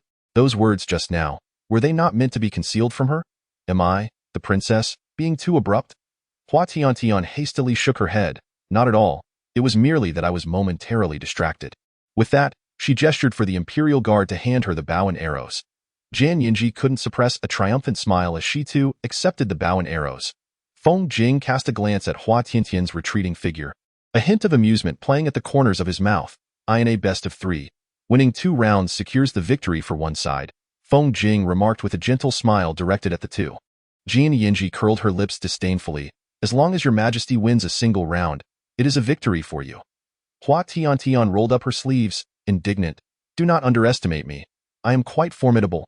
She then turned to Feng Jing. "In 3 rounds, allow me to be the victor. I shall win all 3. Yinji paid little heed to Hua Tiantian's words, stretching her limbs. "It is merely archery. My skills are far from ordinary." Hua Tiantian scoffed. At that moment, Jan Yinji unexpectedly halted all her movements and approached Hua Tiantian, stopping before her. Being slightly shorter, she raised her chin and said imperiously, "How about we make a wager?" "What sort of wager?" A sense of foreboding washed over Hua Tiantian for reasons unknown. "The wager is this. If I win, I shall graciously return to the kingdom of Emo tomorrow, relinquishing all claims. If I lose..." Jan Yinji paused. "Then Feng Gij shall belong to you." Hua Tiantian furrowed her brow. "I cannot accept such a proposition. Matters like this cannot be taken so lightly." Jan Yinji let out a cold snort. "It seems you are afraid. In that case, why not simply concede?" Hua Tiantian tightened her brow. "How could I possibly lose to you?" Jan Yinji looked at her with disdain, refusing to back down. "Then why not wager with me? Your reluctance suggests you fear you cannot win against me." Hua Tiantian was exasperated. "I've already stated that such matters should not be treated as wagers. This is not merely about winning or losing. How could this woman be more stubborn than her? Your Majesty, why not just compete?" "I have no objections," Feng Jing suddenly interjected, having remained silent until now. Hua Tiantian turned her head and glared at Feng Jing. Leaning closer, she whispered in his ear, "What are you suggesting?" "I already said that such..." Before she could finish, Feng Jing interrupted. "Such matters? I am merely curious to see if your majesty will win a round for me." Hua Tiantian was momentarily taken aback. Feng Jing's demeanor was light, yet his eyes sparkled with mirth. Was he anticipating the outcome of this contest? Or was he scheming something else? "Very well then, I shall compete. For I bear no responsibility. That shall be on you." Hua Tiantian shot a glance at Feng Jing. Chapter 134. Winning this match. Feng Jing nodded with a smile that is only natural. However, despite such assertions, Jan Yinran approached this competition with utmost seriousness, harboring an intent to persuade Feng Jing to accompany her back to the Emo kingdom. In such circumstances, should she falter, the consequences were too daunting for her to contemplate. Hua Tiantian suddenly felt a pang of fear. "Your Majesty." A sudden warmth enveloped her hand. Glancing sideways, she found Feng Jing gazing at her with a gentle smile. "What are you doing?" Feng Jing tenderly tucked a stray lock of hair behind her ear. "I believe, Your Majesty, that you are capable of this."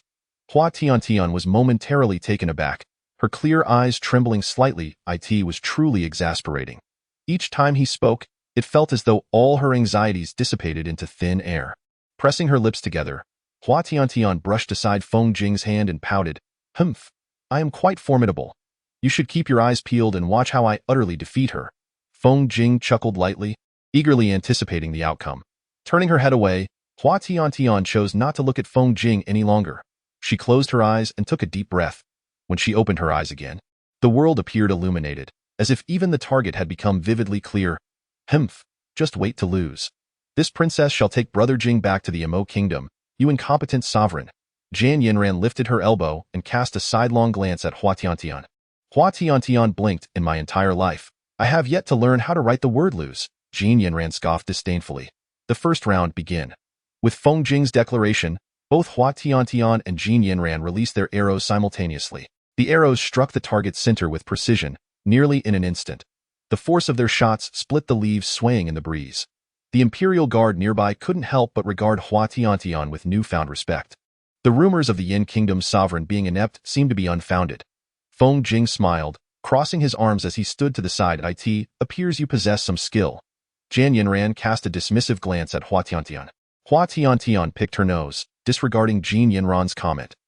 Jan Yinran seethed with indignation but, mindful of Feng Jing's presence, suppressed her fury. In the subsequent rounds, both competitors appeared evenly matched, as the prospect of a stalemate loomed. Hua Tiantian clenched her teeth. She had not entered this competition with the intention of merely drawing. She was determined to win. Feng Jing, give me a kiss, she suddenly declared to Feng Jing beside her. Feng Jing chuckled, furrowing his brow. Your Majesty, what is this all of a sudden? Hua Tiantian pouted in dissatisfaction. Just kiss me. There's no need for so many words. Feng Jing narrowed his elongated eyes. Your Majesty, are you not aware that you are inviting trouble?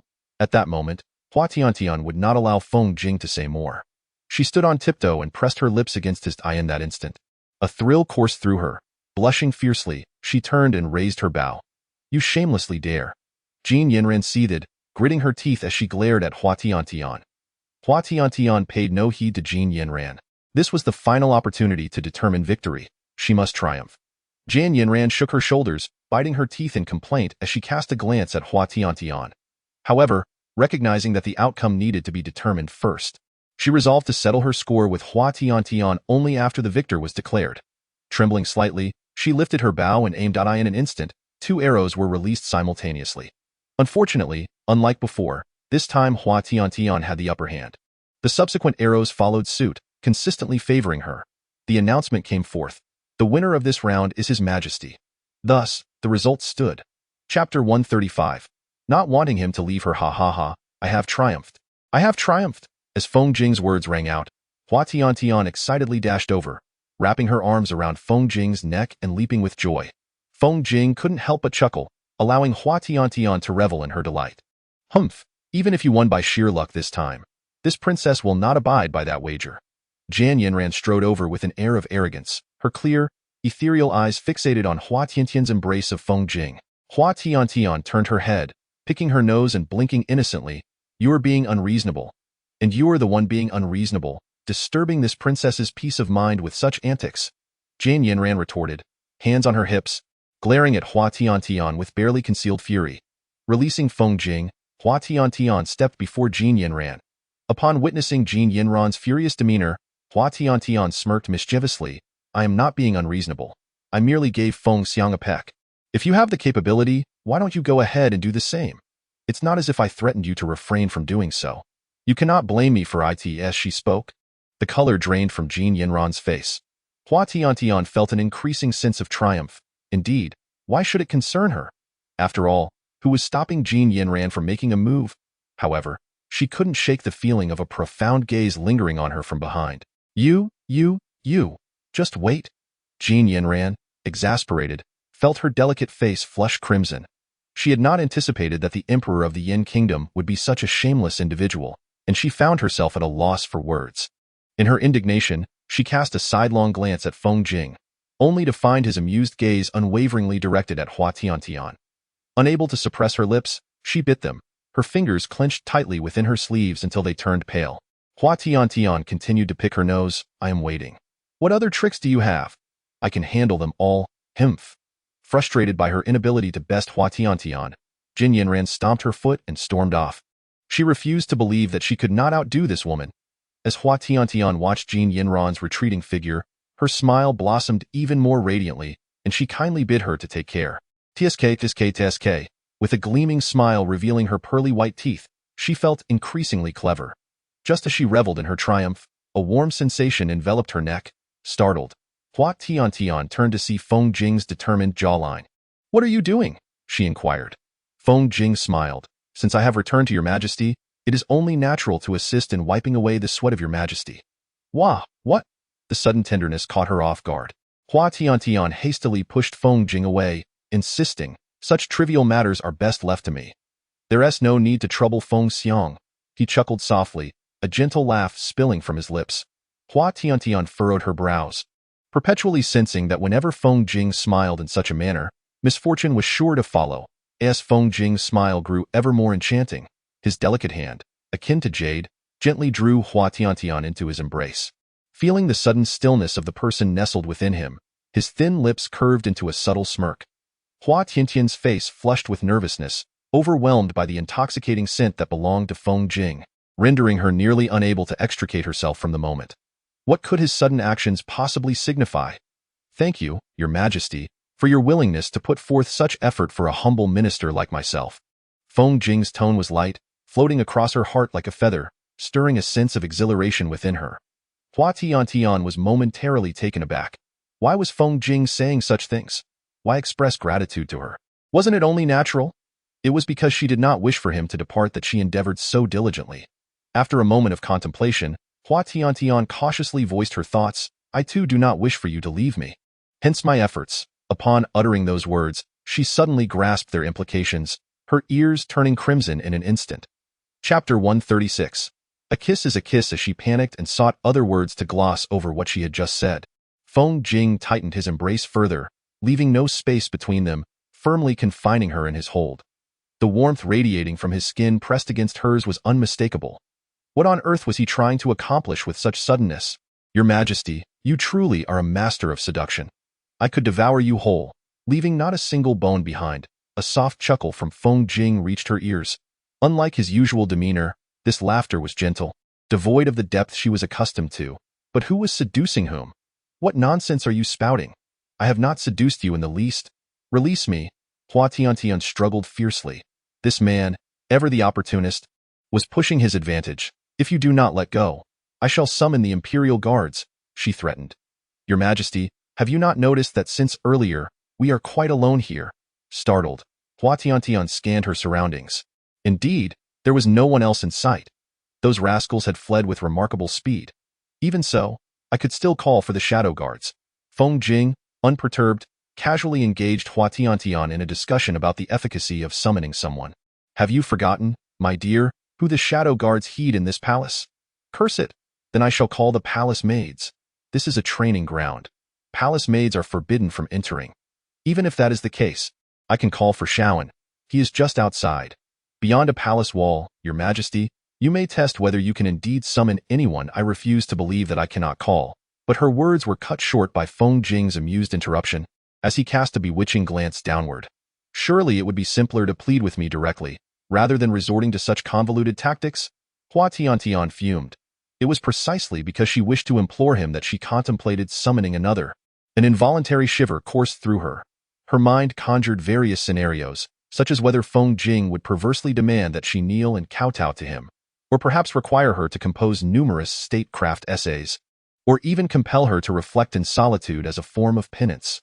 Each possibility filled her with dread. Should His Majesty take the initiative to bestow a kiss upon this humble servant? She retorted, the infuriatingly playful tone lingering in her ears, driving her to the brink of madness. For the sake of her own life, Hua Tiantian had no choice but to acquiesce to Feng Jing's whims.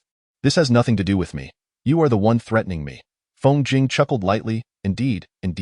So, your Majesty, shall we proceed?" Ah, why had events spiraled into such a predicament? Had she known, she would not have initiated that kiss with Feng Jing earlier. In that moment, she had acted without much thought, simply believing it would disrupt Jin Yinran's composure. Now, the prospect of being compelled to kiss him under such circumstances was utterly maddening. She had truly dug a pit for herself and resolutely leaped into it. Caught in her indecision, Feng Jing's voice, laced with amusement, broke through. "Your Majesty, are you pondering what pose would be most enticing for this humble servant?" Provoked by Feng Jing's words, Hua Tiantian steeled herself. "Enough of your nonsense. I had no such thoughts." "Humph, a kiss is a kiss." With that, she rose on her toes, her lips brushing lightly against Feng Jing's lustrous ones. In but a fleeting moment, Hua Tiantian swiftly withdrew from Feng Jing's lips, turning her head away and biting her teeth in frustration. All right, I have done it. Now release me at once. Following her words, a light laugh echoed from above her. Hua Tiantian gritted her teeth in irritation. What was so amusing? It was all because of him. It was not her voluntary act. Your Majesty, Feng Jing called softly to Hua Tiantian. Furrowing her brow, she inquired, what is it? Feng Jing shook his head with a warm smile. Nothing, just wanted to call you. Unable to suppress an eye roll, Hua Tiantian retorted, if you have something to say, just say it. Leaving it half-spoken is truly exasperating. What does your Majesty wish for this humble servant to express? Feng Jing asked with a mischievous grin. Hua Tiantian turned her head away. Why should she be the one to answer such a question? After all, what he needed to say was his own affair. So why did it ultimately fall upon her shoulders? Furthermore, she had no desire to dictate what he should say. As she wrestled with her vexation, Feng Jing's voice suddenly reached her ears, infused with playful mirth. Your Majesty, in the future, I shall ensure you remain tethered to my side. Nowhere else shall you go, do you? Hua Tiantian gasped in astonishment, her gaze meeting Feng Jing's sparkling eyes, which shone like a sky full of stars. Just behind him, a splendid plum blossom tree flourished, its blossoms accentuating Feng Jing's already breathtaking figure. His inky hair danced in the wind, creating a breathtaking arc of beauty in the air. The beauty of Feng Jing surpasses that of any man she has ever encountered. Captivating one effortlessly, it is devoid of worldly allure, lacking the frigid distance that repels others, and free from the garishness of heavy cosmetics. Standing there, she resembles an unadorned ink painting, unforgettable with just a single glance. She clutches her chest tightly, for at that moment, something within her is incessantly fluttering, and no matter how much she urges herself to remain calm, that sensation remains uncontrollable. You tempt me, my lord. Perhaps she was too astonished to articulate her inner thoughts, so she merely pouted and changed the subject. What, my lord, are you also intrigued by my beauty? Feng Jing smirked. Hua Tian rolled her eyes. Who is interested in your beauty? I merely observe your allure with a fair and objective eye. Drawing conclusions from it. Feng Jing's smile persisted. Is that so? Then, my lord, who do you think is more handsome, I or the other men? Her face wore a playful smile, yet her narrow phoenix eyes concealed a hint of menace. Hua Tian rolled her eyes vehemently. This was clearly a threat, a threat. Rather than delving into this topic, I find it far more important to satiate my hunger. At critical moments, one ought to flee. Moreover, she was genuinely famished, having been occupied since the morning without having breakfast, and she was quite ravenous. Feng Jing continued to smile. My lord, do you think you can escape? With a subtle shift of her lithe figure, she blocked Hua Tian's path. Why does it feel as though Feng Jing is anticipating compliments? TSK. Who would have thought that Feng Jing could exhibit such childlike behavior? Truly, a remarkable phenomenon. Since Feng Jing was eager to know, Hua Tian began to play coy. This is a rather complex question, and I cannot hastily draw conclusions. Chapter 138, Culinary Skills. Feng Jing remained silent, merely watching Hua Tian with a smile playing at the corners of her lips. Hua Tian felt a surge of pride within. Continuing to tease. Such matters require consideration of various aspects, such as physique, while one's face is, of course, immediately apparent. Feng Jing flashed a wicked smile, suddenly taking hold of Hua Tian's delicate hand. How about my lord personally inspects for herself? With that, she attempted to guide Hua Tian's hand to her waist. Hua Tian's heart skipped a beat. Tsk. Who knew Feng Jing could be so audacious? However, she was quite shy, mind you. Let it go, let it go. Such matters can be overlooked. Why did it always feel like she was being led around by the nose? It was quite vexing. So, my lord? Feng Jing raised an eyebrow, urging Hua Tian to respond promptly. Hua Tian silently wiped away another bead of sweat. She could not contend with Feng Jing. Well, even if she said so, she wouldn't lose out. Of course, it is you. You are so graceful, charming, ethereal, as if a celestial being has descended. Feng Jing chuckled lightly, her jade-like hand resting upon Hua Tian's incessantly moving lips. Although your words bring great satisfaction to this humble servant, the term celestial being descending to the mortal realm is rather superfluous. Hua Tiantian, in her flustered state, was entirely focused on utilizing adjectives to extol Feng Jing, completely forgetting her intended subject. Just at that moment, her stomach audibly protested. Hua Tiantian, with a sheepish expression, gently patted her belly and cast a pitiful glance at Feng Jing.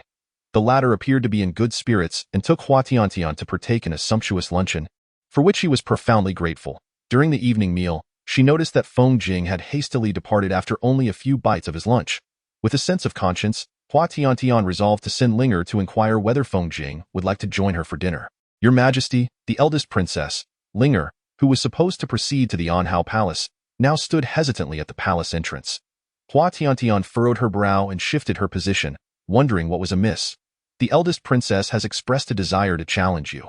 Linger cautiously ventured to speak. Hua Tiantian immediately sprang to her feet in surprise. How could that woman still be so persistent? Had she become entangled with a formidable adversary? What could they possibly compete over? Determined, she resolved to engage in this contest, confident that she would not be defeated. In culinary skills, Linger whispered. Hua Tiantian was instantly taken aback, realizing her dire predicament.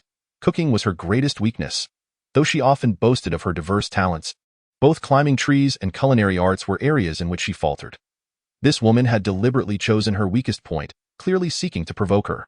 Yet, having issued a challenge in broad daylight, refusing now would only provide her opponent with the opportunity for mockery. No, even if she was unskilled, she would have to face it head-on. However, a series of troubling memories flooded her mind.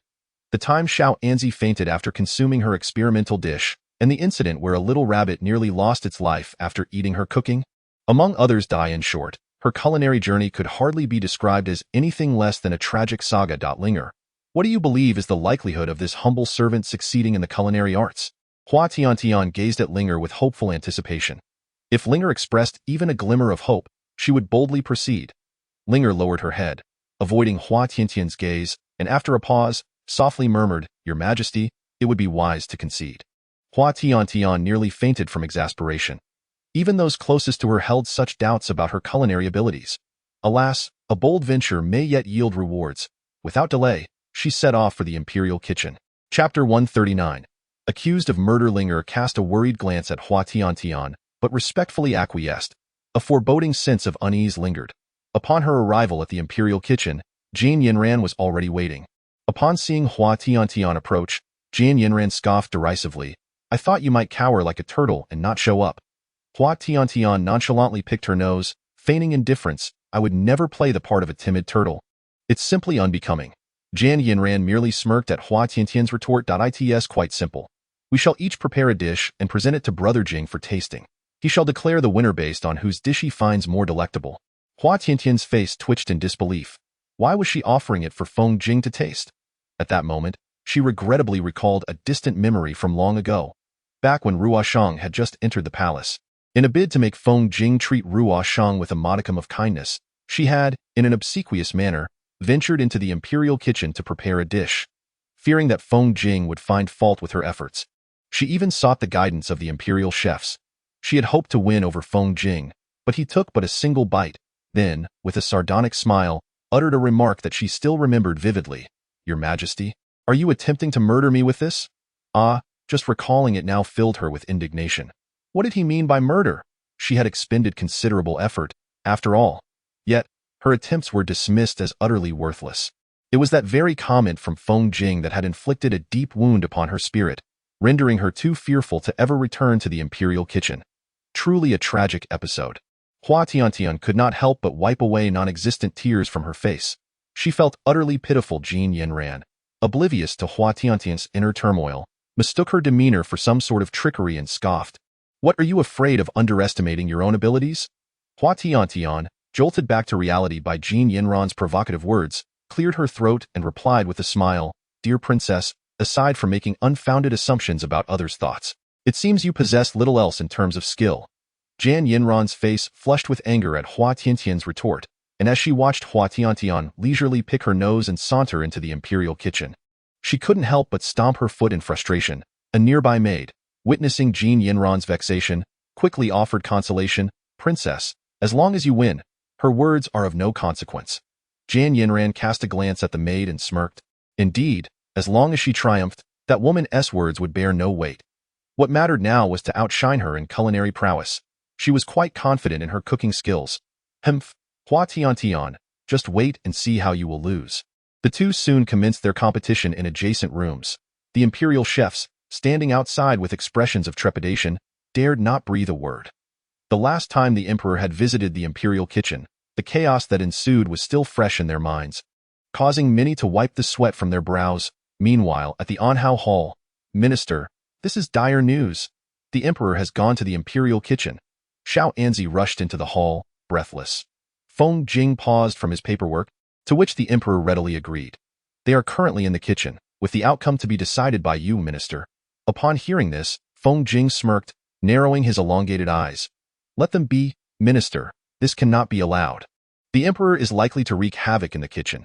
You know well the extent of her destructive capabilities. Even if I were to advise against it, given the emperor's temperament, do you truly believe she would heed my counsel? Xiao Anzi fell silent, acknowledging that the prime minister's words held merit. Although he ostensibly expressed concern for the imperial kitchen, he was, in truth, apprehensive about the potential impact on His Majesty should he face defeat. Furthermore, the memory of the last occasion when His Majesty prepared a meal for the prime minister lingered vividly. Had it not been for the prime minister's remarks, His Majesty would not have developed such trepidation towards the kitchen. However, the prime minister, Feng Jing interjected with a smile, there is no need for you to elaborate further. I am well aware of the situation. Xiao Anzi, meeting Feng Jing's gaze adorned with a gentle smile, dared not speak further. He could only respond with a subdued yes, respectfully turning to exit the Anhao Palace. As he watched Xiao Anzi's retreating figure, the smile in Feng Jing's eyes deepened. Meanwhile, in the imperial kitchen, Linger, why are you still lingering at the door? Hurry up, I am about to commence cooking. Hua Tiantian urged impatiently, reaching for the kitchen knife resting on the table. As soon as she grasped it, the knife clattered to the floor, landing merely a foot away from Hua Tiantian's toes. A cold sweat broke out over her body. Her mind momentarily blank. Linger wiped her brow, anxiously gazing at Hua Tiantian, hesitating to voice her concern. Your Majesty, do you truly believe you can manage alone? Hua Tiantian swiftly regained her composure, pushing Linger towards the exit. I can handle it, rest assured. I have secretly honed my culinary skills over the years. Preparing simple dishes poses no challenge. Linger remained at the door, still unconvinced. Your Majesty, but you? Noticing Linger's expression of worry, Hua Tiantian felt a twinge of annoyance. If you do not leave now, I shall be compelled to punish you. Linger silently wiped her brow, reluctantly acquiescing with a yes, before turning to depart. A sense of foreboding intensified within her. Finally, as the door clicked shut, Hua Tiantian rubbed her hands together with a mischievous grin as she approached the array of ingredients on the counter. My little darlings, await your fate at my hands. The vegetables seemed to respond. Having learned from her earlier mishap, Hua Tiantian deliberately selected a smaller knife, gripping it firmly. Upon reaching the counter, she surveyed the ingredients laid out before her, which were almost exclusively meant for exquisite dishes.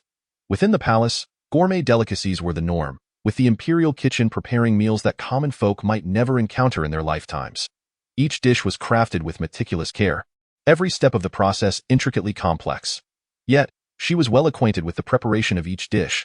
She could memorize the steps after a single glance. However, just before slicing the vegetables, Hua Tiantian hesitated. She could predict what Jin Yinran would create, but would it be on par with the visually and aromatically appealing delicacies? Should she aim to captivate everyone with the presentation and aroma? Suddenly, a long-forgotten memory surfaced. At that moment, she hadn't thought much of it, but now it brought a smile to her lips. Regardless, it was worth a try. Having made up her mind, Hua Tiantian instructed the imperial chefs to procure the necessary ingredients. Upon hearing the list of materials, the chefs were taken aback. Your Majesty, are you certain you require these ingredients? Chapter 141. Inspecting his palate, Hua Tiantian gently patted the shoulder of the royal chef, reassuring him, rest assured, you heard me correctly. Although the chefs were still incredulous, the sight of Hua Tiantian's cheerful demeanor compelled them to obediently gather the ingredients she had specified. Once the ingredients were assembled, Hua Tiantian officially embarked on her culinary journey. Taking a deep breath at the countertop, she silently prayed that her dishes would not turn out to be an eyesore. 2 hours later, as Hua Tiantian emerged with her prepared dishes, Jin Yinran was already waiting outside the royal kitchen. Linger promptly stepped forward to take the golden platter laden with the dishes. Hua Tiantian shook her sore hands and sighed in relief. Just as she was about to lament the hardships of cooking to Linger, Jin Yinran's malicious voice interrupted her. This princess suspects there may be poison within. As she spoke, Jin Yinran cast a glance at the dishes, a knowing smile curling at her lips.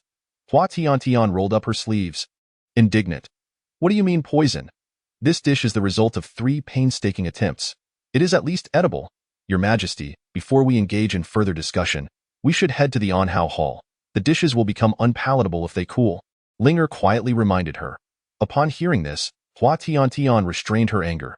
Hmph, the ultimate judgment rests with Feng Jing, and no matter how Jin Yinran ridicules her, it is Feng Jing who will decide the outcome.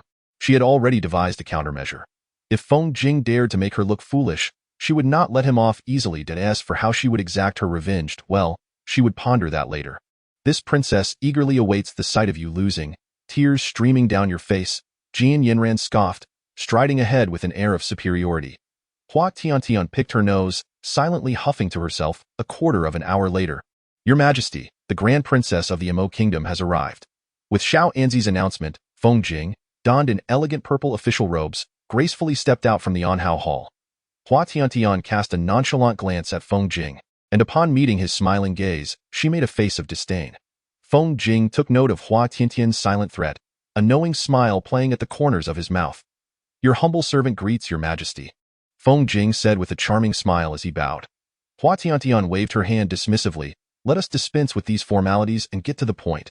Here are 2 dishes, both of which have been muddled. Before she could finish, Feng Jing interrupted with a smile. I understand, Your Majesty. Hua Tiantian furrowed her brow and glanced sideways at Xiao Anzi, who was steadfastly keeping his head down. Hua Tiantian pouted in frustration. This traitor, Xiao Anzi. Seeing that the two had been conversing since earlier while she felt ignored, Jan Yinran's displeasure grew. Pouting, she directed her dissatisfaction at Feng Jing. Brother Jing, why are we still talking? Let us begin at once. Feng Jing smiled at Jin Yinran, then let us commence. Hearing this, Jin Yinran glanced at the dishes she prepared, a triumphant smile spreading across her lips. Shall we proceed inside? Having spoken, Jin Yinran led a group of maidservants into the palace. Hua Tiantian rolled her eyes. This woman truly regarded her with disdain. Alas, it mattered little, for this revered figure would depart on the morrow. She would begrudgingly let bygones be bygones. Linger, let us proceed inside as well. Linger nodded respectfully, following Hua Tiantian with dainty steps. At that moment, Feng Jing approached from the side. Hua Tiantian cast a sidelong glance, glaring at Feng Jing who walked beside her. You should swiftly ascertain whether your palate is in working order, lest you make a grave misjudgment. Chapter 142. Whose cuisine is the most delectable? Feng Jing smiled lightly, remarking, in comparison, I believe your Majesty ought to contemplate how poorly your culinary skills may fare. Hua Tiantian gritted her teeth and huffed in response. That is a matter for me alone. It requires no concern from you. Is that so?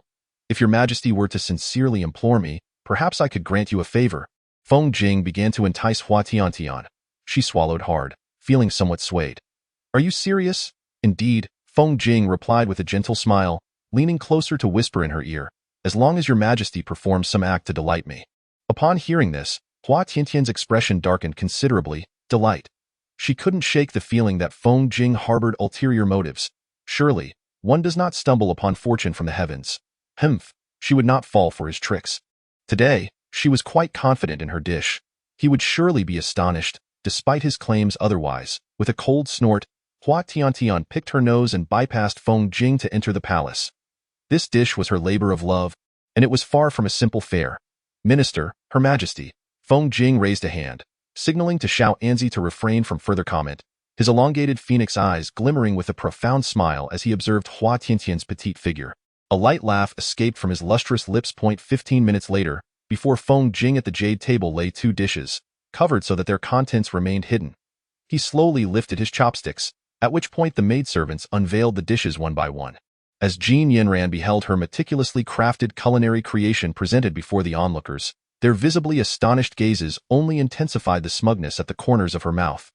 Casting a sidelong glance at the other dish beside hers, which appeared utterly unremarkable and bore no semblance of a proper meal, a hint of disdain flickered in her eyes. Meanwhile, Hua Tiantian remained oblivious to the stark contrast in expressions as everyone regarded the 2 dishes. She had been idly picking her nose since earlier, seemingly unfazed. Your Majesty, are you not at all anxious about which dish the minister will choose? Linger inquired softly. Hua Tiantian continued her antics, glancing at Linger and signaling with her eyes. She was not unperturbed. Although she feigned indifference, she had been closely monitoring Feng Jing's every move. Whether it was merely her imagination, she couldn't tell, but she felt as if a complex and inscrutable emotion lingered in Feng Jing's gaze whenever he glanced at her dish. Alas, This is not the outcome she had envisioned. She had hoped that her culinary creation would bring at least a glimmer of joy to Feng Jing. Sigh, it seems her efforts were in vain. The sole advantage she had to secure victory has vanished, and now defeat appears inevitable. Observing Jin Yinran's expression, which radiated determination, Hua Tiantian pouted, recognizing her as a formidable opponent. At that moment, Feng Jing had already savored both dishes. Wiping the corners of his mouth, he cast a gaze filled with mirth towards Hua Tiantian, causing her heart to tremble. At present, her heart felt like it was dangling over a precipice. Even the most casual glance from Feng Jing could provoke her anxiety for an extended duration. His elongated, phoenix-like eyes once again swept over Hua Tiantian. Chapter 143. Do not cling any longer. Hua Tiantian suppressed the urge to utter a curse. Oh dear, what is the result? Could it not be stated more decisively? As Feng Jing observed Hua Tiantian's mounting tension, he chuckled and began to speak. The moment he opened his mouth, everyone listened intently, hanging on his every word, fearful of missing a single syllable. Hua Tiantian ceased her idle fidgeting and leaned in closer to hear what Feng Jing had to say. In terms of color and aroma, this dish far surpasses the other, he remarked, pointing to the dish prepared by Jin Yinran with a smile. Upon hearing this, Jin Yinran immediately beamed. Meanwhile, Hua Tiantian, feeling dejected, contemplated getting up to leave before embarrassment consumed her. However, Feng Jing continued, and at the mere utterance of however, the crowd's anticipation soared. Jin Yinran furrowed her brows, sensing a foreboding feeling in her heart. As Hua Tiantian, already in despair, prepared to exit the hall, she heard him say, in truth, I prefer the other dish. Though it lacks the vibrant color and fragrance of the first, this unique flavor is rare to encounter within the palace, making it, in my opinion, more palatable. Hua Tiantian, who had just taken a step forward, halted abruptly, disbelief washing over her delicate features. What?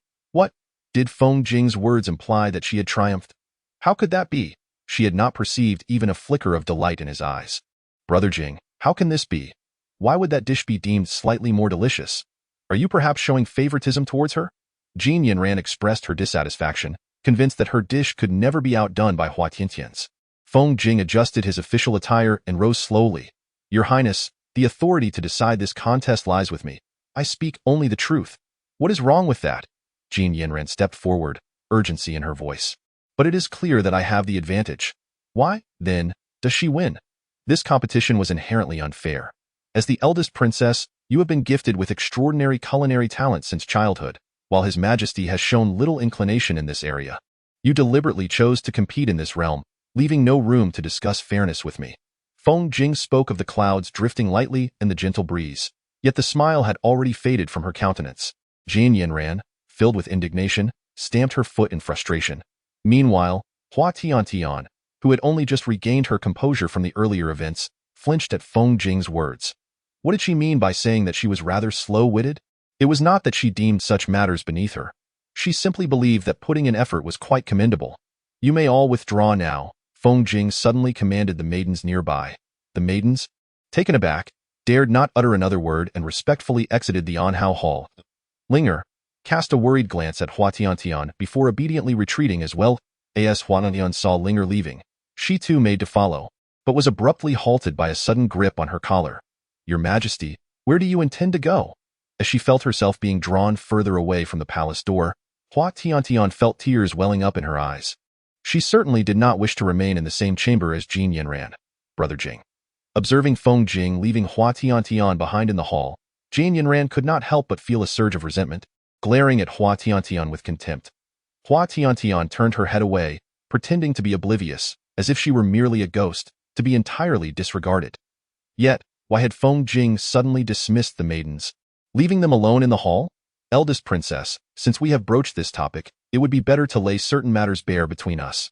Chapter 144. Her thoughts on Feng Jing. Hua Tiantian felt a sudden stiffness in her body. What exactly was Feng Jing planning?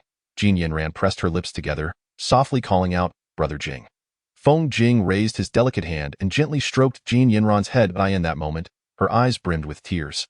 She had yearned for that gesture for far too long. For ages, she had ached for the presence of this person. Do not cling to your former self. His warm voice resonated softly within the vast palace. Hua Tiantian gasped, her mouth agape, yet no words escaped her lips. She had never heard Feng Jing utter such sentiments. Since Feng Jing had entered the palace to serve, Many had sought to marry their daughters into the Chancellor's household, employing every conceivable means, yet Feng Jing had remained indifferent, almost entirely ignoring their advances. She had once mocked him, questioning whether he harbored a preference for the same sex, and now, as she raised her gaze, it was the first time she had seen Feng Jing express such feelings. Biting her lip, she pondered that perhaps Jin Yinran was indeed a significant presence in Feng Jing's life. The thought sent a pang of pain through her heart. Brother Jing, you implore me not to be fixated on you, yet you remain so steadfastly devoted to this woman. She shows no genuine concern for you, only for the Crown Prince of Chen. It is you who ought to let go of your misguided obsession. Jin Yinran's voice rose sharply, her vision blurring with emotion. Feng Jing hesitated briefly, his handsome features obscured in shadow, rendering them indistinct. Jin Yinran continued in a venting manner. There is something you are unaware of. The late Emperor of Yin had long since arranged a betrothal between her and the Crown Prince. Hua Tiantian gasped in shock, hastily lifting her gaze. What do you mean? How could I possibly be unaware of this matter? Jin Yinran smirked coldly. Of course, you wouldn't know. Only my father, your father, and the late Emperor of Chen were privy to it. Except to find you someone who can protect you for a lifetime. At that time, she had tilted her head, gazing at her father with innocent curiosity, unaware of the true meaning behind his words. Now, reflecting upon it, did her father already have such plans in mind? Feng Jing, I was unaware of this matter. For reasons unknown, she instinctively turned her gaze towards Feng Jing, longing to clarify. Hua Tiantian, too, was oblivious to the panic that laced her tone as she spoke. Brother Jing, would you rather protect a woman destined for another than return with me to Emo Kingdom? Please, do not remain obstinately in denial. It is far better than lingering here in constant trepidation. Be silent, be silent. Hua Tiantian abruptly turned her head, glaring fiercely at Jin Yinran. Jin Yinran was taken aback, clearly unprepared for this side of Hua Tiantian. Do not think to use this matter against me. What am I even saying? Hua Tiantian thought. You claim my heart is filled with ruisheng. Ha! You are not a worm in my belly. Jin Yinran stood there, astonished. Hua Tiantian intended to say more, but was interrupted by a pair of long, graceful hands that encircled her waist, silencing her words. Chapter 145. Confessing affection lifted behind him by Feng Jing. Hua Tiantian raised her gaze, seeing only the elongated silhouette of his back. Your Highness, you too have heard that His Majesty is quite enamored with me, Feng Jing remarked with a smile, his slanted eyes concealing a playful glimmer.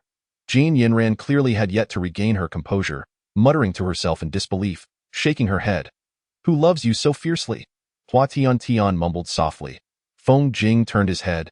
Your Highness, your feelings towards me are merely rooted in dependency, and more so in gratitude, rather than romantic affection. If it were genuine love, you would wish to be wholeheartedly by that person's side, willing to forsake everything, as long as they were willing. Feng Jing spoke in a calm manner. Jin Yinran's eyes widened in shock. She lifted her gaze to retort but caught a glimmer of indulgence in Feng Jing's eyes. As if he recalled something, her expression dimmed in an instant. This princess understands now. She slowly turned away. Gratitude, is it? Well, your makeup is smudged, Hua Tiantian whispered cautiously from behind. Jin Yinran's expression darkened. This princess is growing increasingly weary of you. With that, she dashed out of the Anhao Palace. Hua Tiantian blinked in surprise, tilting her head as she innocently inquired of Feng Jing. I was merely offering a kind reminder. Why has it made her dislike me even more? Feng Jing let out a knowing chuckle, his jade-like hand gently pressing Hua Tiantian against the jade pillar.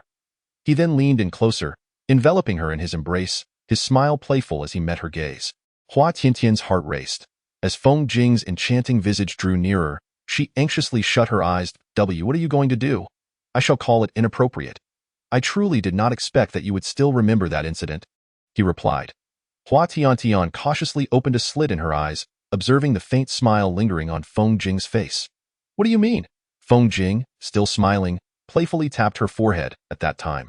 I merely offered you a single reminder, yet you cast all the blame upon me. During that evening meal, you specifically instructed the imperial kitchen to prepare that dish, and I recall you mocking me quite harshly. Hua Tiantian turned her head away, unable to meet his gaze, muttering softly, Who told you to get me discovered by the palace maid? I am not a magnanimous person. Naturally, I must seek retribution. Reflecting on it now, she felt a twinge of shame. Her earlier jibes had indeed led to his subsequent ostracism among the palace staff, though it was hardly a grave matter. She had been rather petty. Yet, The fact that your Majesty still remembers this indicates that you do care about my affairs, doesn't it? Feng Jing smiled knowingly. After all, it was so long ago, I merely thought of it inadvertently. It does not imply that I am concerned about you. Hua Tiantian huffed in response, yet deep down, she was aware. Indeed, ever since Feng Jing entered the palace, she had paid particular attention to matters concerning him. Your Majesty, you are so stubborn.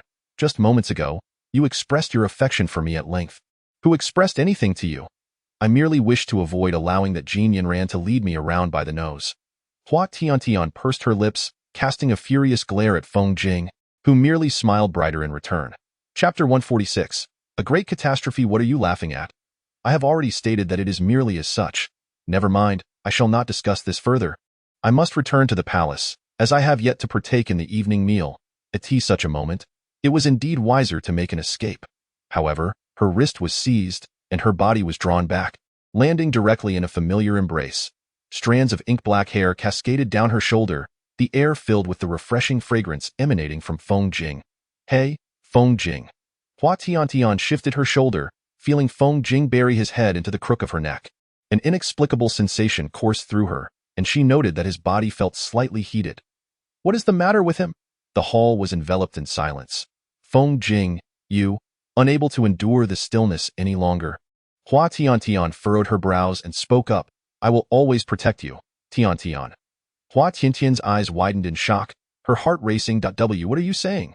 She, utterly unaccustomed to confronting the words spoken by Feng Jing, felt as though all her strength had been sapped away, leaving her heart in a prolonged state of turmoil. Once she uttered those words, the figure behind her fell silent. Feng Jing, what troubles you? Unable to use her elbow, Hua Tiantian leaned her back against Feng Jing's chest. Noticing his lack of response, she intensified her movements, rubbing against him incessantly. Hey, Feng Jing, what is truly the matter? Just as she was about to turn and ascertain his condition, a suppressed voice reached her ears. Your Majesty, may I inquire why you added copious amounts of salt to that dish? A sense of anguish seemed to linger in Feng Jing's tone as he spoke. Raising her gaze and contemplating, Hua Tiantian candidly replied, 3 spoonfuls. Your Majesty, are you indeed attempting to murder me? Hua Tiantian bristled at this remark, breaking free from Feng Jing's grasp and placing her hands on her hips, ready to unleash a torrent of complaints. However, under the dim light, she noticed something amiss in Feng Jing's expression. Furrowing her delicate brows, Hua Tiantian approached and sampled the dish she had prepared. The moment the food touched her tongue, she promptly spat it out. Following that, she hastily gulped down a bowl of water. She then dashed to Feng Jing's side, urging him, you must expel it quickly. This is truly an act of murder, I believe you. Feng Jing let out a sound of acknowledgement, but compared to that, he insisted, Your Majesty, you must take responsibility for the earlier provocation. Hua Tiantian was momentarily taken aback, but upon realizing the implication, her cheeks flushed crimson. She stepped back warily, keeping a vigilant eye on Feng Jing, bracing herself for any sudden movements as if he were a ravenous wolf. I had no intention of enticing you. I was merely concerned for your well-being. Your Majesty, you have distanced yourself entirely. Oh my. Feng Jing's voice had sunk to an unusually deep timbre, his phoenix eyes glinting with a hint of danger under the knight's embrace. Hua Tiantian shivered, deciding that escape was paramount. I am hungry. I shall take my leave first. Your Majesty, do you believe you can escape? The tone of Feng Jing had now evolved beyond mere deepness, taking on a rasping quality. Had she truly crossed a line? Do not approach me, or I shall ensure you are rendered incapable by tomorrow. Hua Tiantian positioned herself at the threshold, with Feng Jing now mere inches away, his heated breath threatening to envelop her. This would not end well. She was certain Feng Jing would devour her whole. She absolutely refused. Feng Jing, suppressing his low voice, spoke with a semblance of a smile. Do you truly have the heart to deny me? How could I possibly relent? I am more than willing to part ways. This was dire. She sensed she might have landed herself in significant trouble. Your Majesty, can you bear to witness me in such anguish? Feng Jing leaned against the jade pillar, the moonlight streaming in from the window casting a glow upon him, his handsome brows slightly furrowed, exuding an alluring air. Chapter 147. Unease. Feng Jing, Hua Tiantian called, her brow knitted in concern. Her slender fingers, concealed within her sleeves, had turned pale from the pressure. Should she approach? Despite the obscurity of the night, she felt the intensity of Feng Jing's elongated phoenix eyes fixated upon her, seemingly awaiting her response. She felt a twinge of unease. Feng Jing, you appear rather peculiar today. Ordinarily, even when she inadvertently committed a misstep, Feng Jing's reaction would not have been so pronounced. Moreover, since just moments ago, a faint blush had adorned his countenance. Could it be that you have been drugged? Feng Jing's voice had become hoarse to the extreme. He could no longer suppress himself and collapsed against Hua Tiantian's shoulder. Supporting him, Hua Tiantian inquired, "Are you all right? I shall summon the physician." With that, she made to exit, and no wonder she had sensed that Feng Jing's body felt unusually heated earlier. She had thought it merely a result of her having added too much salt, never considering that he might have been drugged. But who could be responsible? Feng Jing suddenly grasped Hua Tiantian's hand. Tian. His voice was particularly deep and hoarse, his warm breath brushing against her ear in tantalizing whispers. Hua Tiantian, in a state of alarm, attempted to push Feng Jing away. "Feng Jing, let me fetch the physician. Please bear with it." If this continued, she could foresee the consequences without needing to think further. His wrist was seized once more. "Tian." Feng Jing called her softly. Hua Tiantian clenched her jaw, feeling a surge of anger. "Feng Jing, do not go too far. I have already promised to fetch the physician for you." Yet deep down, she knew it was merely fear that drove her. Feng Jing smiled, his gaze dreamy. "Your presence is sufficient. Why call for a physician?" Hua Tiantian pressed her lips together, her brows furrowed in concern. "You did this deliberately, knowing full well that the dish was tainted, and yet you chose to consume it. Didn't you? This must have been premeditated." Upon reflection, Feng Jing would never easily partake of another's food. The only dishes he had accepted without scrutiny were those brought by her and Jin Yanran, and she had never concocted such a scheme. Therefore, the only plausible suspect remained Jin Yanran. The memory of her cryptic smile and the fervent reaction she displayed when Feng Jing chose to remain with Hua Tiantian resurfaced. Everything pointed to this conclusion. Furthermore, Feng Jing possessed an innate acuity of smell. Even the faintest of scents could not escape his notice. Thus, the only reasonable explanation left was that it was intentional. "Ah, you've caught me." That moment, a soft, breathy chuckle escaped Feng Jing's lips from behind. Seizing the opportunity, Hua Tiantian pushed Feng Jing away and fled to the opposite side, leaning against a jade pillar. With arms crossed, she rebuffed his advance. "I am not truly oblivious. I simply prefer not to articulate certain matters." Feng Jing's inky hair appeared slightly disheveled, and combined with his now dreamy gaze, he looked more captivating than ever. "If you continue to refuse, I may genuinely be in peril," Feng Jing said with a teasing smile, one hand pressed to his chest, the corners of his mouth curling into a pained expression. His tall figure leaned half against the palace door, the night casting ethereal shadows across his handsome features. "But I am afraid." Hua Tiantian turned her head away, gritting her teeth to avoid looking at Feng Jing. "Heh?" Feng Jing's light laughter echoed. "What is so amusing?" Even in this moment, he maintained his characteristic nonchalance. "How outrageous, fool!" The warm sensation brushed against her head, the essence of Feng Jing enveloping her senses. Hua Tiantian gritted her teeth and hung her head low, fixating intently on her feet. Chapter 148. Shamelessness. It tease such a moment. What should one do? She had never encountered anything like this before. "I have awaited this moment for a decade, to consume you entirely." The melodious voice of Feng Jing resonated in her ears. Hua Tiantian abruptly lifted her gaze, meeting the enchanting eyes of Feng Jing. She clenched her teeth. 10 years? How could that be? You truly cannot remember?" Feng Jing smirked, clearly recalling every detail regarding Suru washing. Hua Tiantian furrowed her brows. She had previously heard Feng Jing mention that they seemed to have known each other before, yet she had no recollection whatsoever. "I do not remember. Can't you simply tell me? Before that, could we perhaps address the pressing matters at hand?" Feng Jing's smile was wickedly charming. Hua Tiantian's face flushed instantly. How did the conversation revert to this subject? "You are shameless." With that, she pushed Feng Jing, who was merely a foot away from her. A soft groan of pain escaped Feng Jing's lips. Unable to restrain herself, Hua Tiantian reached out to check on him, but as her hand brushed against his back, he pulled her into his embrace. His alluring voice then flowed gently into her ears.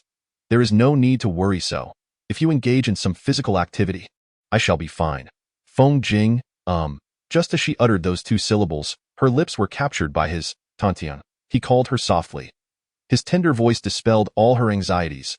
Outside the hall, the night deepened, and the moonlight enveloped the vast imperial palace. As a tranquil aura swayed within, inside the hall, a scene of intimacy unfolded.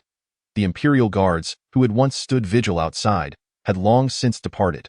Not far from the hall, under the eaves, a shadow cloaked in darkness concealed its face. Raising its head slightly to reveal a handsome profile, as a faint sound emerged, the figure's lips curled into a smile, the first in many years.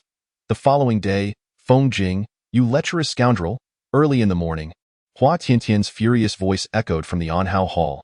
Opposite her, Feng Jing, appearing languid, leaned casually against the edge of the bed, his inky black hair cascading over his shoulders, his well-defined physique partially visible beneath his loosely opened shirt. He lightly dismissed Hua Tiantian's outburst with a chuckle. Hua Tiantian wrapped herself tightly in the quilt, desperately inching towards the edge of the bed. What have you done to me? Frowning, she complained of a particular ache. As she moved her leg, a sharp pain shot through her, prompting her to curse Feng Jing, whose smile was ever so mischievous. What exactly have you done? Feng Jing glanced at Hua Tiantian with an air of nonchalance, stating, everything that needed to be done has been accomplished. With that, he wore a knowing smile, his tall frame shifting slightly as his hand encircled Hua Tiantian's waist. Leaning closer to her ear, he murmured in a low tone, Your Majesty, perhaps it would be better to rest a bit longer. Hua Tiantian blinked, her mind racing with fragmented memories. The more she thought, the darker her expression became. Enduring the excruciating pain, she bit down on Feng Jing's shoulder, tears brimming in her eyes.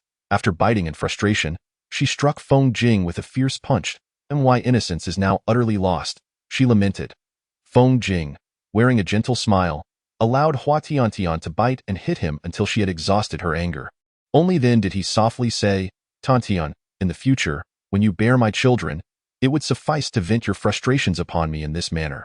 As he spoke, he enveloped Hua Tiantian in his embrace, continuing in a soothing tone, I shall not allow you to endure suffering alone. Oh, just watch me bite you to death. Would you really? Hua Tiantian pouted, questioning what she had to lose. Feng Jing chuckled lightly. All right, I shall heed your wishes. Chapter 149. The pain in my rear. Recalling that today, Jin Fei Yi and Jin Yen Ran, the two formidable figures, were finally departing. Hua Tiantian was suddenly jolted awake. I have no desire to encounter these two deities. I leave them to you to manage. I shall return to my quarters. With that, she wrapped herself in a blanket and leaped from the bed. Where are my clothes? Hua Tiantian searched for her undergarments. Here they are. Turning her head, she discovered her garments in Feng Jing's possession. She lunged forward, snatching her clothes and blushing as she scolded him. You scoundrel! Feng Jing crossed his arms, nonchalantly responding, Scoundrel, is it? Quite an apt description. Hua Tiantian's face twitched. Feng Jing was truly not a normal person. After hastily donning her clothes and tidying herself, she tiptoed, planning to sneak back to her quarters from Anhao Hall. Behind her, Feng Jing chuckled softly at Hua Tiantian's stealthy movements. She glanced back, shooting him an irritated glare. Who was truly to blame for all this? Did he even comprehend the situation? Your Majesty. As she turned her head, the voice of an approaching individual caught her off guard, causing her to unceremoniously plop down onto the ground. Subsequently, a wail echoed from Anhao Hall. A passing palace maid furrowed her brow upon hearing the cry. When did it become customary to slaughter pigs so early in the morning? Yet it seemed that this pig's cries were somewhat peculiar. What is so peculiar about it? It's just a pig. Indeed, let us depart quickly. Meanwhile, inside the hall, Hua Tiantian pitifully rubbed her tender backside. I bear responsibility, for I should not have disturbed your Majesty. Mu Han, with bowed head, stood respectfully at the entrance. Hua Tiantian glared at Mu Han through gritted teeth. Acknowledging guilt does not remedy your error. Do you not realize that my rear end is in agony? Unfazed, Mu Han replied, Please, your Majesty, impose your punishment. Had Mu Han resisted, she might have entertained thoughts of reprimanding him. However, his demeanor of submission extinguished any inclination to exact her petty revenge. Ugh, it hurts. Why are you still standing there? Help me up. At that moment, another pair of long hands moved more swiftly. Your Majesty, I am still here, yet you choose to throw your affections upon another man. As she was pulled up, Hua Tiantian glanced askance, finding Feng Jing's expression a mix of amusement and menace. His elongated eyes half squinted, glimmering with an ominous light. With a sudden shudder, she hastily shook off Feng Jing's hand. It would be wise for me to swiftly depart from this place of disputes. A knowing smile curled at the corners of Feng Jing's lips as he gazed at the hurried figure of Hua Tiantian fleeing. Tiantian, you shall not escape from my grasp now. Beside him, Mu Han lifted his gaze to notice the peculiar smile adorning Feng Jing's face, an unusual glint flashing in his eyes. "My lord," he began. Feng Jing retracted his gaze, the smile on his face vanishing in an instant. Furrowing his brow, he turned to Mu Han, inquiring coolly, "What has transpired?" "It seems the maid has escaped the palace." A chill swept across Feng Jing's countenance. "When did this happen?" "Last night." "Have you uncovered who is behind this mischief?" Feng Jing questioned, all the while hastily donning his attire. "It has been clarified." A cold smirk graced Feng Jing's lips. "It appears I have been too lenient." His long, phoenix-like eyes narrowed slightly. Mu Han, keeping his gaze lowered, revealed no emotion that moment. Unbeknownst to her, despite her efforts to evade, Hua Tiantian found herself thoroughly ensnared by Feng Jing. "Ouch, that hurts," she muttered, wincing as she walked. A flash of crimson appeared before her, halting her in her tracks. Chapter 150. An encounter with the enigmatic. Lost in her thoughts, Hua Tiantian did not notice the large red figure before her until she collided with it.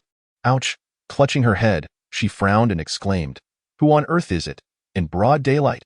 Stunned for a second, she then cried out, "A ghost? A ghost?" In a panic, she turned to flee. A pair of long, elegant hands seized her as she attempted to escape. "Little silly girl, is there a ghost as beautiful as this prince?" Hua Tiantian rolled her eyes inwardly. "Xu Bei, release me at once." She struggled, but the enchanting figure behind her held her firmly. "Release me, I insist." Since he did not voluntarily let her go, she resorted to a few childhood tactics, kicking backward at Xu Bei. With a devilish smile, Xu Bei loosened his grip just as her foot was about to connect. Unexpectedly freed, Hua Tiantian lost her balance and fell to the ground. "I must be seeing ghosts today." "Ah!" She instinctively covered her behind. "Why must my behind be harmed yet again?" Observing her predicament, Xu Bei chuckled nonchalantly, his robes fluttering as he crouched before her. With him now mere inches away, Hua Tiantian immediately crossed her arms defensively, inching backward. "What do you think you're doing?" This captivating figure was not to be trifled with. Without uttering a word, Xu Bei leaned closer, inhaling her scent. Hua Tiantian stepped back, her brows knitting together as she glared at him. "If you persist, I shall declare this inappropriate behavior." That moment, the previously playful smile on Xu Bei's face transformed into one filled with meaning. "Little silly girl, you possess a scent unlike your usual self." Reminded of the events from the previous night, Hua Tiantian felt an inexplicable sense of guilt regarding Xu Bei's words, yet she was determined that no one else should discover her secret. After pondering for a moment, Hua Tiantian adopted a nonchalant demeanor, waving her hand and saying, "Ah, indeed. I have recently found the spices sent from the quite agreeable, so I have made use of some." As she spoke, she raised her hand in a feigned gesture to inhale the scent lingering on her sleeve, and with a smile in her eyes directed at Xu Bei, she added, "The fragrance is genuinely pleasant." Subtle yet delightful. Xu Bei, having been observing Hua Tiantian, couldn't help but smirk at her words. Suddenly, her delicate hand brushed against the collar of Hua Tiantian's garment, and before Hua Tiantian could react, she gently tugged, exposing the marks that had been concealed beneath the fabric. A light chuckle escaped from the corners of Xu Bei's lips as those marks came to light. Hua Tiantian swiftly swatted Xu Bei's hand away, hastily adjusting her clothing to cover the evidence. Simultaneously, a wave of panic surged through her. Indeed, Feng Jing had not spared her. Xu Bei, with a teasing smile, spoke up, her phoenix eyes casting a downward glance at Hua Tiantian's alarmed expression. Hearing her words, Hua Tiantian felt her panic intensify. She bit her lower lip, never expecting to be discovered. "Regardless, it was not as you imagined. I merely sought to understand the medicine he bore." "That was indeed the case." "No doubt." Hua Tiantian pursed her lips, refraining from dissent, and nodded sullenly. Xu Bei languidly twirled her long hair, her enchanting eyes narrowing playfully. "I say." Hua Tiantian lifted her gaze, regarding Xu Bei with suspicion. Xu Bei offered a playful smile, her delicate hand lifting Hua Tiantian's chin, her piercing gaze fixed upon those ethereal eyes. Chapter 151. Merely a jest. Have you never pondered why he has consistently protected you, assisting you in solidifying your throne and governing the land of Yin? Not to mention his willingness to engage in intimate encounters with you, despite the fact that this prince has heard he is not one to indulge in the company of women. Faced with the subtle laughter hidden within Xu Bei's phoenix eyes, Hua Tiantian felt an unexpected wavering within her. What do you mean? Indeed, she had never contemplated this query. Perhaps it was because Feng Jing had been by her side for so long that she had grown accustomed to his presence, never questioning why he, who was disinterested in women, treated her in such a manner. "Nothing in particular," Xu Bei replied, withdrawing her hand from Hua Tiantian's chin, her garments fluttering as she gracefully rose. Hua Tiantian pouted, somewhat dissatisfied. What is this? You leave your words hanging. Since you have posed such a question, you ought to. Su Bei interrupted her with a light laugh. If you are so eager to know, plead with this prince. Perhaps I shall consider revealing the answer. Provoked by Su Bei's nonchalance, Hua Tiantian pressed her lips together, rising with the support of a jade pillar. I am not at all interested in such matters. She rolled her eyes, fully aware that she was merely masking her own uncertainty in front of Su Bei. By the way, how did you end up here? Suddenly recalling something, Hua Tiantian inquired suspiciously. But perhaps it is something like that. Hua Tiantian furrowed her brows tightly, turning to leave with a flourish. Little fool, having lent you a hand, shouldn't you treat this prince with the respect he deserves? I shall ensure that His Majesty treats the third prince well. As that so? This prince had hoped for a personal expression of gratitude from the little fool, Su Bei remarked, a hint of regret crossing his countenance. Such matters do not necessitate His Majesty's intervention. Moreover, Feng Jing's lips curled into a smile, yet his expression bore no trace of amusement. We are in the Yin Kingdom. I kindly urge the third prince to be mindful of his words and actions. Su Bei tucked a stray lock of hair behind his ear, choosing to disregard the chilling gaze emanating from Feng Jing. You are taking things too seriously.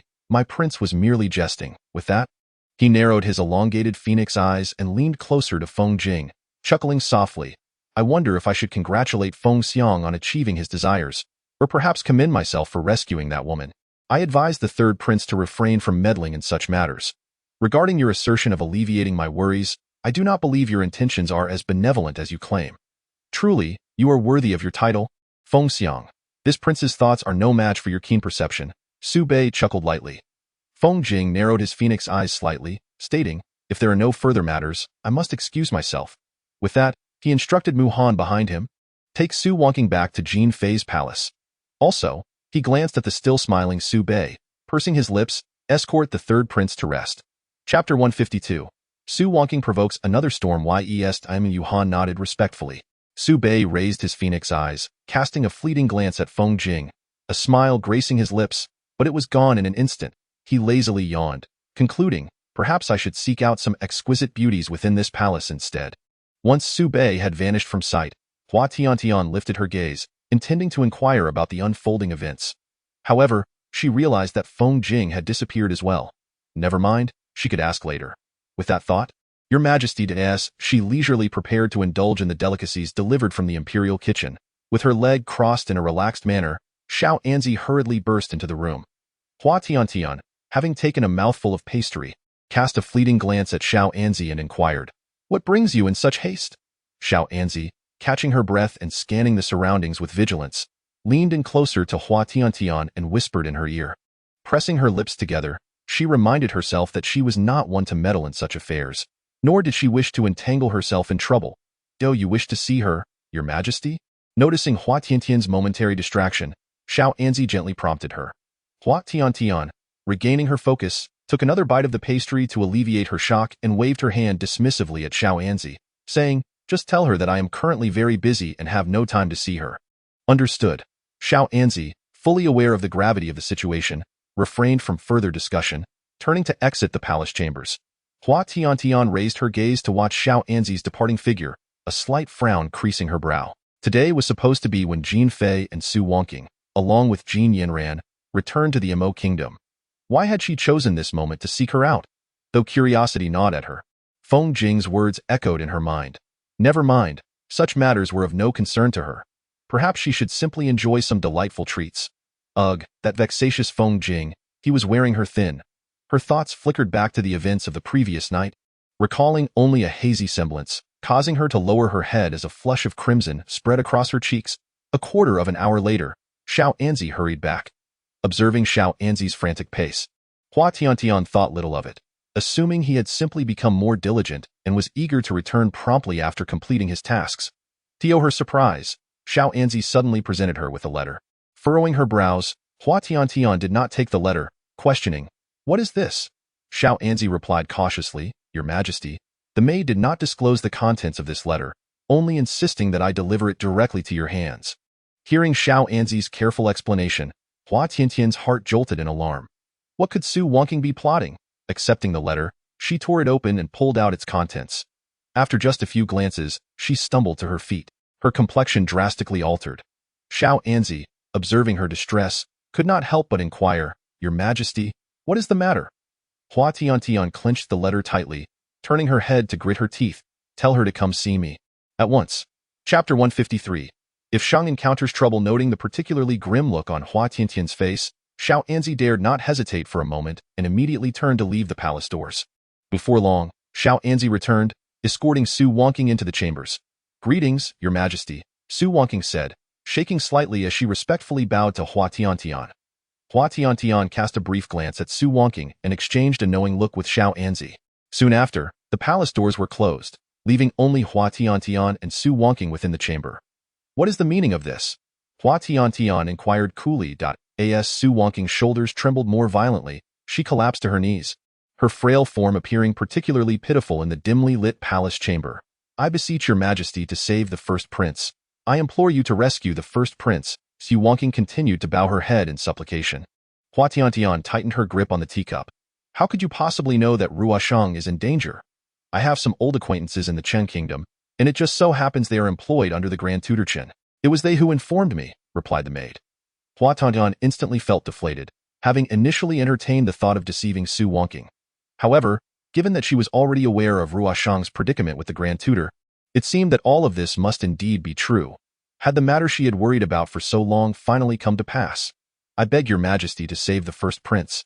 The Emperor of Qin has always regarded the first prince as an adversary and will not easily let him go." Her fingers, concealed within her sleeves, turned pale from the pressure as Hua Tiantian coldly stated, "You must not disclose this matter to anyone else. It is sufficient that you and I know. I shall certainly go to rescue Ruoshang." Su Wangqing trembled incessantly, suddenly raising her gaze to fixate intensely on Hua Tiantian, her tone laced with desperation. "I beseech Your Majesty to take me along. I am deeply concerned for the first prince. I implore you." Hua Tiantian, aware of Su Wangqing's unwavering devotion to Ruoshang, hesitated for a moment before nodding in agreement. "You must first distract Jin Fei. I will send someone to bring you along tonight." The thought of Ruoshang being in peril caused Hua Tiantian's brow to furrow, and her voice became icier. Very well, Su Wangqing nodded fervently. "You may leave now. I have further plans." Hua Tiantian frowned. "Yes." Once Su Wangqing departed, Hua Tiantian quickly summoned Xiao Anzi into the hall. "Xiao Anzi, prepare 2 horses for me, swiftly." Xiao Anzi felt a tremor run through him, sensing that something significant had occurred. "Your Majesty, but the Prime Minister has issued an edict prohibiting the provision of horses since Your Majesty left the palace for the Chen kingdom." Hua Tiantian's expression turned cold. "This is an imperial decree. Do you intend to defy it, Xiao Anzi?" Upon hearing this, Xiao Anzi hastily knelt. "This servant would not dare, but the Prime Minister." Hua Tiantian interrupted coldly. "I will take full responsibility for any consequences." Seeing Hua Tiantian's resolute stance, Xiao Anzi dared not delay further and immediately set about preparing the horses. Once everything was ready, Hua Tiantian recalled that Feng Jing had sent word earlier that he would be coming tonight. To avoid raising suspicion, she planned to visit the Anhao Palace to deflect any inquiries about Feng Jing's arrival. As she neared the Anhao Palace, Hua Tiantian pressed her lips together, attempting to maintain her usual demeanor. Feng Jing was exceedingly perceptive, and a careless moment could easily reveal her unease. He would certainly not concern himself with Ruoshang's plight. Should he discover it, he would undoubtedly prevent her from going to the Chen kingdom. Taking a deep breath, she couldn't shake the feeling that she was akin to a thief.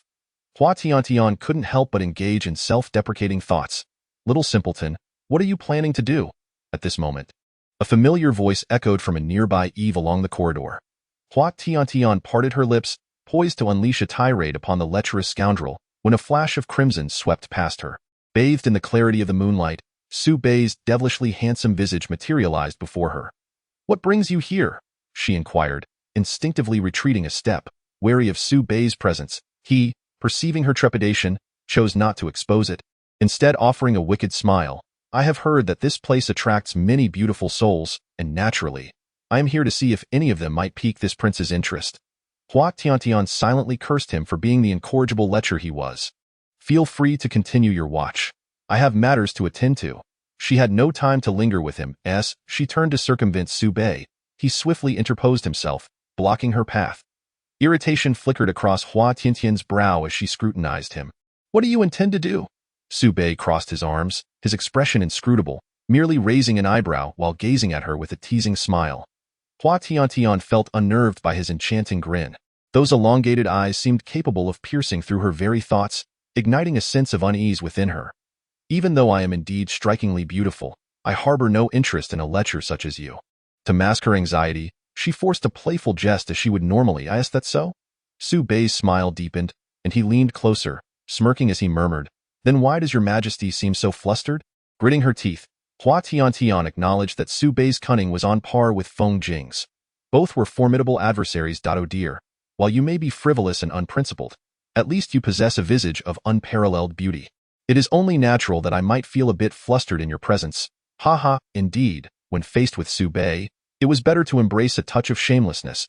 Su Bei merely chuckled, straightening up, maintaining his enigmatic smile without uttering a word. Go avoid revealing any further signs of unease. Hua Tiantian shifted her gaze, contemplating an escaped I just realized I need to use the restroom. Ha. One must heed nature's calls, so you may take your time. I must be swift. With that, she took off running. Phew, Su Bei was indeed a perilous character. There was something inscrutable about his earlier laughter. It was impossible to discern what he truly contemplated. Your Majesty, being so trusting of others may lead to your downfall. His teasing voice trailed behind her. Hua Tiantian momentarily faltered, feeling as if all her intentions had been laid bare before him. Yet, he was no demon. It was inconceivable for him to know everything. Shaking her head, she dismissed his words, not allowing them to weigh on her. Su Bei watched her retreating figure, his smile broadening with a yawn. He shrugged it off, concluding that this was merely a matter for the Na'vi little fool. He would instead seek out more captivating beauties. With that, his crimson silhouette vanished down the corridor. Upon reaching the Anhao Hall, Hua Tiantian signaled the imperial guards to remain silent and knocked on the door. "What is it?" came Feng Jing's calm voice from within. "I am but a humble ruler." Suddenly a wave of anxiety washes over me. The tips of my fingers, concealed within my sleeves, have turned white from the pressure. Your Majesty, please do enter. Chapter 155. The fear of being discovered by Feng Jing. Perhaps it is merely a figment of my imagination born from my nervousness, but I cannot shake the sensation that there was an added softness to Feng Jing's words. Shaking my head to dispel such fanciful thoughts, I strive to present myself in my usual demeanor and stride boldly into the hall. Feng Jing is engrossed in reviewing memorials. Upon hearing the door creak open, he lifts his gaze to meet mine.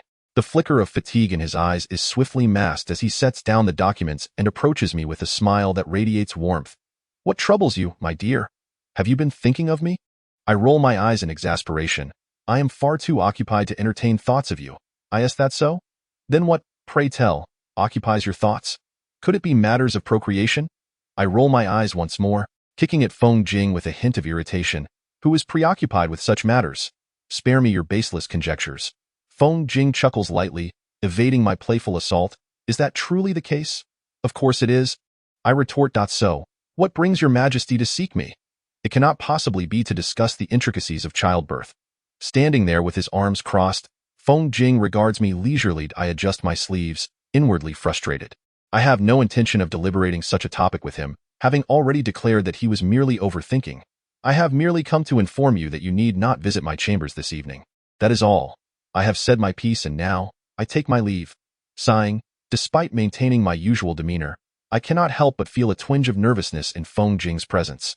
Just as I believe to have successfully brushed the matter aside, my wrist is seized, and I hear Feng Jing's low voice beside me. "Your Majesty, I sense you are concealing something." Detecting the layered meaning in his words, I hastily retort, "What could I possibly be concealing?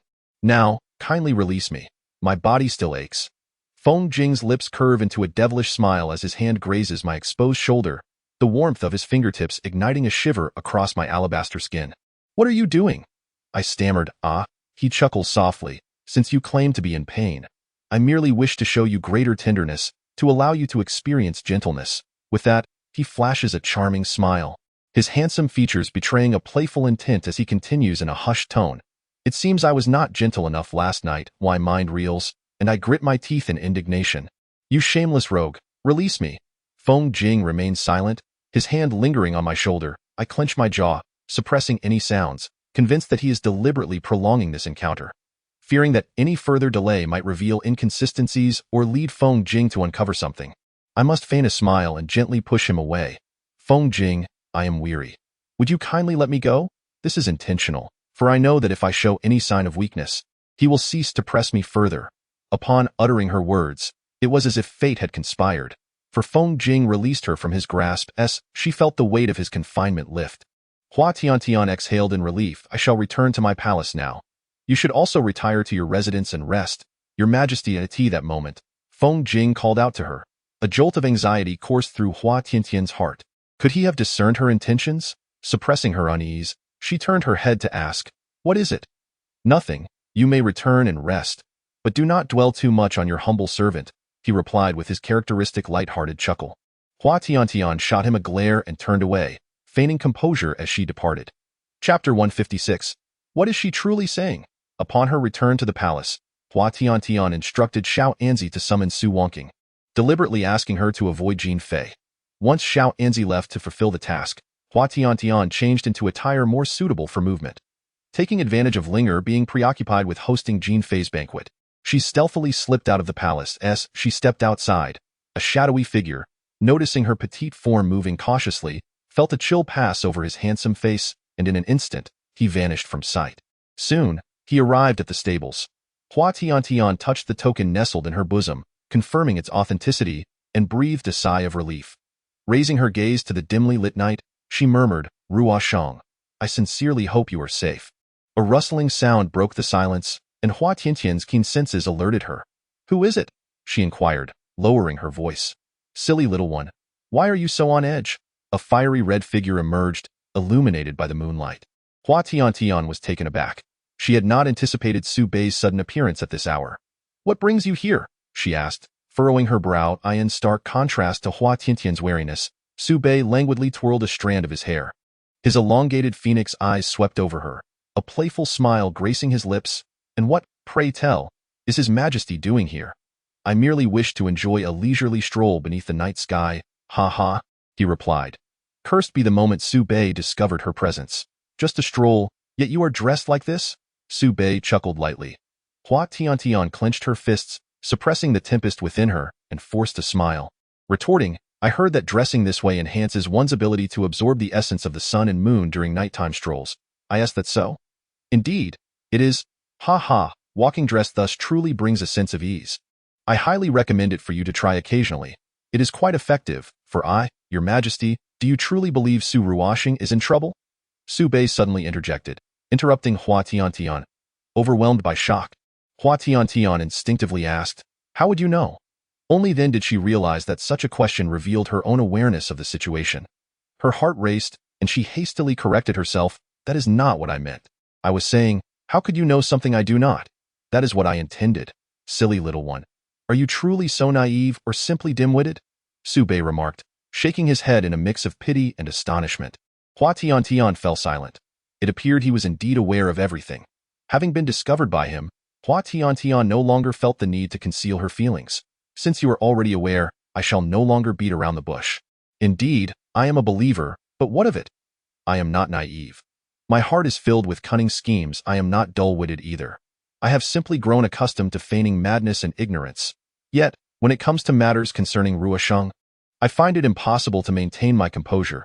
He is someone of great significance to me, and I wish to protect him from any harm at Ha.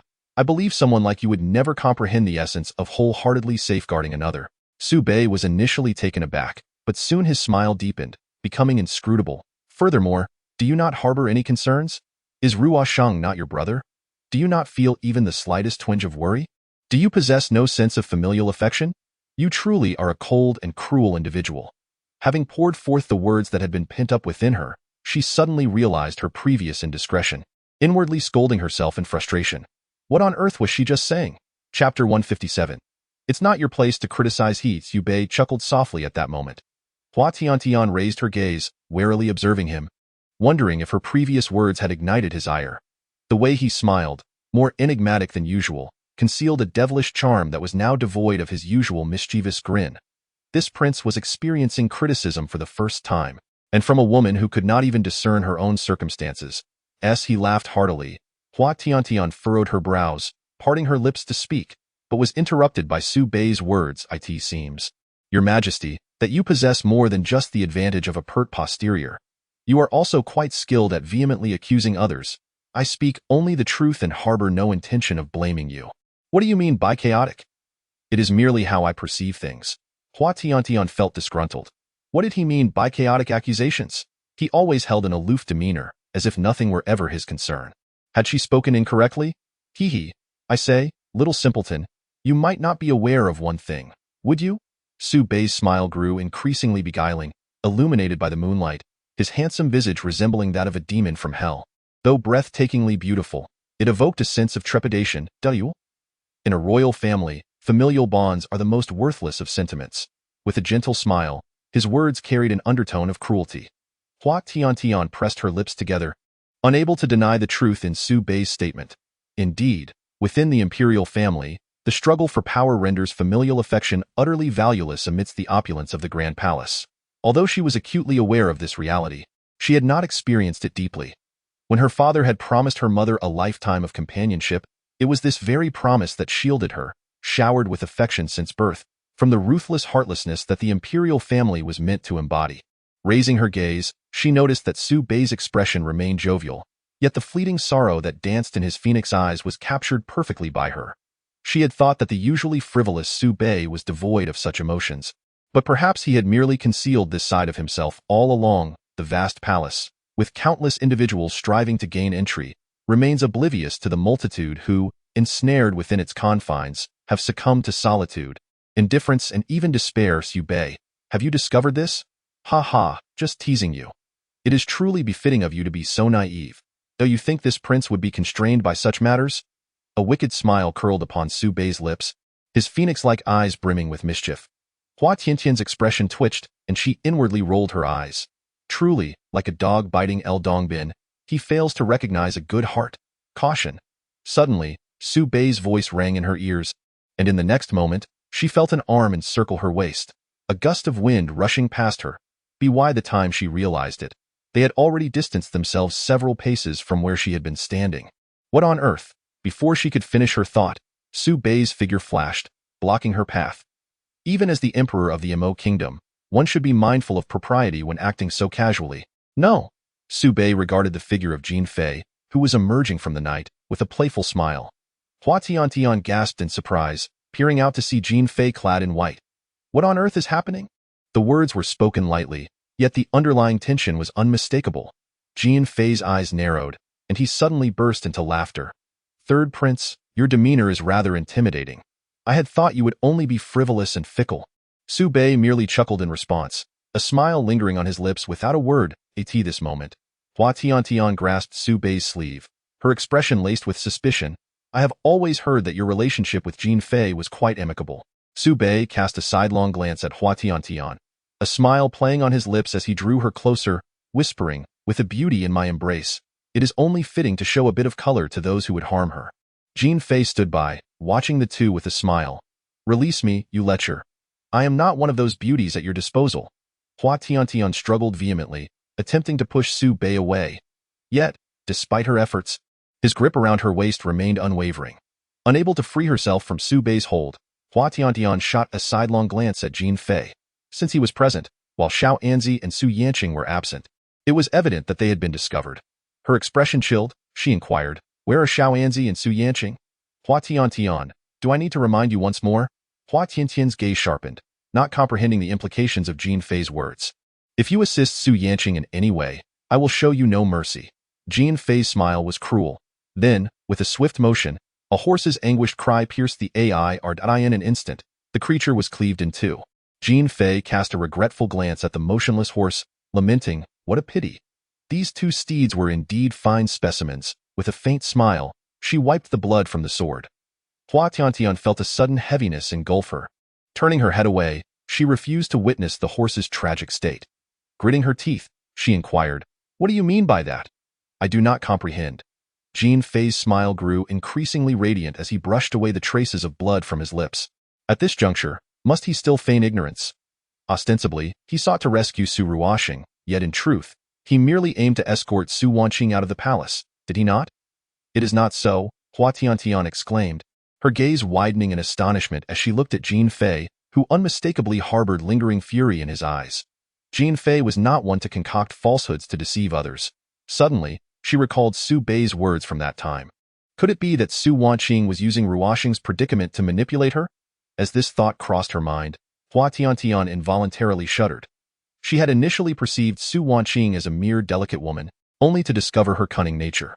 Reflecting on the day she had agreed to rescue Su Ruoxing, she recalled that Su Wanqing's reaction was not one of joy at her willingness to help, but rather the immediate insistence that she, too, must accompany her. Indeed, was she being exploited? Regardless of whether you believe it, I have no intention of aiding Su Wanqing's escape from the palace. You need not worry. Jean Fei clearly did not believe her, responding, would I so easily trust you? You have repeatedly promised to meet Su Wanqing. Who can assure me that you will not waver in your commitment to assist her? Hua Tiantian could not help but scoff. Rather than fretting over whether others would aid her escape, why not ponder why she so desperately sought to distance herself from you? How absurd. Perhaps it was because the people who had accompanied her since childhood were excessively gentle, leading her to regard such matters with disdain. Do you know what the consequences of provoking me will be? Jean Fei smirked. Chapter 159. Touching his bottom line, Hua Tiantian pressed her lips together. Her impression of Jean Fei having long since transformed from that of a smiling young man to one of a cruel and merciless figure, embodying both brutality and innocence. If his harmless laughter was but a fade, then his heart was a tempest of cruelty, reaching unfathomable depths. Hush, Tiantian, he is already pitiable enough. Do not further provoke him. Su Bei suddenly interjected, gently placing his jade hand upon Hua Tiantian's lips, a playful shushing sound escaping him. And bowing to those arrogant princes, what makes you any better? Jean Fei's smile was laced with cruelty, as if unearthing another's scars was a source of delight for him. Hua Tiantian stood frozen, casting a sidelong glance, yet unable to discern Su Bei's expression. Su Bei. You ought to pity him, Jean Fei remarked, pursing his lips. Suddenly, Su Bei burst into laughter. Hua Tiantian believed that Su Bei was provoked by Jean Fei's words. She tugged at his sleeve and opened her mouth, intending to say something, but all she heard was Su Bei's light-hearted laughter. I am quite surprised that you still remember such matters. This prince is on the verge of forgetting them myself. Do you truly think I would harbor any compassion for a mother who has attempted to take my life on multiple occasions? And as for those princes, they are all but worthless beings who will not survive to the end. I can scarcely recall what they look like. Su Bei, you, little simpleton, there is a modicum of truth in your words. Indeed, this prince has grown indifferent to the point of cruelty. Su Bei flashed a wicked smile. Under the cover of night, his devilishly handsome face took on an indescribable quality. Hua Tiantian fell silent. Su Bei's words and laughter were so nonchalant that she found it impossible to doubt him. Su Bei pressed his lips together, sensing Jean Fei's impending attack. He swiftly embraced Hua Tiantian and evaded Jean Fei's strike. Yet, at that moment, several silver needles shot towards them from an unknown source, followed by cries of agony. How many times do you intend to trespass upon my limits? Feng Qing's gaze turned ominous as he lightly touched down on the ground. Hearing this, Jean Fei wore a half-smile. And how many times do you intend for your woman to infringe upon my boundaries? Who is his woman? As soon as her feet touched the ground, Hua Tiantian mumbled in frustration. Su Bei let out a languid yawn, but chose to remain silent with a smile. Feng Qing turned his head, his phoenix-like eyes directed at Hua Tiantian, concealing a hint of coldness. Hua Tiantian instantly felt deflated, too afraid to meet Feng Qing's gaze. Had she committed another offense to provoke him? She would have already plotted to poison your meals. Yet here you stand, still, owing His Majesty a favor. Is this how you treat your benefactor? The Emperor of the Mo Kingdom, do you? Hua Tiantian was taken aback, never imagining that Su Wanqing would contemplate such treachery. Glancing at Feng Qing's tall figure, she pressed her lips together, realizing that he had known everything all along. When she sought him out, had he been aware of the truth yet still played along with her? Chapter 160. Why such obsession? Jean Fei's expression hardened. Feng Qing, are you now lecturing me? I dare not. I merely wish for you to recognize reality. However, should you continue to cross my boundaries, the outcome may become uncertain. Her delicate eyes regarded Jean Fei with not a hint of fear, rather a trace of disdain. You love Su Wanqing with a fervor that runs deep, while her heart is steadfastly devoted to Ruoxing. You compel her to remain by your side, yet you are acutely aware that her heart cannot be tethered. Truly, should I deem you pitiable or contemptible? Your Majesty, Feng Jing's voice bore a note of astonishment. Hua Tiantian tilted her head. I am uncertain how you perceive the words I spoke moments ago, but you are well aware of my true intentions, are you not? Feng Jing, momentarily taken aback, soon allowed a smile to grace his lips. Indeed, your Majesty, Xu Bei, idly toying with his inky tresses, paused slightly upon hearing this, a subtle smile curving his lips, a flicker of amusement escaping. Hua Tiantian exhaled softly. Although her words were arduous to utter, it sufficed that Feng Jing did not overthink them. What do you understand? Jin Fei scoffed. Rather than witness her smile radiantly beside another man, she might as well endure the agony in my presence. After all, this is her burden to bear. Ha! If she wishes to slay me, she must possess the courage and capability to do so. Your Highness, that woman clearly does not love you. Why do you cling to her so stubbornly? Hua Tiantian pouted. I have done nothing wrong. What is there to account for? A light chuckle emanated from above her, causing her to lower her head further. What could he possibly find amusing at this juncture? Your heart and mind have been consumed by her. My affairs have never crossed your thoughts. How can this not be relevant? You, too, are in pain. How could I bear to witness your suffering deepen? Upon hearing this, Jin Fei lowered his gaze, letting out a soft sigh. If it were possible to let go, why would I endure such anxiety daily? If I could release it, nothing would have spiraled into this state. I do not wish to see her harboring resentment. Jin Fei lifted his gaze. A hint of desolation seeped from his eyes. Your Highness, Jin Yinran called out softly. Your Majesty. At that moment, Su Wonking emerged slowly from the night, followed closely by Xiao Anzi. Chapter 161.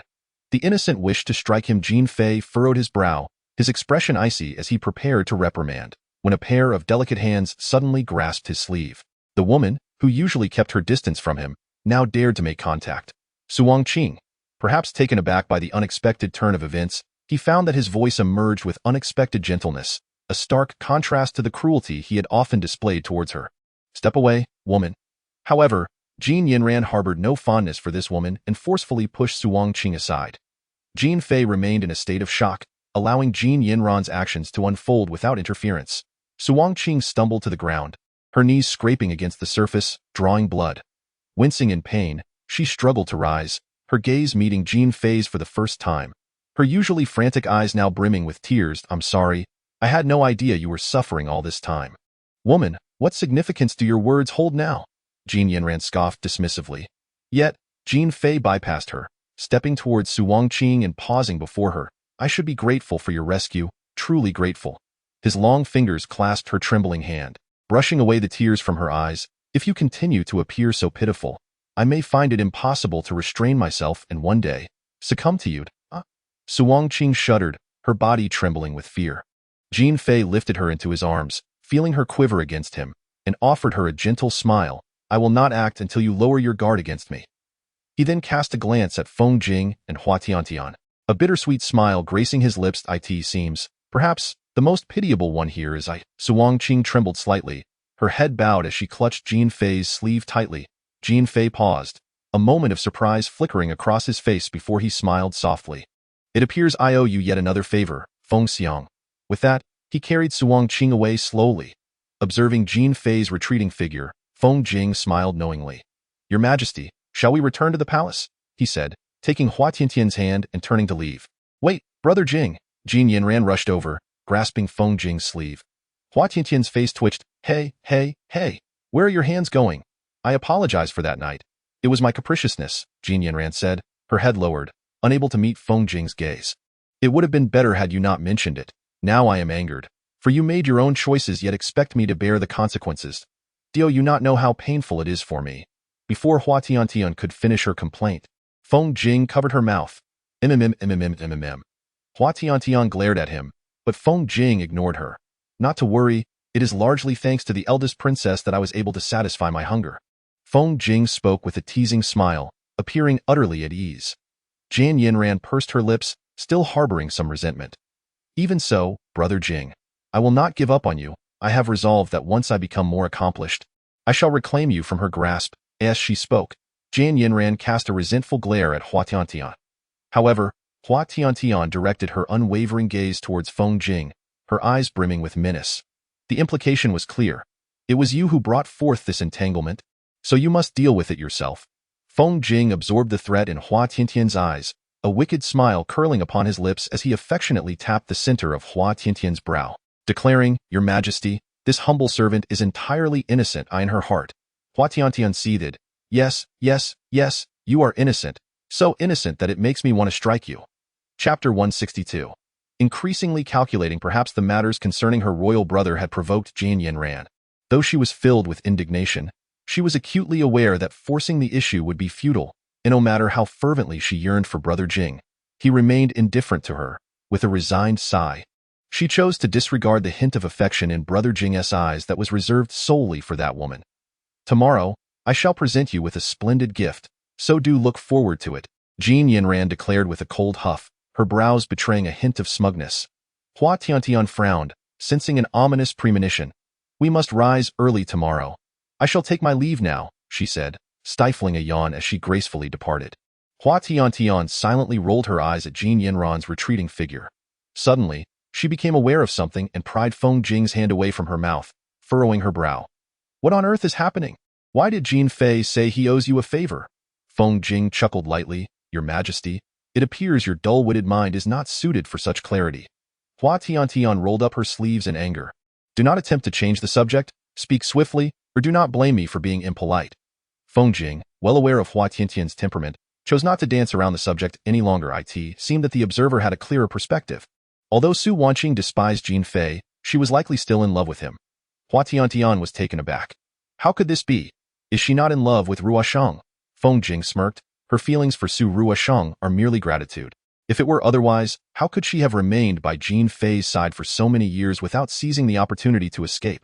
Hua Tiantian suddenly comprehended the truth. How could you know all of this so well? She regarded Feng Jing with suspicion, feeling as though he had insight into everything. During her time in the Mo Kingdom, she had discovered that such matters became evident once one party was provoked. Thus, the onlooker had the clearest view. However, it seemed that your Majesty was not even a bystander, being so utterly oblivious. Hua Tiantian had initially listened intently, but now the pieces fell into place. It appeared everything had been anticipated by Feng Jing. He had intentionally allowed Xiao Anzi to reveal a flaw for Jin Fei to notice, and knowing Jin Yanran's discontent towards Su Wanqing, he had deliberately set the favored Jin Yanran to provoke Jin Fei, while also ensuring that Xiao Anzi would bring Su Wanqing forth at the opportune moment. Truly, Feng Jing was remarkable, each step calculated with precision. Yet, by the end of her realization, Hua Tiantian's expression darkened. You are again insinuating that I am foolish. Your Majesty, it seems you have once more demonstrated your lack of acuity, Feng Jing replied. I shall relieve you of your position, Hua Tiantian exclaimed, exasperated. Feng Jing, with a playful smile, gently gathered Hua Tiantian into his embrace, whispering softly in her ear. Why not relinquish your official duties and join me in the singular pursuit of raising children? Hua Tiantian's expression twitched. Feng Jing, I never realized you could be so shameless, he chuckled lightly. It seems we are quite alike. However, as Hua Tiantian glanced around, she inquired, where is Su Bei? Wasn't he just here? Xiao Anzi, who had been quietly playing the role of a bystander, quickly interjected, the third prince left some time ago. Hua Tiantian frowned slightly. He doesn't strike me as the type to be so inconspicuous. With a darkening expression, she remarked, while you are still by my side. Your Majesty, it seems your thoughts wander to other men. She felt a twinge of discontent, sensing that Feng Jing was becoming increasingly calculative. Or perhaps, she had simply failed to notice it before? Chapter 163. A troubled heart the following day. Despite her reluctance to encounter Jin Yanran and Jin Fei, Feng Jing had ominously reminded her the night prior that she was to accompany them. He nearly punished her with solitary confinement for attempting to leave the palace unaccompanied. Linger, with her head down, appeared lost in thought. Upon hearing Hua Tiantian's complaints, she quickly looked up, flustered. Your Majesty? It was rare to see Linger in such a state of panic, prompting Hua Tiantian to furrow her brow. Linger, what troubles you? You seem quite distracted. Replying to your Majesty, this servant is well. Linger hurriedly averted her gaze, shaking her head in denial. Understanding Linger's character, Hua Tiantian first frowned, but then a mischievous smile crept onto her lips. Linger, have you perhaps taken a liking to some gentleman? Shall I play matchmaker for you? Linger's alarm intensified, and she quickly protested. Your Majesty, you jest. I am content to remain by your side for a lifetime. Why would I entertain such thoughts? Realizing she received no response, Linger cautiously raised her eyes, only to find Hua Tiantian's face uncomfortably close. Linger, you are far too kind to me. It truly touches my heart. She then moved closer, pretending to wipe away non-existent tears. Linger, her face twitching, pushed away the tearful Hua Tiantian, somewhat displeased. Your Majesty, the Chancellor has advised that you should embody the demeanor of a female emperor in public. How can you act so foolishly? Indeed, indeed. Hua Tiantian replied impatiently, scratching her nose as she listened to Linger's reprimand. Finally, she pouted and huffed. Why are you like Xiao Anzi, treating Feng Jing's words as if they were edicts? Linger's expression darkened. Your Majesty, how could you address the Chancellor so casually? I have said nothing at all. Hua Tiantian waved her hand dismissively. She truly found Linger daunting, capable of chattering about any matter incessantly. Before long, they arrived at the place where several individuals were gathered. Feng Jing was engaged in conversation with Jin Fei, and Hua Tiantian, aware of the situation, refrained from interrupting them. I truly wonder what aspect of you has captivated Brother Jing? It is indeed said that enemies are often drawn together. Hua Tiantian rolled her eyes and, while observing Jin Yinran gracefully approaching her, remarked, I am a beauty unparalleled, lacking nothing, yet what could possibly attract Feng Jing? Though she spoke thus, a sense of insecurity crept into her heart. To be frank, since her ascension to the throne, she had flirted with numerous handsome young men, yet most of them merely gazed at her with affection out of a desire for the wealth and power of the palace, secretly labeling her as a foolish ruler. With Jin Yinran's comment, she too felt a pang of curiosity. What exactly has captured Feng Jing's interest in her? Reflecting on this, Hua Tiantian suddenly recalled the words spoken by Su Bei the previous night. Have you never questioned why he has consistently protected you, assisting you in solidifying your throne and governing the realm of Yin? He even wishes to be intimately close to you, despite the fact that I have heard he has never been one to indulge in the company of women. Indeed, why is that? As she cast her gaze sideways, she met Feng Jing's warm, lingering smile. Chapter 164. A gift that requires stealthy observation. That gaze was as gentle as a spring breeze in March. Yet, this was a sight she seldom witnessed from Feng Jing towards others. Cautiously, she averted her eyes, her fingers twisting the hem of her garment, as unease rippled within her. She longed to inquire of Feng Jing the reason behind his actions, yet feared that it might merely be a passing fancy. What would she do if she received such an answer? The thought was too daunting to fathom. Your Majesty, what troubles you? A soothing voice broke through her reverie, which only heightened her anxiety. Eagerly, she grasped Jin Yinran's hand, attempting to shift the conversation. What was the grand gift you mentioned last night? I am quite eager to see it. Can you bring it out for me now? Phew, thankfully, she managed to divert attention with her clever ruse. Jin Yinran, upon being asked, seemed to suddenly recall something, hastily rummaging through her sleeve. That item. You are indeed right to anticipate it. It is the culmination of years of my efforts. Hearing Jin Yinran's words only intensified Hua Tiantian's curiosity, her eyes sparkling with excitement as she awaited the revelation. Hurry, hurry. I can hardly contain my anticipation. Hua Tiantian urged impatiently. I found it. Hua Tiantian's eyes brightened, her gaze fixed on Jin Yinran. Jin Yinran produced the item from her sleeve and handed it to Hua Tiantian, saying, Here, this is the fruit of my labor. Seeing how much you need it, I shall gift it to you. Hua Tiantian nodded eagerly, accepting the item. Encased in a silk pouch, it felt like a booklet. Could it possibly be a manual for governing the state? No, no. Jin Yinran could hardly be interested in such matters. What is it, then? Could it possibly be some sort of handsome gentleman strategy? Driven by curiosity, Hua Tiantian reached for the pouch, eager to unveil its secrets, only to have a pair of delicate hands, as tender as lotus roots, pressed down on hers. You must only examine this when you are alone, Jin Yinyan stated. Huh? Hua Tiantian looked up at Jin Yinyan in confusion, only to find her wearing a triumphant expression. Though curiosity gnawed at her, she reluctantly suppressed her good intentions, pouting as she tucked the pouch into her pocket. Very well, she had to concede. Jin Yinyan smiled with satisfaction, leaning closer to Hua Tiantian and whispering, You need not be overly grateful to this princess. Who would thank you? Hua Tiantian mumbled instinctively, her sidelong glance catching Jin Yinyan's gaze fixated on Feng Jing. Brother Jing, remember this. I shall certainly reclaim you from her grasp. Until that day comes, you must not look at any other woman. Jin Yinyan declared fiercely, pulling on Feng Jing's sleeve with her delicate hand. Hua Tiantian furrowed her brow, her clear eyes fixed intently on the hand clutching Feng Jing's sleeve. Hey, where do you think you're putting your hand? Yet, a sudden unease washed over her. Jin Yinyan cast Hua Tiantian a disdainful glance, coldly retorting, If you were in her position, Brother Jing could easily change his affections. This princess does not bear such a heavy burden. Hua Tiantian. Unable to contend with Jin Yinyan's assertions, she shifted her gaze to Feng Jing, glaring at him with an expression brimming with threats. Chapter 165. Why must she be punished? To her surprise, Feng Jing merely smiled at her, completely disregarding her menacing glare. Feng Jing, just wait for me.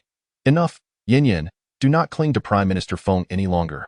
At that moment, Jin Fei descended from the carriage, exuding a sense of resigned authority as he chided Jin Yinyan.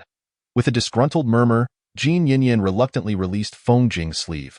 Feng Jing smiled lightly, saying, "It's quite all right. Your Majesty need not take offense." Jin Fei returned a harmless smile. "Now, Yinyan, go along with your royal brother." Jan Yinyan nodded sullenly. Though unwilling, she followed Jin Fei into the carriage with lingering reluctance. Who would have thought that Jin Fei could also possess vulnerabilities?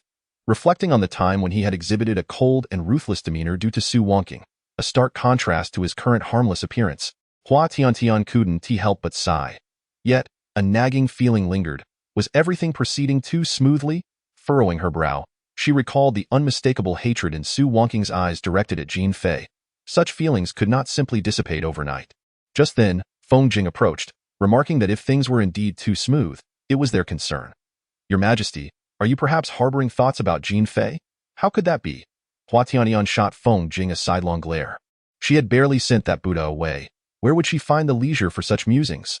Feng Jing chuckled softly, her slender phoenix eyes narrowing slightly. "Did I recall, my lord, that I once cautioned you about Jin Fei, who is no ordinary individual, yet you remained quite taken with him. It was admiration for his capabilities. But in hindsight, it is hardly surprising that he has ascended as the new emperor of Emo Kingdom. How curious it is that I failed to recognize this at the time. So, what would you have done had you known?" Hua Tiantian furrowed her brows, meeting Feng Jing's teasing gaze with her own. Initially displeased, she soon curled her lips into a wicked smile. "You seem to know quite a lot. Could it be that you are envious?" How amusing it is to think that Feng Jing harbors such trivial sentiments. Nonetheless, one cannot imagine her admitting to it easily. To my astonishment, however, she unabashedly confessed, "Indeed, I am envious." How delightful it is for Hua Tiantian to revel in this revelation. Feng Jing, perceptive as ever, noticed the pride glimmering in Hua Tiantian's eyes. Her slender phoenix gaze arched playfully, a wicked smile gracing her lips. Hua Tiantian pouted, rolling her eyes in silent protest. Feng Jing's smile was devilish, her voice a low, seductive murmur. "So, how shall I punish your Majesty?" Hua Tiantian's heart swelled with indignation. After all, she had committed no wrongdoing. "Why should I be punished? This is utterly unjust. I have done nothing wrong. So why do you seek to penalize me?"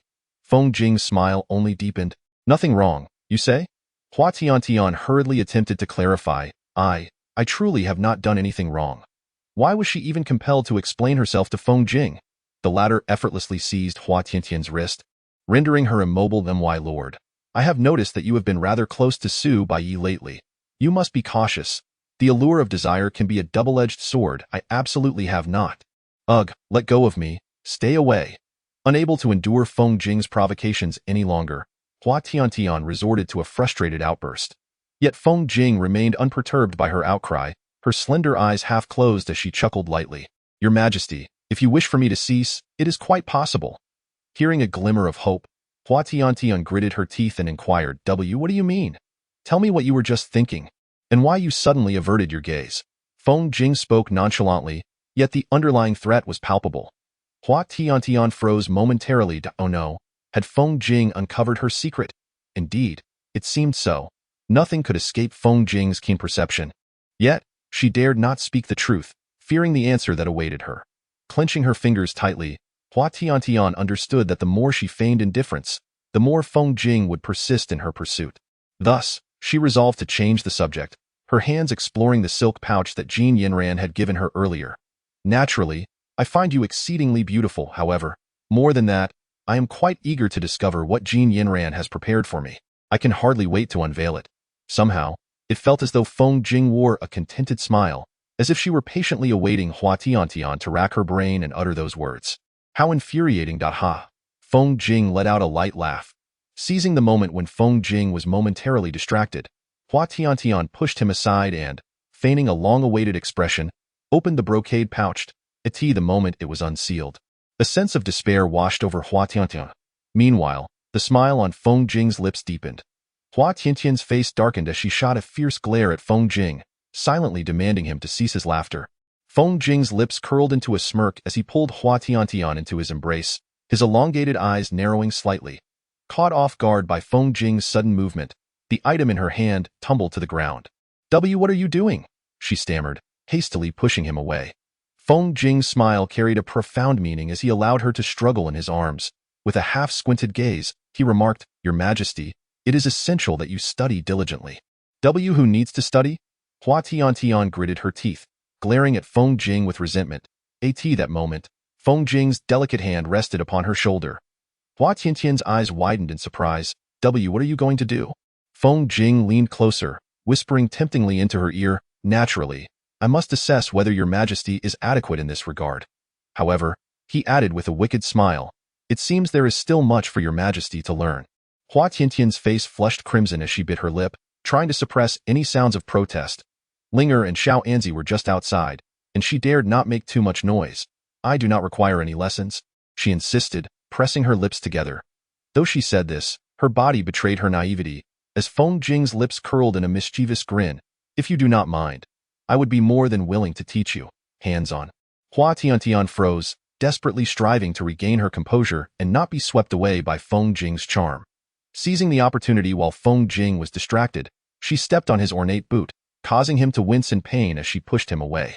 "I am not interested in such matters." Straightening her attire, she lowered her head to conceal her flustered expression, glancing at the booklet that had fallen to the ground. Her face darkened, and she clenched her fingers tightly. Feng Jing made no further advances, merely maintaining a knowing smile as he watched Hua Tiantian. "I still have important matters to attend to. Please feel free, Minister Feng." Hua Tiantian gritted her teeth. Her only desire at the moment was to escape this place. Feng Jing bent down to retrieve the booklet from the ground, shaking it playfully in front of her while reminding her with a teasing tone, "Your Majesty, do you no longer want this booklet titled How to Seduce a Man?" Chapter 167. A major incident. Hua Tiantian halted in her tracks, turning to Feng Jing and shouting in anger, "I do not want it. Must you speak so loudly?" Feng Jing merely smiled in silence, shaking the booklet once more. Hua Tiantian was left speechless. Indeed, she was a defeated foe beneath Feng Jing's cunning. She had no need for such things. As her father had once said, if the other party truly cared for you, there was no need for such manipulative techniques. Indeed, she had no need for them. Subsequently, Hua Tiantian had intended to enjoy a few leisurely days, only to be informed by Xiao Anzi that Feng Jing, after his current engagements, would come to review her governance proposals, and he had instructed Xiao Anzi to convey that should there be any errors, she should prepare to reflect upon her missteps. Feng Jing holds exceedingly high expectations of her in this regard. Even when she feigns submission or resorts to petty tricks, Feng Jing remains unyielding, in utter exasperation. Hua Tiantian was compelled to labor diligently for several days in the palace, rewriting the state governance documents.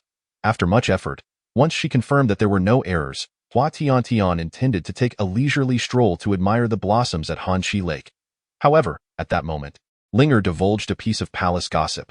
"Your Majesty, are you aware that the palace has been rife with turmoil these past few days?" Hua Tiantian furrowed her brow, for she had been engrossed in the governance documents and was oblivious to such trivial matters. "What is it?" Linger, casting a furtive glance around to ensure no one else was present, leaned closer to Hua Tiantian and whispered, "I heard that a palace maid jumped into the river to end her life for the third prince." What? Hua Tiantian gasped in shock, rising abruptly from her seat. "How could such a thing happen?" Linger shook her head. "This servant does not know the details, but it is said to involve a maid from the Eastern Palace. After she ascended the throne, she had intentionally assigned some maids to serve them. However, the Eastern Palace seldom engaged in palace affairs and had minimal interactions within the palace. How could it possibly be linked to Su Bei? That troublemaker truly knows how to stir up chaos. What of Su Bei? Since that fateful night, she had not laid eyes upon him again, as she had been preoccupied with the governance documents and had not inquired about his whereabouts. It seems the third prince left the palace early this morning. Early in the morning. Though she felt a tinge of curiosity, the last few times she had encountered Su Bei, he had been in those extravagant locales, so his departure from the palace was not particularly surprising. What about Feng Xiang? Now that she had completed her writing, she hoped Feng Jing would finish her review swiftly so that she could finally rest in peace. Linger shook her head. The Chancellor spent less than a quarter of an hour in the palace before departing. Upon hearing this, Hua Tiantian's suspicions deepened. While Su Bei's presence outside the palace was not unusual, Feng Jing's departure was exceedingly rare. In the more than 10 years since Feng Jing entered the palace to serve, he had never ventured out during daylight hours as he did today. What could possibly be amiss, Linger? Do you have any inkling of what has transpired? Replying to your majesty, this servant does not know, Linger answered honestly. At that moment, Xiao Anzi rushed in from outside, his face pale and hurried. Your majesty, urgent news from the Eastern Palace.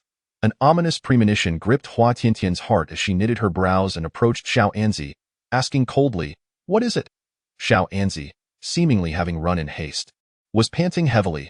Upon hearing Hua Tiantian's inquiry, he stammered, a body has been discovered in the Eastern Palace, of the late Emperor's close maid, Lure. Chapter 168. A great mystery, additional update. How could this be? Immediately, we must go to the Eastern Palace. Hua Tiantian's expression hardened as she set off towards the Eastern Palace. Lure had once saved her father's life. She was indeed a benefactor. For all these years, that person will certainly not escape her wrath. Contemplating this, Hua Tiantian tightened her fingers until the tips turned pale. Upon arriving at the Eastern Palace, the palace maids were kneeling outside the hall. When they saw Hua Tiantian approach, they all respectfully bowed. Hua Tiantian, indifferent to their gestures, strode directly into the hall. Within the vast palace, a white cloth lay draped in the center. Beneath it, the golden embroidered shoes, which she had personally commissioned from the Ministry of Internal Affairs in early spring, lay exposed. She vividly recalled the excitement she felt when she received those shoes. Yet now, all that faced her was a lifeless. Bring in the maids outside. Unable to glean information from these women, Hua Tiantian instructed Xiao Anzi to summon those kneeling outside. Soon, the palace maids entered one after another. Sensing the displeasure on Hua Tiantian's countenance, they immediately knelt and bowed their heads in supplication. Your Majesty, we know not what has transpired. Please spare us, Your Majesty.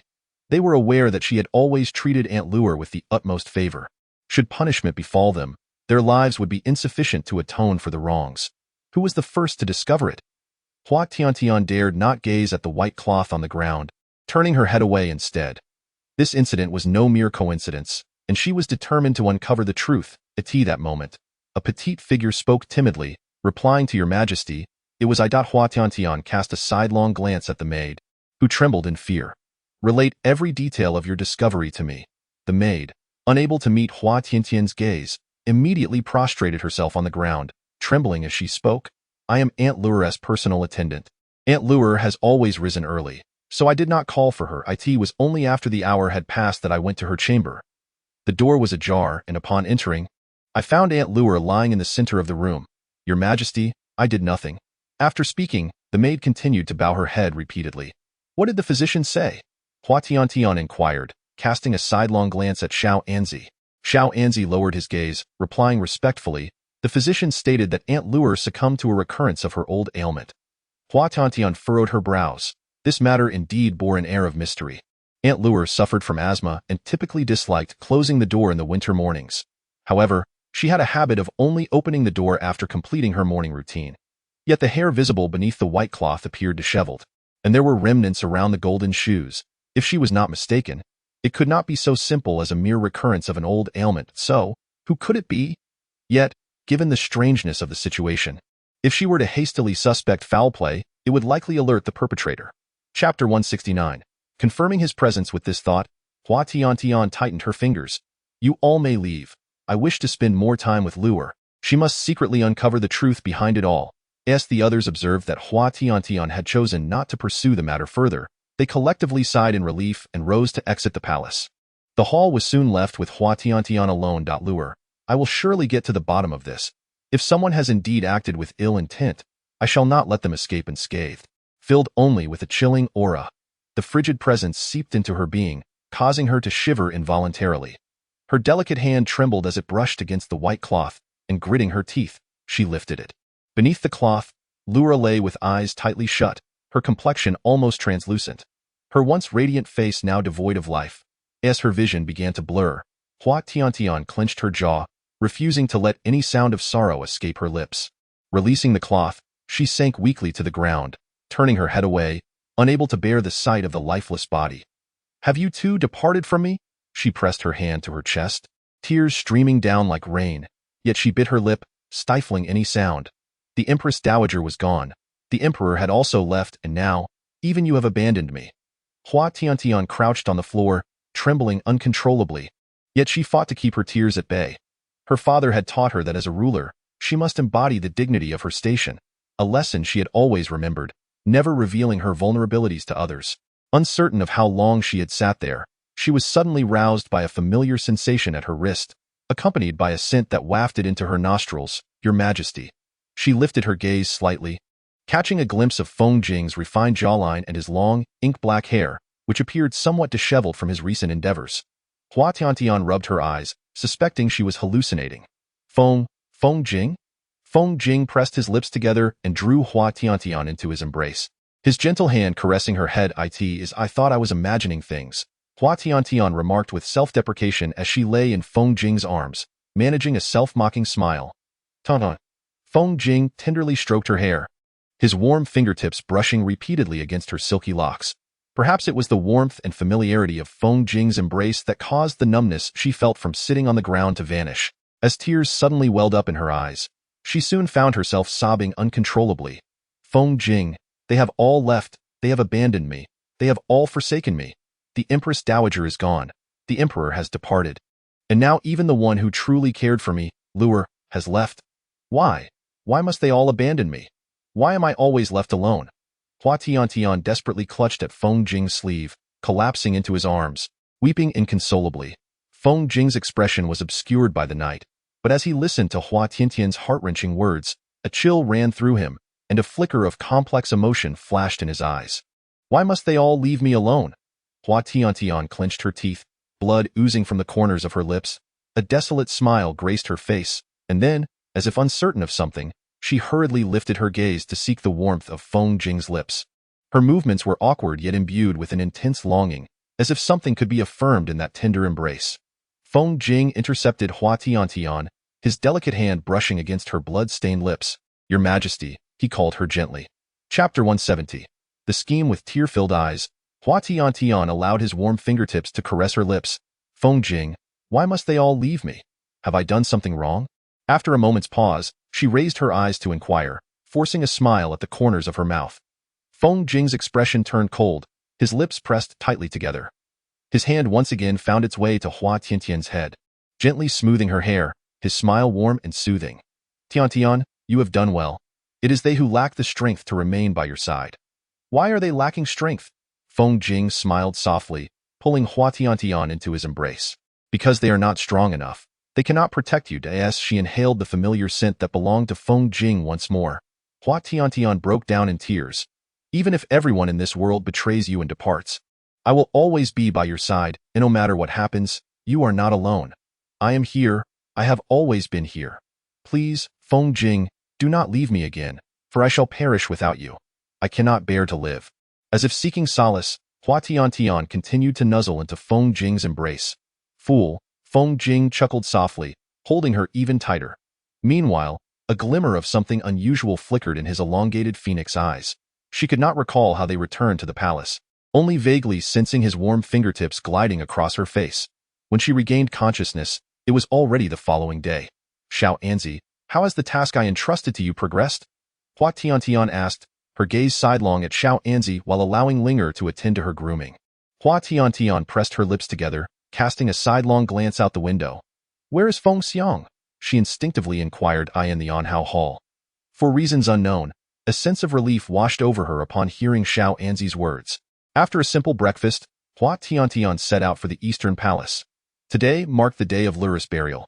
Reflecting on the person who had recently smiled so warmly at her, now reduced to a cold corpse, Hua Tiantian couldn't help but tighten her lips.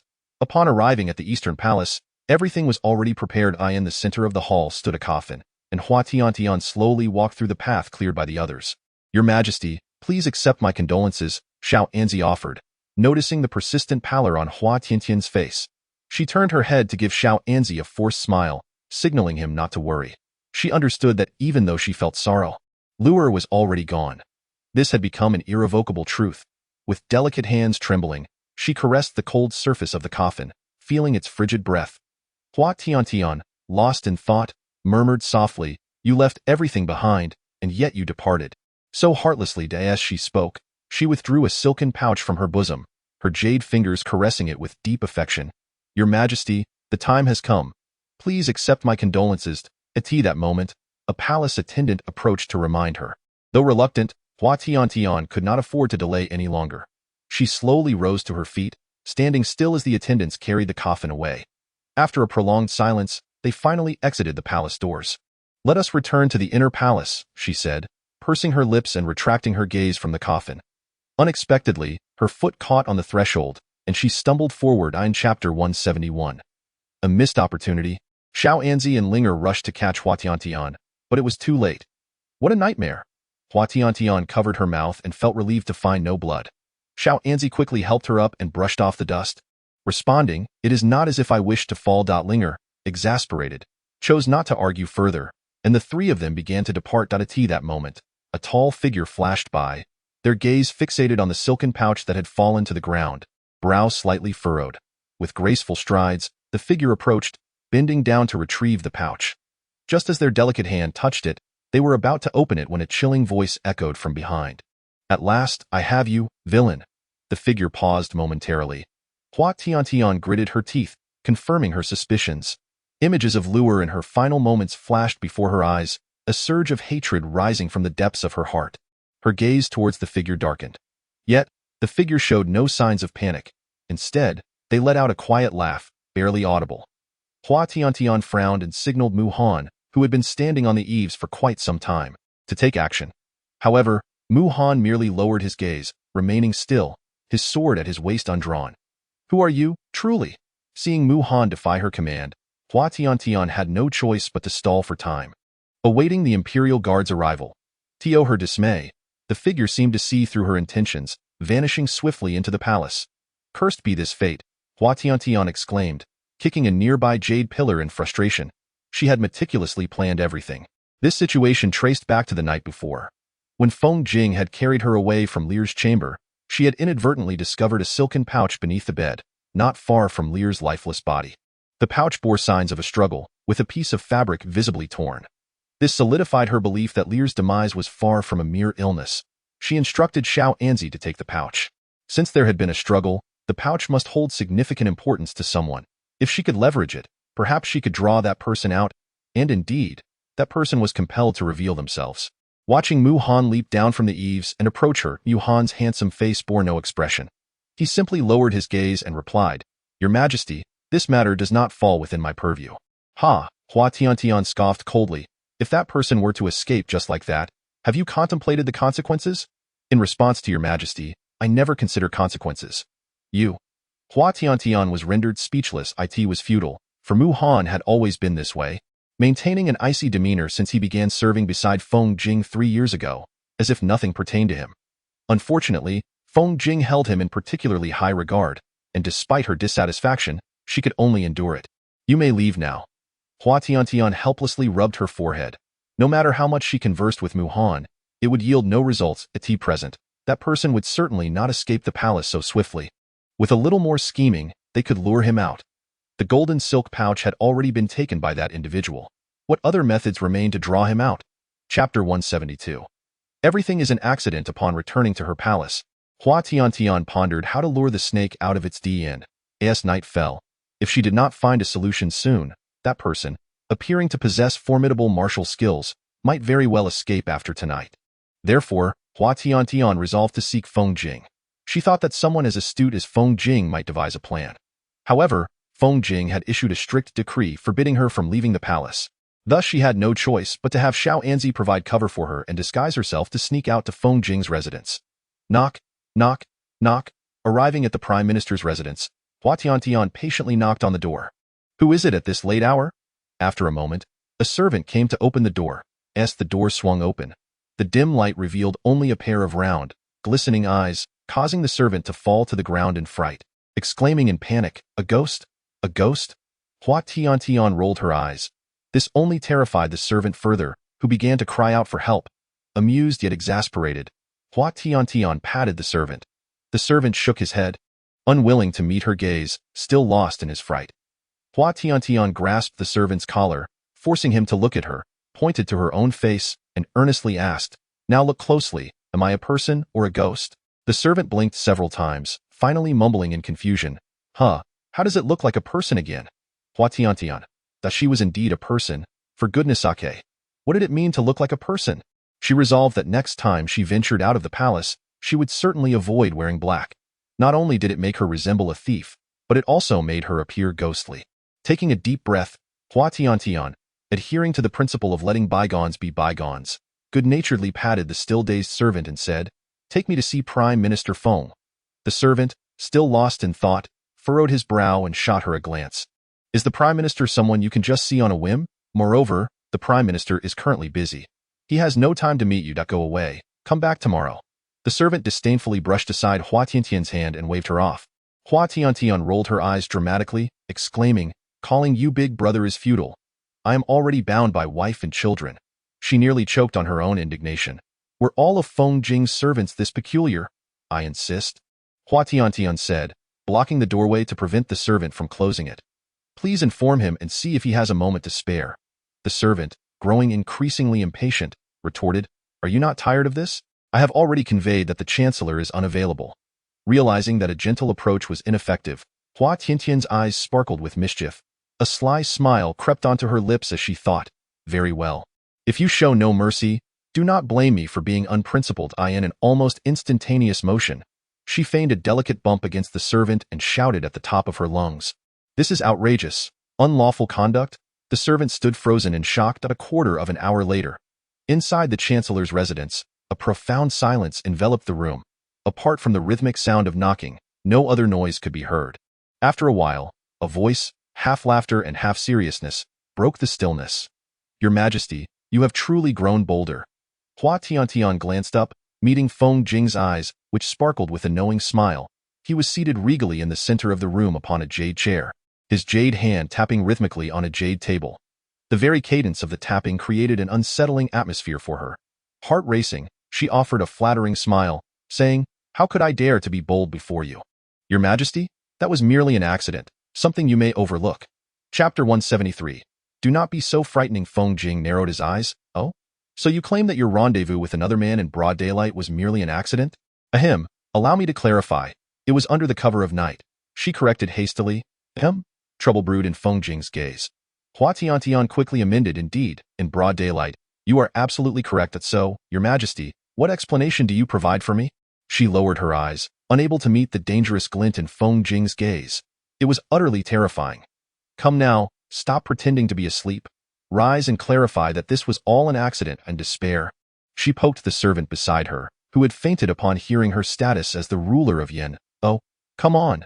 Just a moment ago, you were so lively in trying to shoo me away, and now you have closed your eyes and sunk into such deep slumber. What is this nonsense, brother? Do not jest so heartily. Quickly arise and explain that this was all a misunderstanding. Feng Jing's gaze was as piercing as a dagger, leaving her utterly tormented. Do not disturb me, Xiao Huang. Let me sleep a little longer. Hua Tiantian nearly spat out a mouthful of blood. Who was this man's dog? Oh dear, she grumbled softly to herself. This feud has escalated. Your Majesty, I am still awaiting your explanation. Feng Jing sipped his tea leisurely, preparing to respond. Well, I have already stated that this was an accident, an absolute accident. Who could blame him for not allowing me entry? In a moment of desperation, I merely thought that he wasn't particularly unattractive, so I took the liberty to brush against him. Beyond that, I have done nothing else. As she spoke further, the voice of Hua Tiantian grew increasingly faint. One might wonder why she felt as though she were being interrogated like a criminal. Feng Jing raised an elegant brow, implying that as long as one is not deemed ugly, His Majesty might indeed act in such a manner. A hint of danger wafted slowly from those delicate lips. Hua Tiantian hurriedly waved her hands in protest, insisting, No, no, no. How could that be? I am selective. It seemed something was amiss. Selective. Feng Jing elongated his tone. Offending Feng Jing surely leads to dire consequences.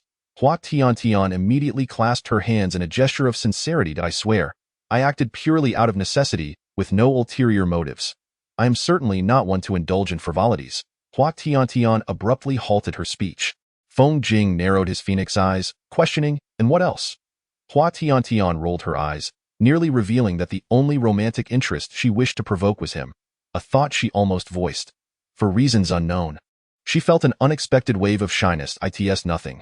Nothing at all, in any case. I have made it abundantly clear that this incident was entirely accidental. Hua Tiantian waved her hand, offering a flattering smile to Feng Jing. Feng Jing cast a penetrating glance at Hua Tiantian, the depth of meaning in his eyes intensifying. He gracefully rose, his long figure moving elegantly towards her, eventually stopping before her. Your Majesty, raise your head and look upon your humble servant. What is happening? Hua Tiantian quickly lifted her gaze to meet Feng Jing's, only to lower it just as swiftly. I have looked, she mumbled. I looked. There's no need to be so intimidating. Hua Tiantian whispered under her breath, mustering the courage to raise her head once more. Gulp. She swallowed hard. Observing Feng Jing from such close proximity was vastly different from seeing him in the austere official attire of daylight. Clad only in a pure white inner garment, his toned skin was subtly visible, exuding a fresh fragrance reminiscent of a recent bath. How enticing! Wait, what was she just thinking? How terrifying! She suddenly felt an overwhelming urge to push Feng Jing down. Feng Jing perceived the struggle in Hua Tiantian's eyes, a smile playing on his lips as he gently tilted her chin upward. Your Majesty, it would be wise to express what you were holding back while my mood is still tolerable. Hua Tiantian instinctively swallowed hard. One must recognize the times, and thus, she chose to remain quietly astute. What I meant to convey is that the only romantic blossom I desire to nurture is you. So, was Feng Jing merely preoccupied with the notion of having offended others?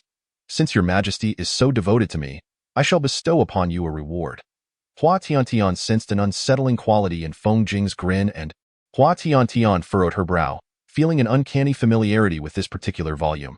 Feng Jing, with a playful smile, waved the book in front of Hua Tiantian. Taking a step back, she recalled from her encounters with Feng Jing that such circumstances rarely heralded anything favorable. What exactly are you up to? A foreboding sense churned within her. With an innocent demeanor, Feng Jing's expression was as gentle as the warm spring breeze of March. I made some alterations to this volume. With a bit of perusal, your Majesty might easily entice me, this peach blossom. The mischievous smile on Feng Jing's face sent shivers down her spine. Reluctantly accepting the volume, Hua Tiantian trembled as she opened to the first page. After just a glance, she promptly hurled the book to the ground, glaring at Feng Jing and exclaiming, You lecherous fiend, do not even think about such things. It was infuriating. The first page explicitly stated that to seduce me, your Majesty simply needed to undress and come to my bed. Who would ever consider such a thing? Feng Jing feigned surprise, exclaiming, Oh, I thought your Majesty would appreciate it. Who would appreciate such a thing? That is purely your own delusion. I would never engage in such behavior. Is that so? Hua Tiantian affirmed immediately, Of course it is, you lecherous scoundrel. Had I known, I would have refrained from making such statements. You treacherous minister, always threatening me against pursuing other romantic interests and insisting I shall only pursue you. You devil, you butcher. Tomorrow, I shall flirt with handsome young men instead. She clutched her chest in despair, feeling utterly pitiful. Feng Jing, with a light-hearted smile, remarked, Your Majesty, that requires both the courage and the intent. Hua Tiantian rolled up her sleeves, filled with indignation. Indeed, she was completely ensnared by Feng Jing, who had expertly grasped her vulnerabilities, leaving her with no means of escape from his clutches. Do not be too pleased with yourself. I am acting in the interest of the people, unwilling to let you harm other virtuous women. Hua Tiantian pouted. Feng Jing chuckled lightly, nodding in agreement with her. Yes, your Majesty is absolutely right. But this is not the time for such discussions. I have come here with serious business. Hua Tiantian suddenly raised her head. Chapter 175. The Curious Feng Jing. Because of the earlier incident, she almost forgot her purpose for coming here. At that moment, however, Feng Jing suddenly yawned and nonchalantly declared, The day is growing late. I must take my rest. Hua Tiantian grasped Feng Jing's arm. I did not go through so much effort to come here just to hear you say that. Hey, Feng Jing. Feng Jing turned his head, casting a fleeting glance at Hua, and suddenly flashed a wicked smile. Your Majesty, are you playing hard to get? Hua Tiantian frowned, following his gaze to discover that her tugging had revealed a significant portion of his inner garment, his delicate collarbone now conspicuously visible. Instinctively swallowing, she became acutely aware of her impropriety and quickly shook her head. Who is playing hard to get? Do not divert the topic, Dotto. Feng Jing raised an eyebrow. Since your Majesty is so reluctant to part with this humble servant, why don't we retire together? With a mischievous grin, he abruptly swept Hua Tiantian into his arms. In a flurry of embarrassment, he retorted. Hua Tiantian's mind raced with a silent outcry. Hey, hey, hey, can someone explain how it has escalated to this point? This is not what I envisioned. With urgency, she implored, let go of me, Feng Jing, Feng. As she was placed upon the bed, she thought to seize the moment and escape while he rose. However, Feng Jing had already seen through her intentions. His hands encircled her waist once more, and together they reclined on the bed. Realizing that a forceful approach would not suffice, Hua Tiantian resorted to a flattering smile. This is rather inappropriate, isn't it? There are others present. Just then, the butler entered with an impassive expression, dragging out a servant who was still obliviously asleep on the floor. The door was soon shut behind him. Hua Tiantian rolled her eyes, incredulous at the efficiency. With the last potential cover removed, she inhaled deeply and murmured in Feng Jing's embrace, Feng Jing, I have uncovered that the death of Luer was no mere coincidence. I nearly apprehended the culprit today. Could you possibly, Your Majesty, your body is quite cold, Feng Jing interjected, gently clasping her already icy hand. Hua Tiantian gasped at the chilled I am fine. About what I mentioned earlier, could you assist, tomorrow? Let the Ministry of Internal Affairs prepare additional warming garments. This year seems significantly colder than previous ones. As he spoke, Feng Jing exhaled a puff of warm breath, his hands firmly enveloping her small ones, providing a protective warmth. Hua Tiantian was momentarily taken aback. Feeling the heat radiating from him, she involuntarily shivered. Was Feng Jing's body always this warm? She found herself leaning closer, releasing a soft hum. Your Majesty, are you trying to seduce me? What nonsense are you spouting? By the way, I was discussing an important matter with you. Do not keep interrupting. Hua Tiantian replied with irritation, feeling inexplicably that Feng Jing was deliberately evading something this evening. However, her words elicited no response. The vast room fell silent, save for their shallow breaths. Biting her lip, she attempted to glance up at Feng Jing, yet found herself ensnared in his embrace, unable to move. After a long pause, a sigh escaped him, followed by his faint voice above her. Chapter 176. Forgotten, Your Majesty, even if the truth is uncovered, Luer is already deceased. Why remain so resolute? At the very least, one must seek justice for Luer, ensuring her demise is not shrouded in obscurity. She is not merely stubborn.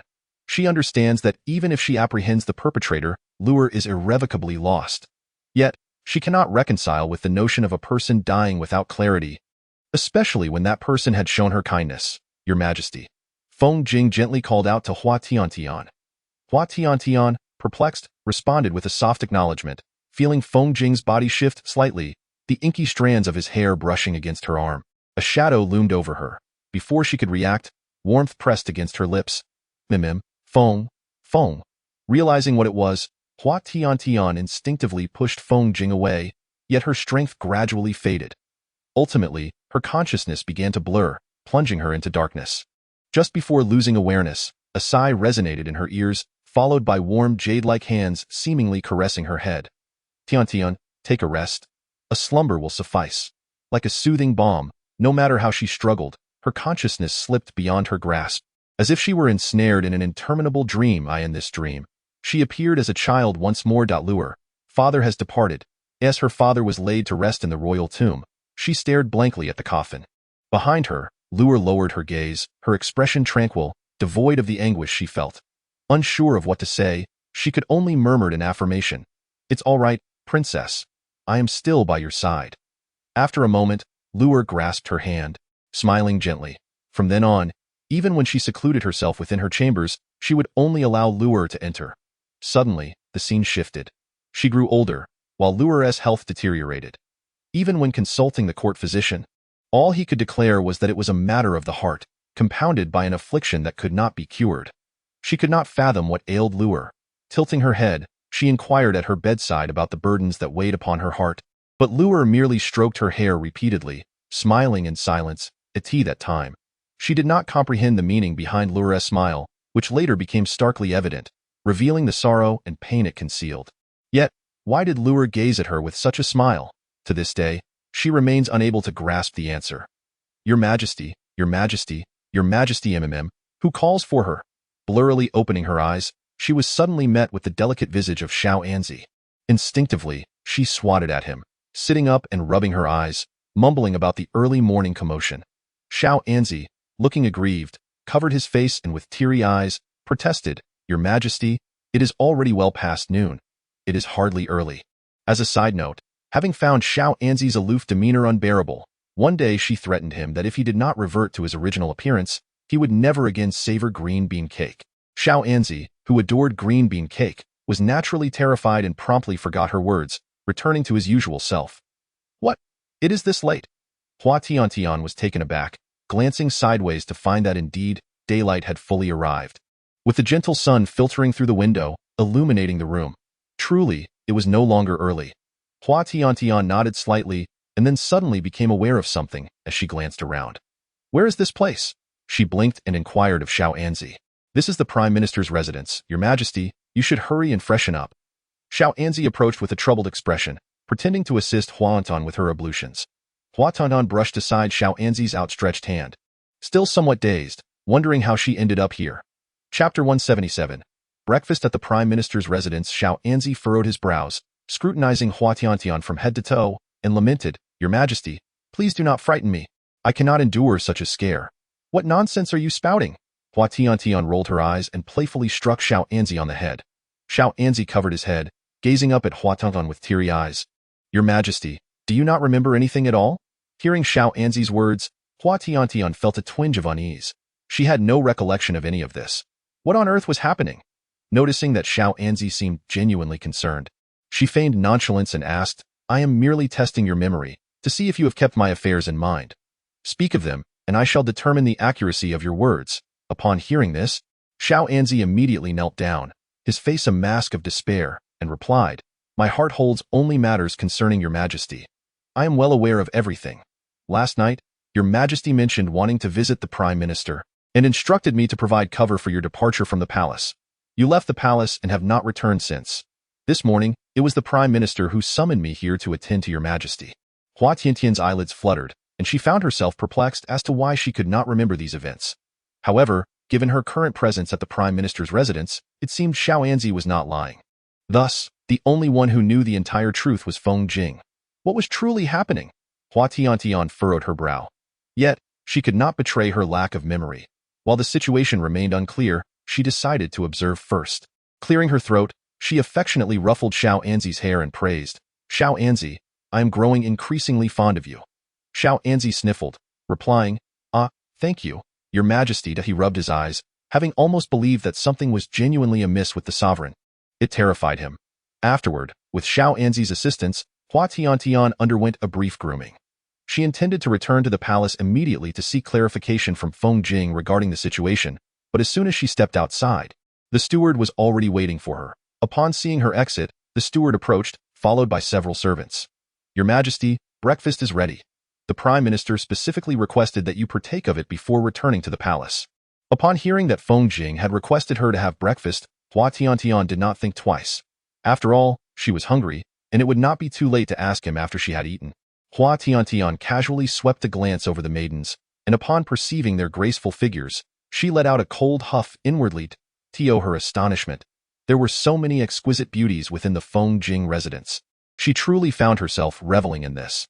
Having dismissed all her little handsome men and ordered the cancellation of the originally planned selection of male consorts, she was left to confront a multitude of enchanting maidens. The more she pondered, the more imbalance she felt within her heart, prompting her to hum a couple of tunes and disregard the maidens entirely. At that moment, Xiao Anzi, standing nearby, discerned Hua Tiantian's sentiments. Placing the silver chopsticks with utmost reverence beside Hua Tiantian's elbow. Chapter 178. A discerning palate. Hua Tiantian stifled the inexplicable ire brewing within her, waving a hand at the steward. I am aware. You may leave. Before she could finish her sentence, a sharp sound of something heavy hitting the ground interrupted her. The steward, noticing Hua Tiantian furrowing her brow at the source of the noise. This woman was indeed the one who had fallen at the banquet and had sought her out during her visit to the Prime Minister's residence. Yes, Your Majesty, the steward bowed respectfully and then frowned as he quietly admonished Yuan, noting that the jade bowl had shattered, with some shards stained with blood. Frowning slightly, she observed that Yuan's right hand, tightly clasped, bore evident traces of blood. Had she attempted to catch the jade bowl just now? After all, it was merely a bowl of porridge. Why the fervent insistence? Very well, today's breakfast for the Prime Minister shall be prepared by someone else. You must swiftly clean this up, she commanded. Yuan lowered her gaze, a flicker of something unusual passing through her eyes. yet she gritted her teeth and nodded. Turning away, she began to gather the shards. Hua Tiantian was slightly taken aback. It turned out the porridge was meant for Feng Jing, which explained her fervor. From what she knew of Feng Jing, he seldom allowed anyone from the residence to deliver meals to the palace, and he rarely consumed food prepared by those he did not trust. This suggested that Feng Jing held considerable trust in this woman. However, with Yu and Ling both on leave returning to their hometown, Dai Yuan was the only one capable of preparing dishes that suited the Prime Minister's palate. A tea that moment. A nearby maid quietly reminded the steward, whose expression darkened as he glared at the speaking maid. After casting a sidelong glance at Hua Tiantian, who was engrossed in her breakfast, he assumed she must not have heard, and let out a sigh of relief. In this household, it seemed that only he truly understood the emperor's intentions. Quickly assist Dai Yuan in tidying up, and then prepare another portion to send to the palace, the steward instructed another maid in a deliberately lowered voice. The maid respectfully nodded in acknowledgement. What did it mean that only Dai Yuan could prepare dishes to suit the taste of the prime minister? Was Feng Jing's palate truly so refined? Hadn't he consumed many of her less than palatable creations in the past? While he had ultimately delivered unrelenting critiques of her culinary skills, he had at least partaken of the meals, hadn't he? If viewed from this perspective, could it be that Feng Jing had been enduring her cooking all along? Suddenly confronted with this possibility, Hua Tiantian felt a pang of frustration. Lost in thought, she took only a few bites before returning to the palace. Chapter 179. Her culinary skills on the way. Xiao Anzi noticed that Hua Tiantian appeared somewhat off-kilter and, with a sycophantic smile, inquired, "Your Majesty, what troubles you?" Hua Tiantian tilted her chin, gazing out the window, and pouted, lamenting, "I feel a heaviness in my heart." Upon hearing this, Xiao Anzi, alarmed, quickly leaned closer to her, cheerfully asking, "Pray tell, Your Majesty, what weighs upon your heart? Perhaps I might assist you." Hua Tiantian glanced at Xiao Anzi, who maintained a strained smile, sensing an ominous premonition. As anticipated, she turned away again, sorrowfully shaking her head, saying, "You cannot help me, Xiao Anzi. Your Majesty, how can you know unless you share? Perhaps I could indeed be of assistance," he urged. "Really?" Hua Tiantian turned back to look at Xiao Anzi, her eyes sparkling with a glimmer of hope. Xiao Anzi patted his chest, nodding earnestly. "Then how might I improve my culinary skills?" she asked, filled with anticipation. Xiao Anzi struggled to keep his smile intact, his small eyes darting as he sought a remedy, but he noticed the increasingly despondent expression on Hua Tiantian's face. Eventually, he had to admit, "Your Majesty, that is an impossible feat." Hua Tiantian felt as if she might choke on her own frustration. It was clear she could not rely on Xiao Anzi. Rolling her eyes, she refused to believe that there was no way to enhance her culinary prowess. However, she pressed her lips together, feeling as though she had forgotten something important. There seemed to be a task she was meant to undertake, yet no matter how hard she tried to recall, the specifics eluded her, and she ultimately decided to give up. Perhaps only by consulting Feng Jing could she uncover the truth. Upon returning to the palace, Hua Tiantian did not immediately head to her quarters, but instead made her way to the Anhao Hall. Unbeknownst to her, fate had it that she would encounter Dai Yuan delivering breakfast to Feng Jing. "My lord, this is your favorite porridge," Dai Yuan said with a gentle smile, presenting the food container to Feng Jing, who merely cast a cursory glance before accepting it. "You have worked hard. You may return to your residence now." With those words, Feng Jing turned and departed. Chancellor. Unexpectedly, Dai Yuan seized his sleeve at that moment. Feng Jing furrowed his brow slightly and glanced at Dai Yuan.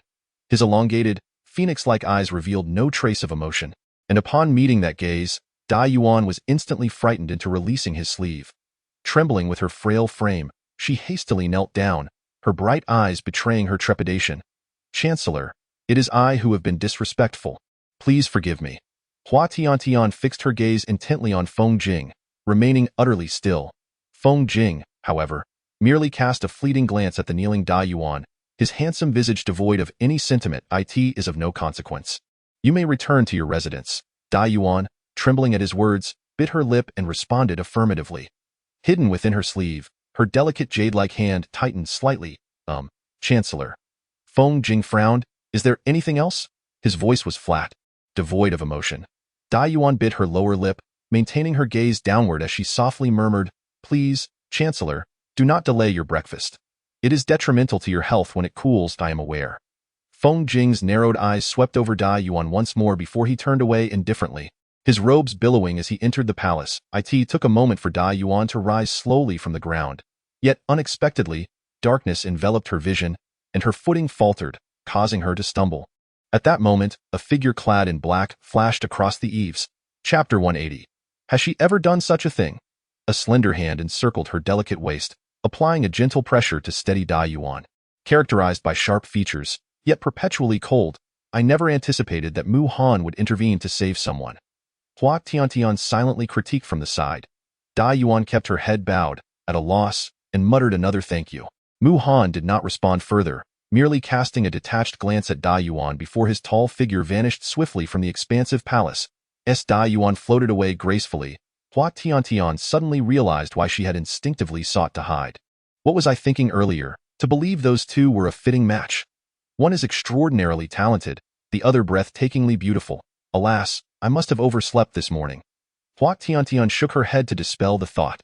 Surprisingly, this time, the imperial guards did not impede her. I am entering, she declared, deliberately raising her voice. The guards remained expressionless. Hua Tiantian scratched her head, finding the situation quite strange. Could it be that they have all taken something to alter their behavior? I am truly entering in order to avoid any unforeseen circumstances. Hua Tiantian raised her voice, meticulously observing every movement of the imperial guard. As the guards paid their respects and seemingly dismissed her as if she were invisible. Hua Tiantian adjusted her collar, feeling a sense of pride as she attributed it to her recently elevated royal demeanor. With a playful arch of her brow, she confidently pushed open the door. I have pressing matters to discuss with you, Dado. Could it be yet again about having a child with me? Feng Jing remarked nonchalantly, casually arranging his hair, his inky black locks swaying alluringly with the subtle motion. Hua Tiantian swallowed hard, sensing that Feng Jing was deliberately trying to entice her. No. She must not allow him to lead her by the nose. Resolutely, she plopped down onto the jade chair, turning her head away to avoid looking at him. Feng Jing narrowed his eyes slightly, gazing at Hua Tiantian with a meaningful smile. I must ask you, why is it that while I am in your residence, I have no recollection of such events? Be honest with me, are you concealing something from me? Hua Tiantian pressed her lips together tightly. For reasons unknown, despite her inability to recall the specifics, a profound sense of unease threatened to engulf her. Feng Jing set aside the documents in his hand, smiling as he said, Your Majesty, it would be a grave injustice to accuse me. It was you who cunningly infiltrated my residence, insisting that I share your bed, only to forget it entirely afterward. How can you now claim that I am the one hiding something from you? Such a charge is utterly ludicrous. Hua Tiantian felt as if her jaw might drop in shock. Had she truly engaged in such actions? Chapter 181. To admire the flowers she has planted. Though Feng Jing could indeed be strikingly beautiful, evoking a desire within her to embrace him. Such thoughts had always remained unexpressed. Still in disbelief, Hua Tiantian stumbled over her words. How could this be possible? Oh, is your Majesty attempting to play the fool? Hua Tiantian instinctively looked up at Feng Jing. Furthermore, it was she who had always been at a disadvantage in their encounters. Do not presume to interpret my intentions. Hua Tiantian mustered her courage to glare at Feng Jing, then abruptly sat up. Hua Tiantian turned back to glare at him. I do not require your escort. Feng Jing's lips curled into a mischievous smile, and under his gaze, her anger dissipated significantly. Hua Tiantian swallowed hard, fearing that she might repeat the kind of behavior that Feng Jing had mentioned. He sighed. Tiantian, do continue to behave as you are. Do not attempt to uncover any more secrets. Feng Jing pressed his lips together tightly. Meanwhile, Hua Tiantian, emerging from the Anhao Hall, did not linger but made her way directly back to her chambers. Upon arrival, she encountered Linger, who had just finished tidying up.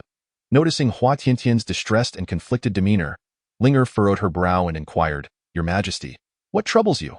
Still lost in her thoughts, Hua Tiantian snapped back to reality at Linger's question and hurriedly waved her hand, exclaiming, I am quite well. Such matters must never be divulged to others. Linger, though skeptical, chose not to press further, recognizing Hua Tiantian's reluctance to speak. Recalling the events of the previous night, Linger pursed her lips and said, Your Majesty, could you please inform me next time you leave the palace? I searched high and low for you last night, nearly losing my wits. Had it not been for encountering Shao Anzi on his return, I would have remained unaware of your absence. Seeing the displeasure on Linger's face, Hua Tiantian felt a twinge of guilt and forced a bright smile. All right, I understand now. It was not that she did not wish to tell Linger, but such matters would certainly not sit well with her. By the way, please ask the imperial kitchen to prepare more nourishing dishes for the brain. I seem to have been rather forgetful of late and cannot recall certain things. She had forgotten to check on her blooms. Today provided the perfect opportunity to assess their progress. If they were to bloom resplendently, perhaps she could even boast before Feng Jing, proving that she was not inept in everything. After a considerable time, they finally arrived at the flower garden. Before entering, Hua Tiantian took a deep breath, silently hoping that the flowers would be vibrant. Chapter 182. Sealing the news seeing Hua Tiantian in such a state. Only upon hearing Linger announce their arrival did she gradually open them. The sight that greeted her nearly caused her to faint. Oh dear, why have my flowers turned out like this? Hua Tiantian crouched down, heartbroken, gazing at the wilting and unbloomed buds. I followed the palace maid's guidance. How could they have ended up in such a state? Tears brimmed in her eyes as she became increasingly despondent. Linger, unable to bear the sight any longer, her lips quivering as she raised her tear-filled gaze to Linger. Is that so? Linger smiled and nodded, helping Hua Tiantian to her feet. Hua Tiantian turned her head, glancing back longingly at the flowers she had painstakingly nurtured. Hua Tiantian paid them little mind. After all, the kingdom of Yin was not overly demanding, and a bit of gossip within the palace was not entirely forbidden. Shall we return to the sleeping quarters? It is rather chilly, Linger remarked. Hua Tiantian nodded in agreement. As they exited the flower garden, Hua Tiantian inadvertently overheard the palace maids conversing. Did you not know? Aunt Lure was buried nearby. Moreover, I heard it said that she did not succumb to an old ailment. But in this palace, when someone dies, no one bothers to inquire into the circumstances. Hua Tiantian stood frozen, her delicate face paling slightly. Noticing the change in Hua Tiantian's demeanor, Linger immediately reprimanded the two newly arrived palace maids. What are you still doing here? Hurry and attend to your duties. The young maids, recognizing Linger as the emperor's personal attendant and noticing the elegant lady beside her, understood the gravity of the situation even if they did not recognize the emperor herself. Furthermore, discussing such matters in the palace, especially in the emperor's presence, had been strictly forbidden. Fearing retribution, they exchanged anxious glances before tremblingly curtsying. We pay our respects to your majesty. Hua Tiantian pressed her lips together tightly. You may leave now, yes. The two maids dared not linger further, seizing the opportunity to depart with their wooden buckets in haste. Relieved that the emperor had not shown any ire. Linger, you are aware of this matter. This morning, when Shaoan came to the prime minister's residence to escort her back to the palace, he had deliberately refrained from mentioning the matter. Feng Jing? Remembering her visit to Feng Jing today, she noted that the imperial guards had not hindered her, as if they had been forewarned of her intentions and were ordered not to impede her at tea that moment. Feng Jing had not teased her as he usually did, merely offering straightforward answers to her inquiries. In light of this, the greatest suspicion fell upon Feng Jing. What had truly transpired? How could Aunt Lure have died? What was the reality of the situation? Why was Feng Jing concealing the truth from her? Your Majesty, please do not place undue burden upon this humble servant. Linger bowed her head, her words tinged with difficulty. She initially believed that everything would progress smoothly, never anticipating that it would be exposed so swiftly. I shall not impose upon you. Thus, you may conspire with Feng Jing to deceive me, enjoying the spectacle of watching me indulge in futile speculation. Hua Tiantian's expression grew stern, her gaze directed at Linger, laced with a hint of chill. The moment the words left her lips, she regretted them. What was she doing? It felt as though she was venting her frustrations upon Linger. How unbecoming of her. Pressing her lips together, Hua Tiantian turned her head away, raising her eyes to the heavens, biting her lower lip. No, I am not blaming you. Your Majesty, please refrain from such behavior. The Prime Minister's actions are surely for your benefit. Do you not recognize the goodwill he harbors for you? Linger implored, her lips tightly pursed, her brow furrowed in desperation as she gazed at Hua Tiantian. Hua Tiantian mirrored the tension in her lips, yet she did not wish to remain in ignorance. You are not me. How could you fathom the disquieting feeling of being utterly uninformed? Linger, taken aback by Hua Tiantian's words, remained speechless for a moment, finding no grounds to refute the sovereign's claims. Hua Tiantian cast a sidelong glance at Linger, observing her struggle as she bit her lip. A flicker of compassion crossed her heart. Ha, I was merely jesting with you. I am well aware that Feng Jing acts in my best interest. I am quite well, truly. She spoke with a bright smile, feigning calm as she patted Linger's shoulder. However, to avoid being seen through, she instinctively took a step ahead, leading the way. This matter required clarification. Linger, you may return to the palace. I wish to wander a while longer. Your Majesty, Linger began, but Hua Tiantian gestured for her to refrain from further protest. I know my own limits. She could not stand idly by, yet approaching Feng Jing seemed futile. he would likely dismiss her inquiries with indifference, yielding no answers.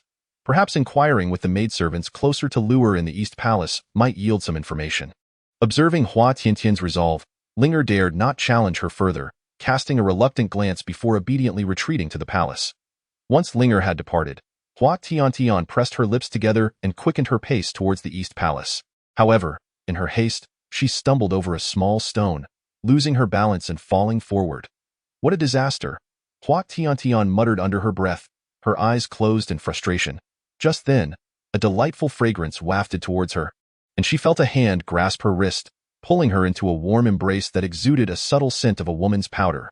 Frowning slightly, Hua Tiantian lifted her gaze, intending to confront the audacious rogue who dared to wander into the palace, only to be met with a soft chuckle. Little silly, you truly have a knack for tempting me in various ways. Little silly?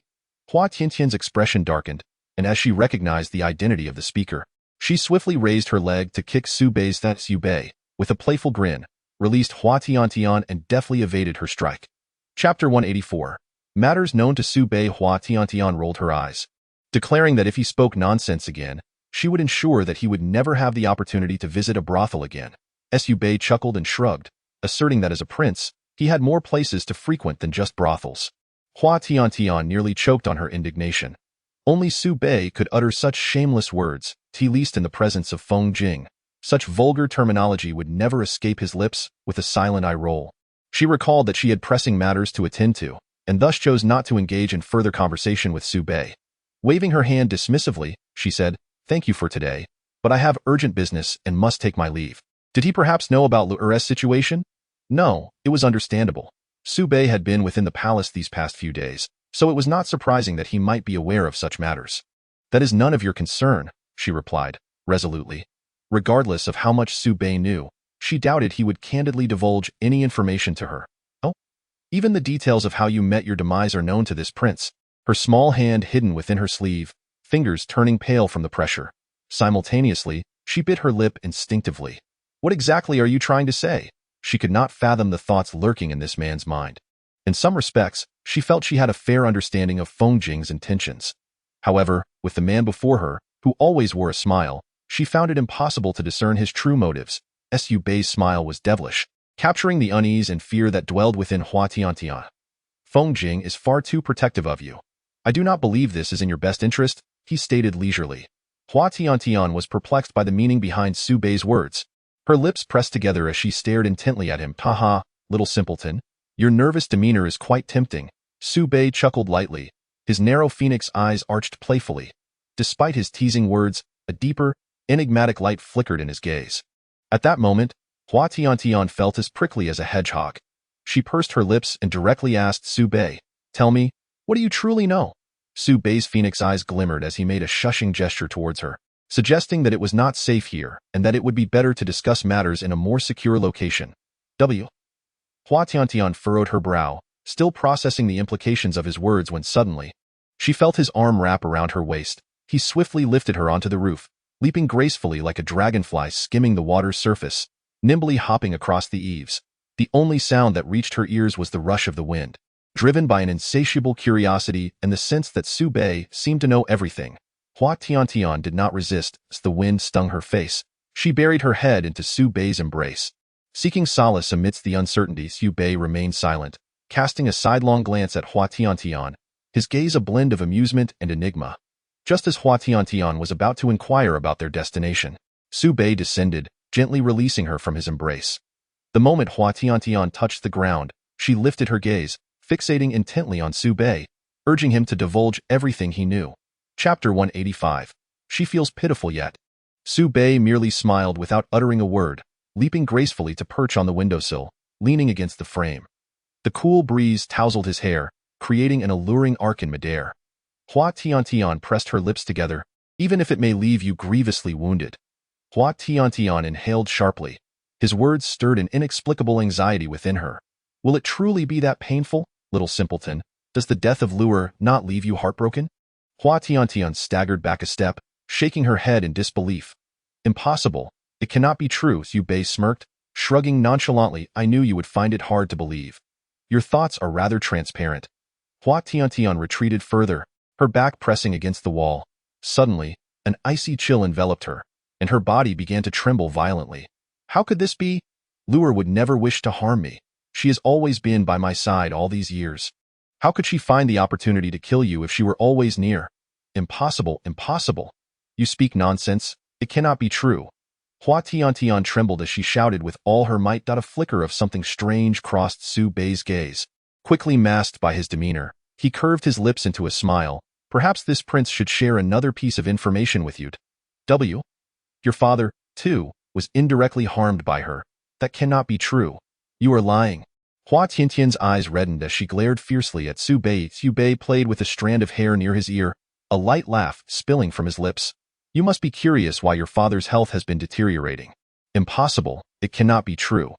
Yet, as he spoke, she recalled her father's command to take her away, even though Luer was right beside him while his gaze strayed towards a distant maid. No, this cannot be. Hua Tiantian struck her head, desperately trying to suppress the unsettling thoughts that flooded her mind. Yet, she could not help but recall the moment when her father passed away, and everyone wept uncontrollably, while Luer gritted her teeth, not exhibiting pain, but rather a semblance of struggle. A sudden wave of terror washed over her.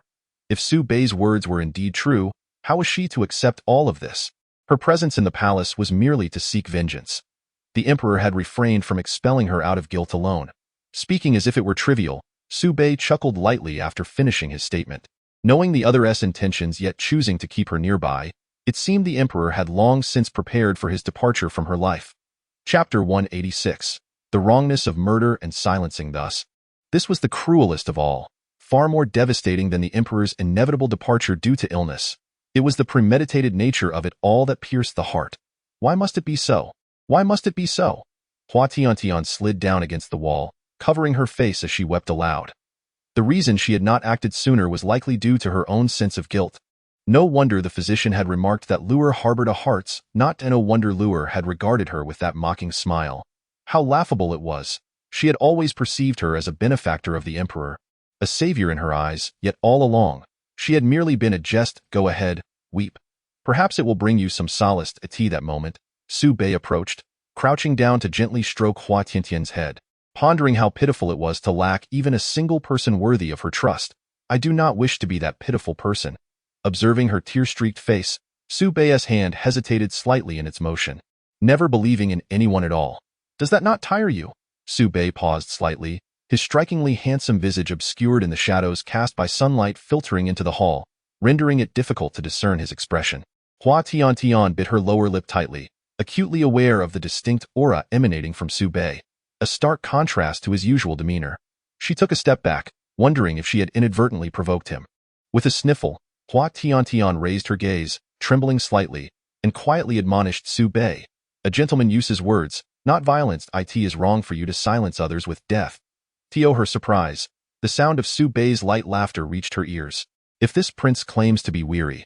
Before she could fully process his words, her wrist was seized, and she blinked up at Su Bei, who had suddenly leaned in closer as he held her wrist, as if he were eagerly awaiting her response. Perhaps it was due to her habitual perception of Su Bei's flirtatious nature that his sudden display of earnestness left her momentarily flustered. What did his question truly imply? Was he admitting to his own fatigue, or was he merely concocting another scheme to toy with her, waiting for her to unwittingly fall into his trap? Creating a breathtaking arc in the as he deliberately turned his head to glance out the window. His slender silhouette resembled an ethereal being, untouched by the mortal realm. Hua Tiantian pouted her lips, even when smiling, as if an icy chill permeated his expression. Are you well? After asking, she felt it might be inappropriate, so she quickly added, after all, you once saved me, and I regard you as a benefactor. Su Bei turned his head with a teasing smile. Oh, little fool, are you expressing concern for this prince? If you don't mind, you may offer your comfort through actions. With that, he raised an eyebrow and grinned mischievously. Hua Tiantian's expression darkened. She insisted that she had not asked anything, and he should act as though he had said nothing. Truly, she was frightened by this trickster. So, you still haven't informed me how Luer met her demise. I do not believe it was due to an old ailment. Even if Luer did not treat her as sincerely as she imagined, it indirectly led to the death of her father. However, Luer is already gone, and she does not wish to dwell on it any further. Yet, she must uncover the truth behind Luer's death. Your Majesty, I did not expect you to come here. Xu Bei opened his mouth as he heard the voice of the newcomer, smiling as he turned his head to see Feng Jing, dressed in purple official robes, entering the hall with a gentle smile. A fleeting, inscrutable smile flickered across his narrow phoenix eyes. Come back with me. Feng Jing squinted slightly, looking down at Hua Tiantian, who was biting her lip and keeping her head bowed. Your Majesty? Hua Tiantian was uncertain of her own actions, but she did not wish to remain sheltered behind Feng Jing like a fool. She wanted to confront what she needed to face. Feng Jing, I know you mean well, but if you understand, then return with me. Hua Tiantian bit her lip, ignoring Feng Jing's words. But I do not wish to be protected by you like this. Your Majesty. Feng Jing sighed softly, his delicate hand brushing over Hua Tiantian's head, tenderly stroking her smooth hair, and smiled warmly. Do you truly wish to know everything, even knowing it will bring you pain? She bit her lip, and the tears she had been holding back nearly spilled forth at that moment.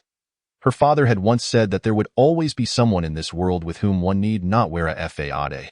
Their joys and sorrows would be magnified by a single word from that person, that time. She had not understood, but now, she felt a semblance of comprehension, and no matter how much she tried to convince herself that lure was gone. Perhaps it was the overwhelming tenderness of Feng Jing in that moment that compelled her to unleash her innermost thoughts upon him. After her outburst, she clearly beheld Feng Jing's ever gentler smile. It was as if that moment encapsulated all the warmth in the world, igniting within her a desire to abandon her wish to hide behind him. Hua Tiantian hastily lowered her head, the familiar fragrance enveloping her once more, inexplicably bringing her a sense of tranquility. It seemed that as long as she was by this person's side, any challenge could be effortlessly resolved. She had thought she was protecting him, yet she never anticipated that her actions would cause him such distress. It was her own arrogance that had led her astray. Feng Jing leaned closer to Hua Tiantian's ear, his voice warm yet tinged with a hint of helplessness. Hua Tiantian did not know how to respond to this version of Feng Jing. In her memory, she had never encountered such a side of him. Feng Jing was taken aback by her unexpected gesture, momentarily stunned, before a smile graced his lips, a light laughter escaping them. It was only upon hearing this gentle laughter that Hua Tiantian suddenly regained her senses. What was she doing? In a panic, she pushed Feng Jing away, placing her hand against his chest. Chapter 189. Overstepping boundaries. The words left unspoken, his jade-like hand suddenly brushed against her lips. What nonsense, Hua Tiantian pouted, glaring at Feng Jing. I had no intention of seeking excuses. Cease your foolishness. At that moment, a light laugh echoed from behind them, belonging to Xu Bei. Hua Tiantian glanced sideways, frowning as she looked at Xu Bei. What are you laughing at? In times like this, it seems to me that this prince is rather superfluous. Xu Bei flashed a charming smile, his crimson lips curling into a knowing grin. Hua Tiantian discerned the implication behind his words, and with a flicker of his form, he appeared beside Hua Tiantian. Hua Tiantian furrowed her brows, uncertain of Xu Bai's intentions. As he leaned down, a pair of delicate hands emerged. There are words I prefer not to repeat. Behind Feng Jing, Hua Tiantian wore a bewildered expression, pondering whether he and Xu Bai had exchanged clandestine words. Feng Xiang, what are you afraid of? The narrow, phoenix-like eyes of Feng Jing betrayed a glimmer of frost, yet Xu Bai merely smiled, unaffected by Feng Jing's evident displeasure. Tilting his head, he lowered his gaze to Hua Tiantian behind Feng Jing. A subtle smile curled at the corners of his lips, concealing an unyielding chill in his gaze. Xu Bai, should you dare to overstep, I shall ensure you arrive in Yin Kingdom with your life intact, yet return to Qin Kingdom without it. Unlike Feng Jing's icy demeanor, Xu Bai leisurely toyed with the inky strands of hair by his ear, dismissing the threat with a mere smile. He felt a delicate hand grasp the sleeve of his robe. Feng Jing frowned. Your Majesty. Hua Tiantian endeavored to mask her disarray, forcing a smile as she fixed her gaze upon Xu Bai. Feng Jing, I wish to return to my palace alone. You need not concern yourself with me. Attend to your own matters, lest you miss something of great importance by being here.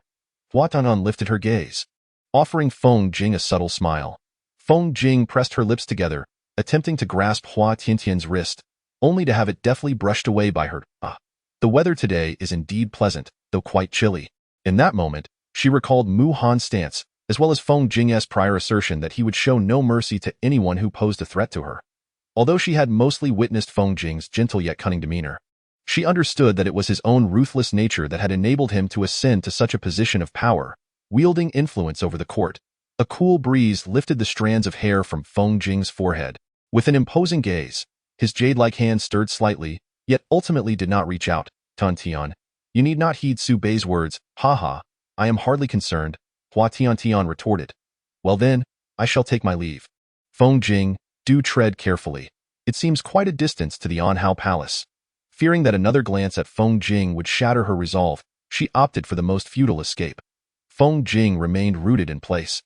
The chill wind swept past, stinging her face. Sliding down along the palace wall, she seated herself on the frigid ground, instinctively wrapping her arms tightly around herself and burying her head between her legs. Upon reaching the palace, her suspicions were confirmed. Her aunt was reclining with one leg crossed over the other, indulging in a massage from the palace attendants, with an array of pastries and her favorite strong tea laid out beside her. Initially, Hua Tiantian bore a furrowed brow, but upon seeing her aunt, her expression instantly transformed into one of charming delight. Aunt, what a surprise! You didn't inform me of your arrival, and you nearly startled me. I could have prepared better to welcome you, she exclaimed. With a graceful gait, Hua Tiantian entered the room, embodying the image of a dutiful niece, her petite hand reaching out to clasp her aunt's. Expertly massaging Hua Junru's shoulders while fawning, Aunt, please don't tease me. It's been ages since I last saw you. I've missed you terribly. Saying this, she pouted and dove into Hua Junru's embrace.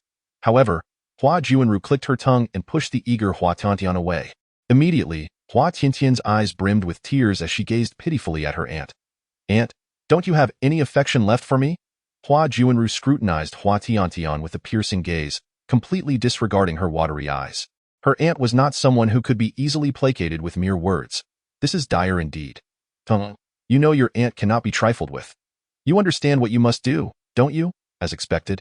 Hua Tiantian rolled her eyes internally. Tiantian, you shall not find any excuses to absolve yourself. Upon hearing this, Hua Tiantian promptly knelt on the ground, her hands clasped in fervent sincerity. Aunt, I assure you, I am innocent. Here's what happened. Someone from the palace ventured out to visit a brothel and was fortuitously caught by me. I deemed it detrimental to the palace's reputation and reprimanded that individual, so the scent must have clung to me from that encounter. But you must believe me, Aunt, I am certainly not the type to frequent such places. After speaking, she bowed deeply. The palace attendants exchanged glances, their faces twitching. Xiao Anzi struggled to suppress laughter, pondering that only Princess Chongping could reduce the sovereign to such a state. Hua Junru raised an eyebrow, clearly skeptical of Hua Tiantian's fervent protestations. Could it be that her aunt was beginning to believe her words? With a sly smile, Hua Junru inquired, who is the head courtesan of the renowned southern city's first brothel, Ruihan. Chapter 192. The troublesome Feng Jing. Hua Tiantian spoke almost without a moment's hesitation, only to realize afterward that her reaction had been rather significant. Cautiously raising her gaze to observe Hua Junru's expression, had she known better, she would have refrained from investigating all the renowned courtesans in the capital merely for the sake of teasing the handsome men of the city. Truly, she had dug her own grave. With a despondent expression, Hua Tiantian awaited her aunt's impending punishment. Hua Junru had an unspoken rule. A member of the royal family must uphold the dignity befitting their status, and visiting brothels was absolutely out of the question. Tiantian, what do you think your aunt should punish you with? Hua Tiantian was on the verge of tears, willing to accept whatever punishment her aunt deemed fit, but she implored that she be allowed to prove her innocence first. She had not visited a brothel at all. Hua Junru let out a cold snort, well aware that she would not be easily deceived again. Upon seeing Hua Tiantian almost in tears, she tenderly ruffled her hair, stating that since Tiantian appeared so unrepentant, she would impose a punishment on her. Princess Chongping, you have arrived without informing me. I beg your pardon for my tardiness in greeting you at tea that moment. Hua Junru cast a sidelong glance at Feng Jing. Her lips pressed together as she remarked, Minister Feng is indeed a busy man, and this princess is no spring chicken. There is no need for you to come and greet me amidst your many duties. Feng Jing, perceptive of the sarcasm in Hua Junru's words, merely smiled and bowed respectfully, saying, Your words are too kind, Princess Chongping. Since you are here, I must hold you accountable. When I returned to Yinzhou, I entrusted Tianyan to your care. Yet you could not even manage to prevent her from visiting a brothel. I am quite disappointed. With that, Hua Junru let out another cold snort. Feng Jing stepped forward to stand before Hua Junru. He should have known that she had not visited a brothel, and his words seemed to imply an acceptance of her guilt. Overcoming her lingering grievances, she glared at Feng Jing with barely concealed resentment. Hua Junru, sensing the underlying tension between the two, shifted her legs and continued to lounge comfortably. Leisurely popping a pastry into her mouth, she mumbled indistinctly to Feng Jing, "Since you acknowledge your fault, you shall go to Omping Hall with Tiantian to reflect on your actions." Feng Jing undoubtedly had his own intentions and did not refuse. Rather, he inclined his body in preparation to acquiesce.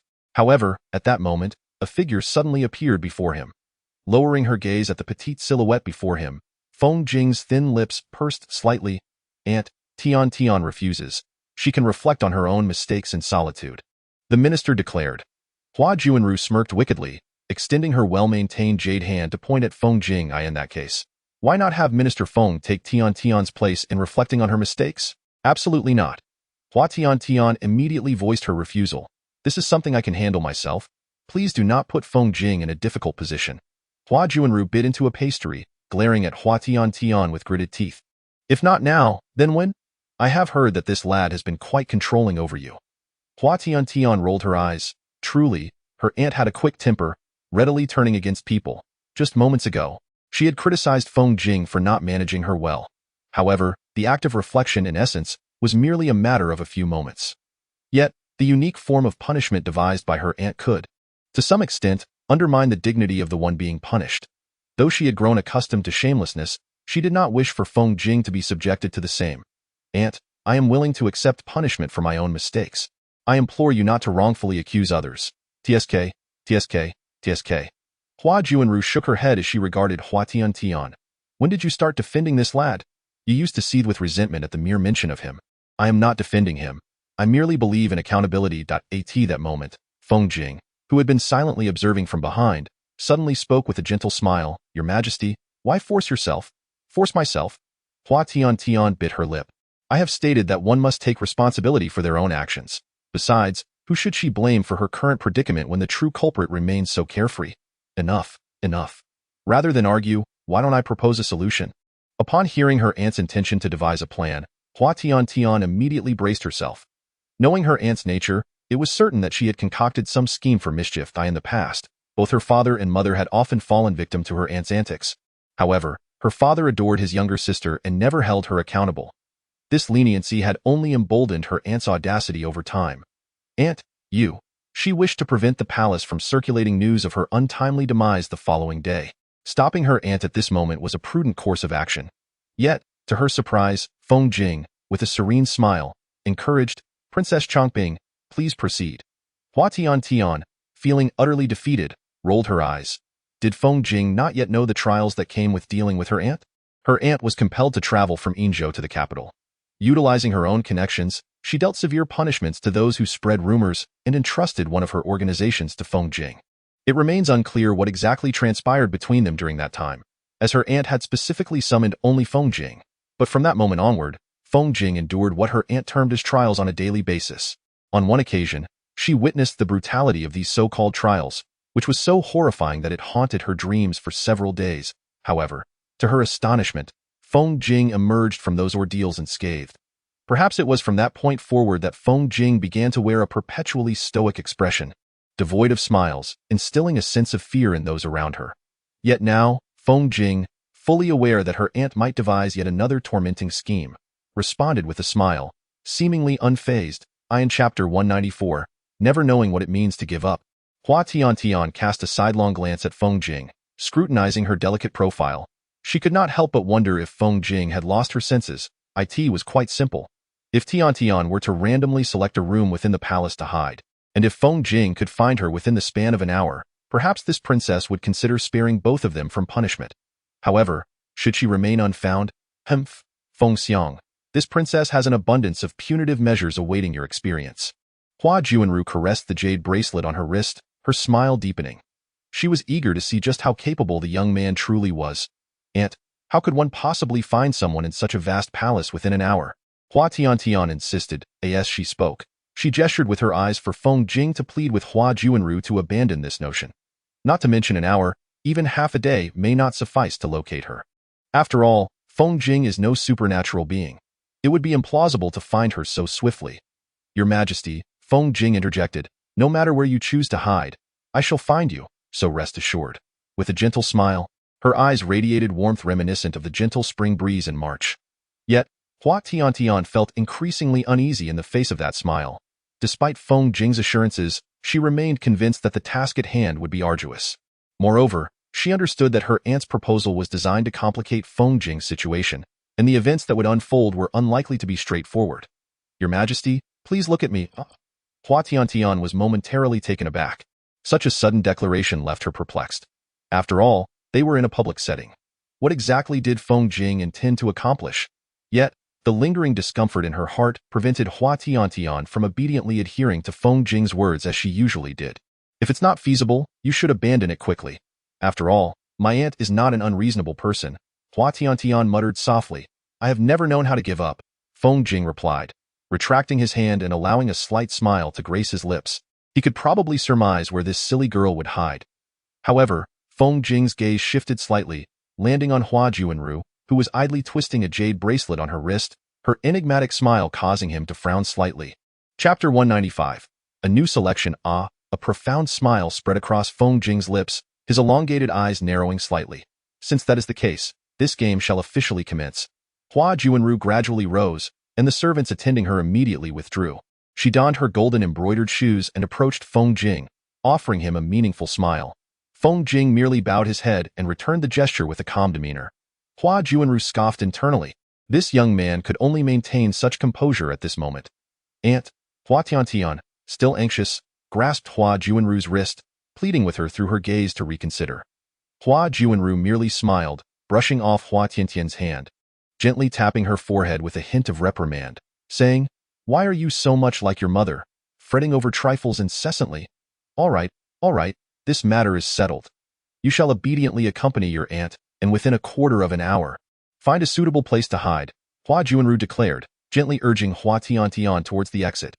Hua Tiantian hesitated by the door, still troubled. "Aunt, Your Majesty, you ought to trust me a little," Feng Jing called out to Hua Tiantian. Noticing her furrowed brow due to his words, he smiled and continued, "If I manage to find you, you must grant me a favor. If I fail to locate you, I shall concede."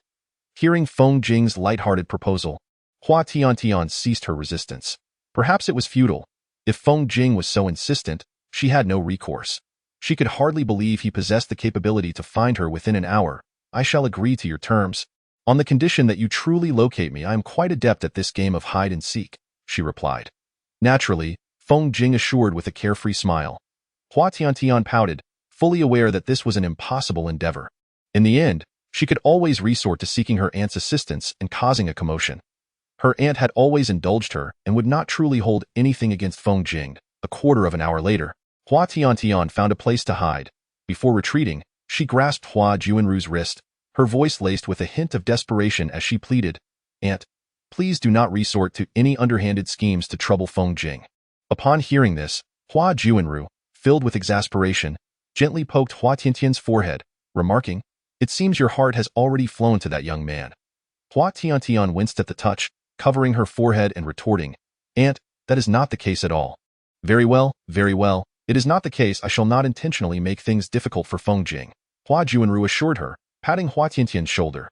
Still feeling uneasy, Hua Tiantian glanced at Hua Juanru once more. Noticing her aunt's playful smile, she dared not say anything further. It seemed to be a favorable moment to speak with her aunt. If she continued, she might provoke her, and the situation could become even more complicated. "Thank you, aunt. I shall go in now." With a smile directed at Hua Juanru, Hua Tiantian turned to enter the hall at that moment. Hua Juanru suddenly flashed a sly smile, withdrawing a handkerchief from her sleeve, raising it to cover Hua Tiantian's mouth. Hua Tiantian struggled, but her strength waned, and she eventually succumbed to darkness. Hua Juanru caught her as she began to fall, tucking the handkerchief back into her sleeve, her gaze resting on Hua Tiantian's furrowed brows as she sighed. "Tiantian, do not blame your aunt. I merely wish to test the capabilities of that young man, Feng Jing, if he can audaciously make such claims." "Please, no." As if hearing Hua Juanru's words, Hua Tiantian murmured in anguish, her delicate hand clutching her aunt's sleeve tightly. Hua Juanru was momentarily taken aback. She had not anticipated that the child would care for that young man to such an extent. Recalling the days when she would cheerfully call her aunt and then complain about Feng Jing in her presence, everything seemed to have changed. With this realization, she couldn't help but chuckle. "I am quite curious to see how this will unfold." Hua Juanru lifted her gaze to the overcast sky, Take His Majesty to another location. Understood. Feng Xiang, are you truly going to search room by room? Mu Han followed closely behind Feng Jing, his brow furrowed. Upon learning that the emperor had concealed himself, the prime minister had left the hall without inquiring about His Majesty's whereabouts from the palace's secret guards. Asking the guards would have made this task relatively simple. Yet, the prime minister's demeanor suggested he had no intention of utilizing their assistance. However, within the vast expanse of the imperial palace, finding someone hiding, even within an hour, was exceedingly challenging, let alone 3. Continuing down this path, should the prime minister fail to locate His Majesty, based on his understanding of Princess Changping, she would undoubtedly not let the prime minister off easily. This morning, His Majesty partook in breakfast at the prime minister's residence, and the lingering fragrance of the spices, which the prime minister had specifically instructed the steward to place in the chamber, still enveloped him. Furthermore, His Majesty had not utilized a carriage last night, and mud still clung to his feet. It is likely that Princess Changping arrived early this morning at the Anhao Palace to seek the prime minister without having had the chance to change her shoes. With these 2 clues, finding His Majesty should not prove to be a difficult task. Upon hearing this, Mu Han felt a flicker of joy. It seemed the prime minister had anticipated Princess Changping's approach all along. She had always enjoyed testing the prime minister, and given her affection for His Majesty, it was only natural that her first act upon entering the palace would involve creating trouble for the prime minister. There are only 2 places within the palace that Princess Changping might frequent, and she would certainly take His Majesty to one of those locations. Prime Minister, you do not intend to? Feng Jing nodded. I will not easily yield to threats, as Feng Jing spoke. A shadow of coldness lingered in his eyes. His tall figure exuded an intimidating chill. Mu Han slightly lowered his gaze, fully aware of the prime minister's character. His slender, dark silhouette vanished into the vast expanse of the palace. Chapter 197. What does Aunt truly intend? Casting a glance at Mu Han's departing figure, Feng Jing pressed his lips together. After a moment, the sky growing ever darker. Were it not for my command, none of you are permitted to act. Feng Jing's voice carried a chilling tone, and as he spoke, several figures swiftly descended from the branches. She leaned against the wall. What was her aunt truly up to? She murmured softly. Suddenly, a dim light pierced through the darkness, prompting Hua Tiantian to quickly lift her eyes, hoping that help had arrived. Please forgive me. Hua Tiantian understood that the maid had likely been instructed to remain silent, and her impatience was proving counterproductive. It seemed this situation could not be forced. Softening her expression, Hua Tiantian managed a strained smile at the maid. Furrowing her brow, Hua Tiantian inquired, Aunt, what are you laughing at? What? Her aunt replied. Seemingly up to something, a foreboding feeling stirred within her. Do you not wish to see how far Feng Jing will go for you? Why he was willing to share intimate moments with her, and why he was so devoted to aiding her in governing the realm of Yen. Although she had feigned indifference, she was well aware that she harbored her own doubts. She might uncover a dreadful truth in return. Thus, she felt restless. However, considering that Feng Jing had risked his life on multiple occasions to save her, why was she still so conflicted? Each moment of unease prompted her to despise this version of herself. Now, what would Feng Jing do next? Hua Juanru chuckled softly to herself a quarter of an hour later. You indeed found your way here, as expected. You have not disappointed this princess, Hua Juanru remarked, sipping her tea leisurely. A faint smile blossoming in her eyes. She then shot a sidelong glance at Feng Jing, raising her dark brows slightly. Was he so eager to take Tiantian out, perhaps out of fear of lingering here too long? Chuckling lightly as he awaited Hua Juanru's next move, the attendant, understanding the cue, stepped aside, and with a rustle, the room was illuminated. As Hua Tiantian beheld her surroundings, her eyes widened in astonishment. This was, indeed, the very place where she had witnessed Feng Jing undergoing trials. Feng Jing chuckled softly, disappointing the princess of Changping. Hua Juanru gazed at him with profound significance, yet Feng Jing merely smiled, concealing an inscrutable mirth in his depths. After a moment, Hua Juanru covered her mouth and let out a light laugh. Princess Changping, I have already witnessed your methods. Would I truly fear such a modest secret chamber? Please, no. Hua Tiantian silently shook her head at Feng Jing. She had inadvertently visited this place later and overheard the palace attendants speak of the inner chamber as a one-way passage, one that could only lead to death unless one was intimately familiar with its mechanisms. It was clear from her aunt's implication that Feng Jing was unaware of this additional layer of secrecy. It seemed the time had come for her to withdraw from the scene. Now, let me see to what extent you can assist Tiantian, she mused with a chuckle. Feng Jing chuckled lightly. As Feng Jing made her way toward the secret chamber, Hua Tiantian clenched her jaw. She was truly a fool. Regardless of the reasons Feng Jing chose to stand by her side, after years of companionship, she had always taken it for granted that he would follow her wherever she went. How selfish she had been to harbor such thoughts. It was truly disgraceful. Biting her lip, she resolved that under no circumstances would she allow Feng Jing to encounter even the slightest misfortune. At the very least, she must protect him once. Though her strength remained insufficient, she possessed some knowledge of medicinal substances. Her aunt had administered Lu Xianggu to her. This particular drug was not as harmful as others of its kind. However, it was immensely potent.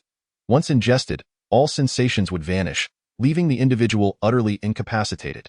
Yet, she had stumbled upon a description of this substance in the library, which, while lacking detailed instructions for its antidote, noted that Lu Xianggu primarily invaded the bloodstream, consuming one's vitality. If she could expel the Lu Xianggu from her body through her blood, it might prove beneficial.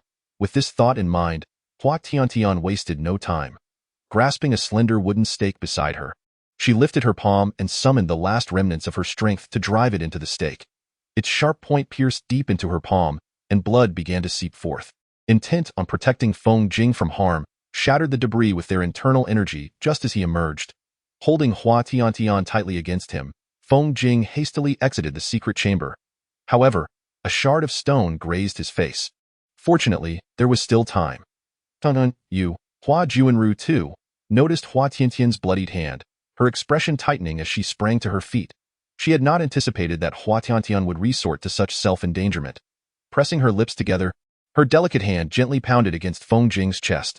Feng Jing grasped Hua Tiantian's wrist with a firm hand, his lips pressed into a thin line, the coldness in his narrow eyes intensifying. Earlier, the remnants of the Lu Xianggu had dulled her senses, as the effects of the 6 fragrance goo gradually faded. A piercing pain radiated from her hand.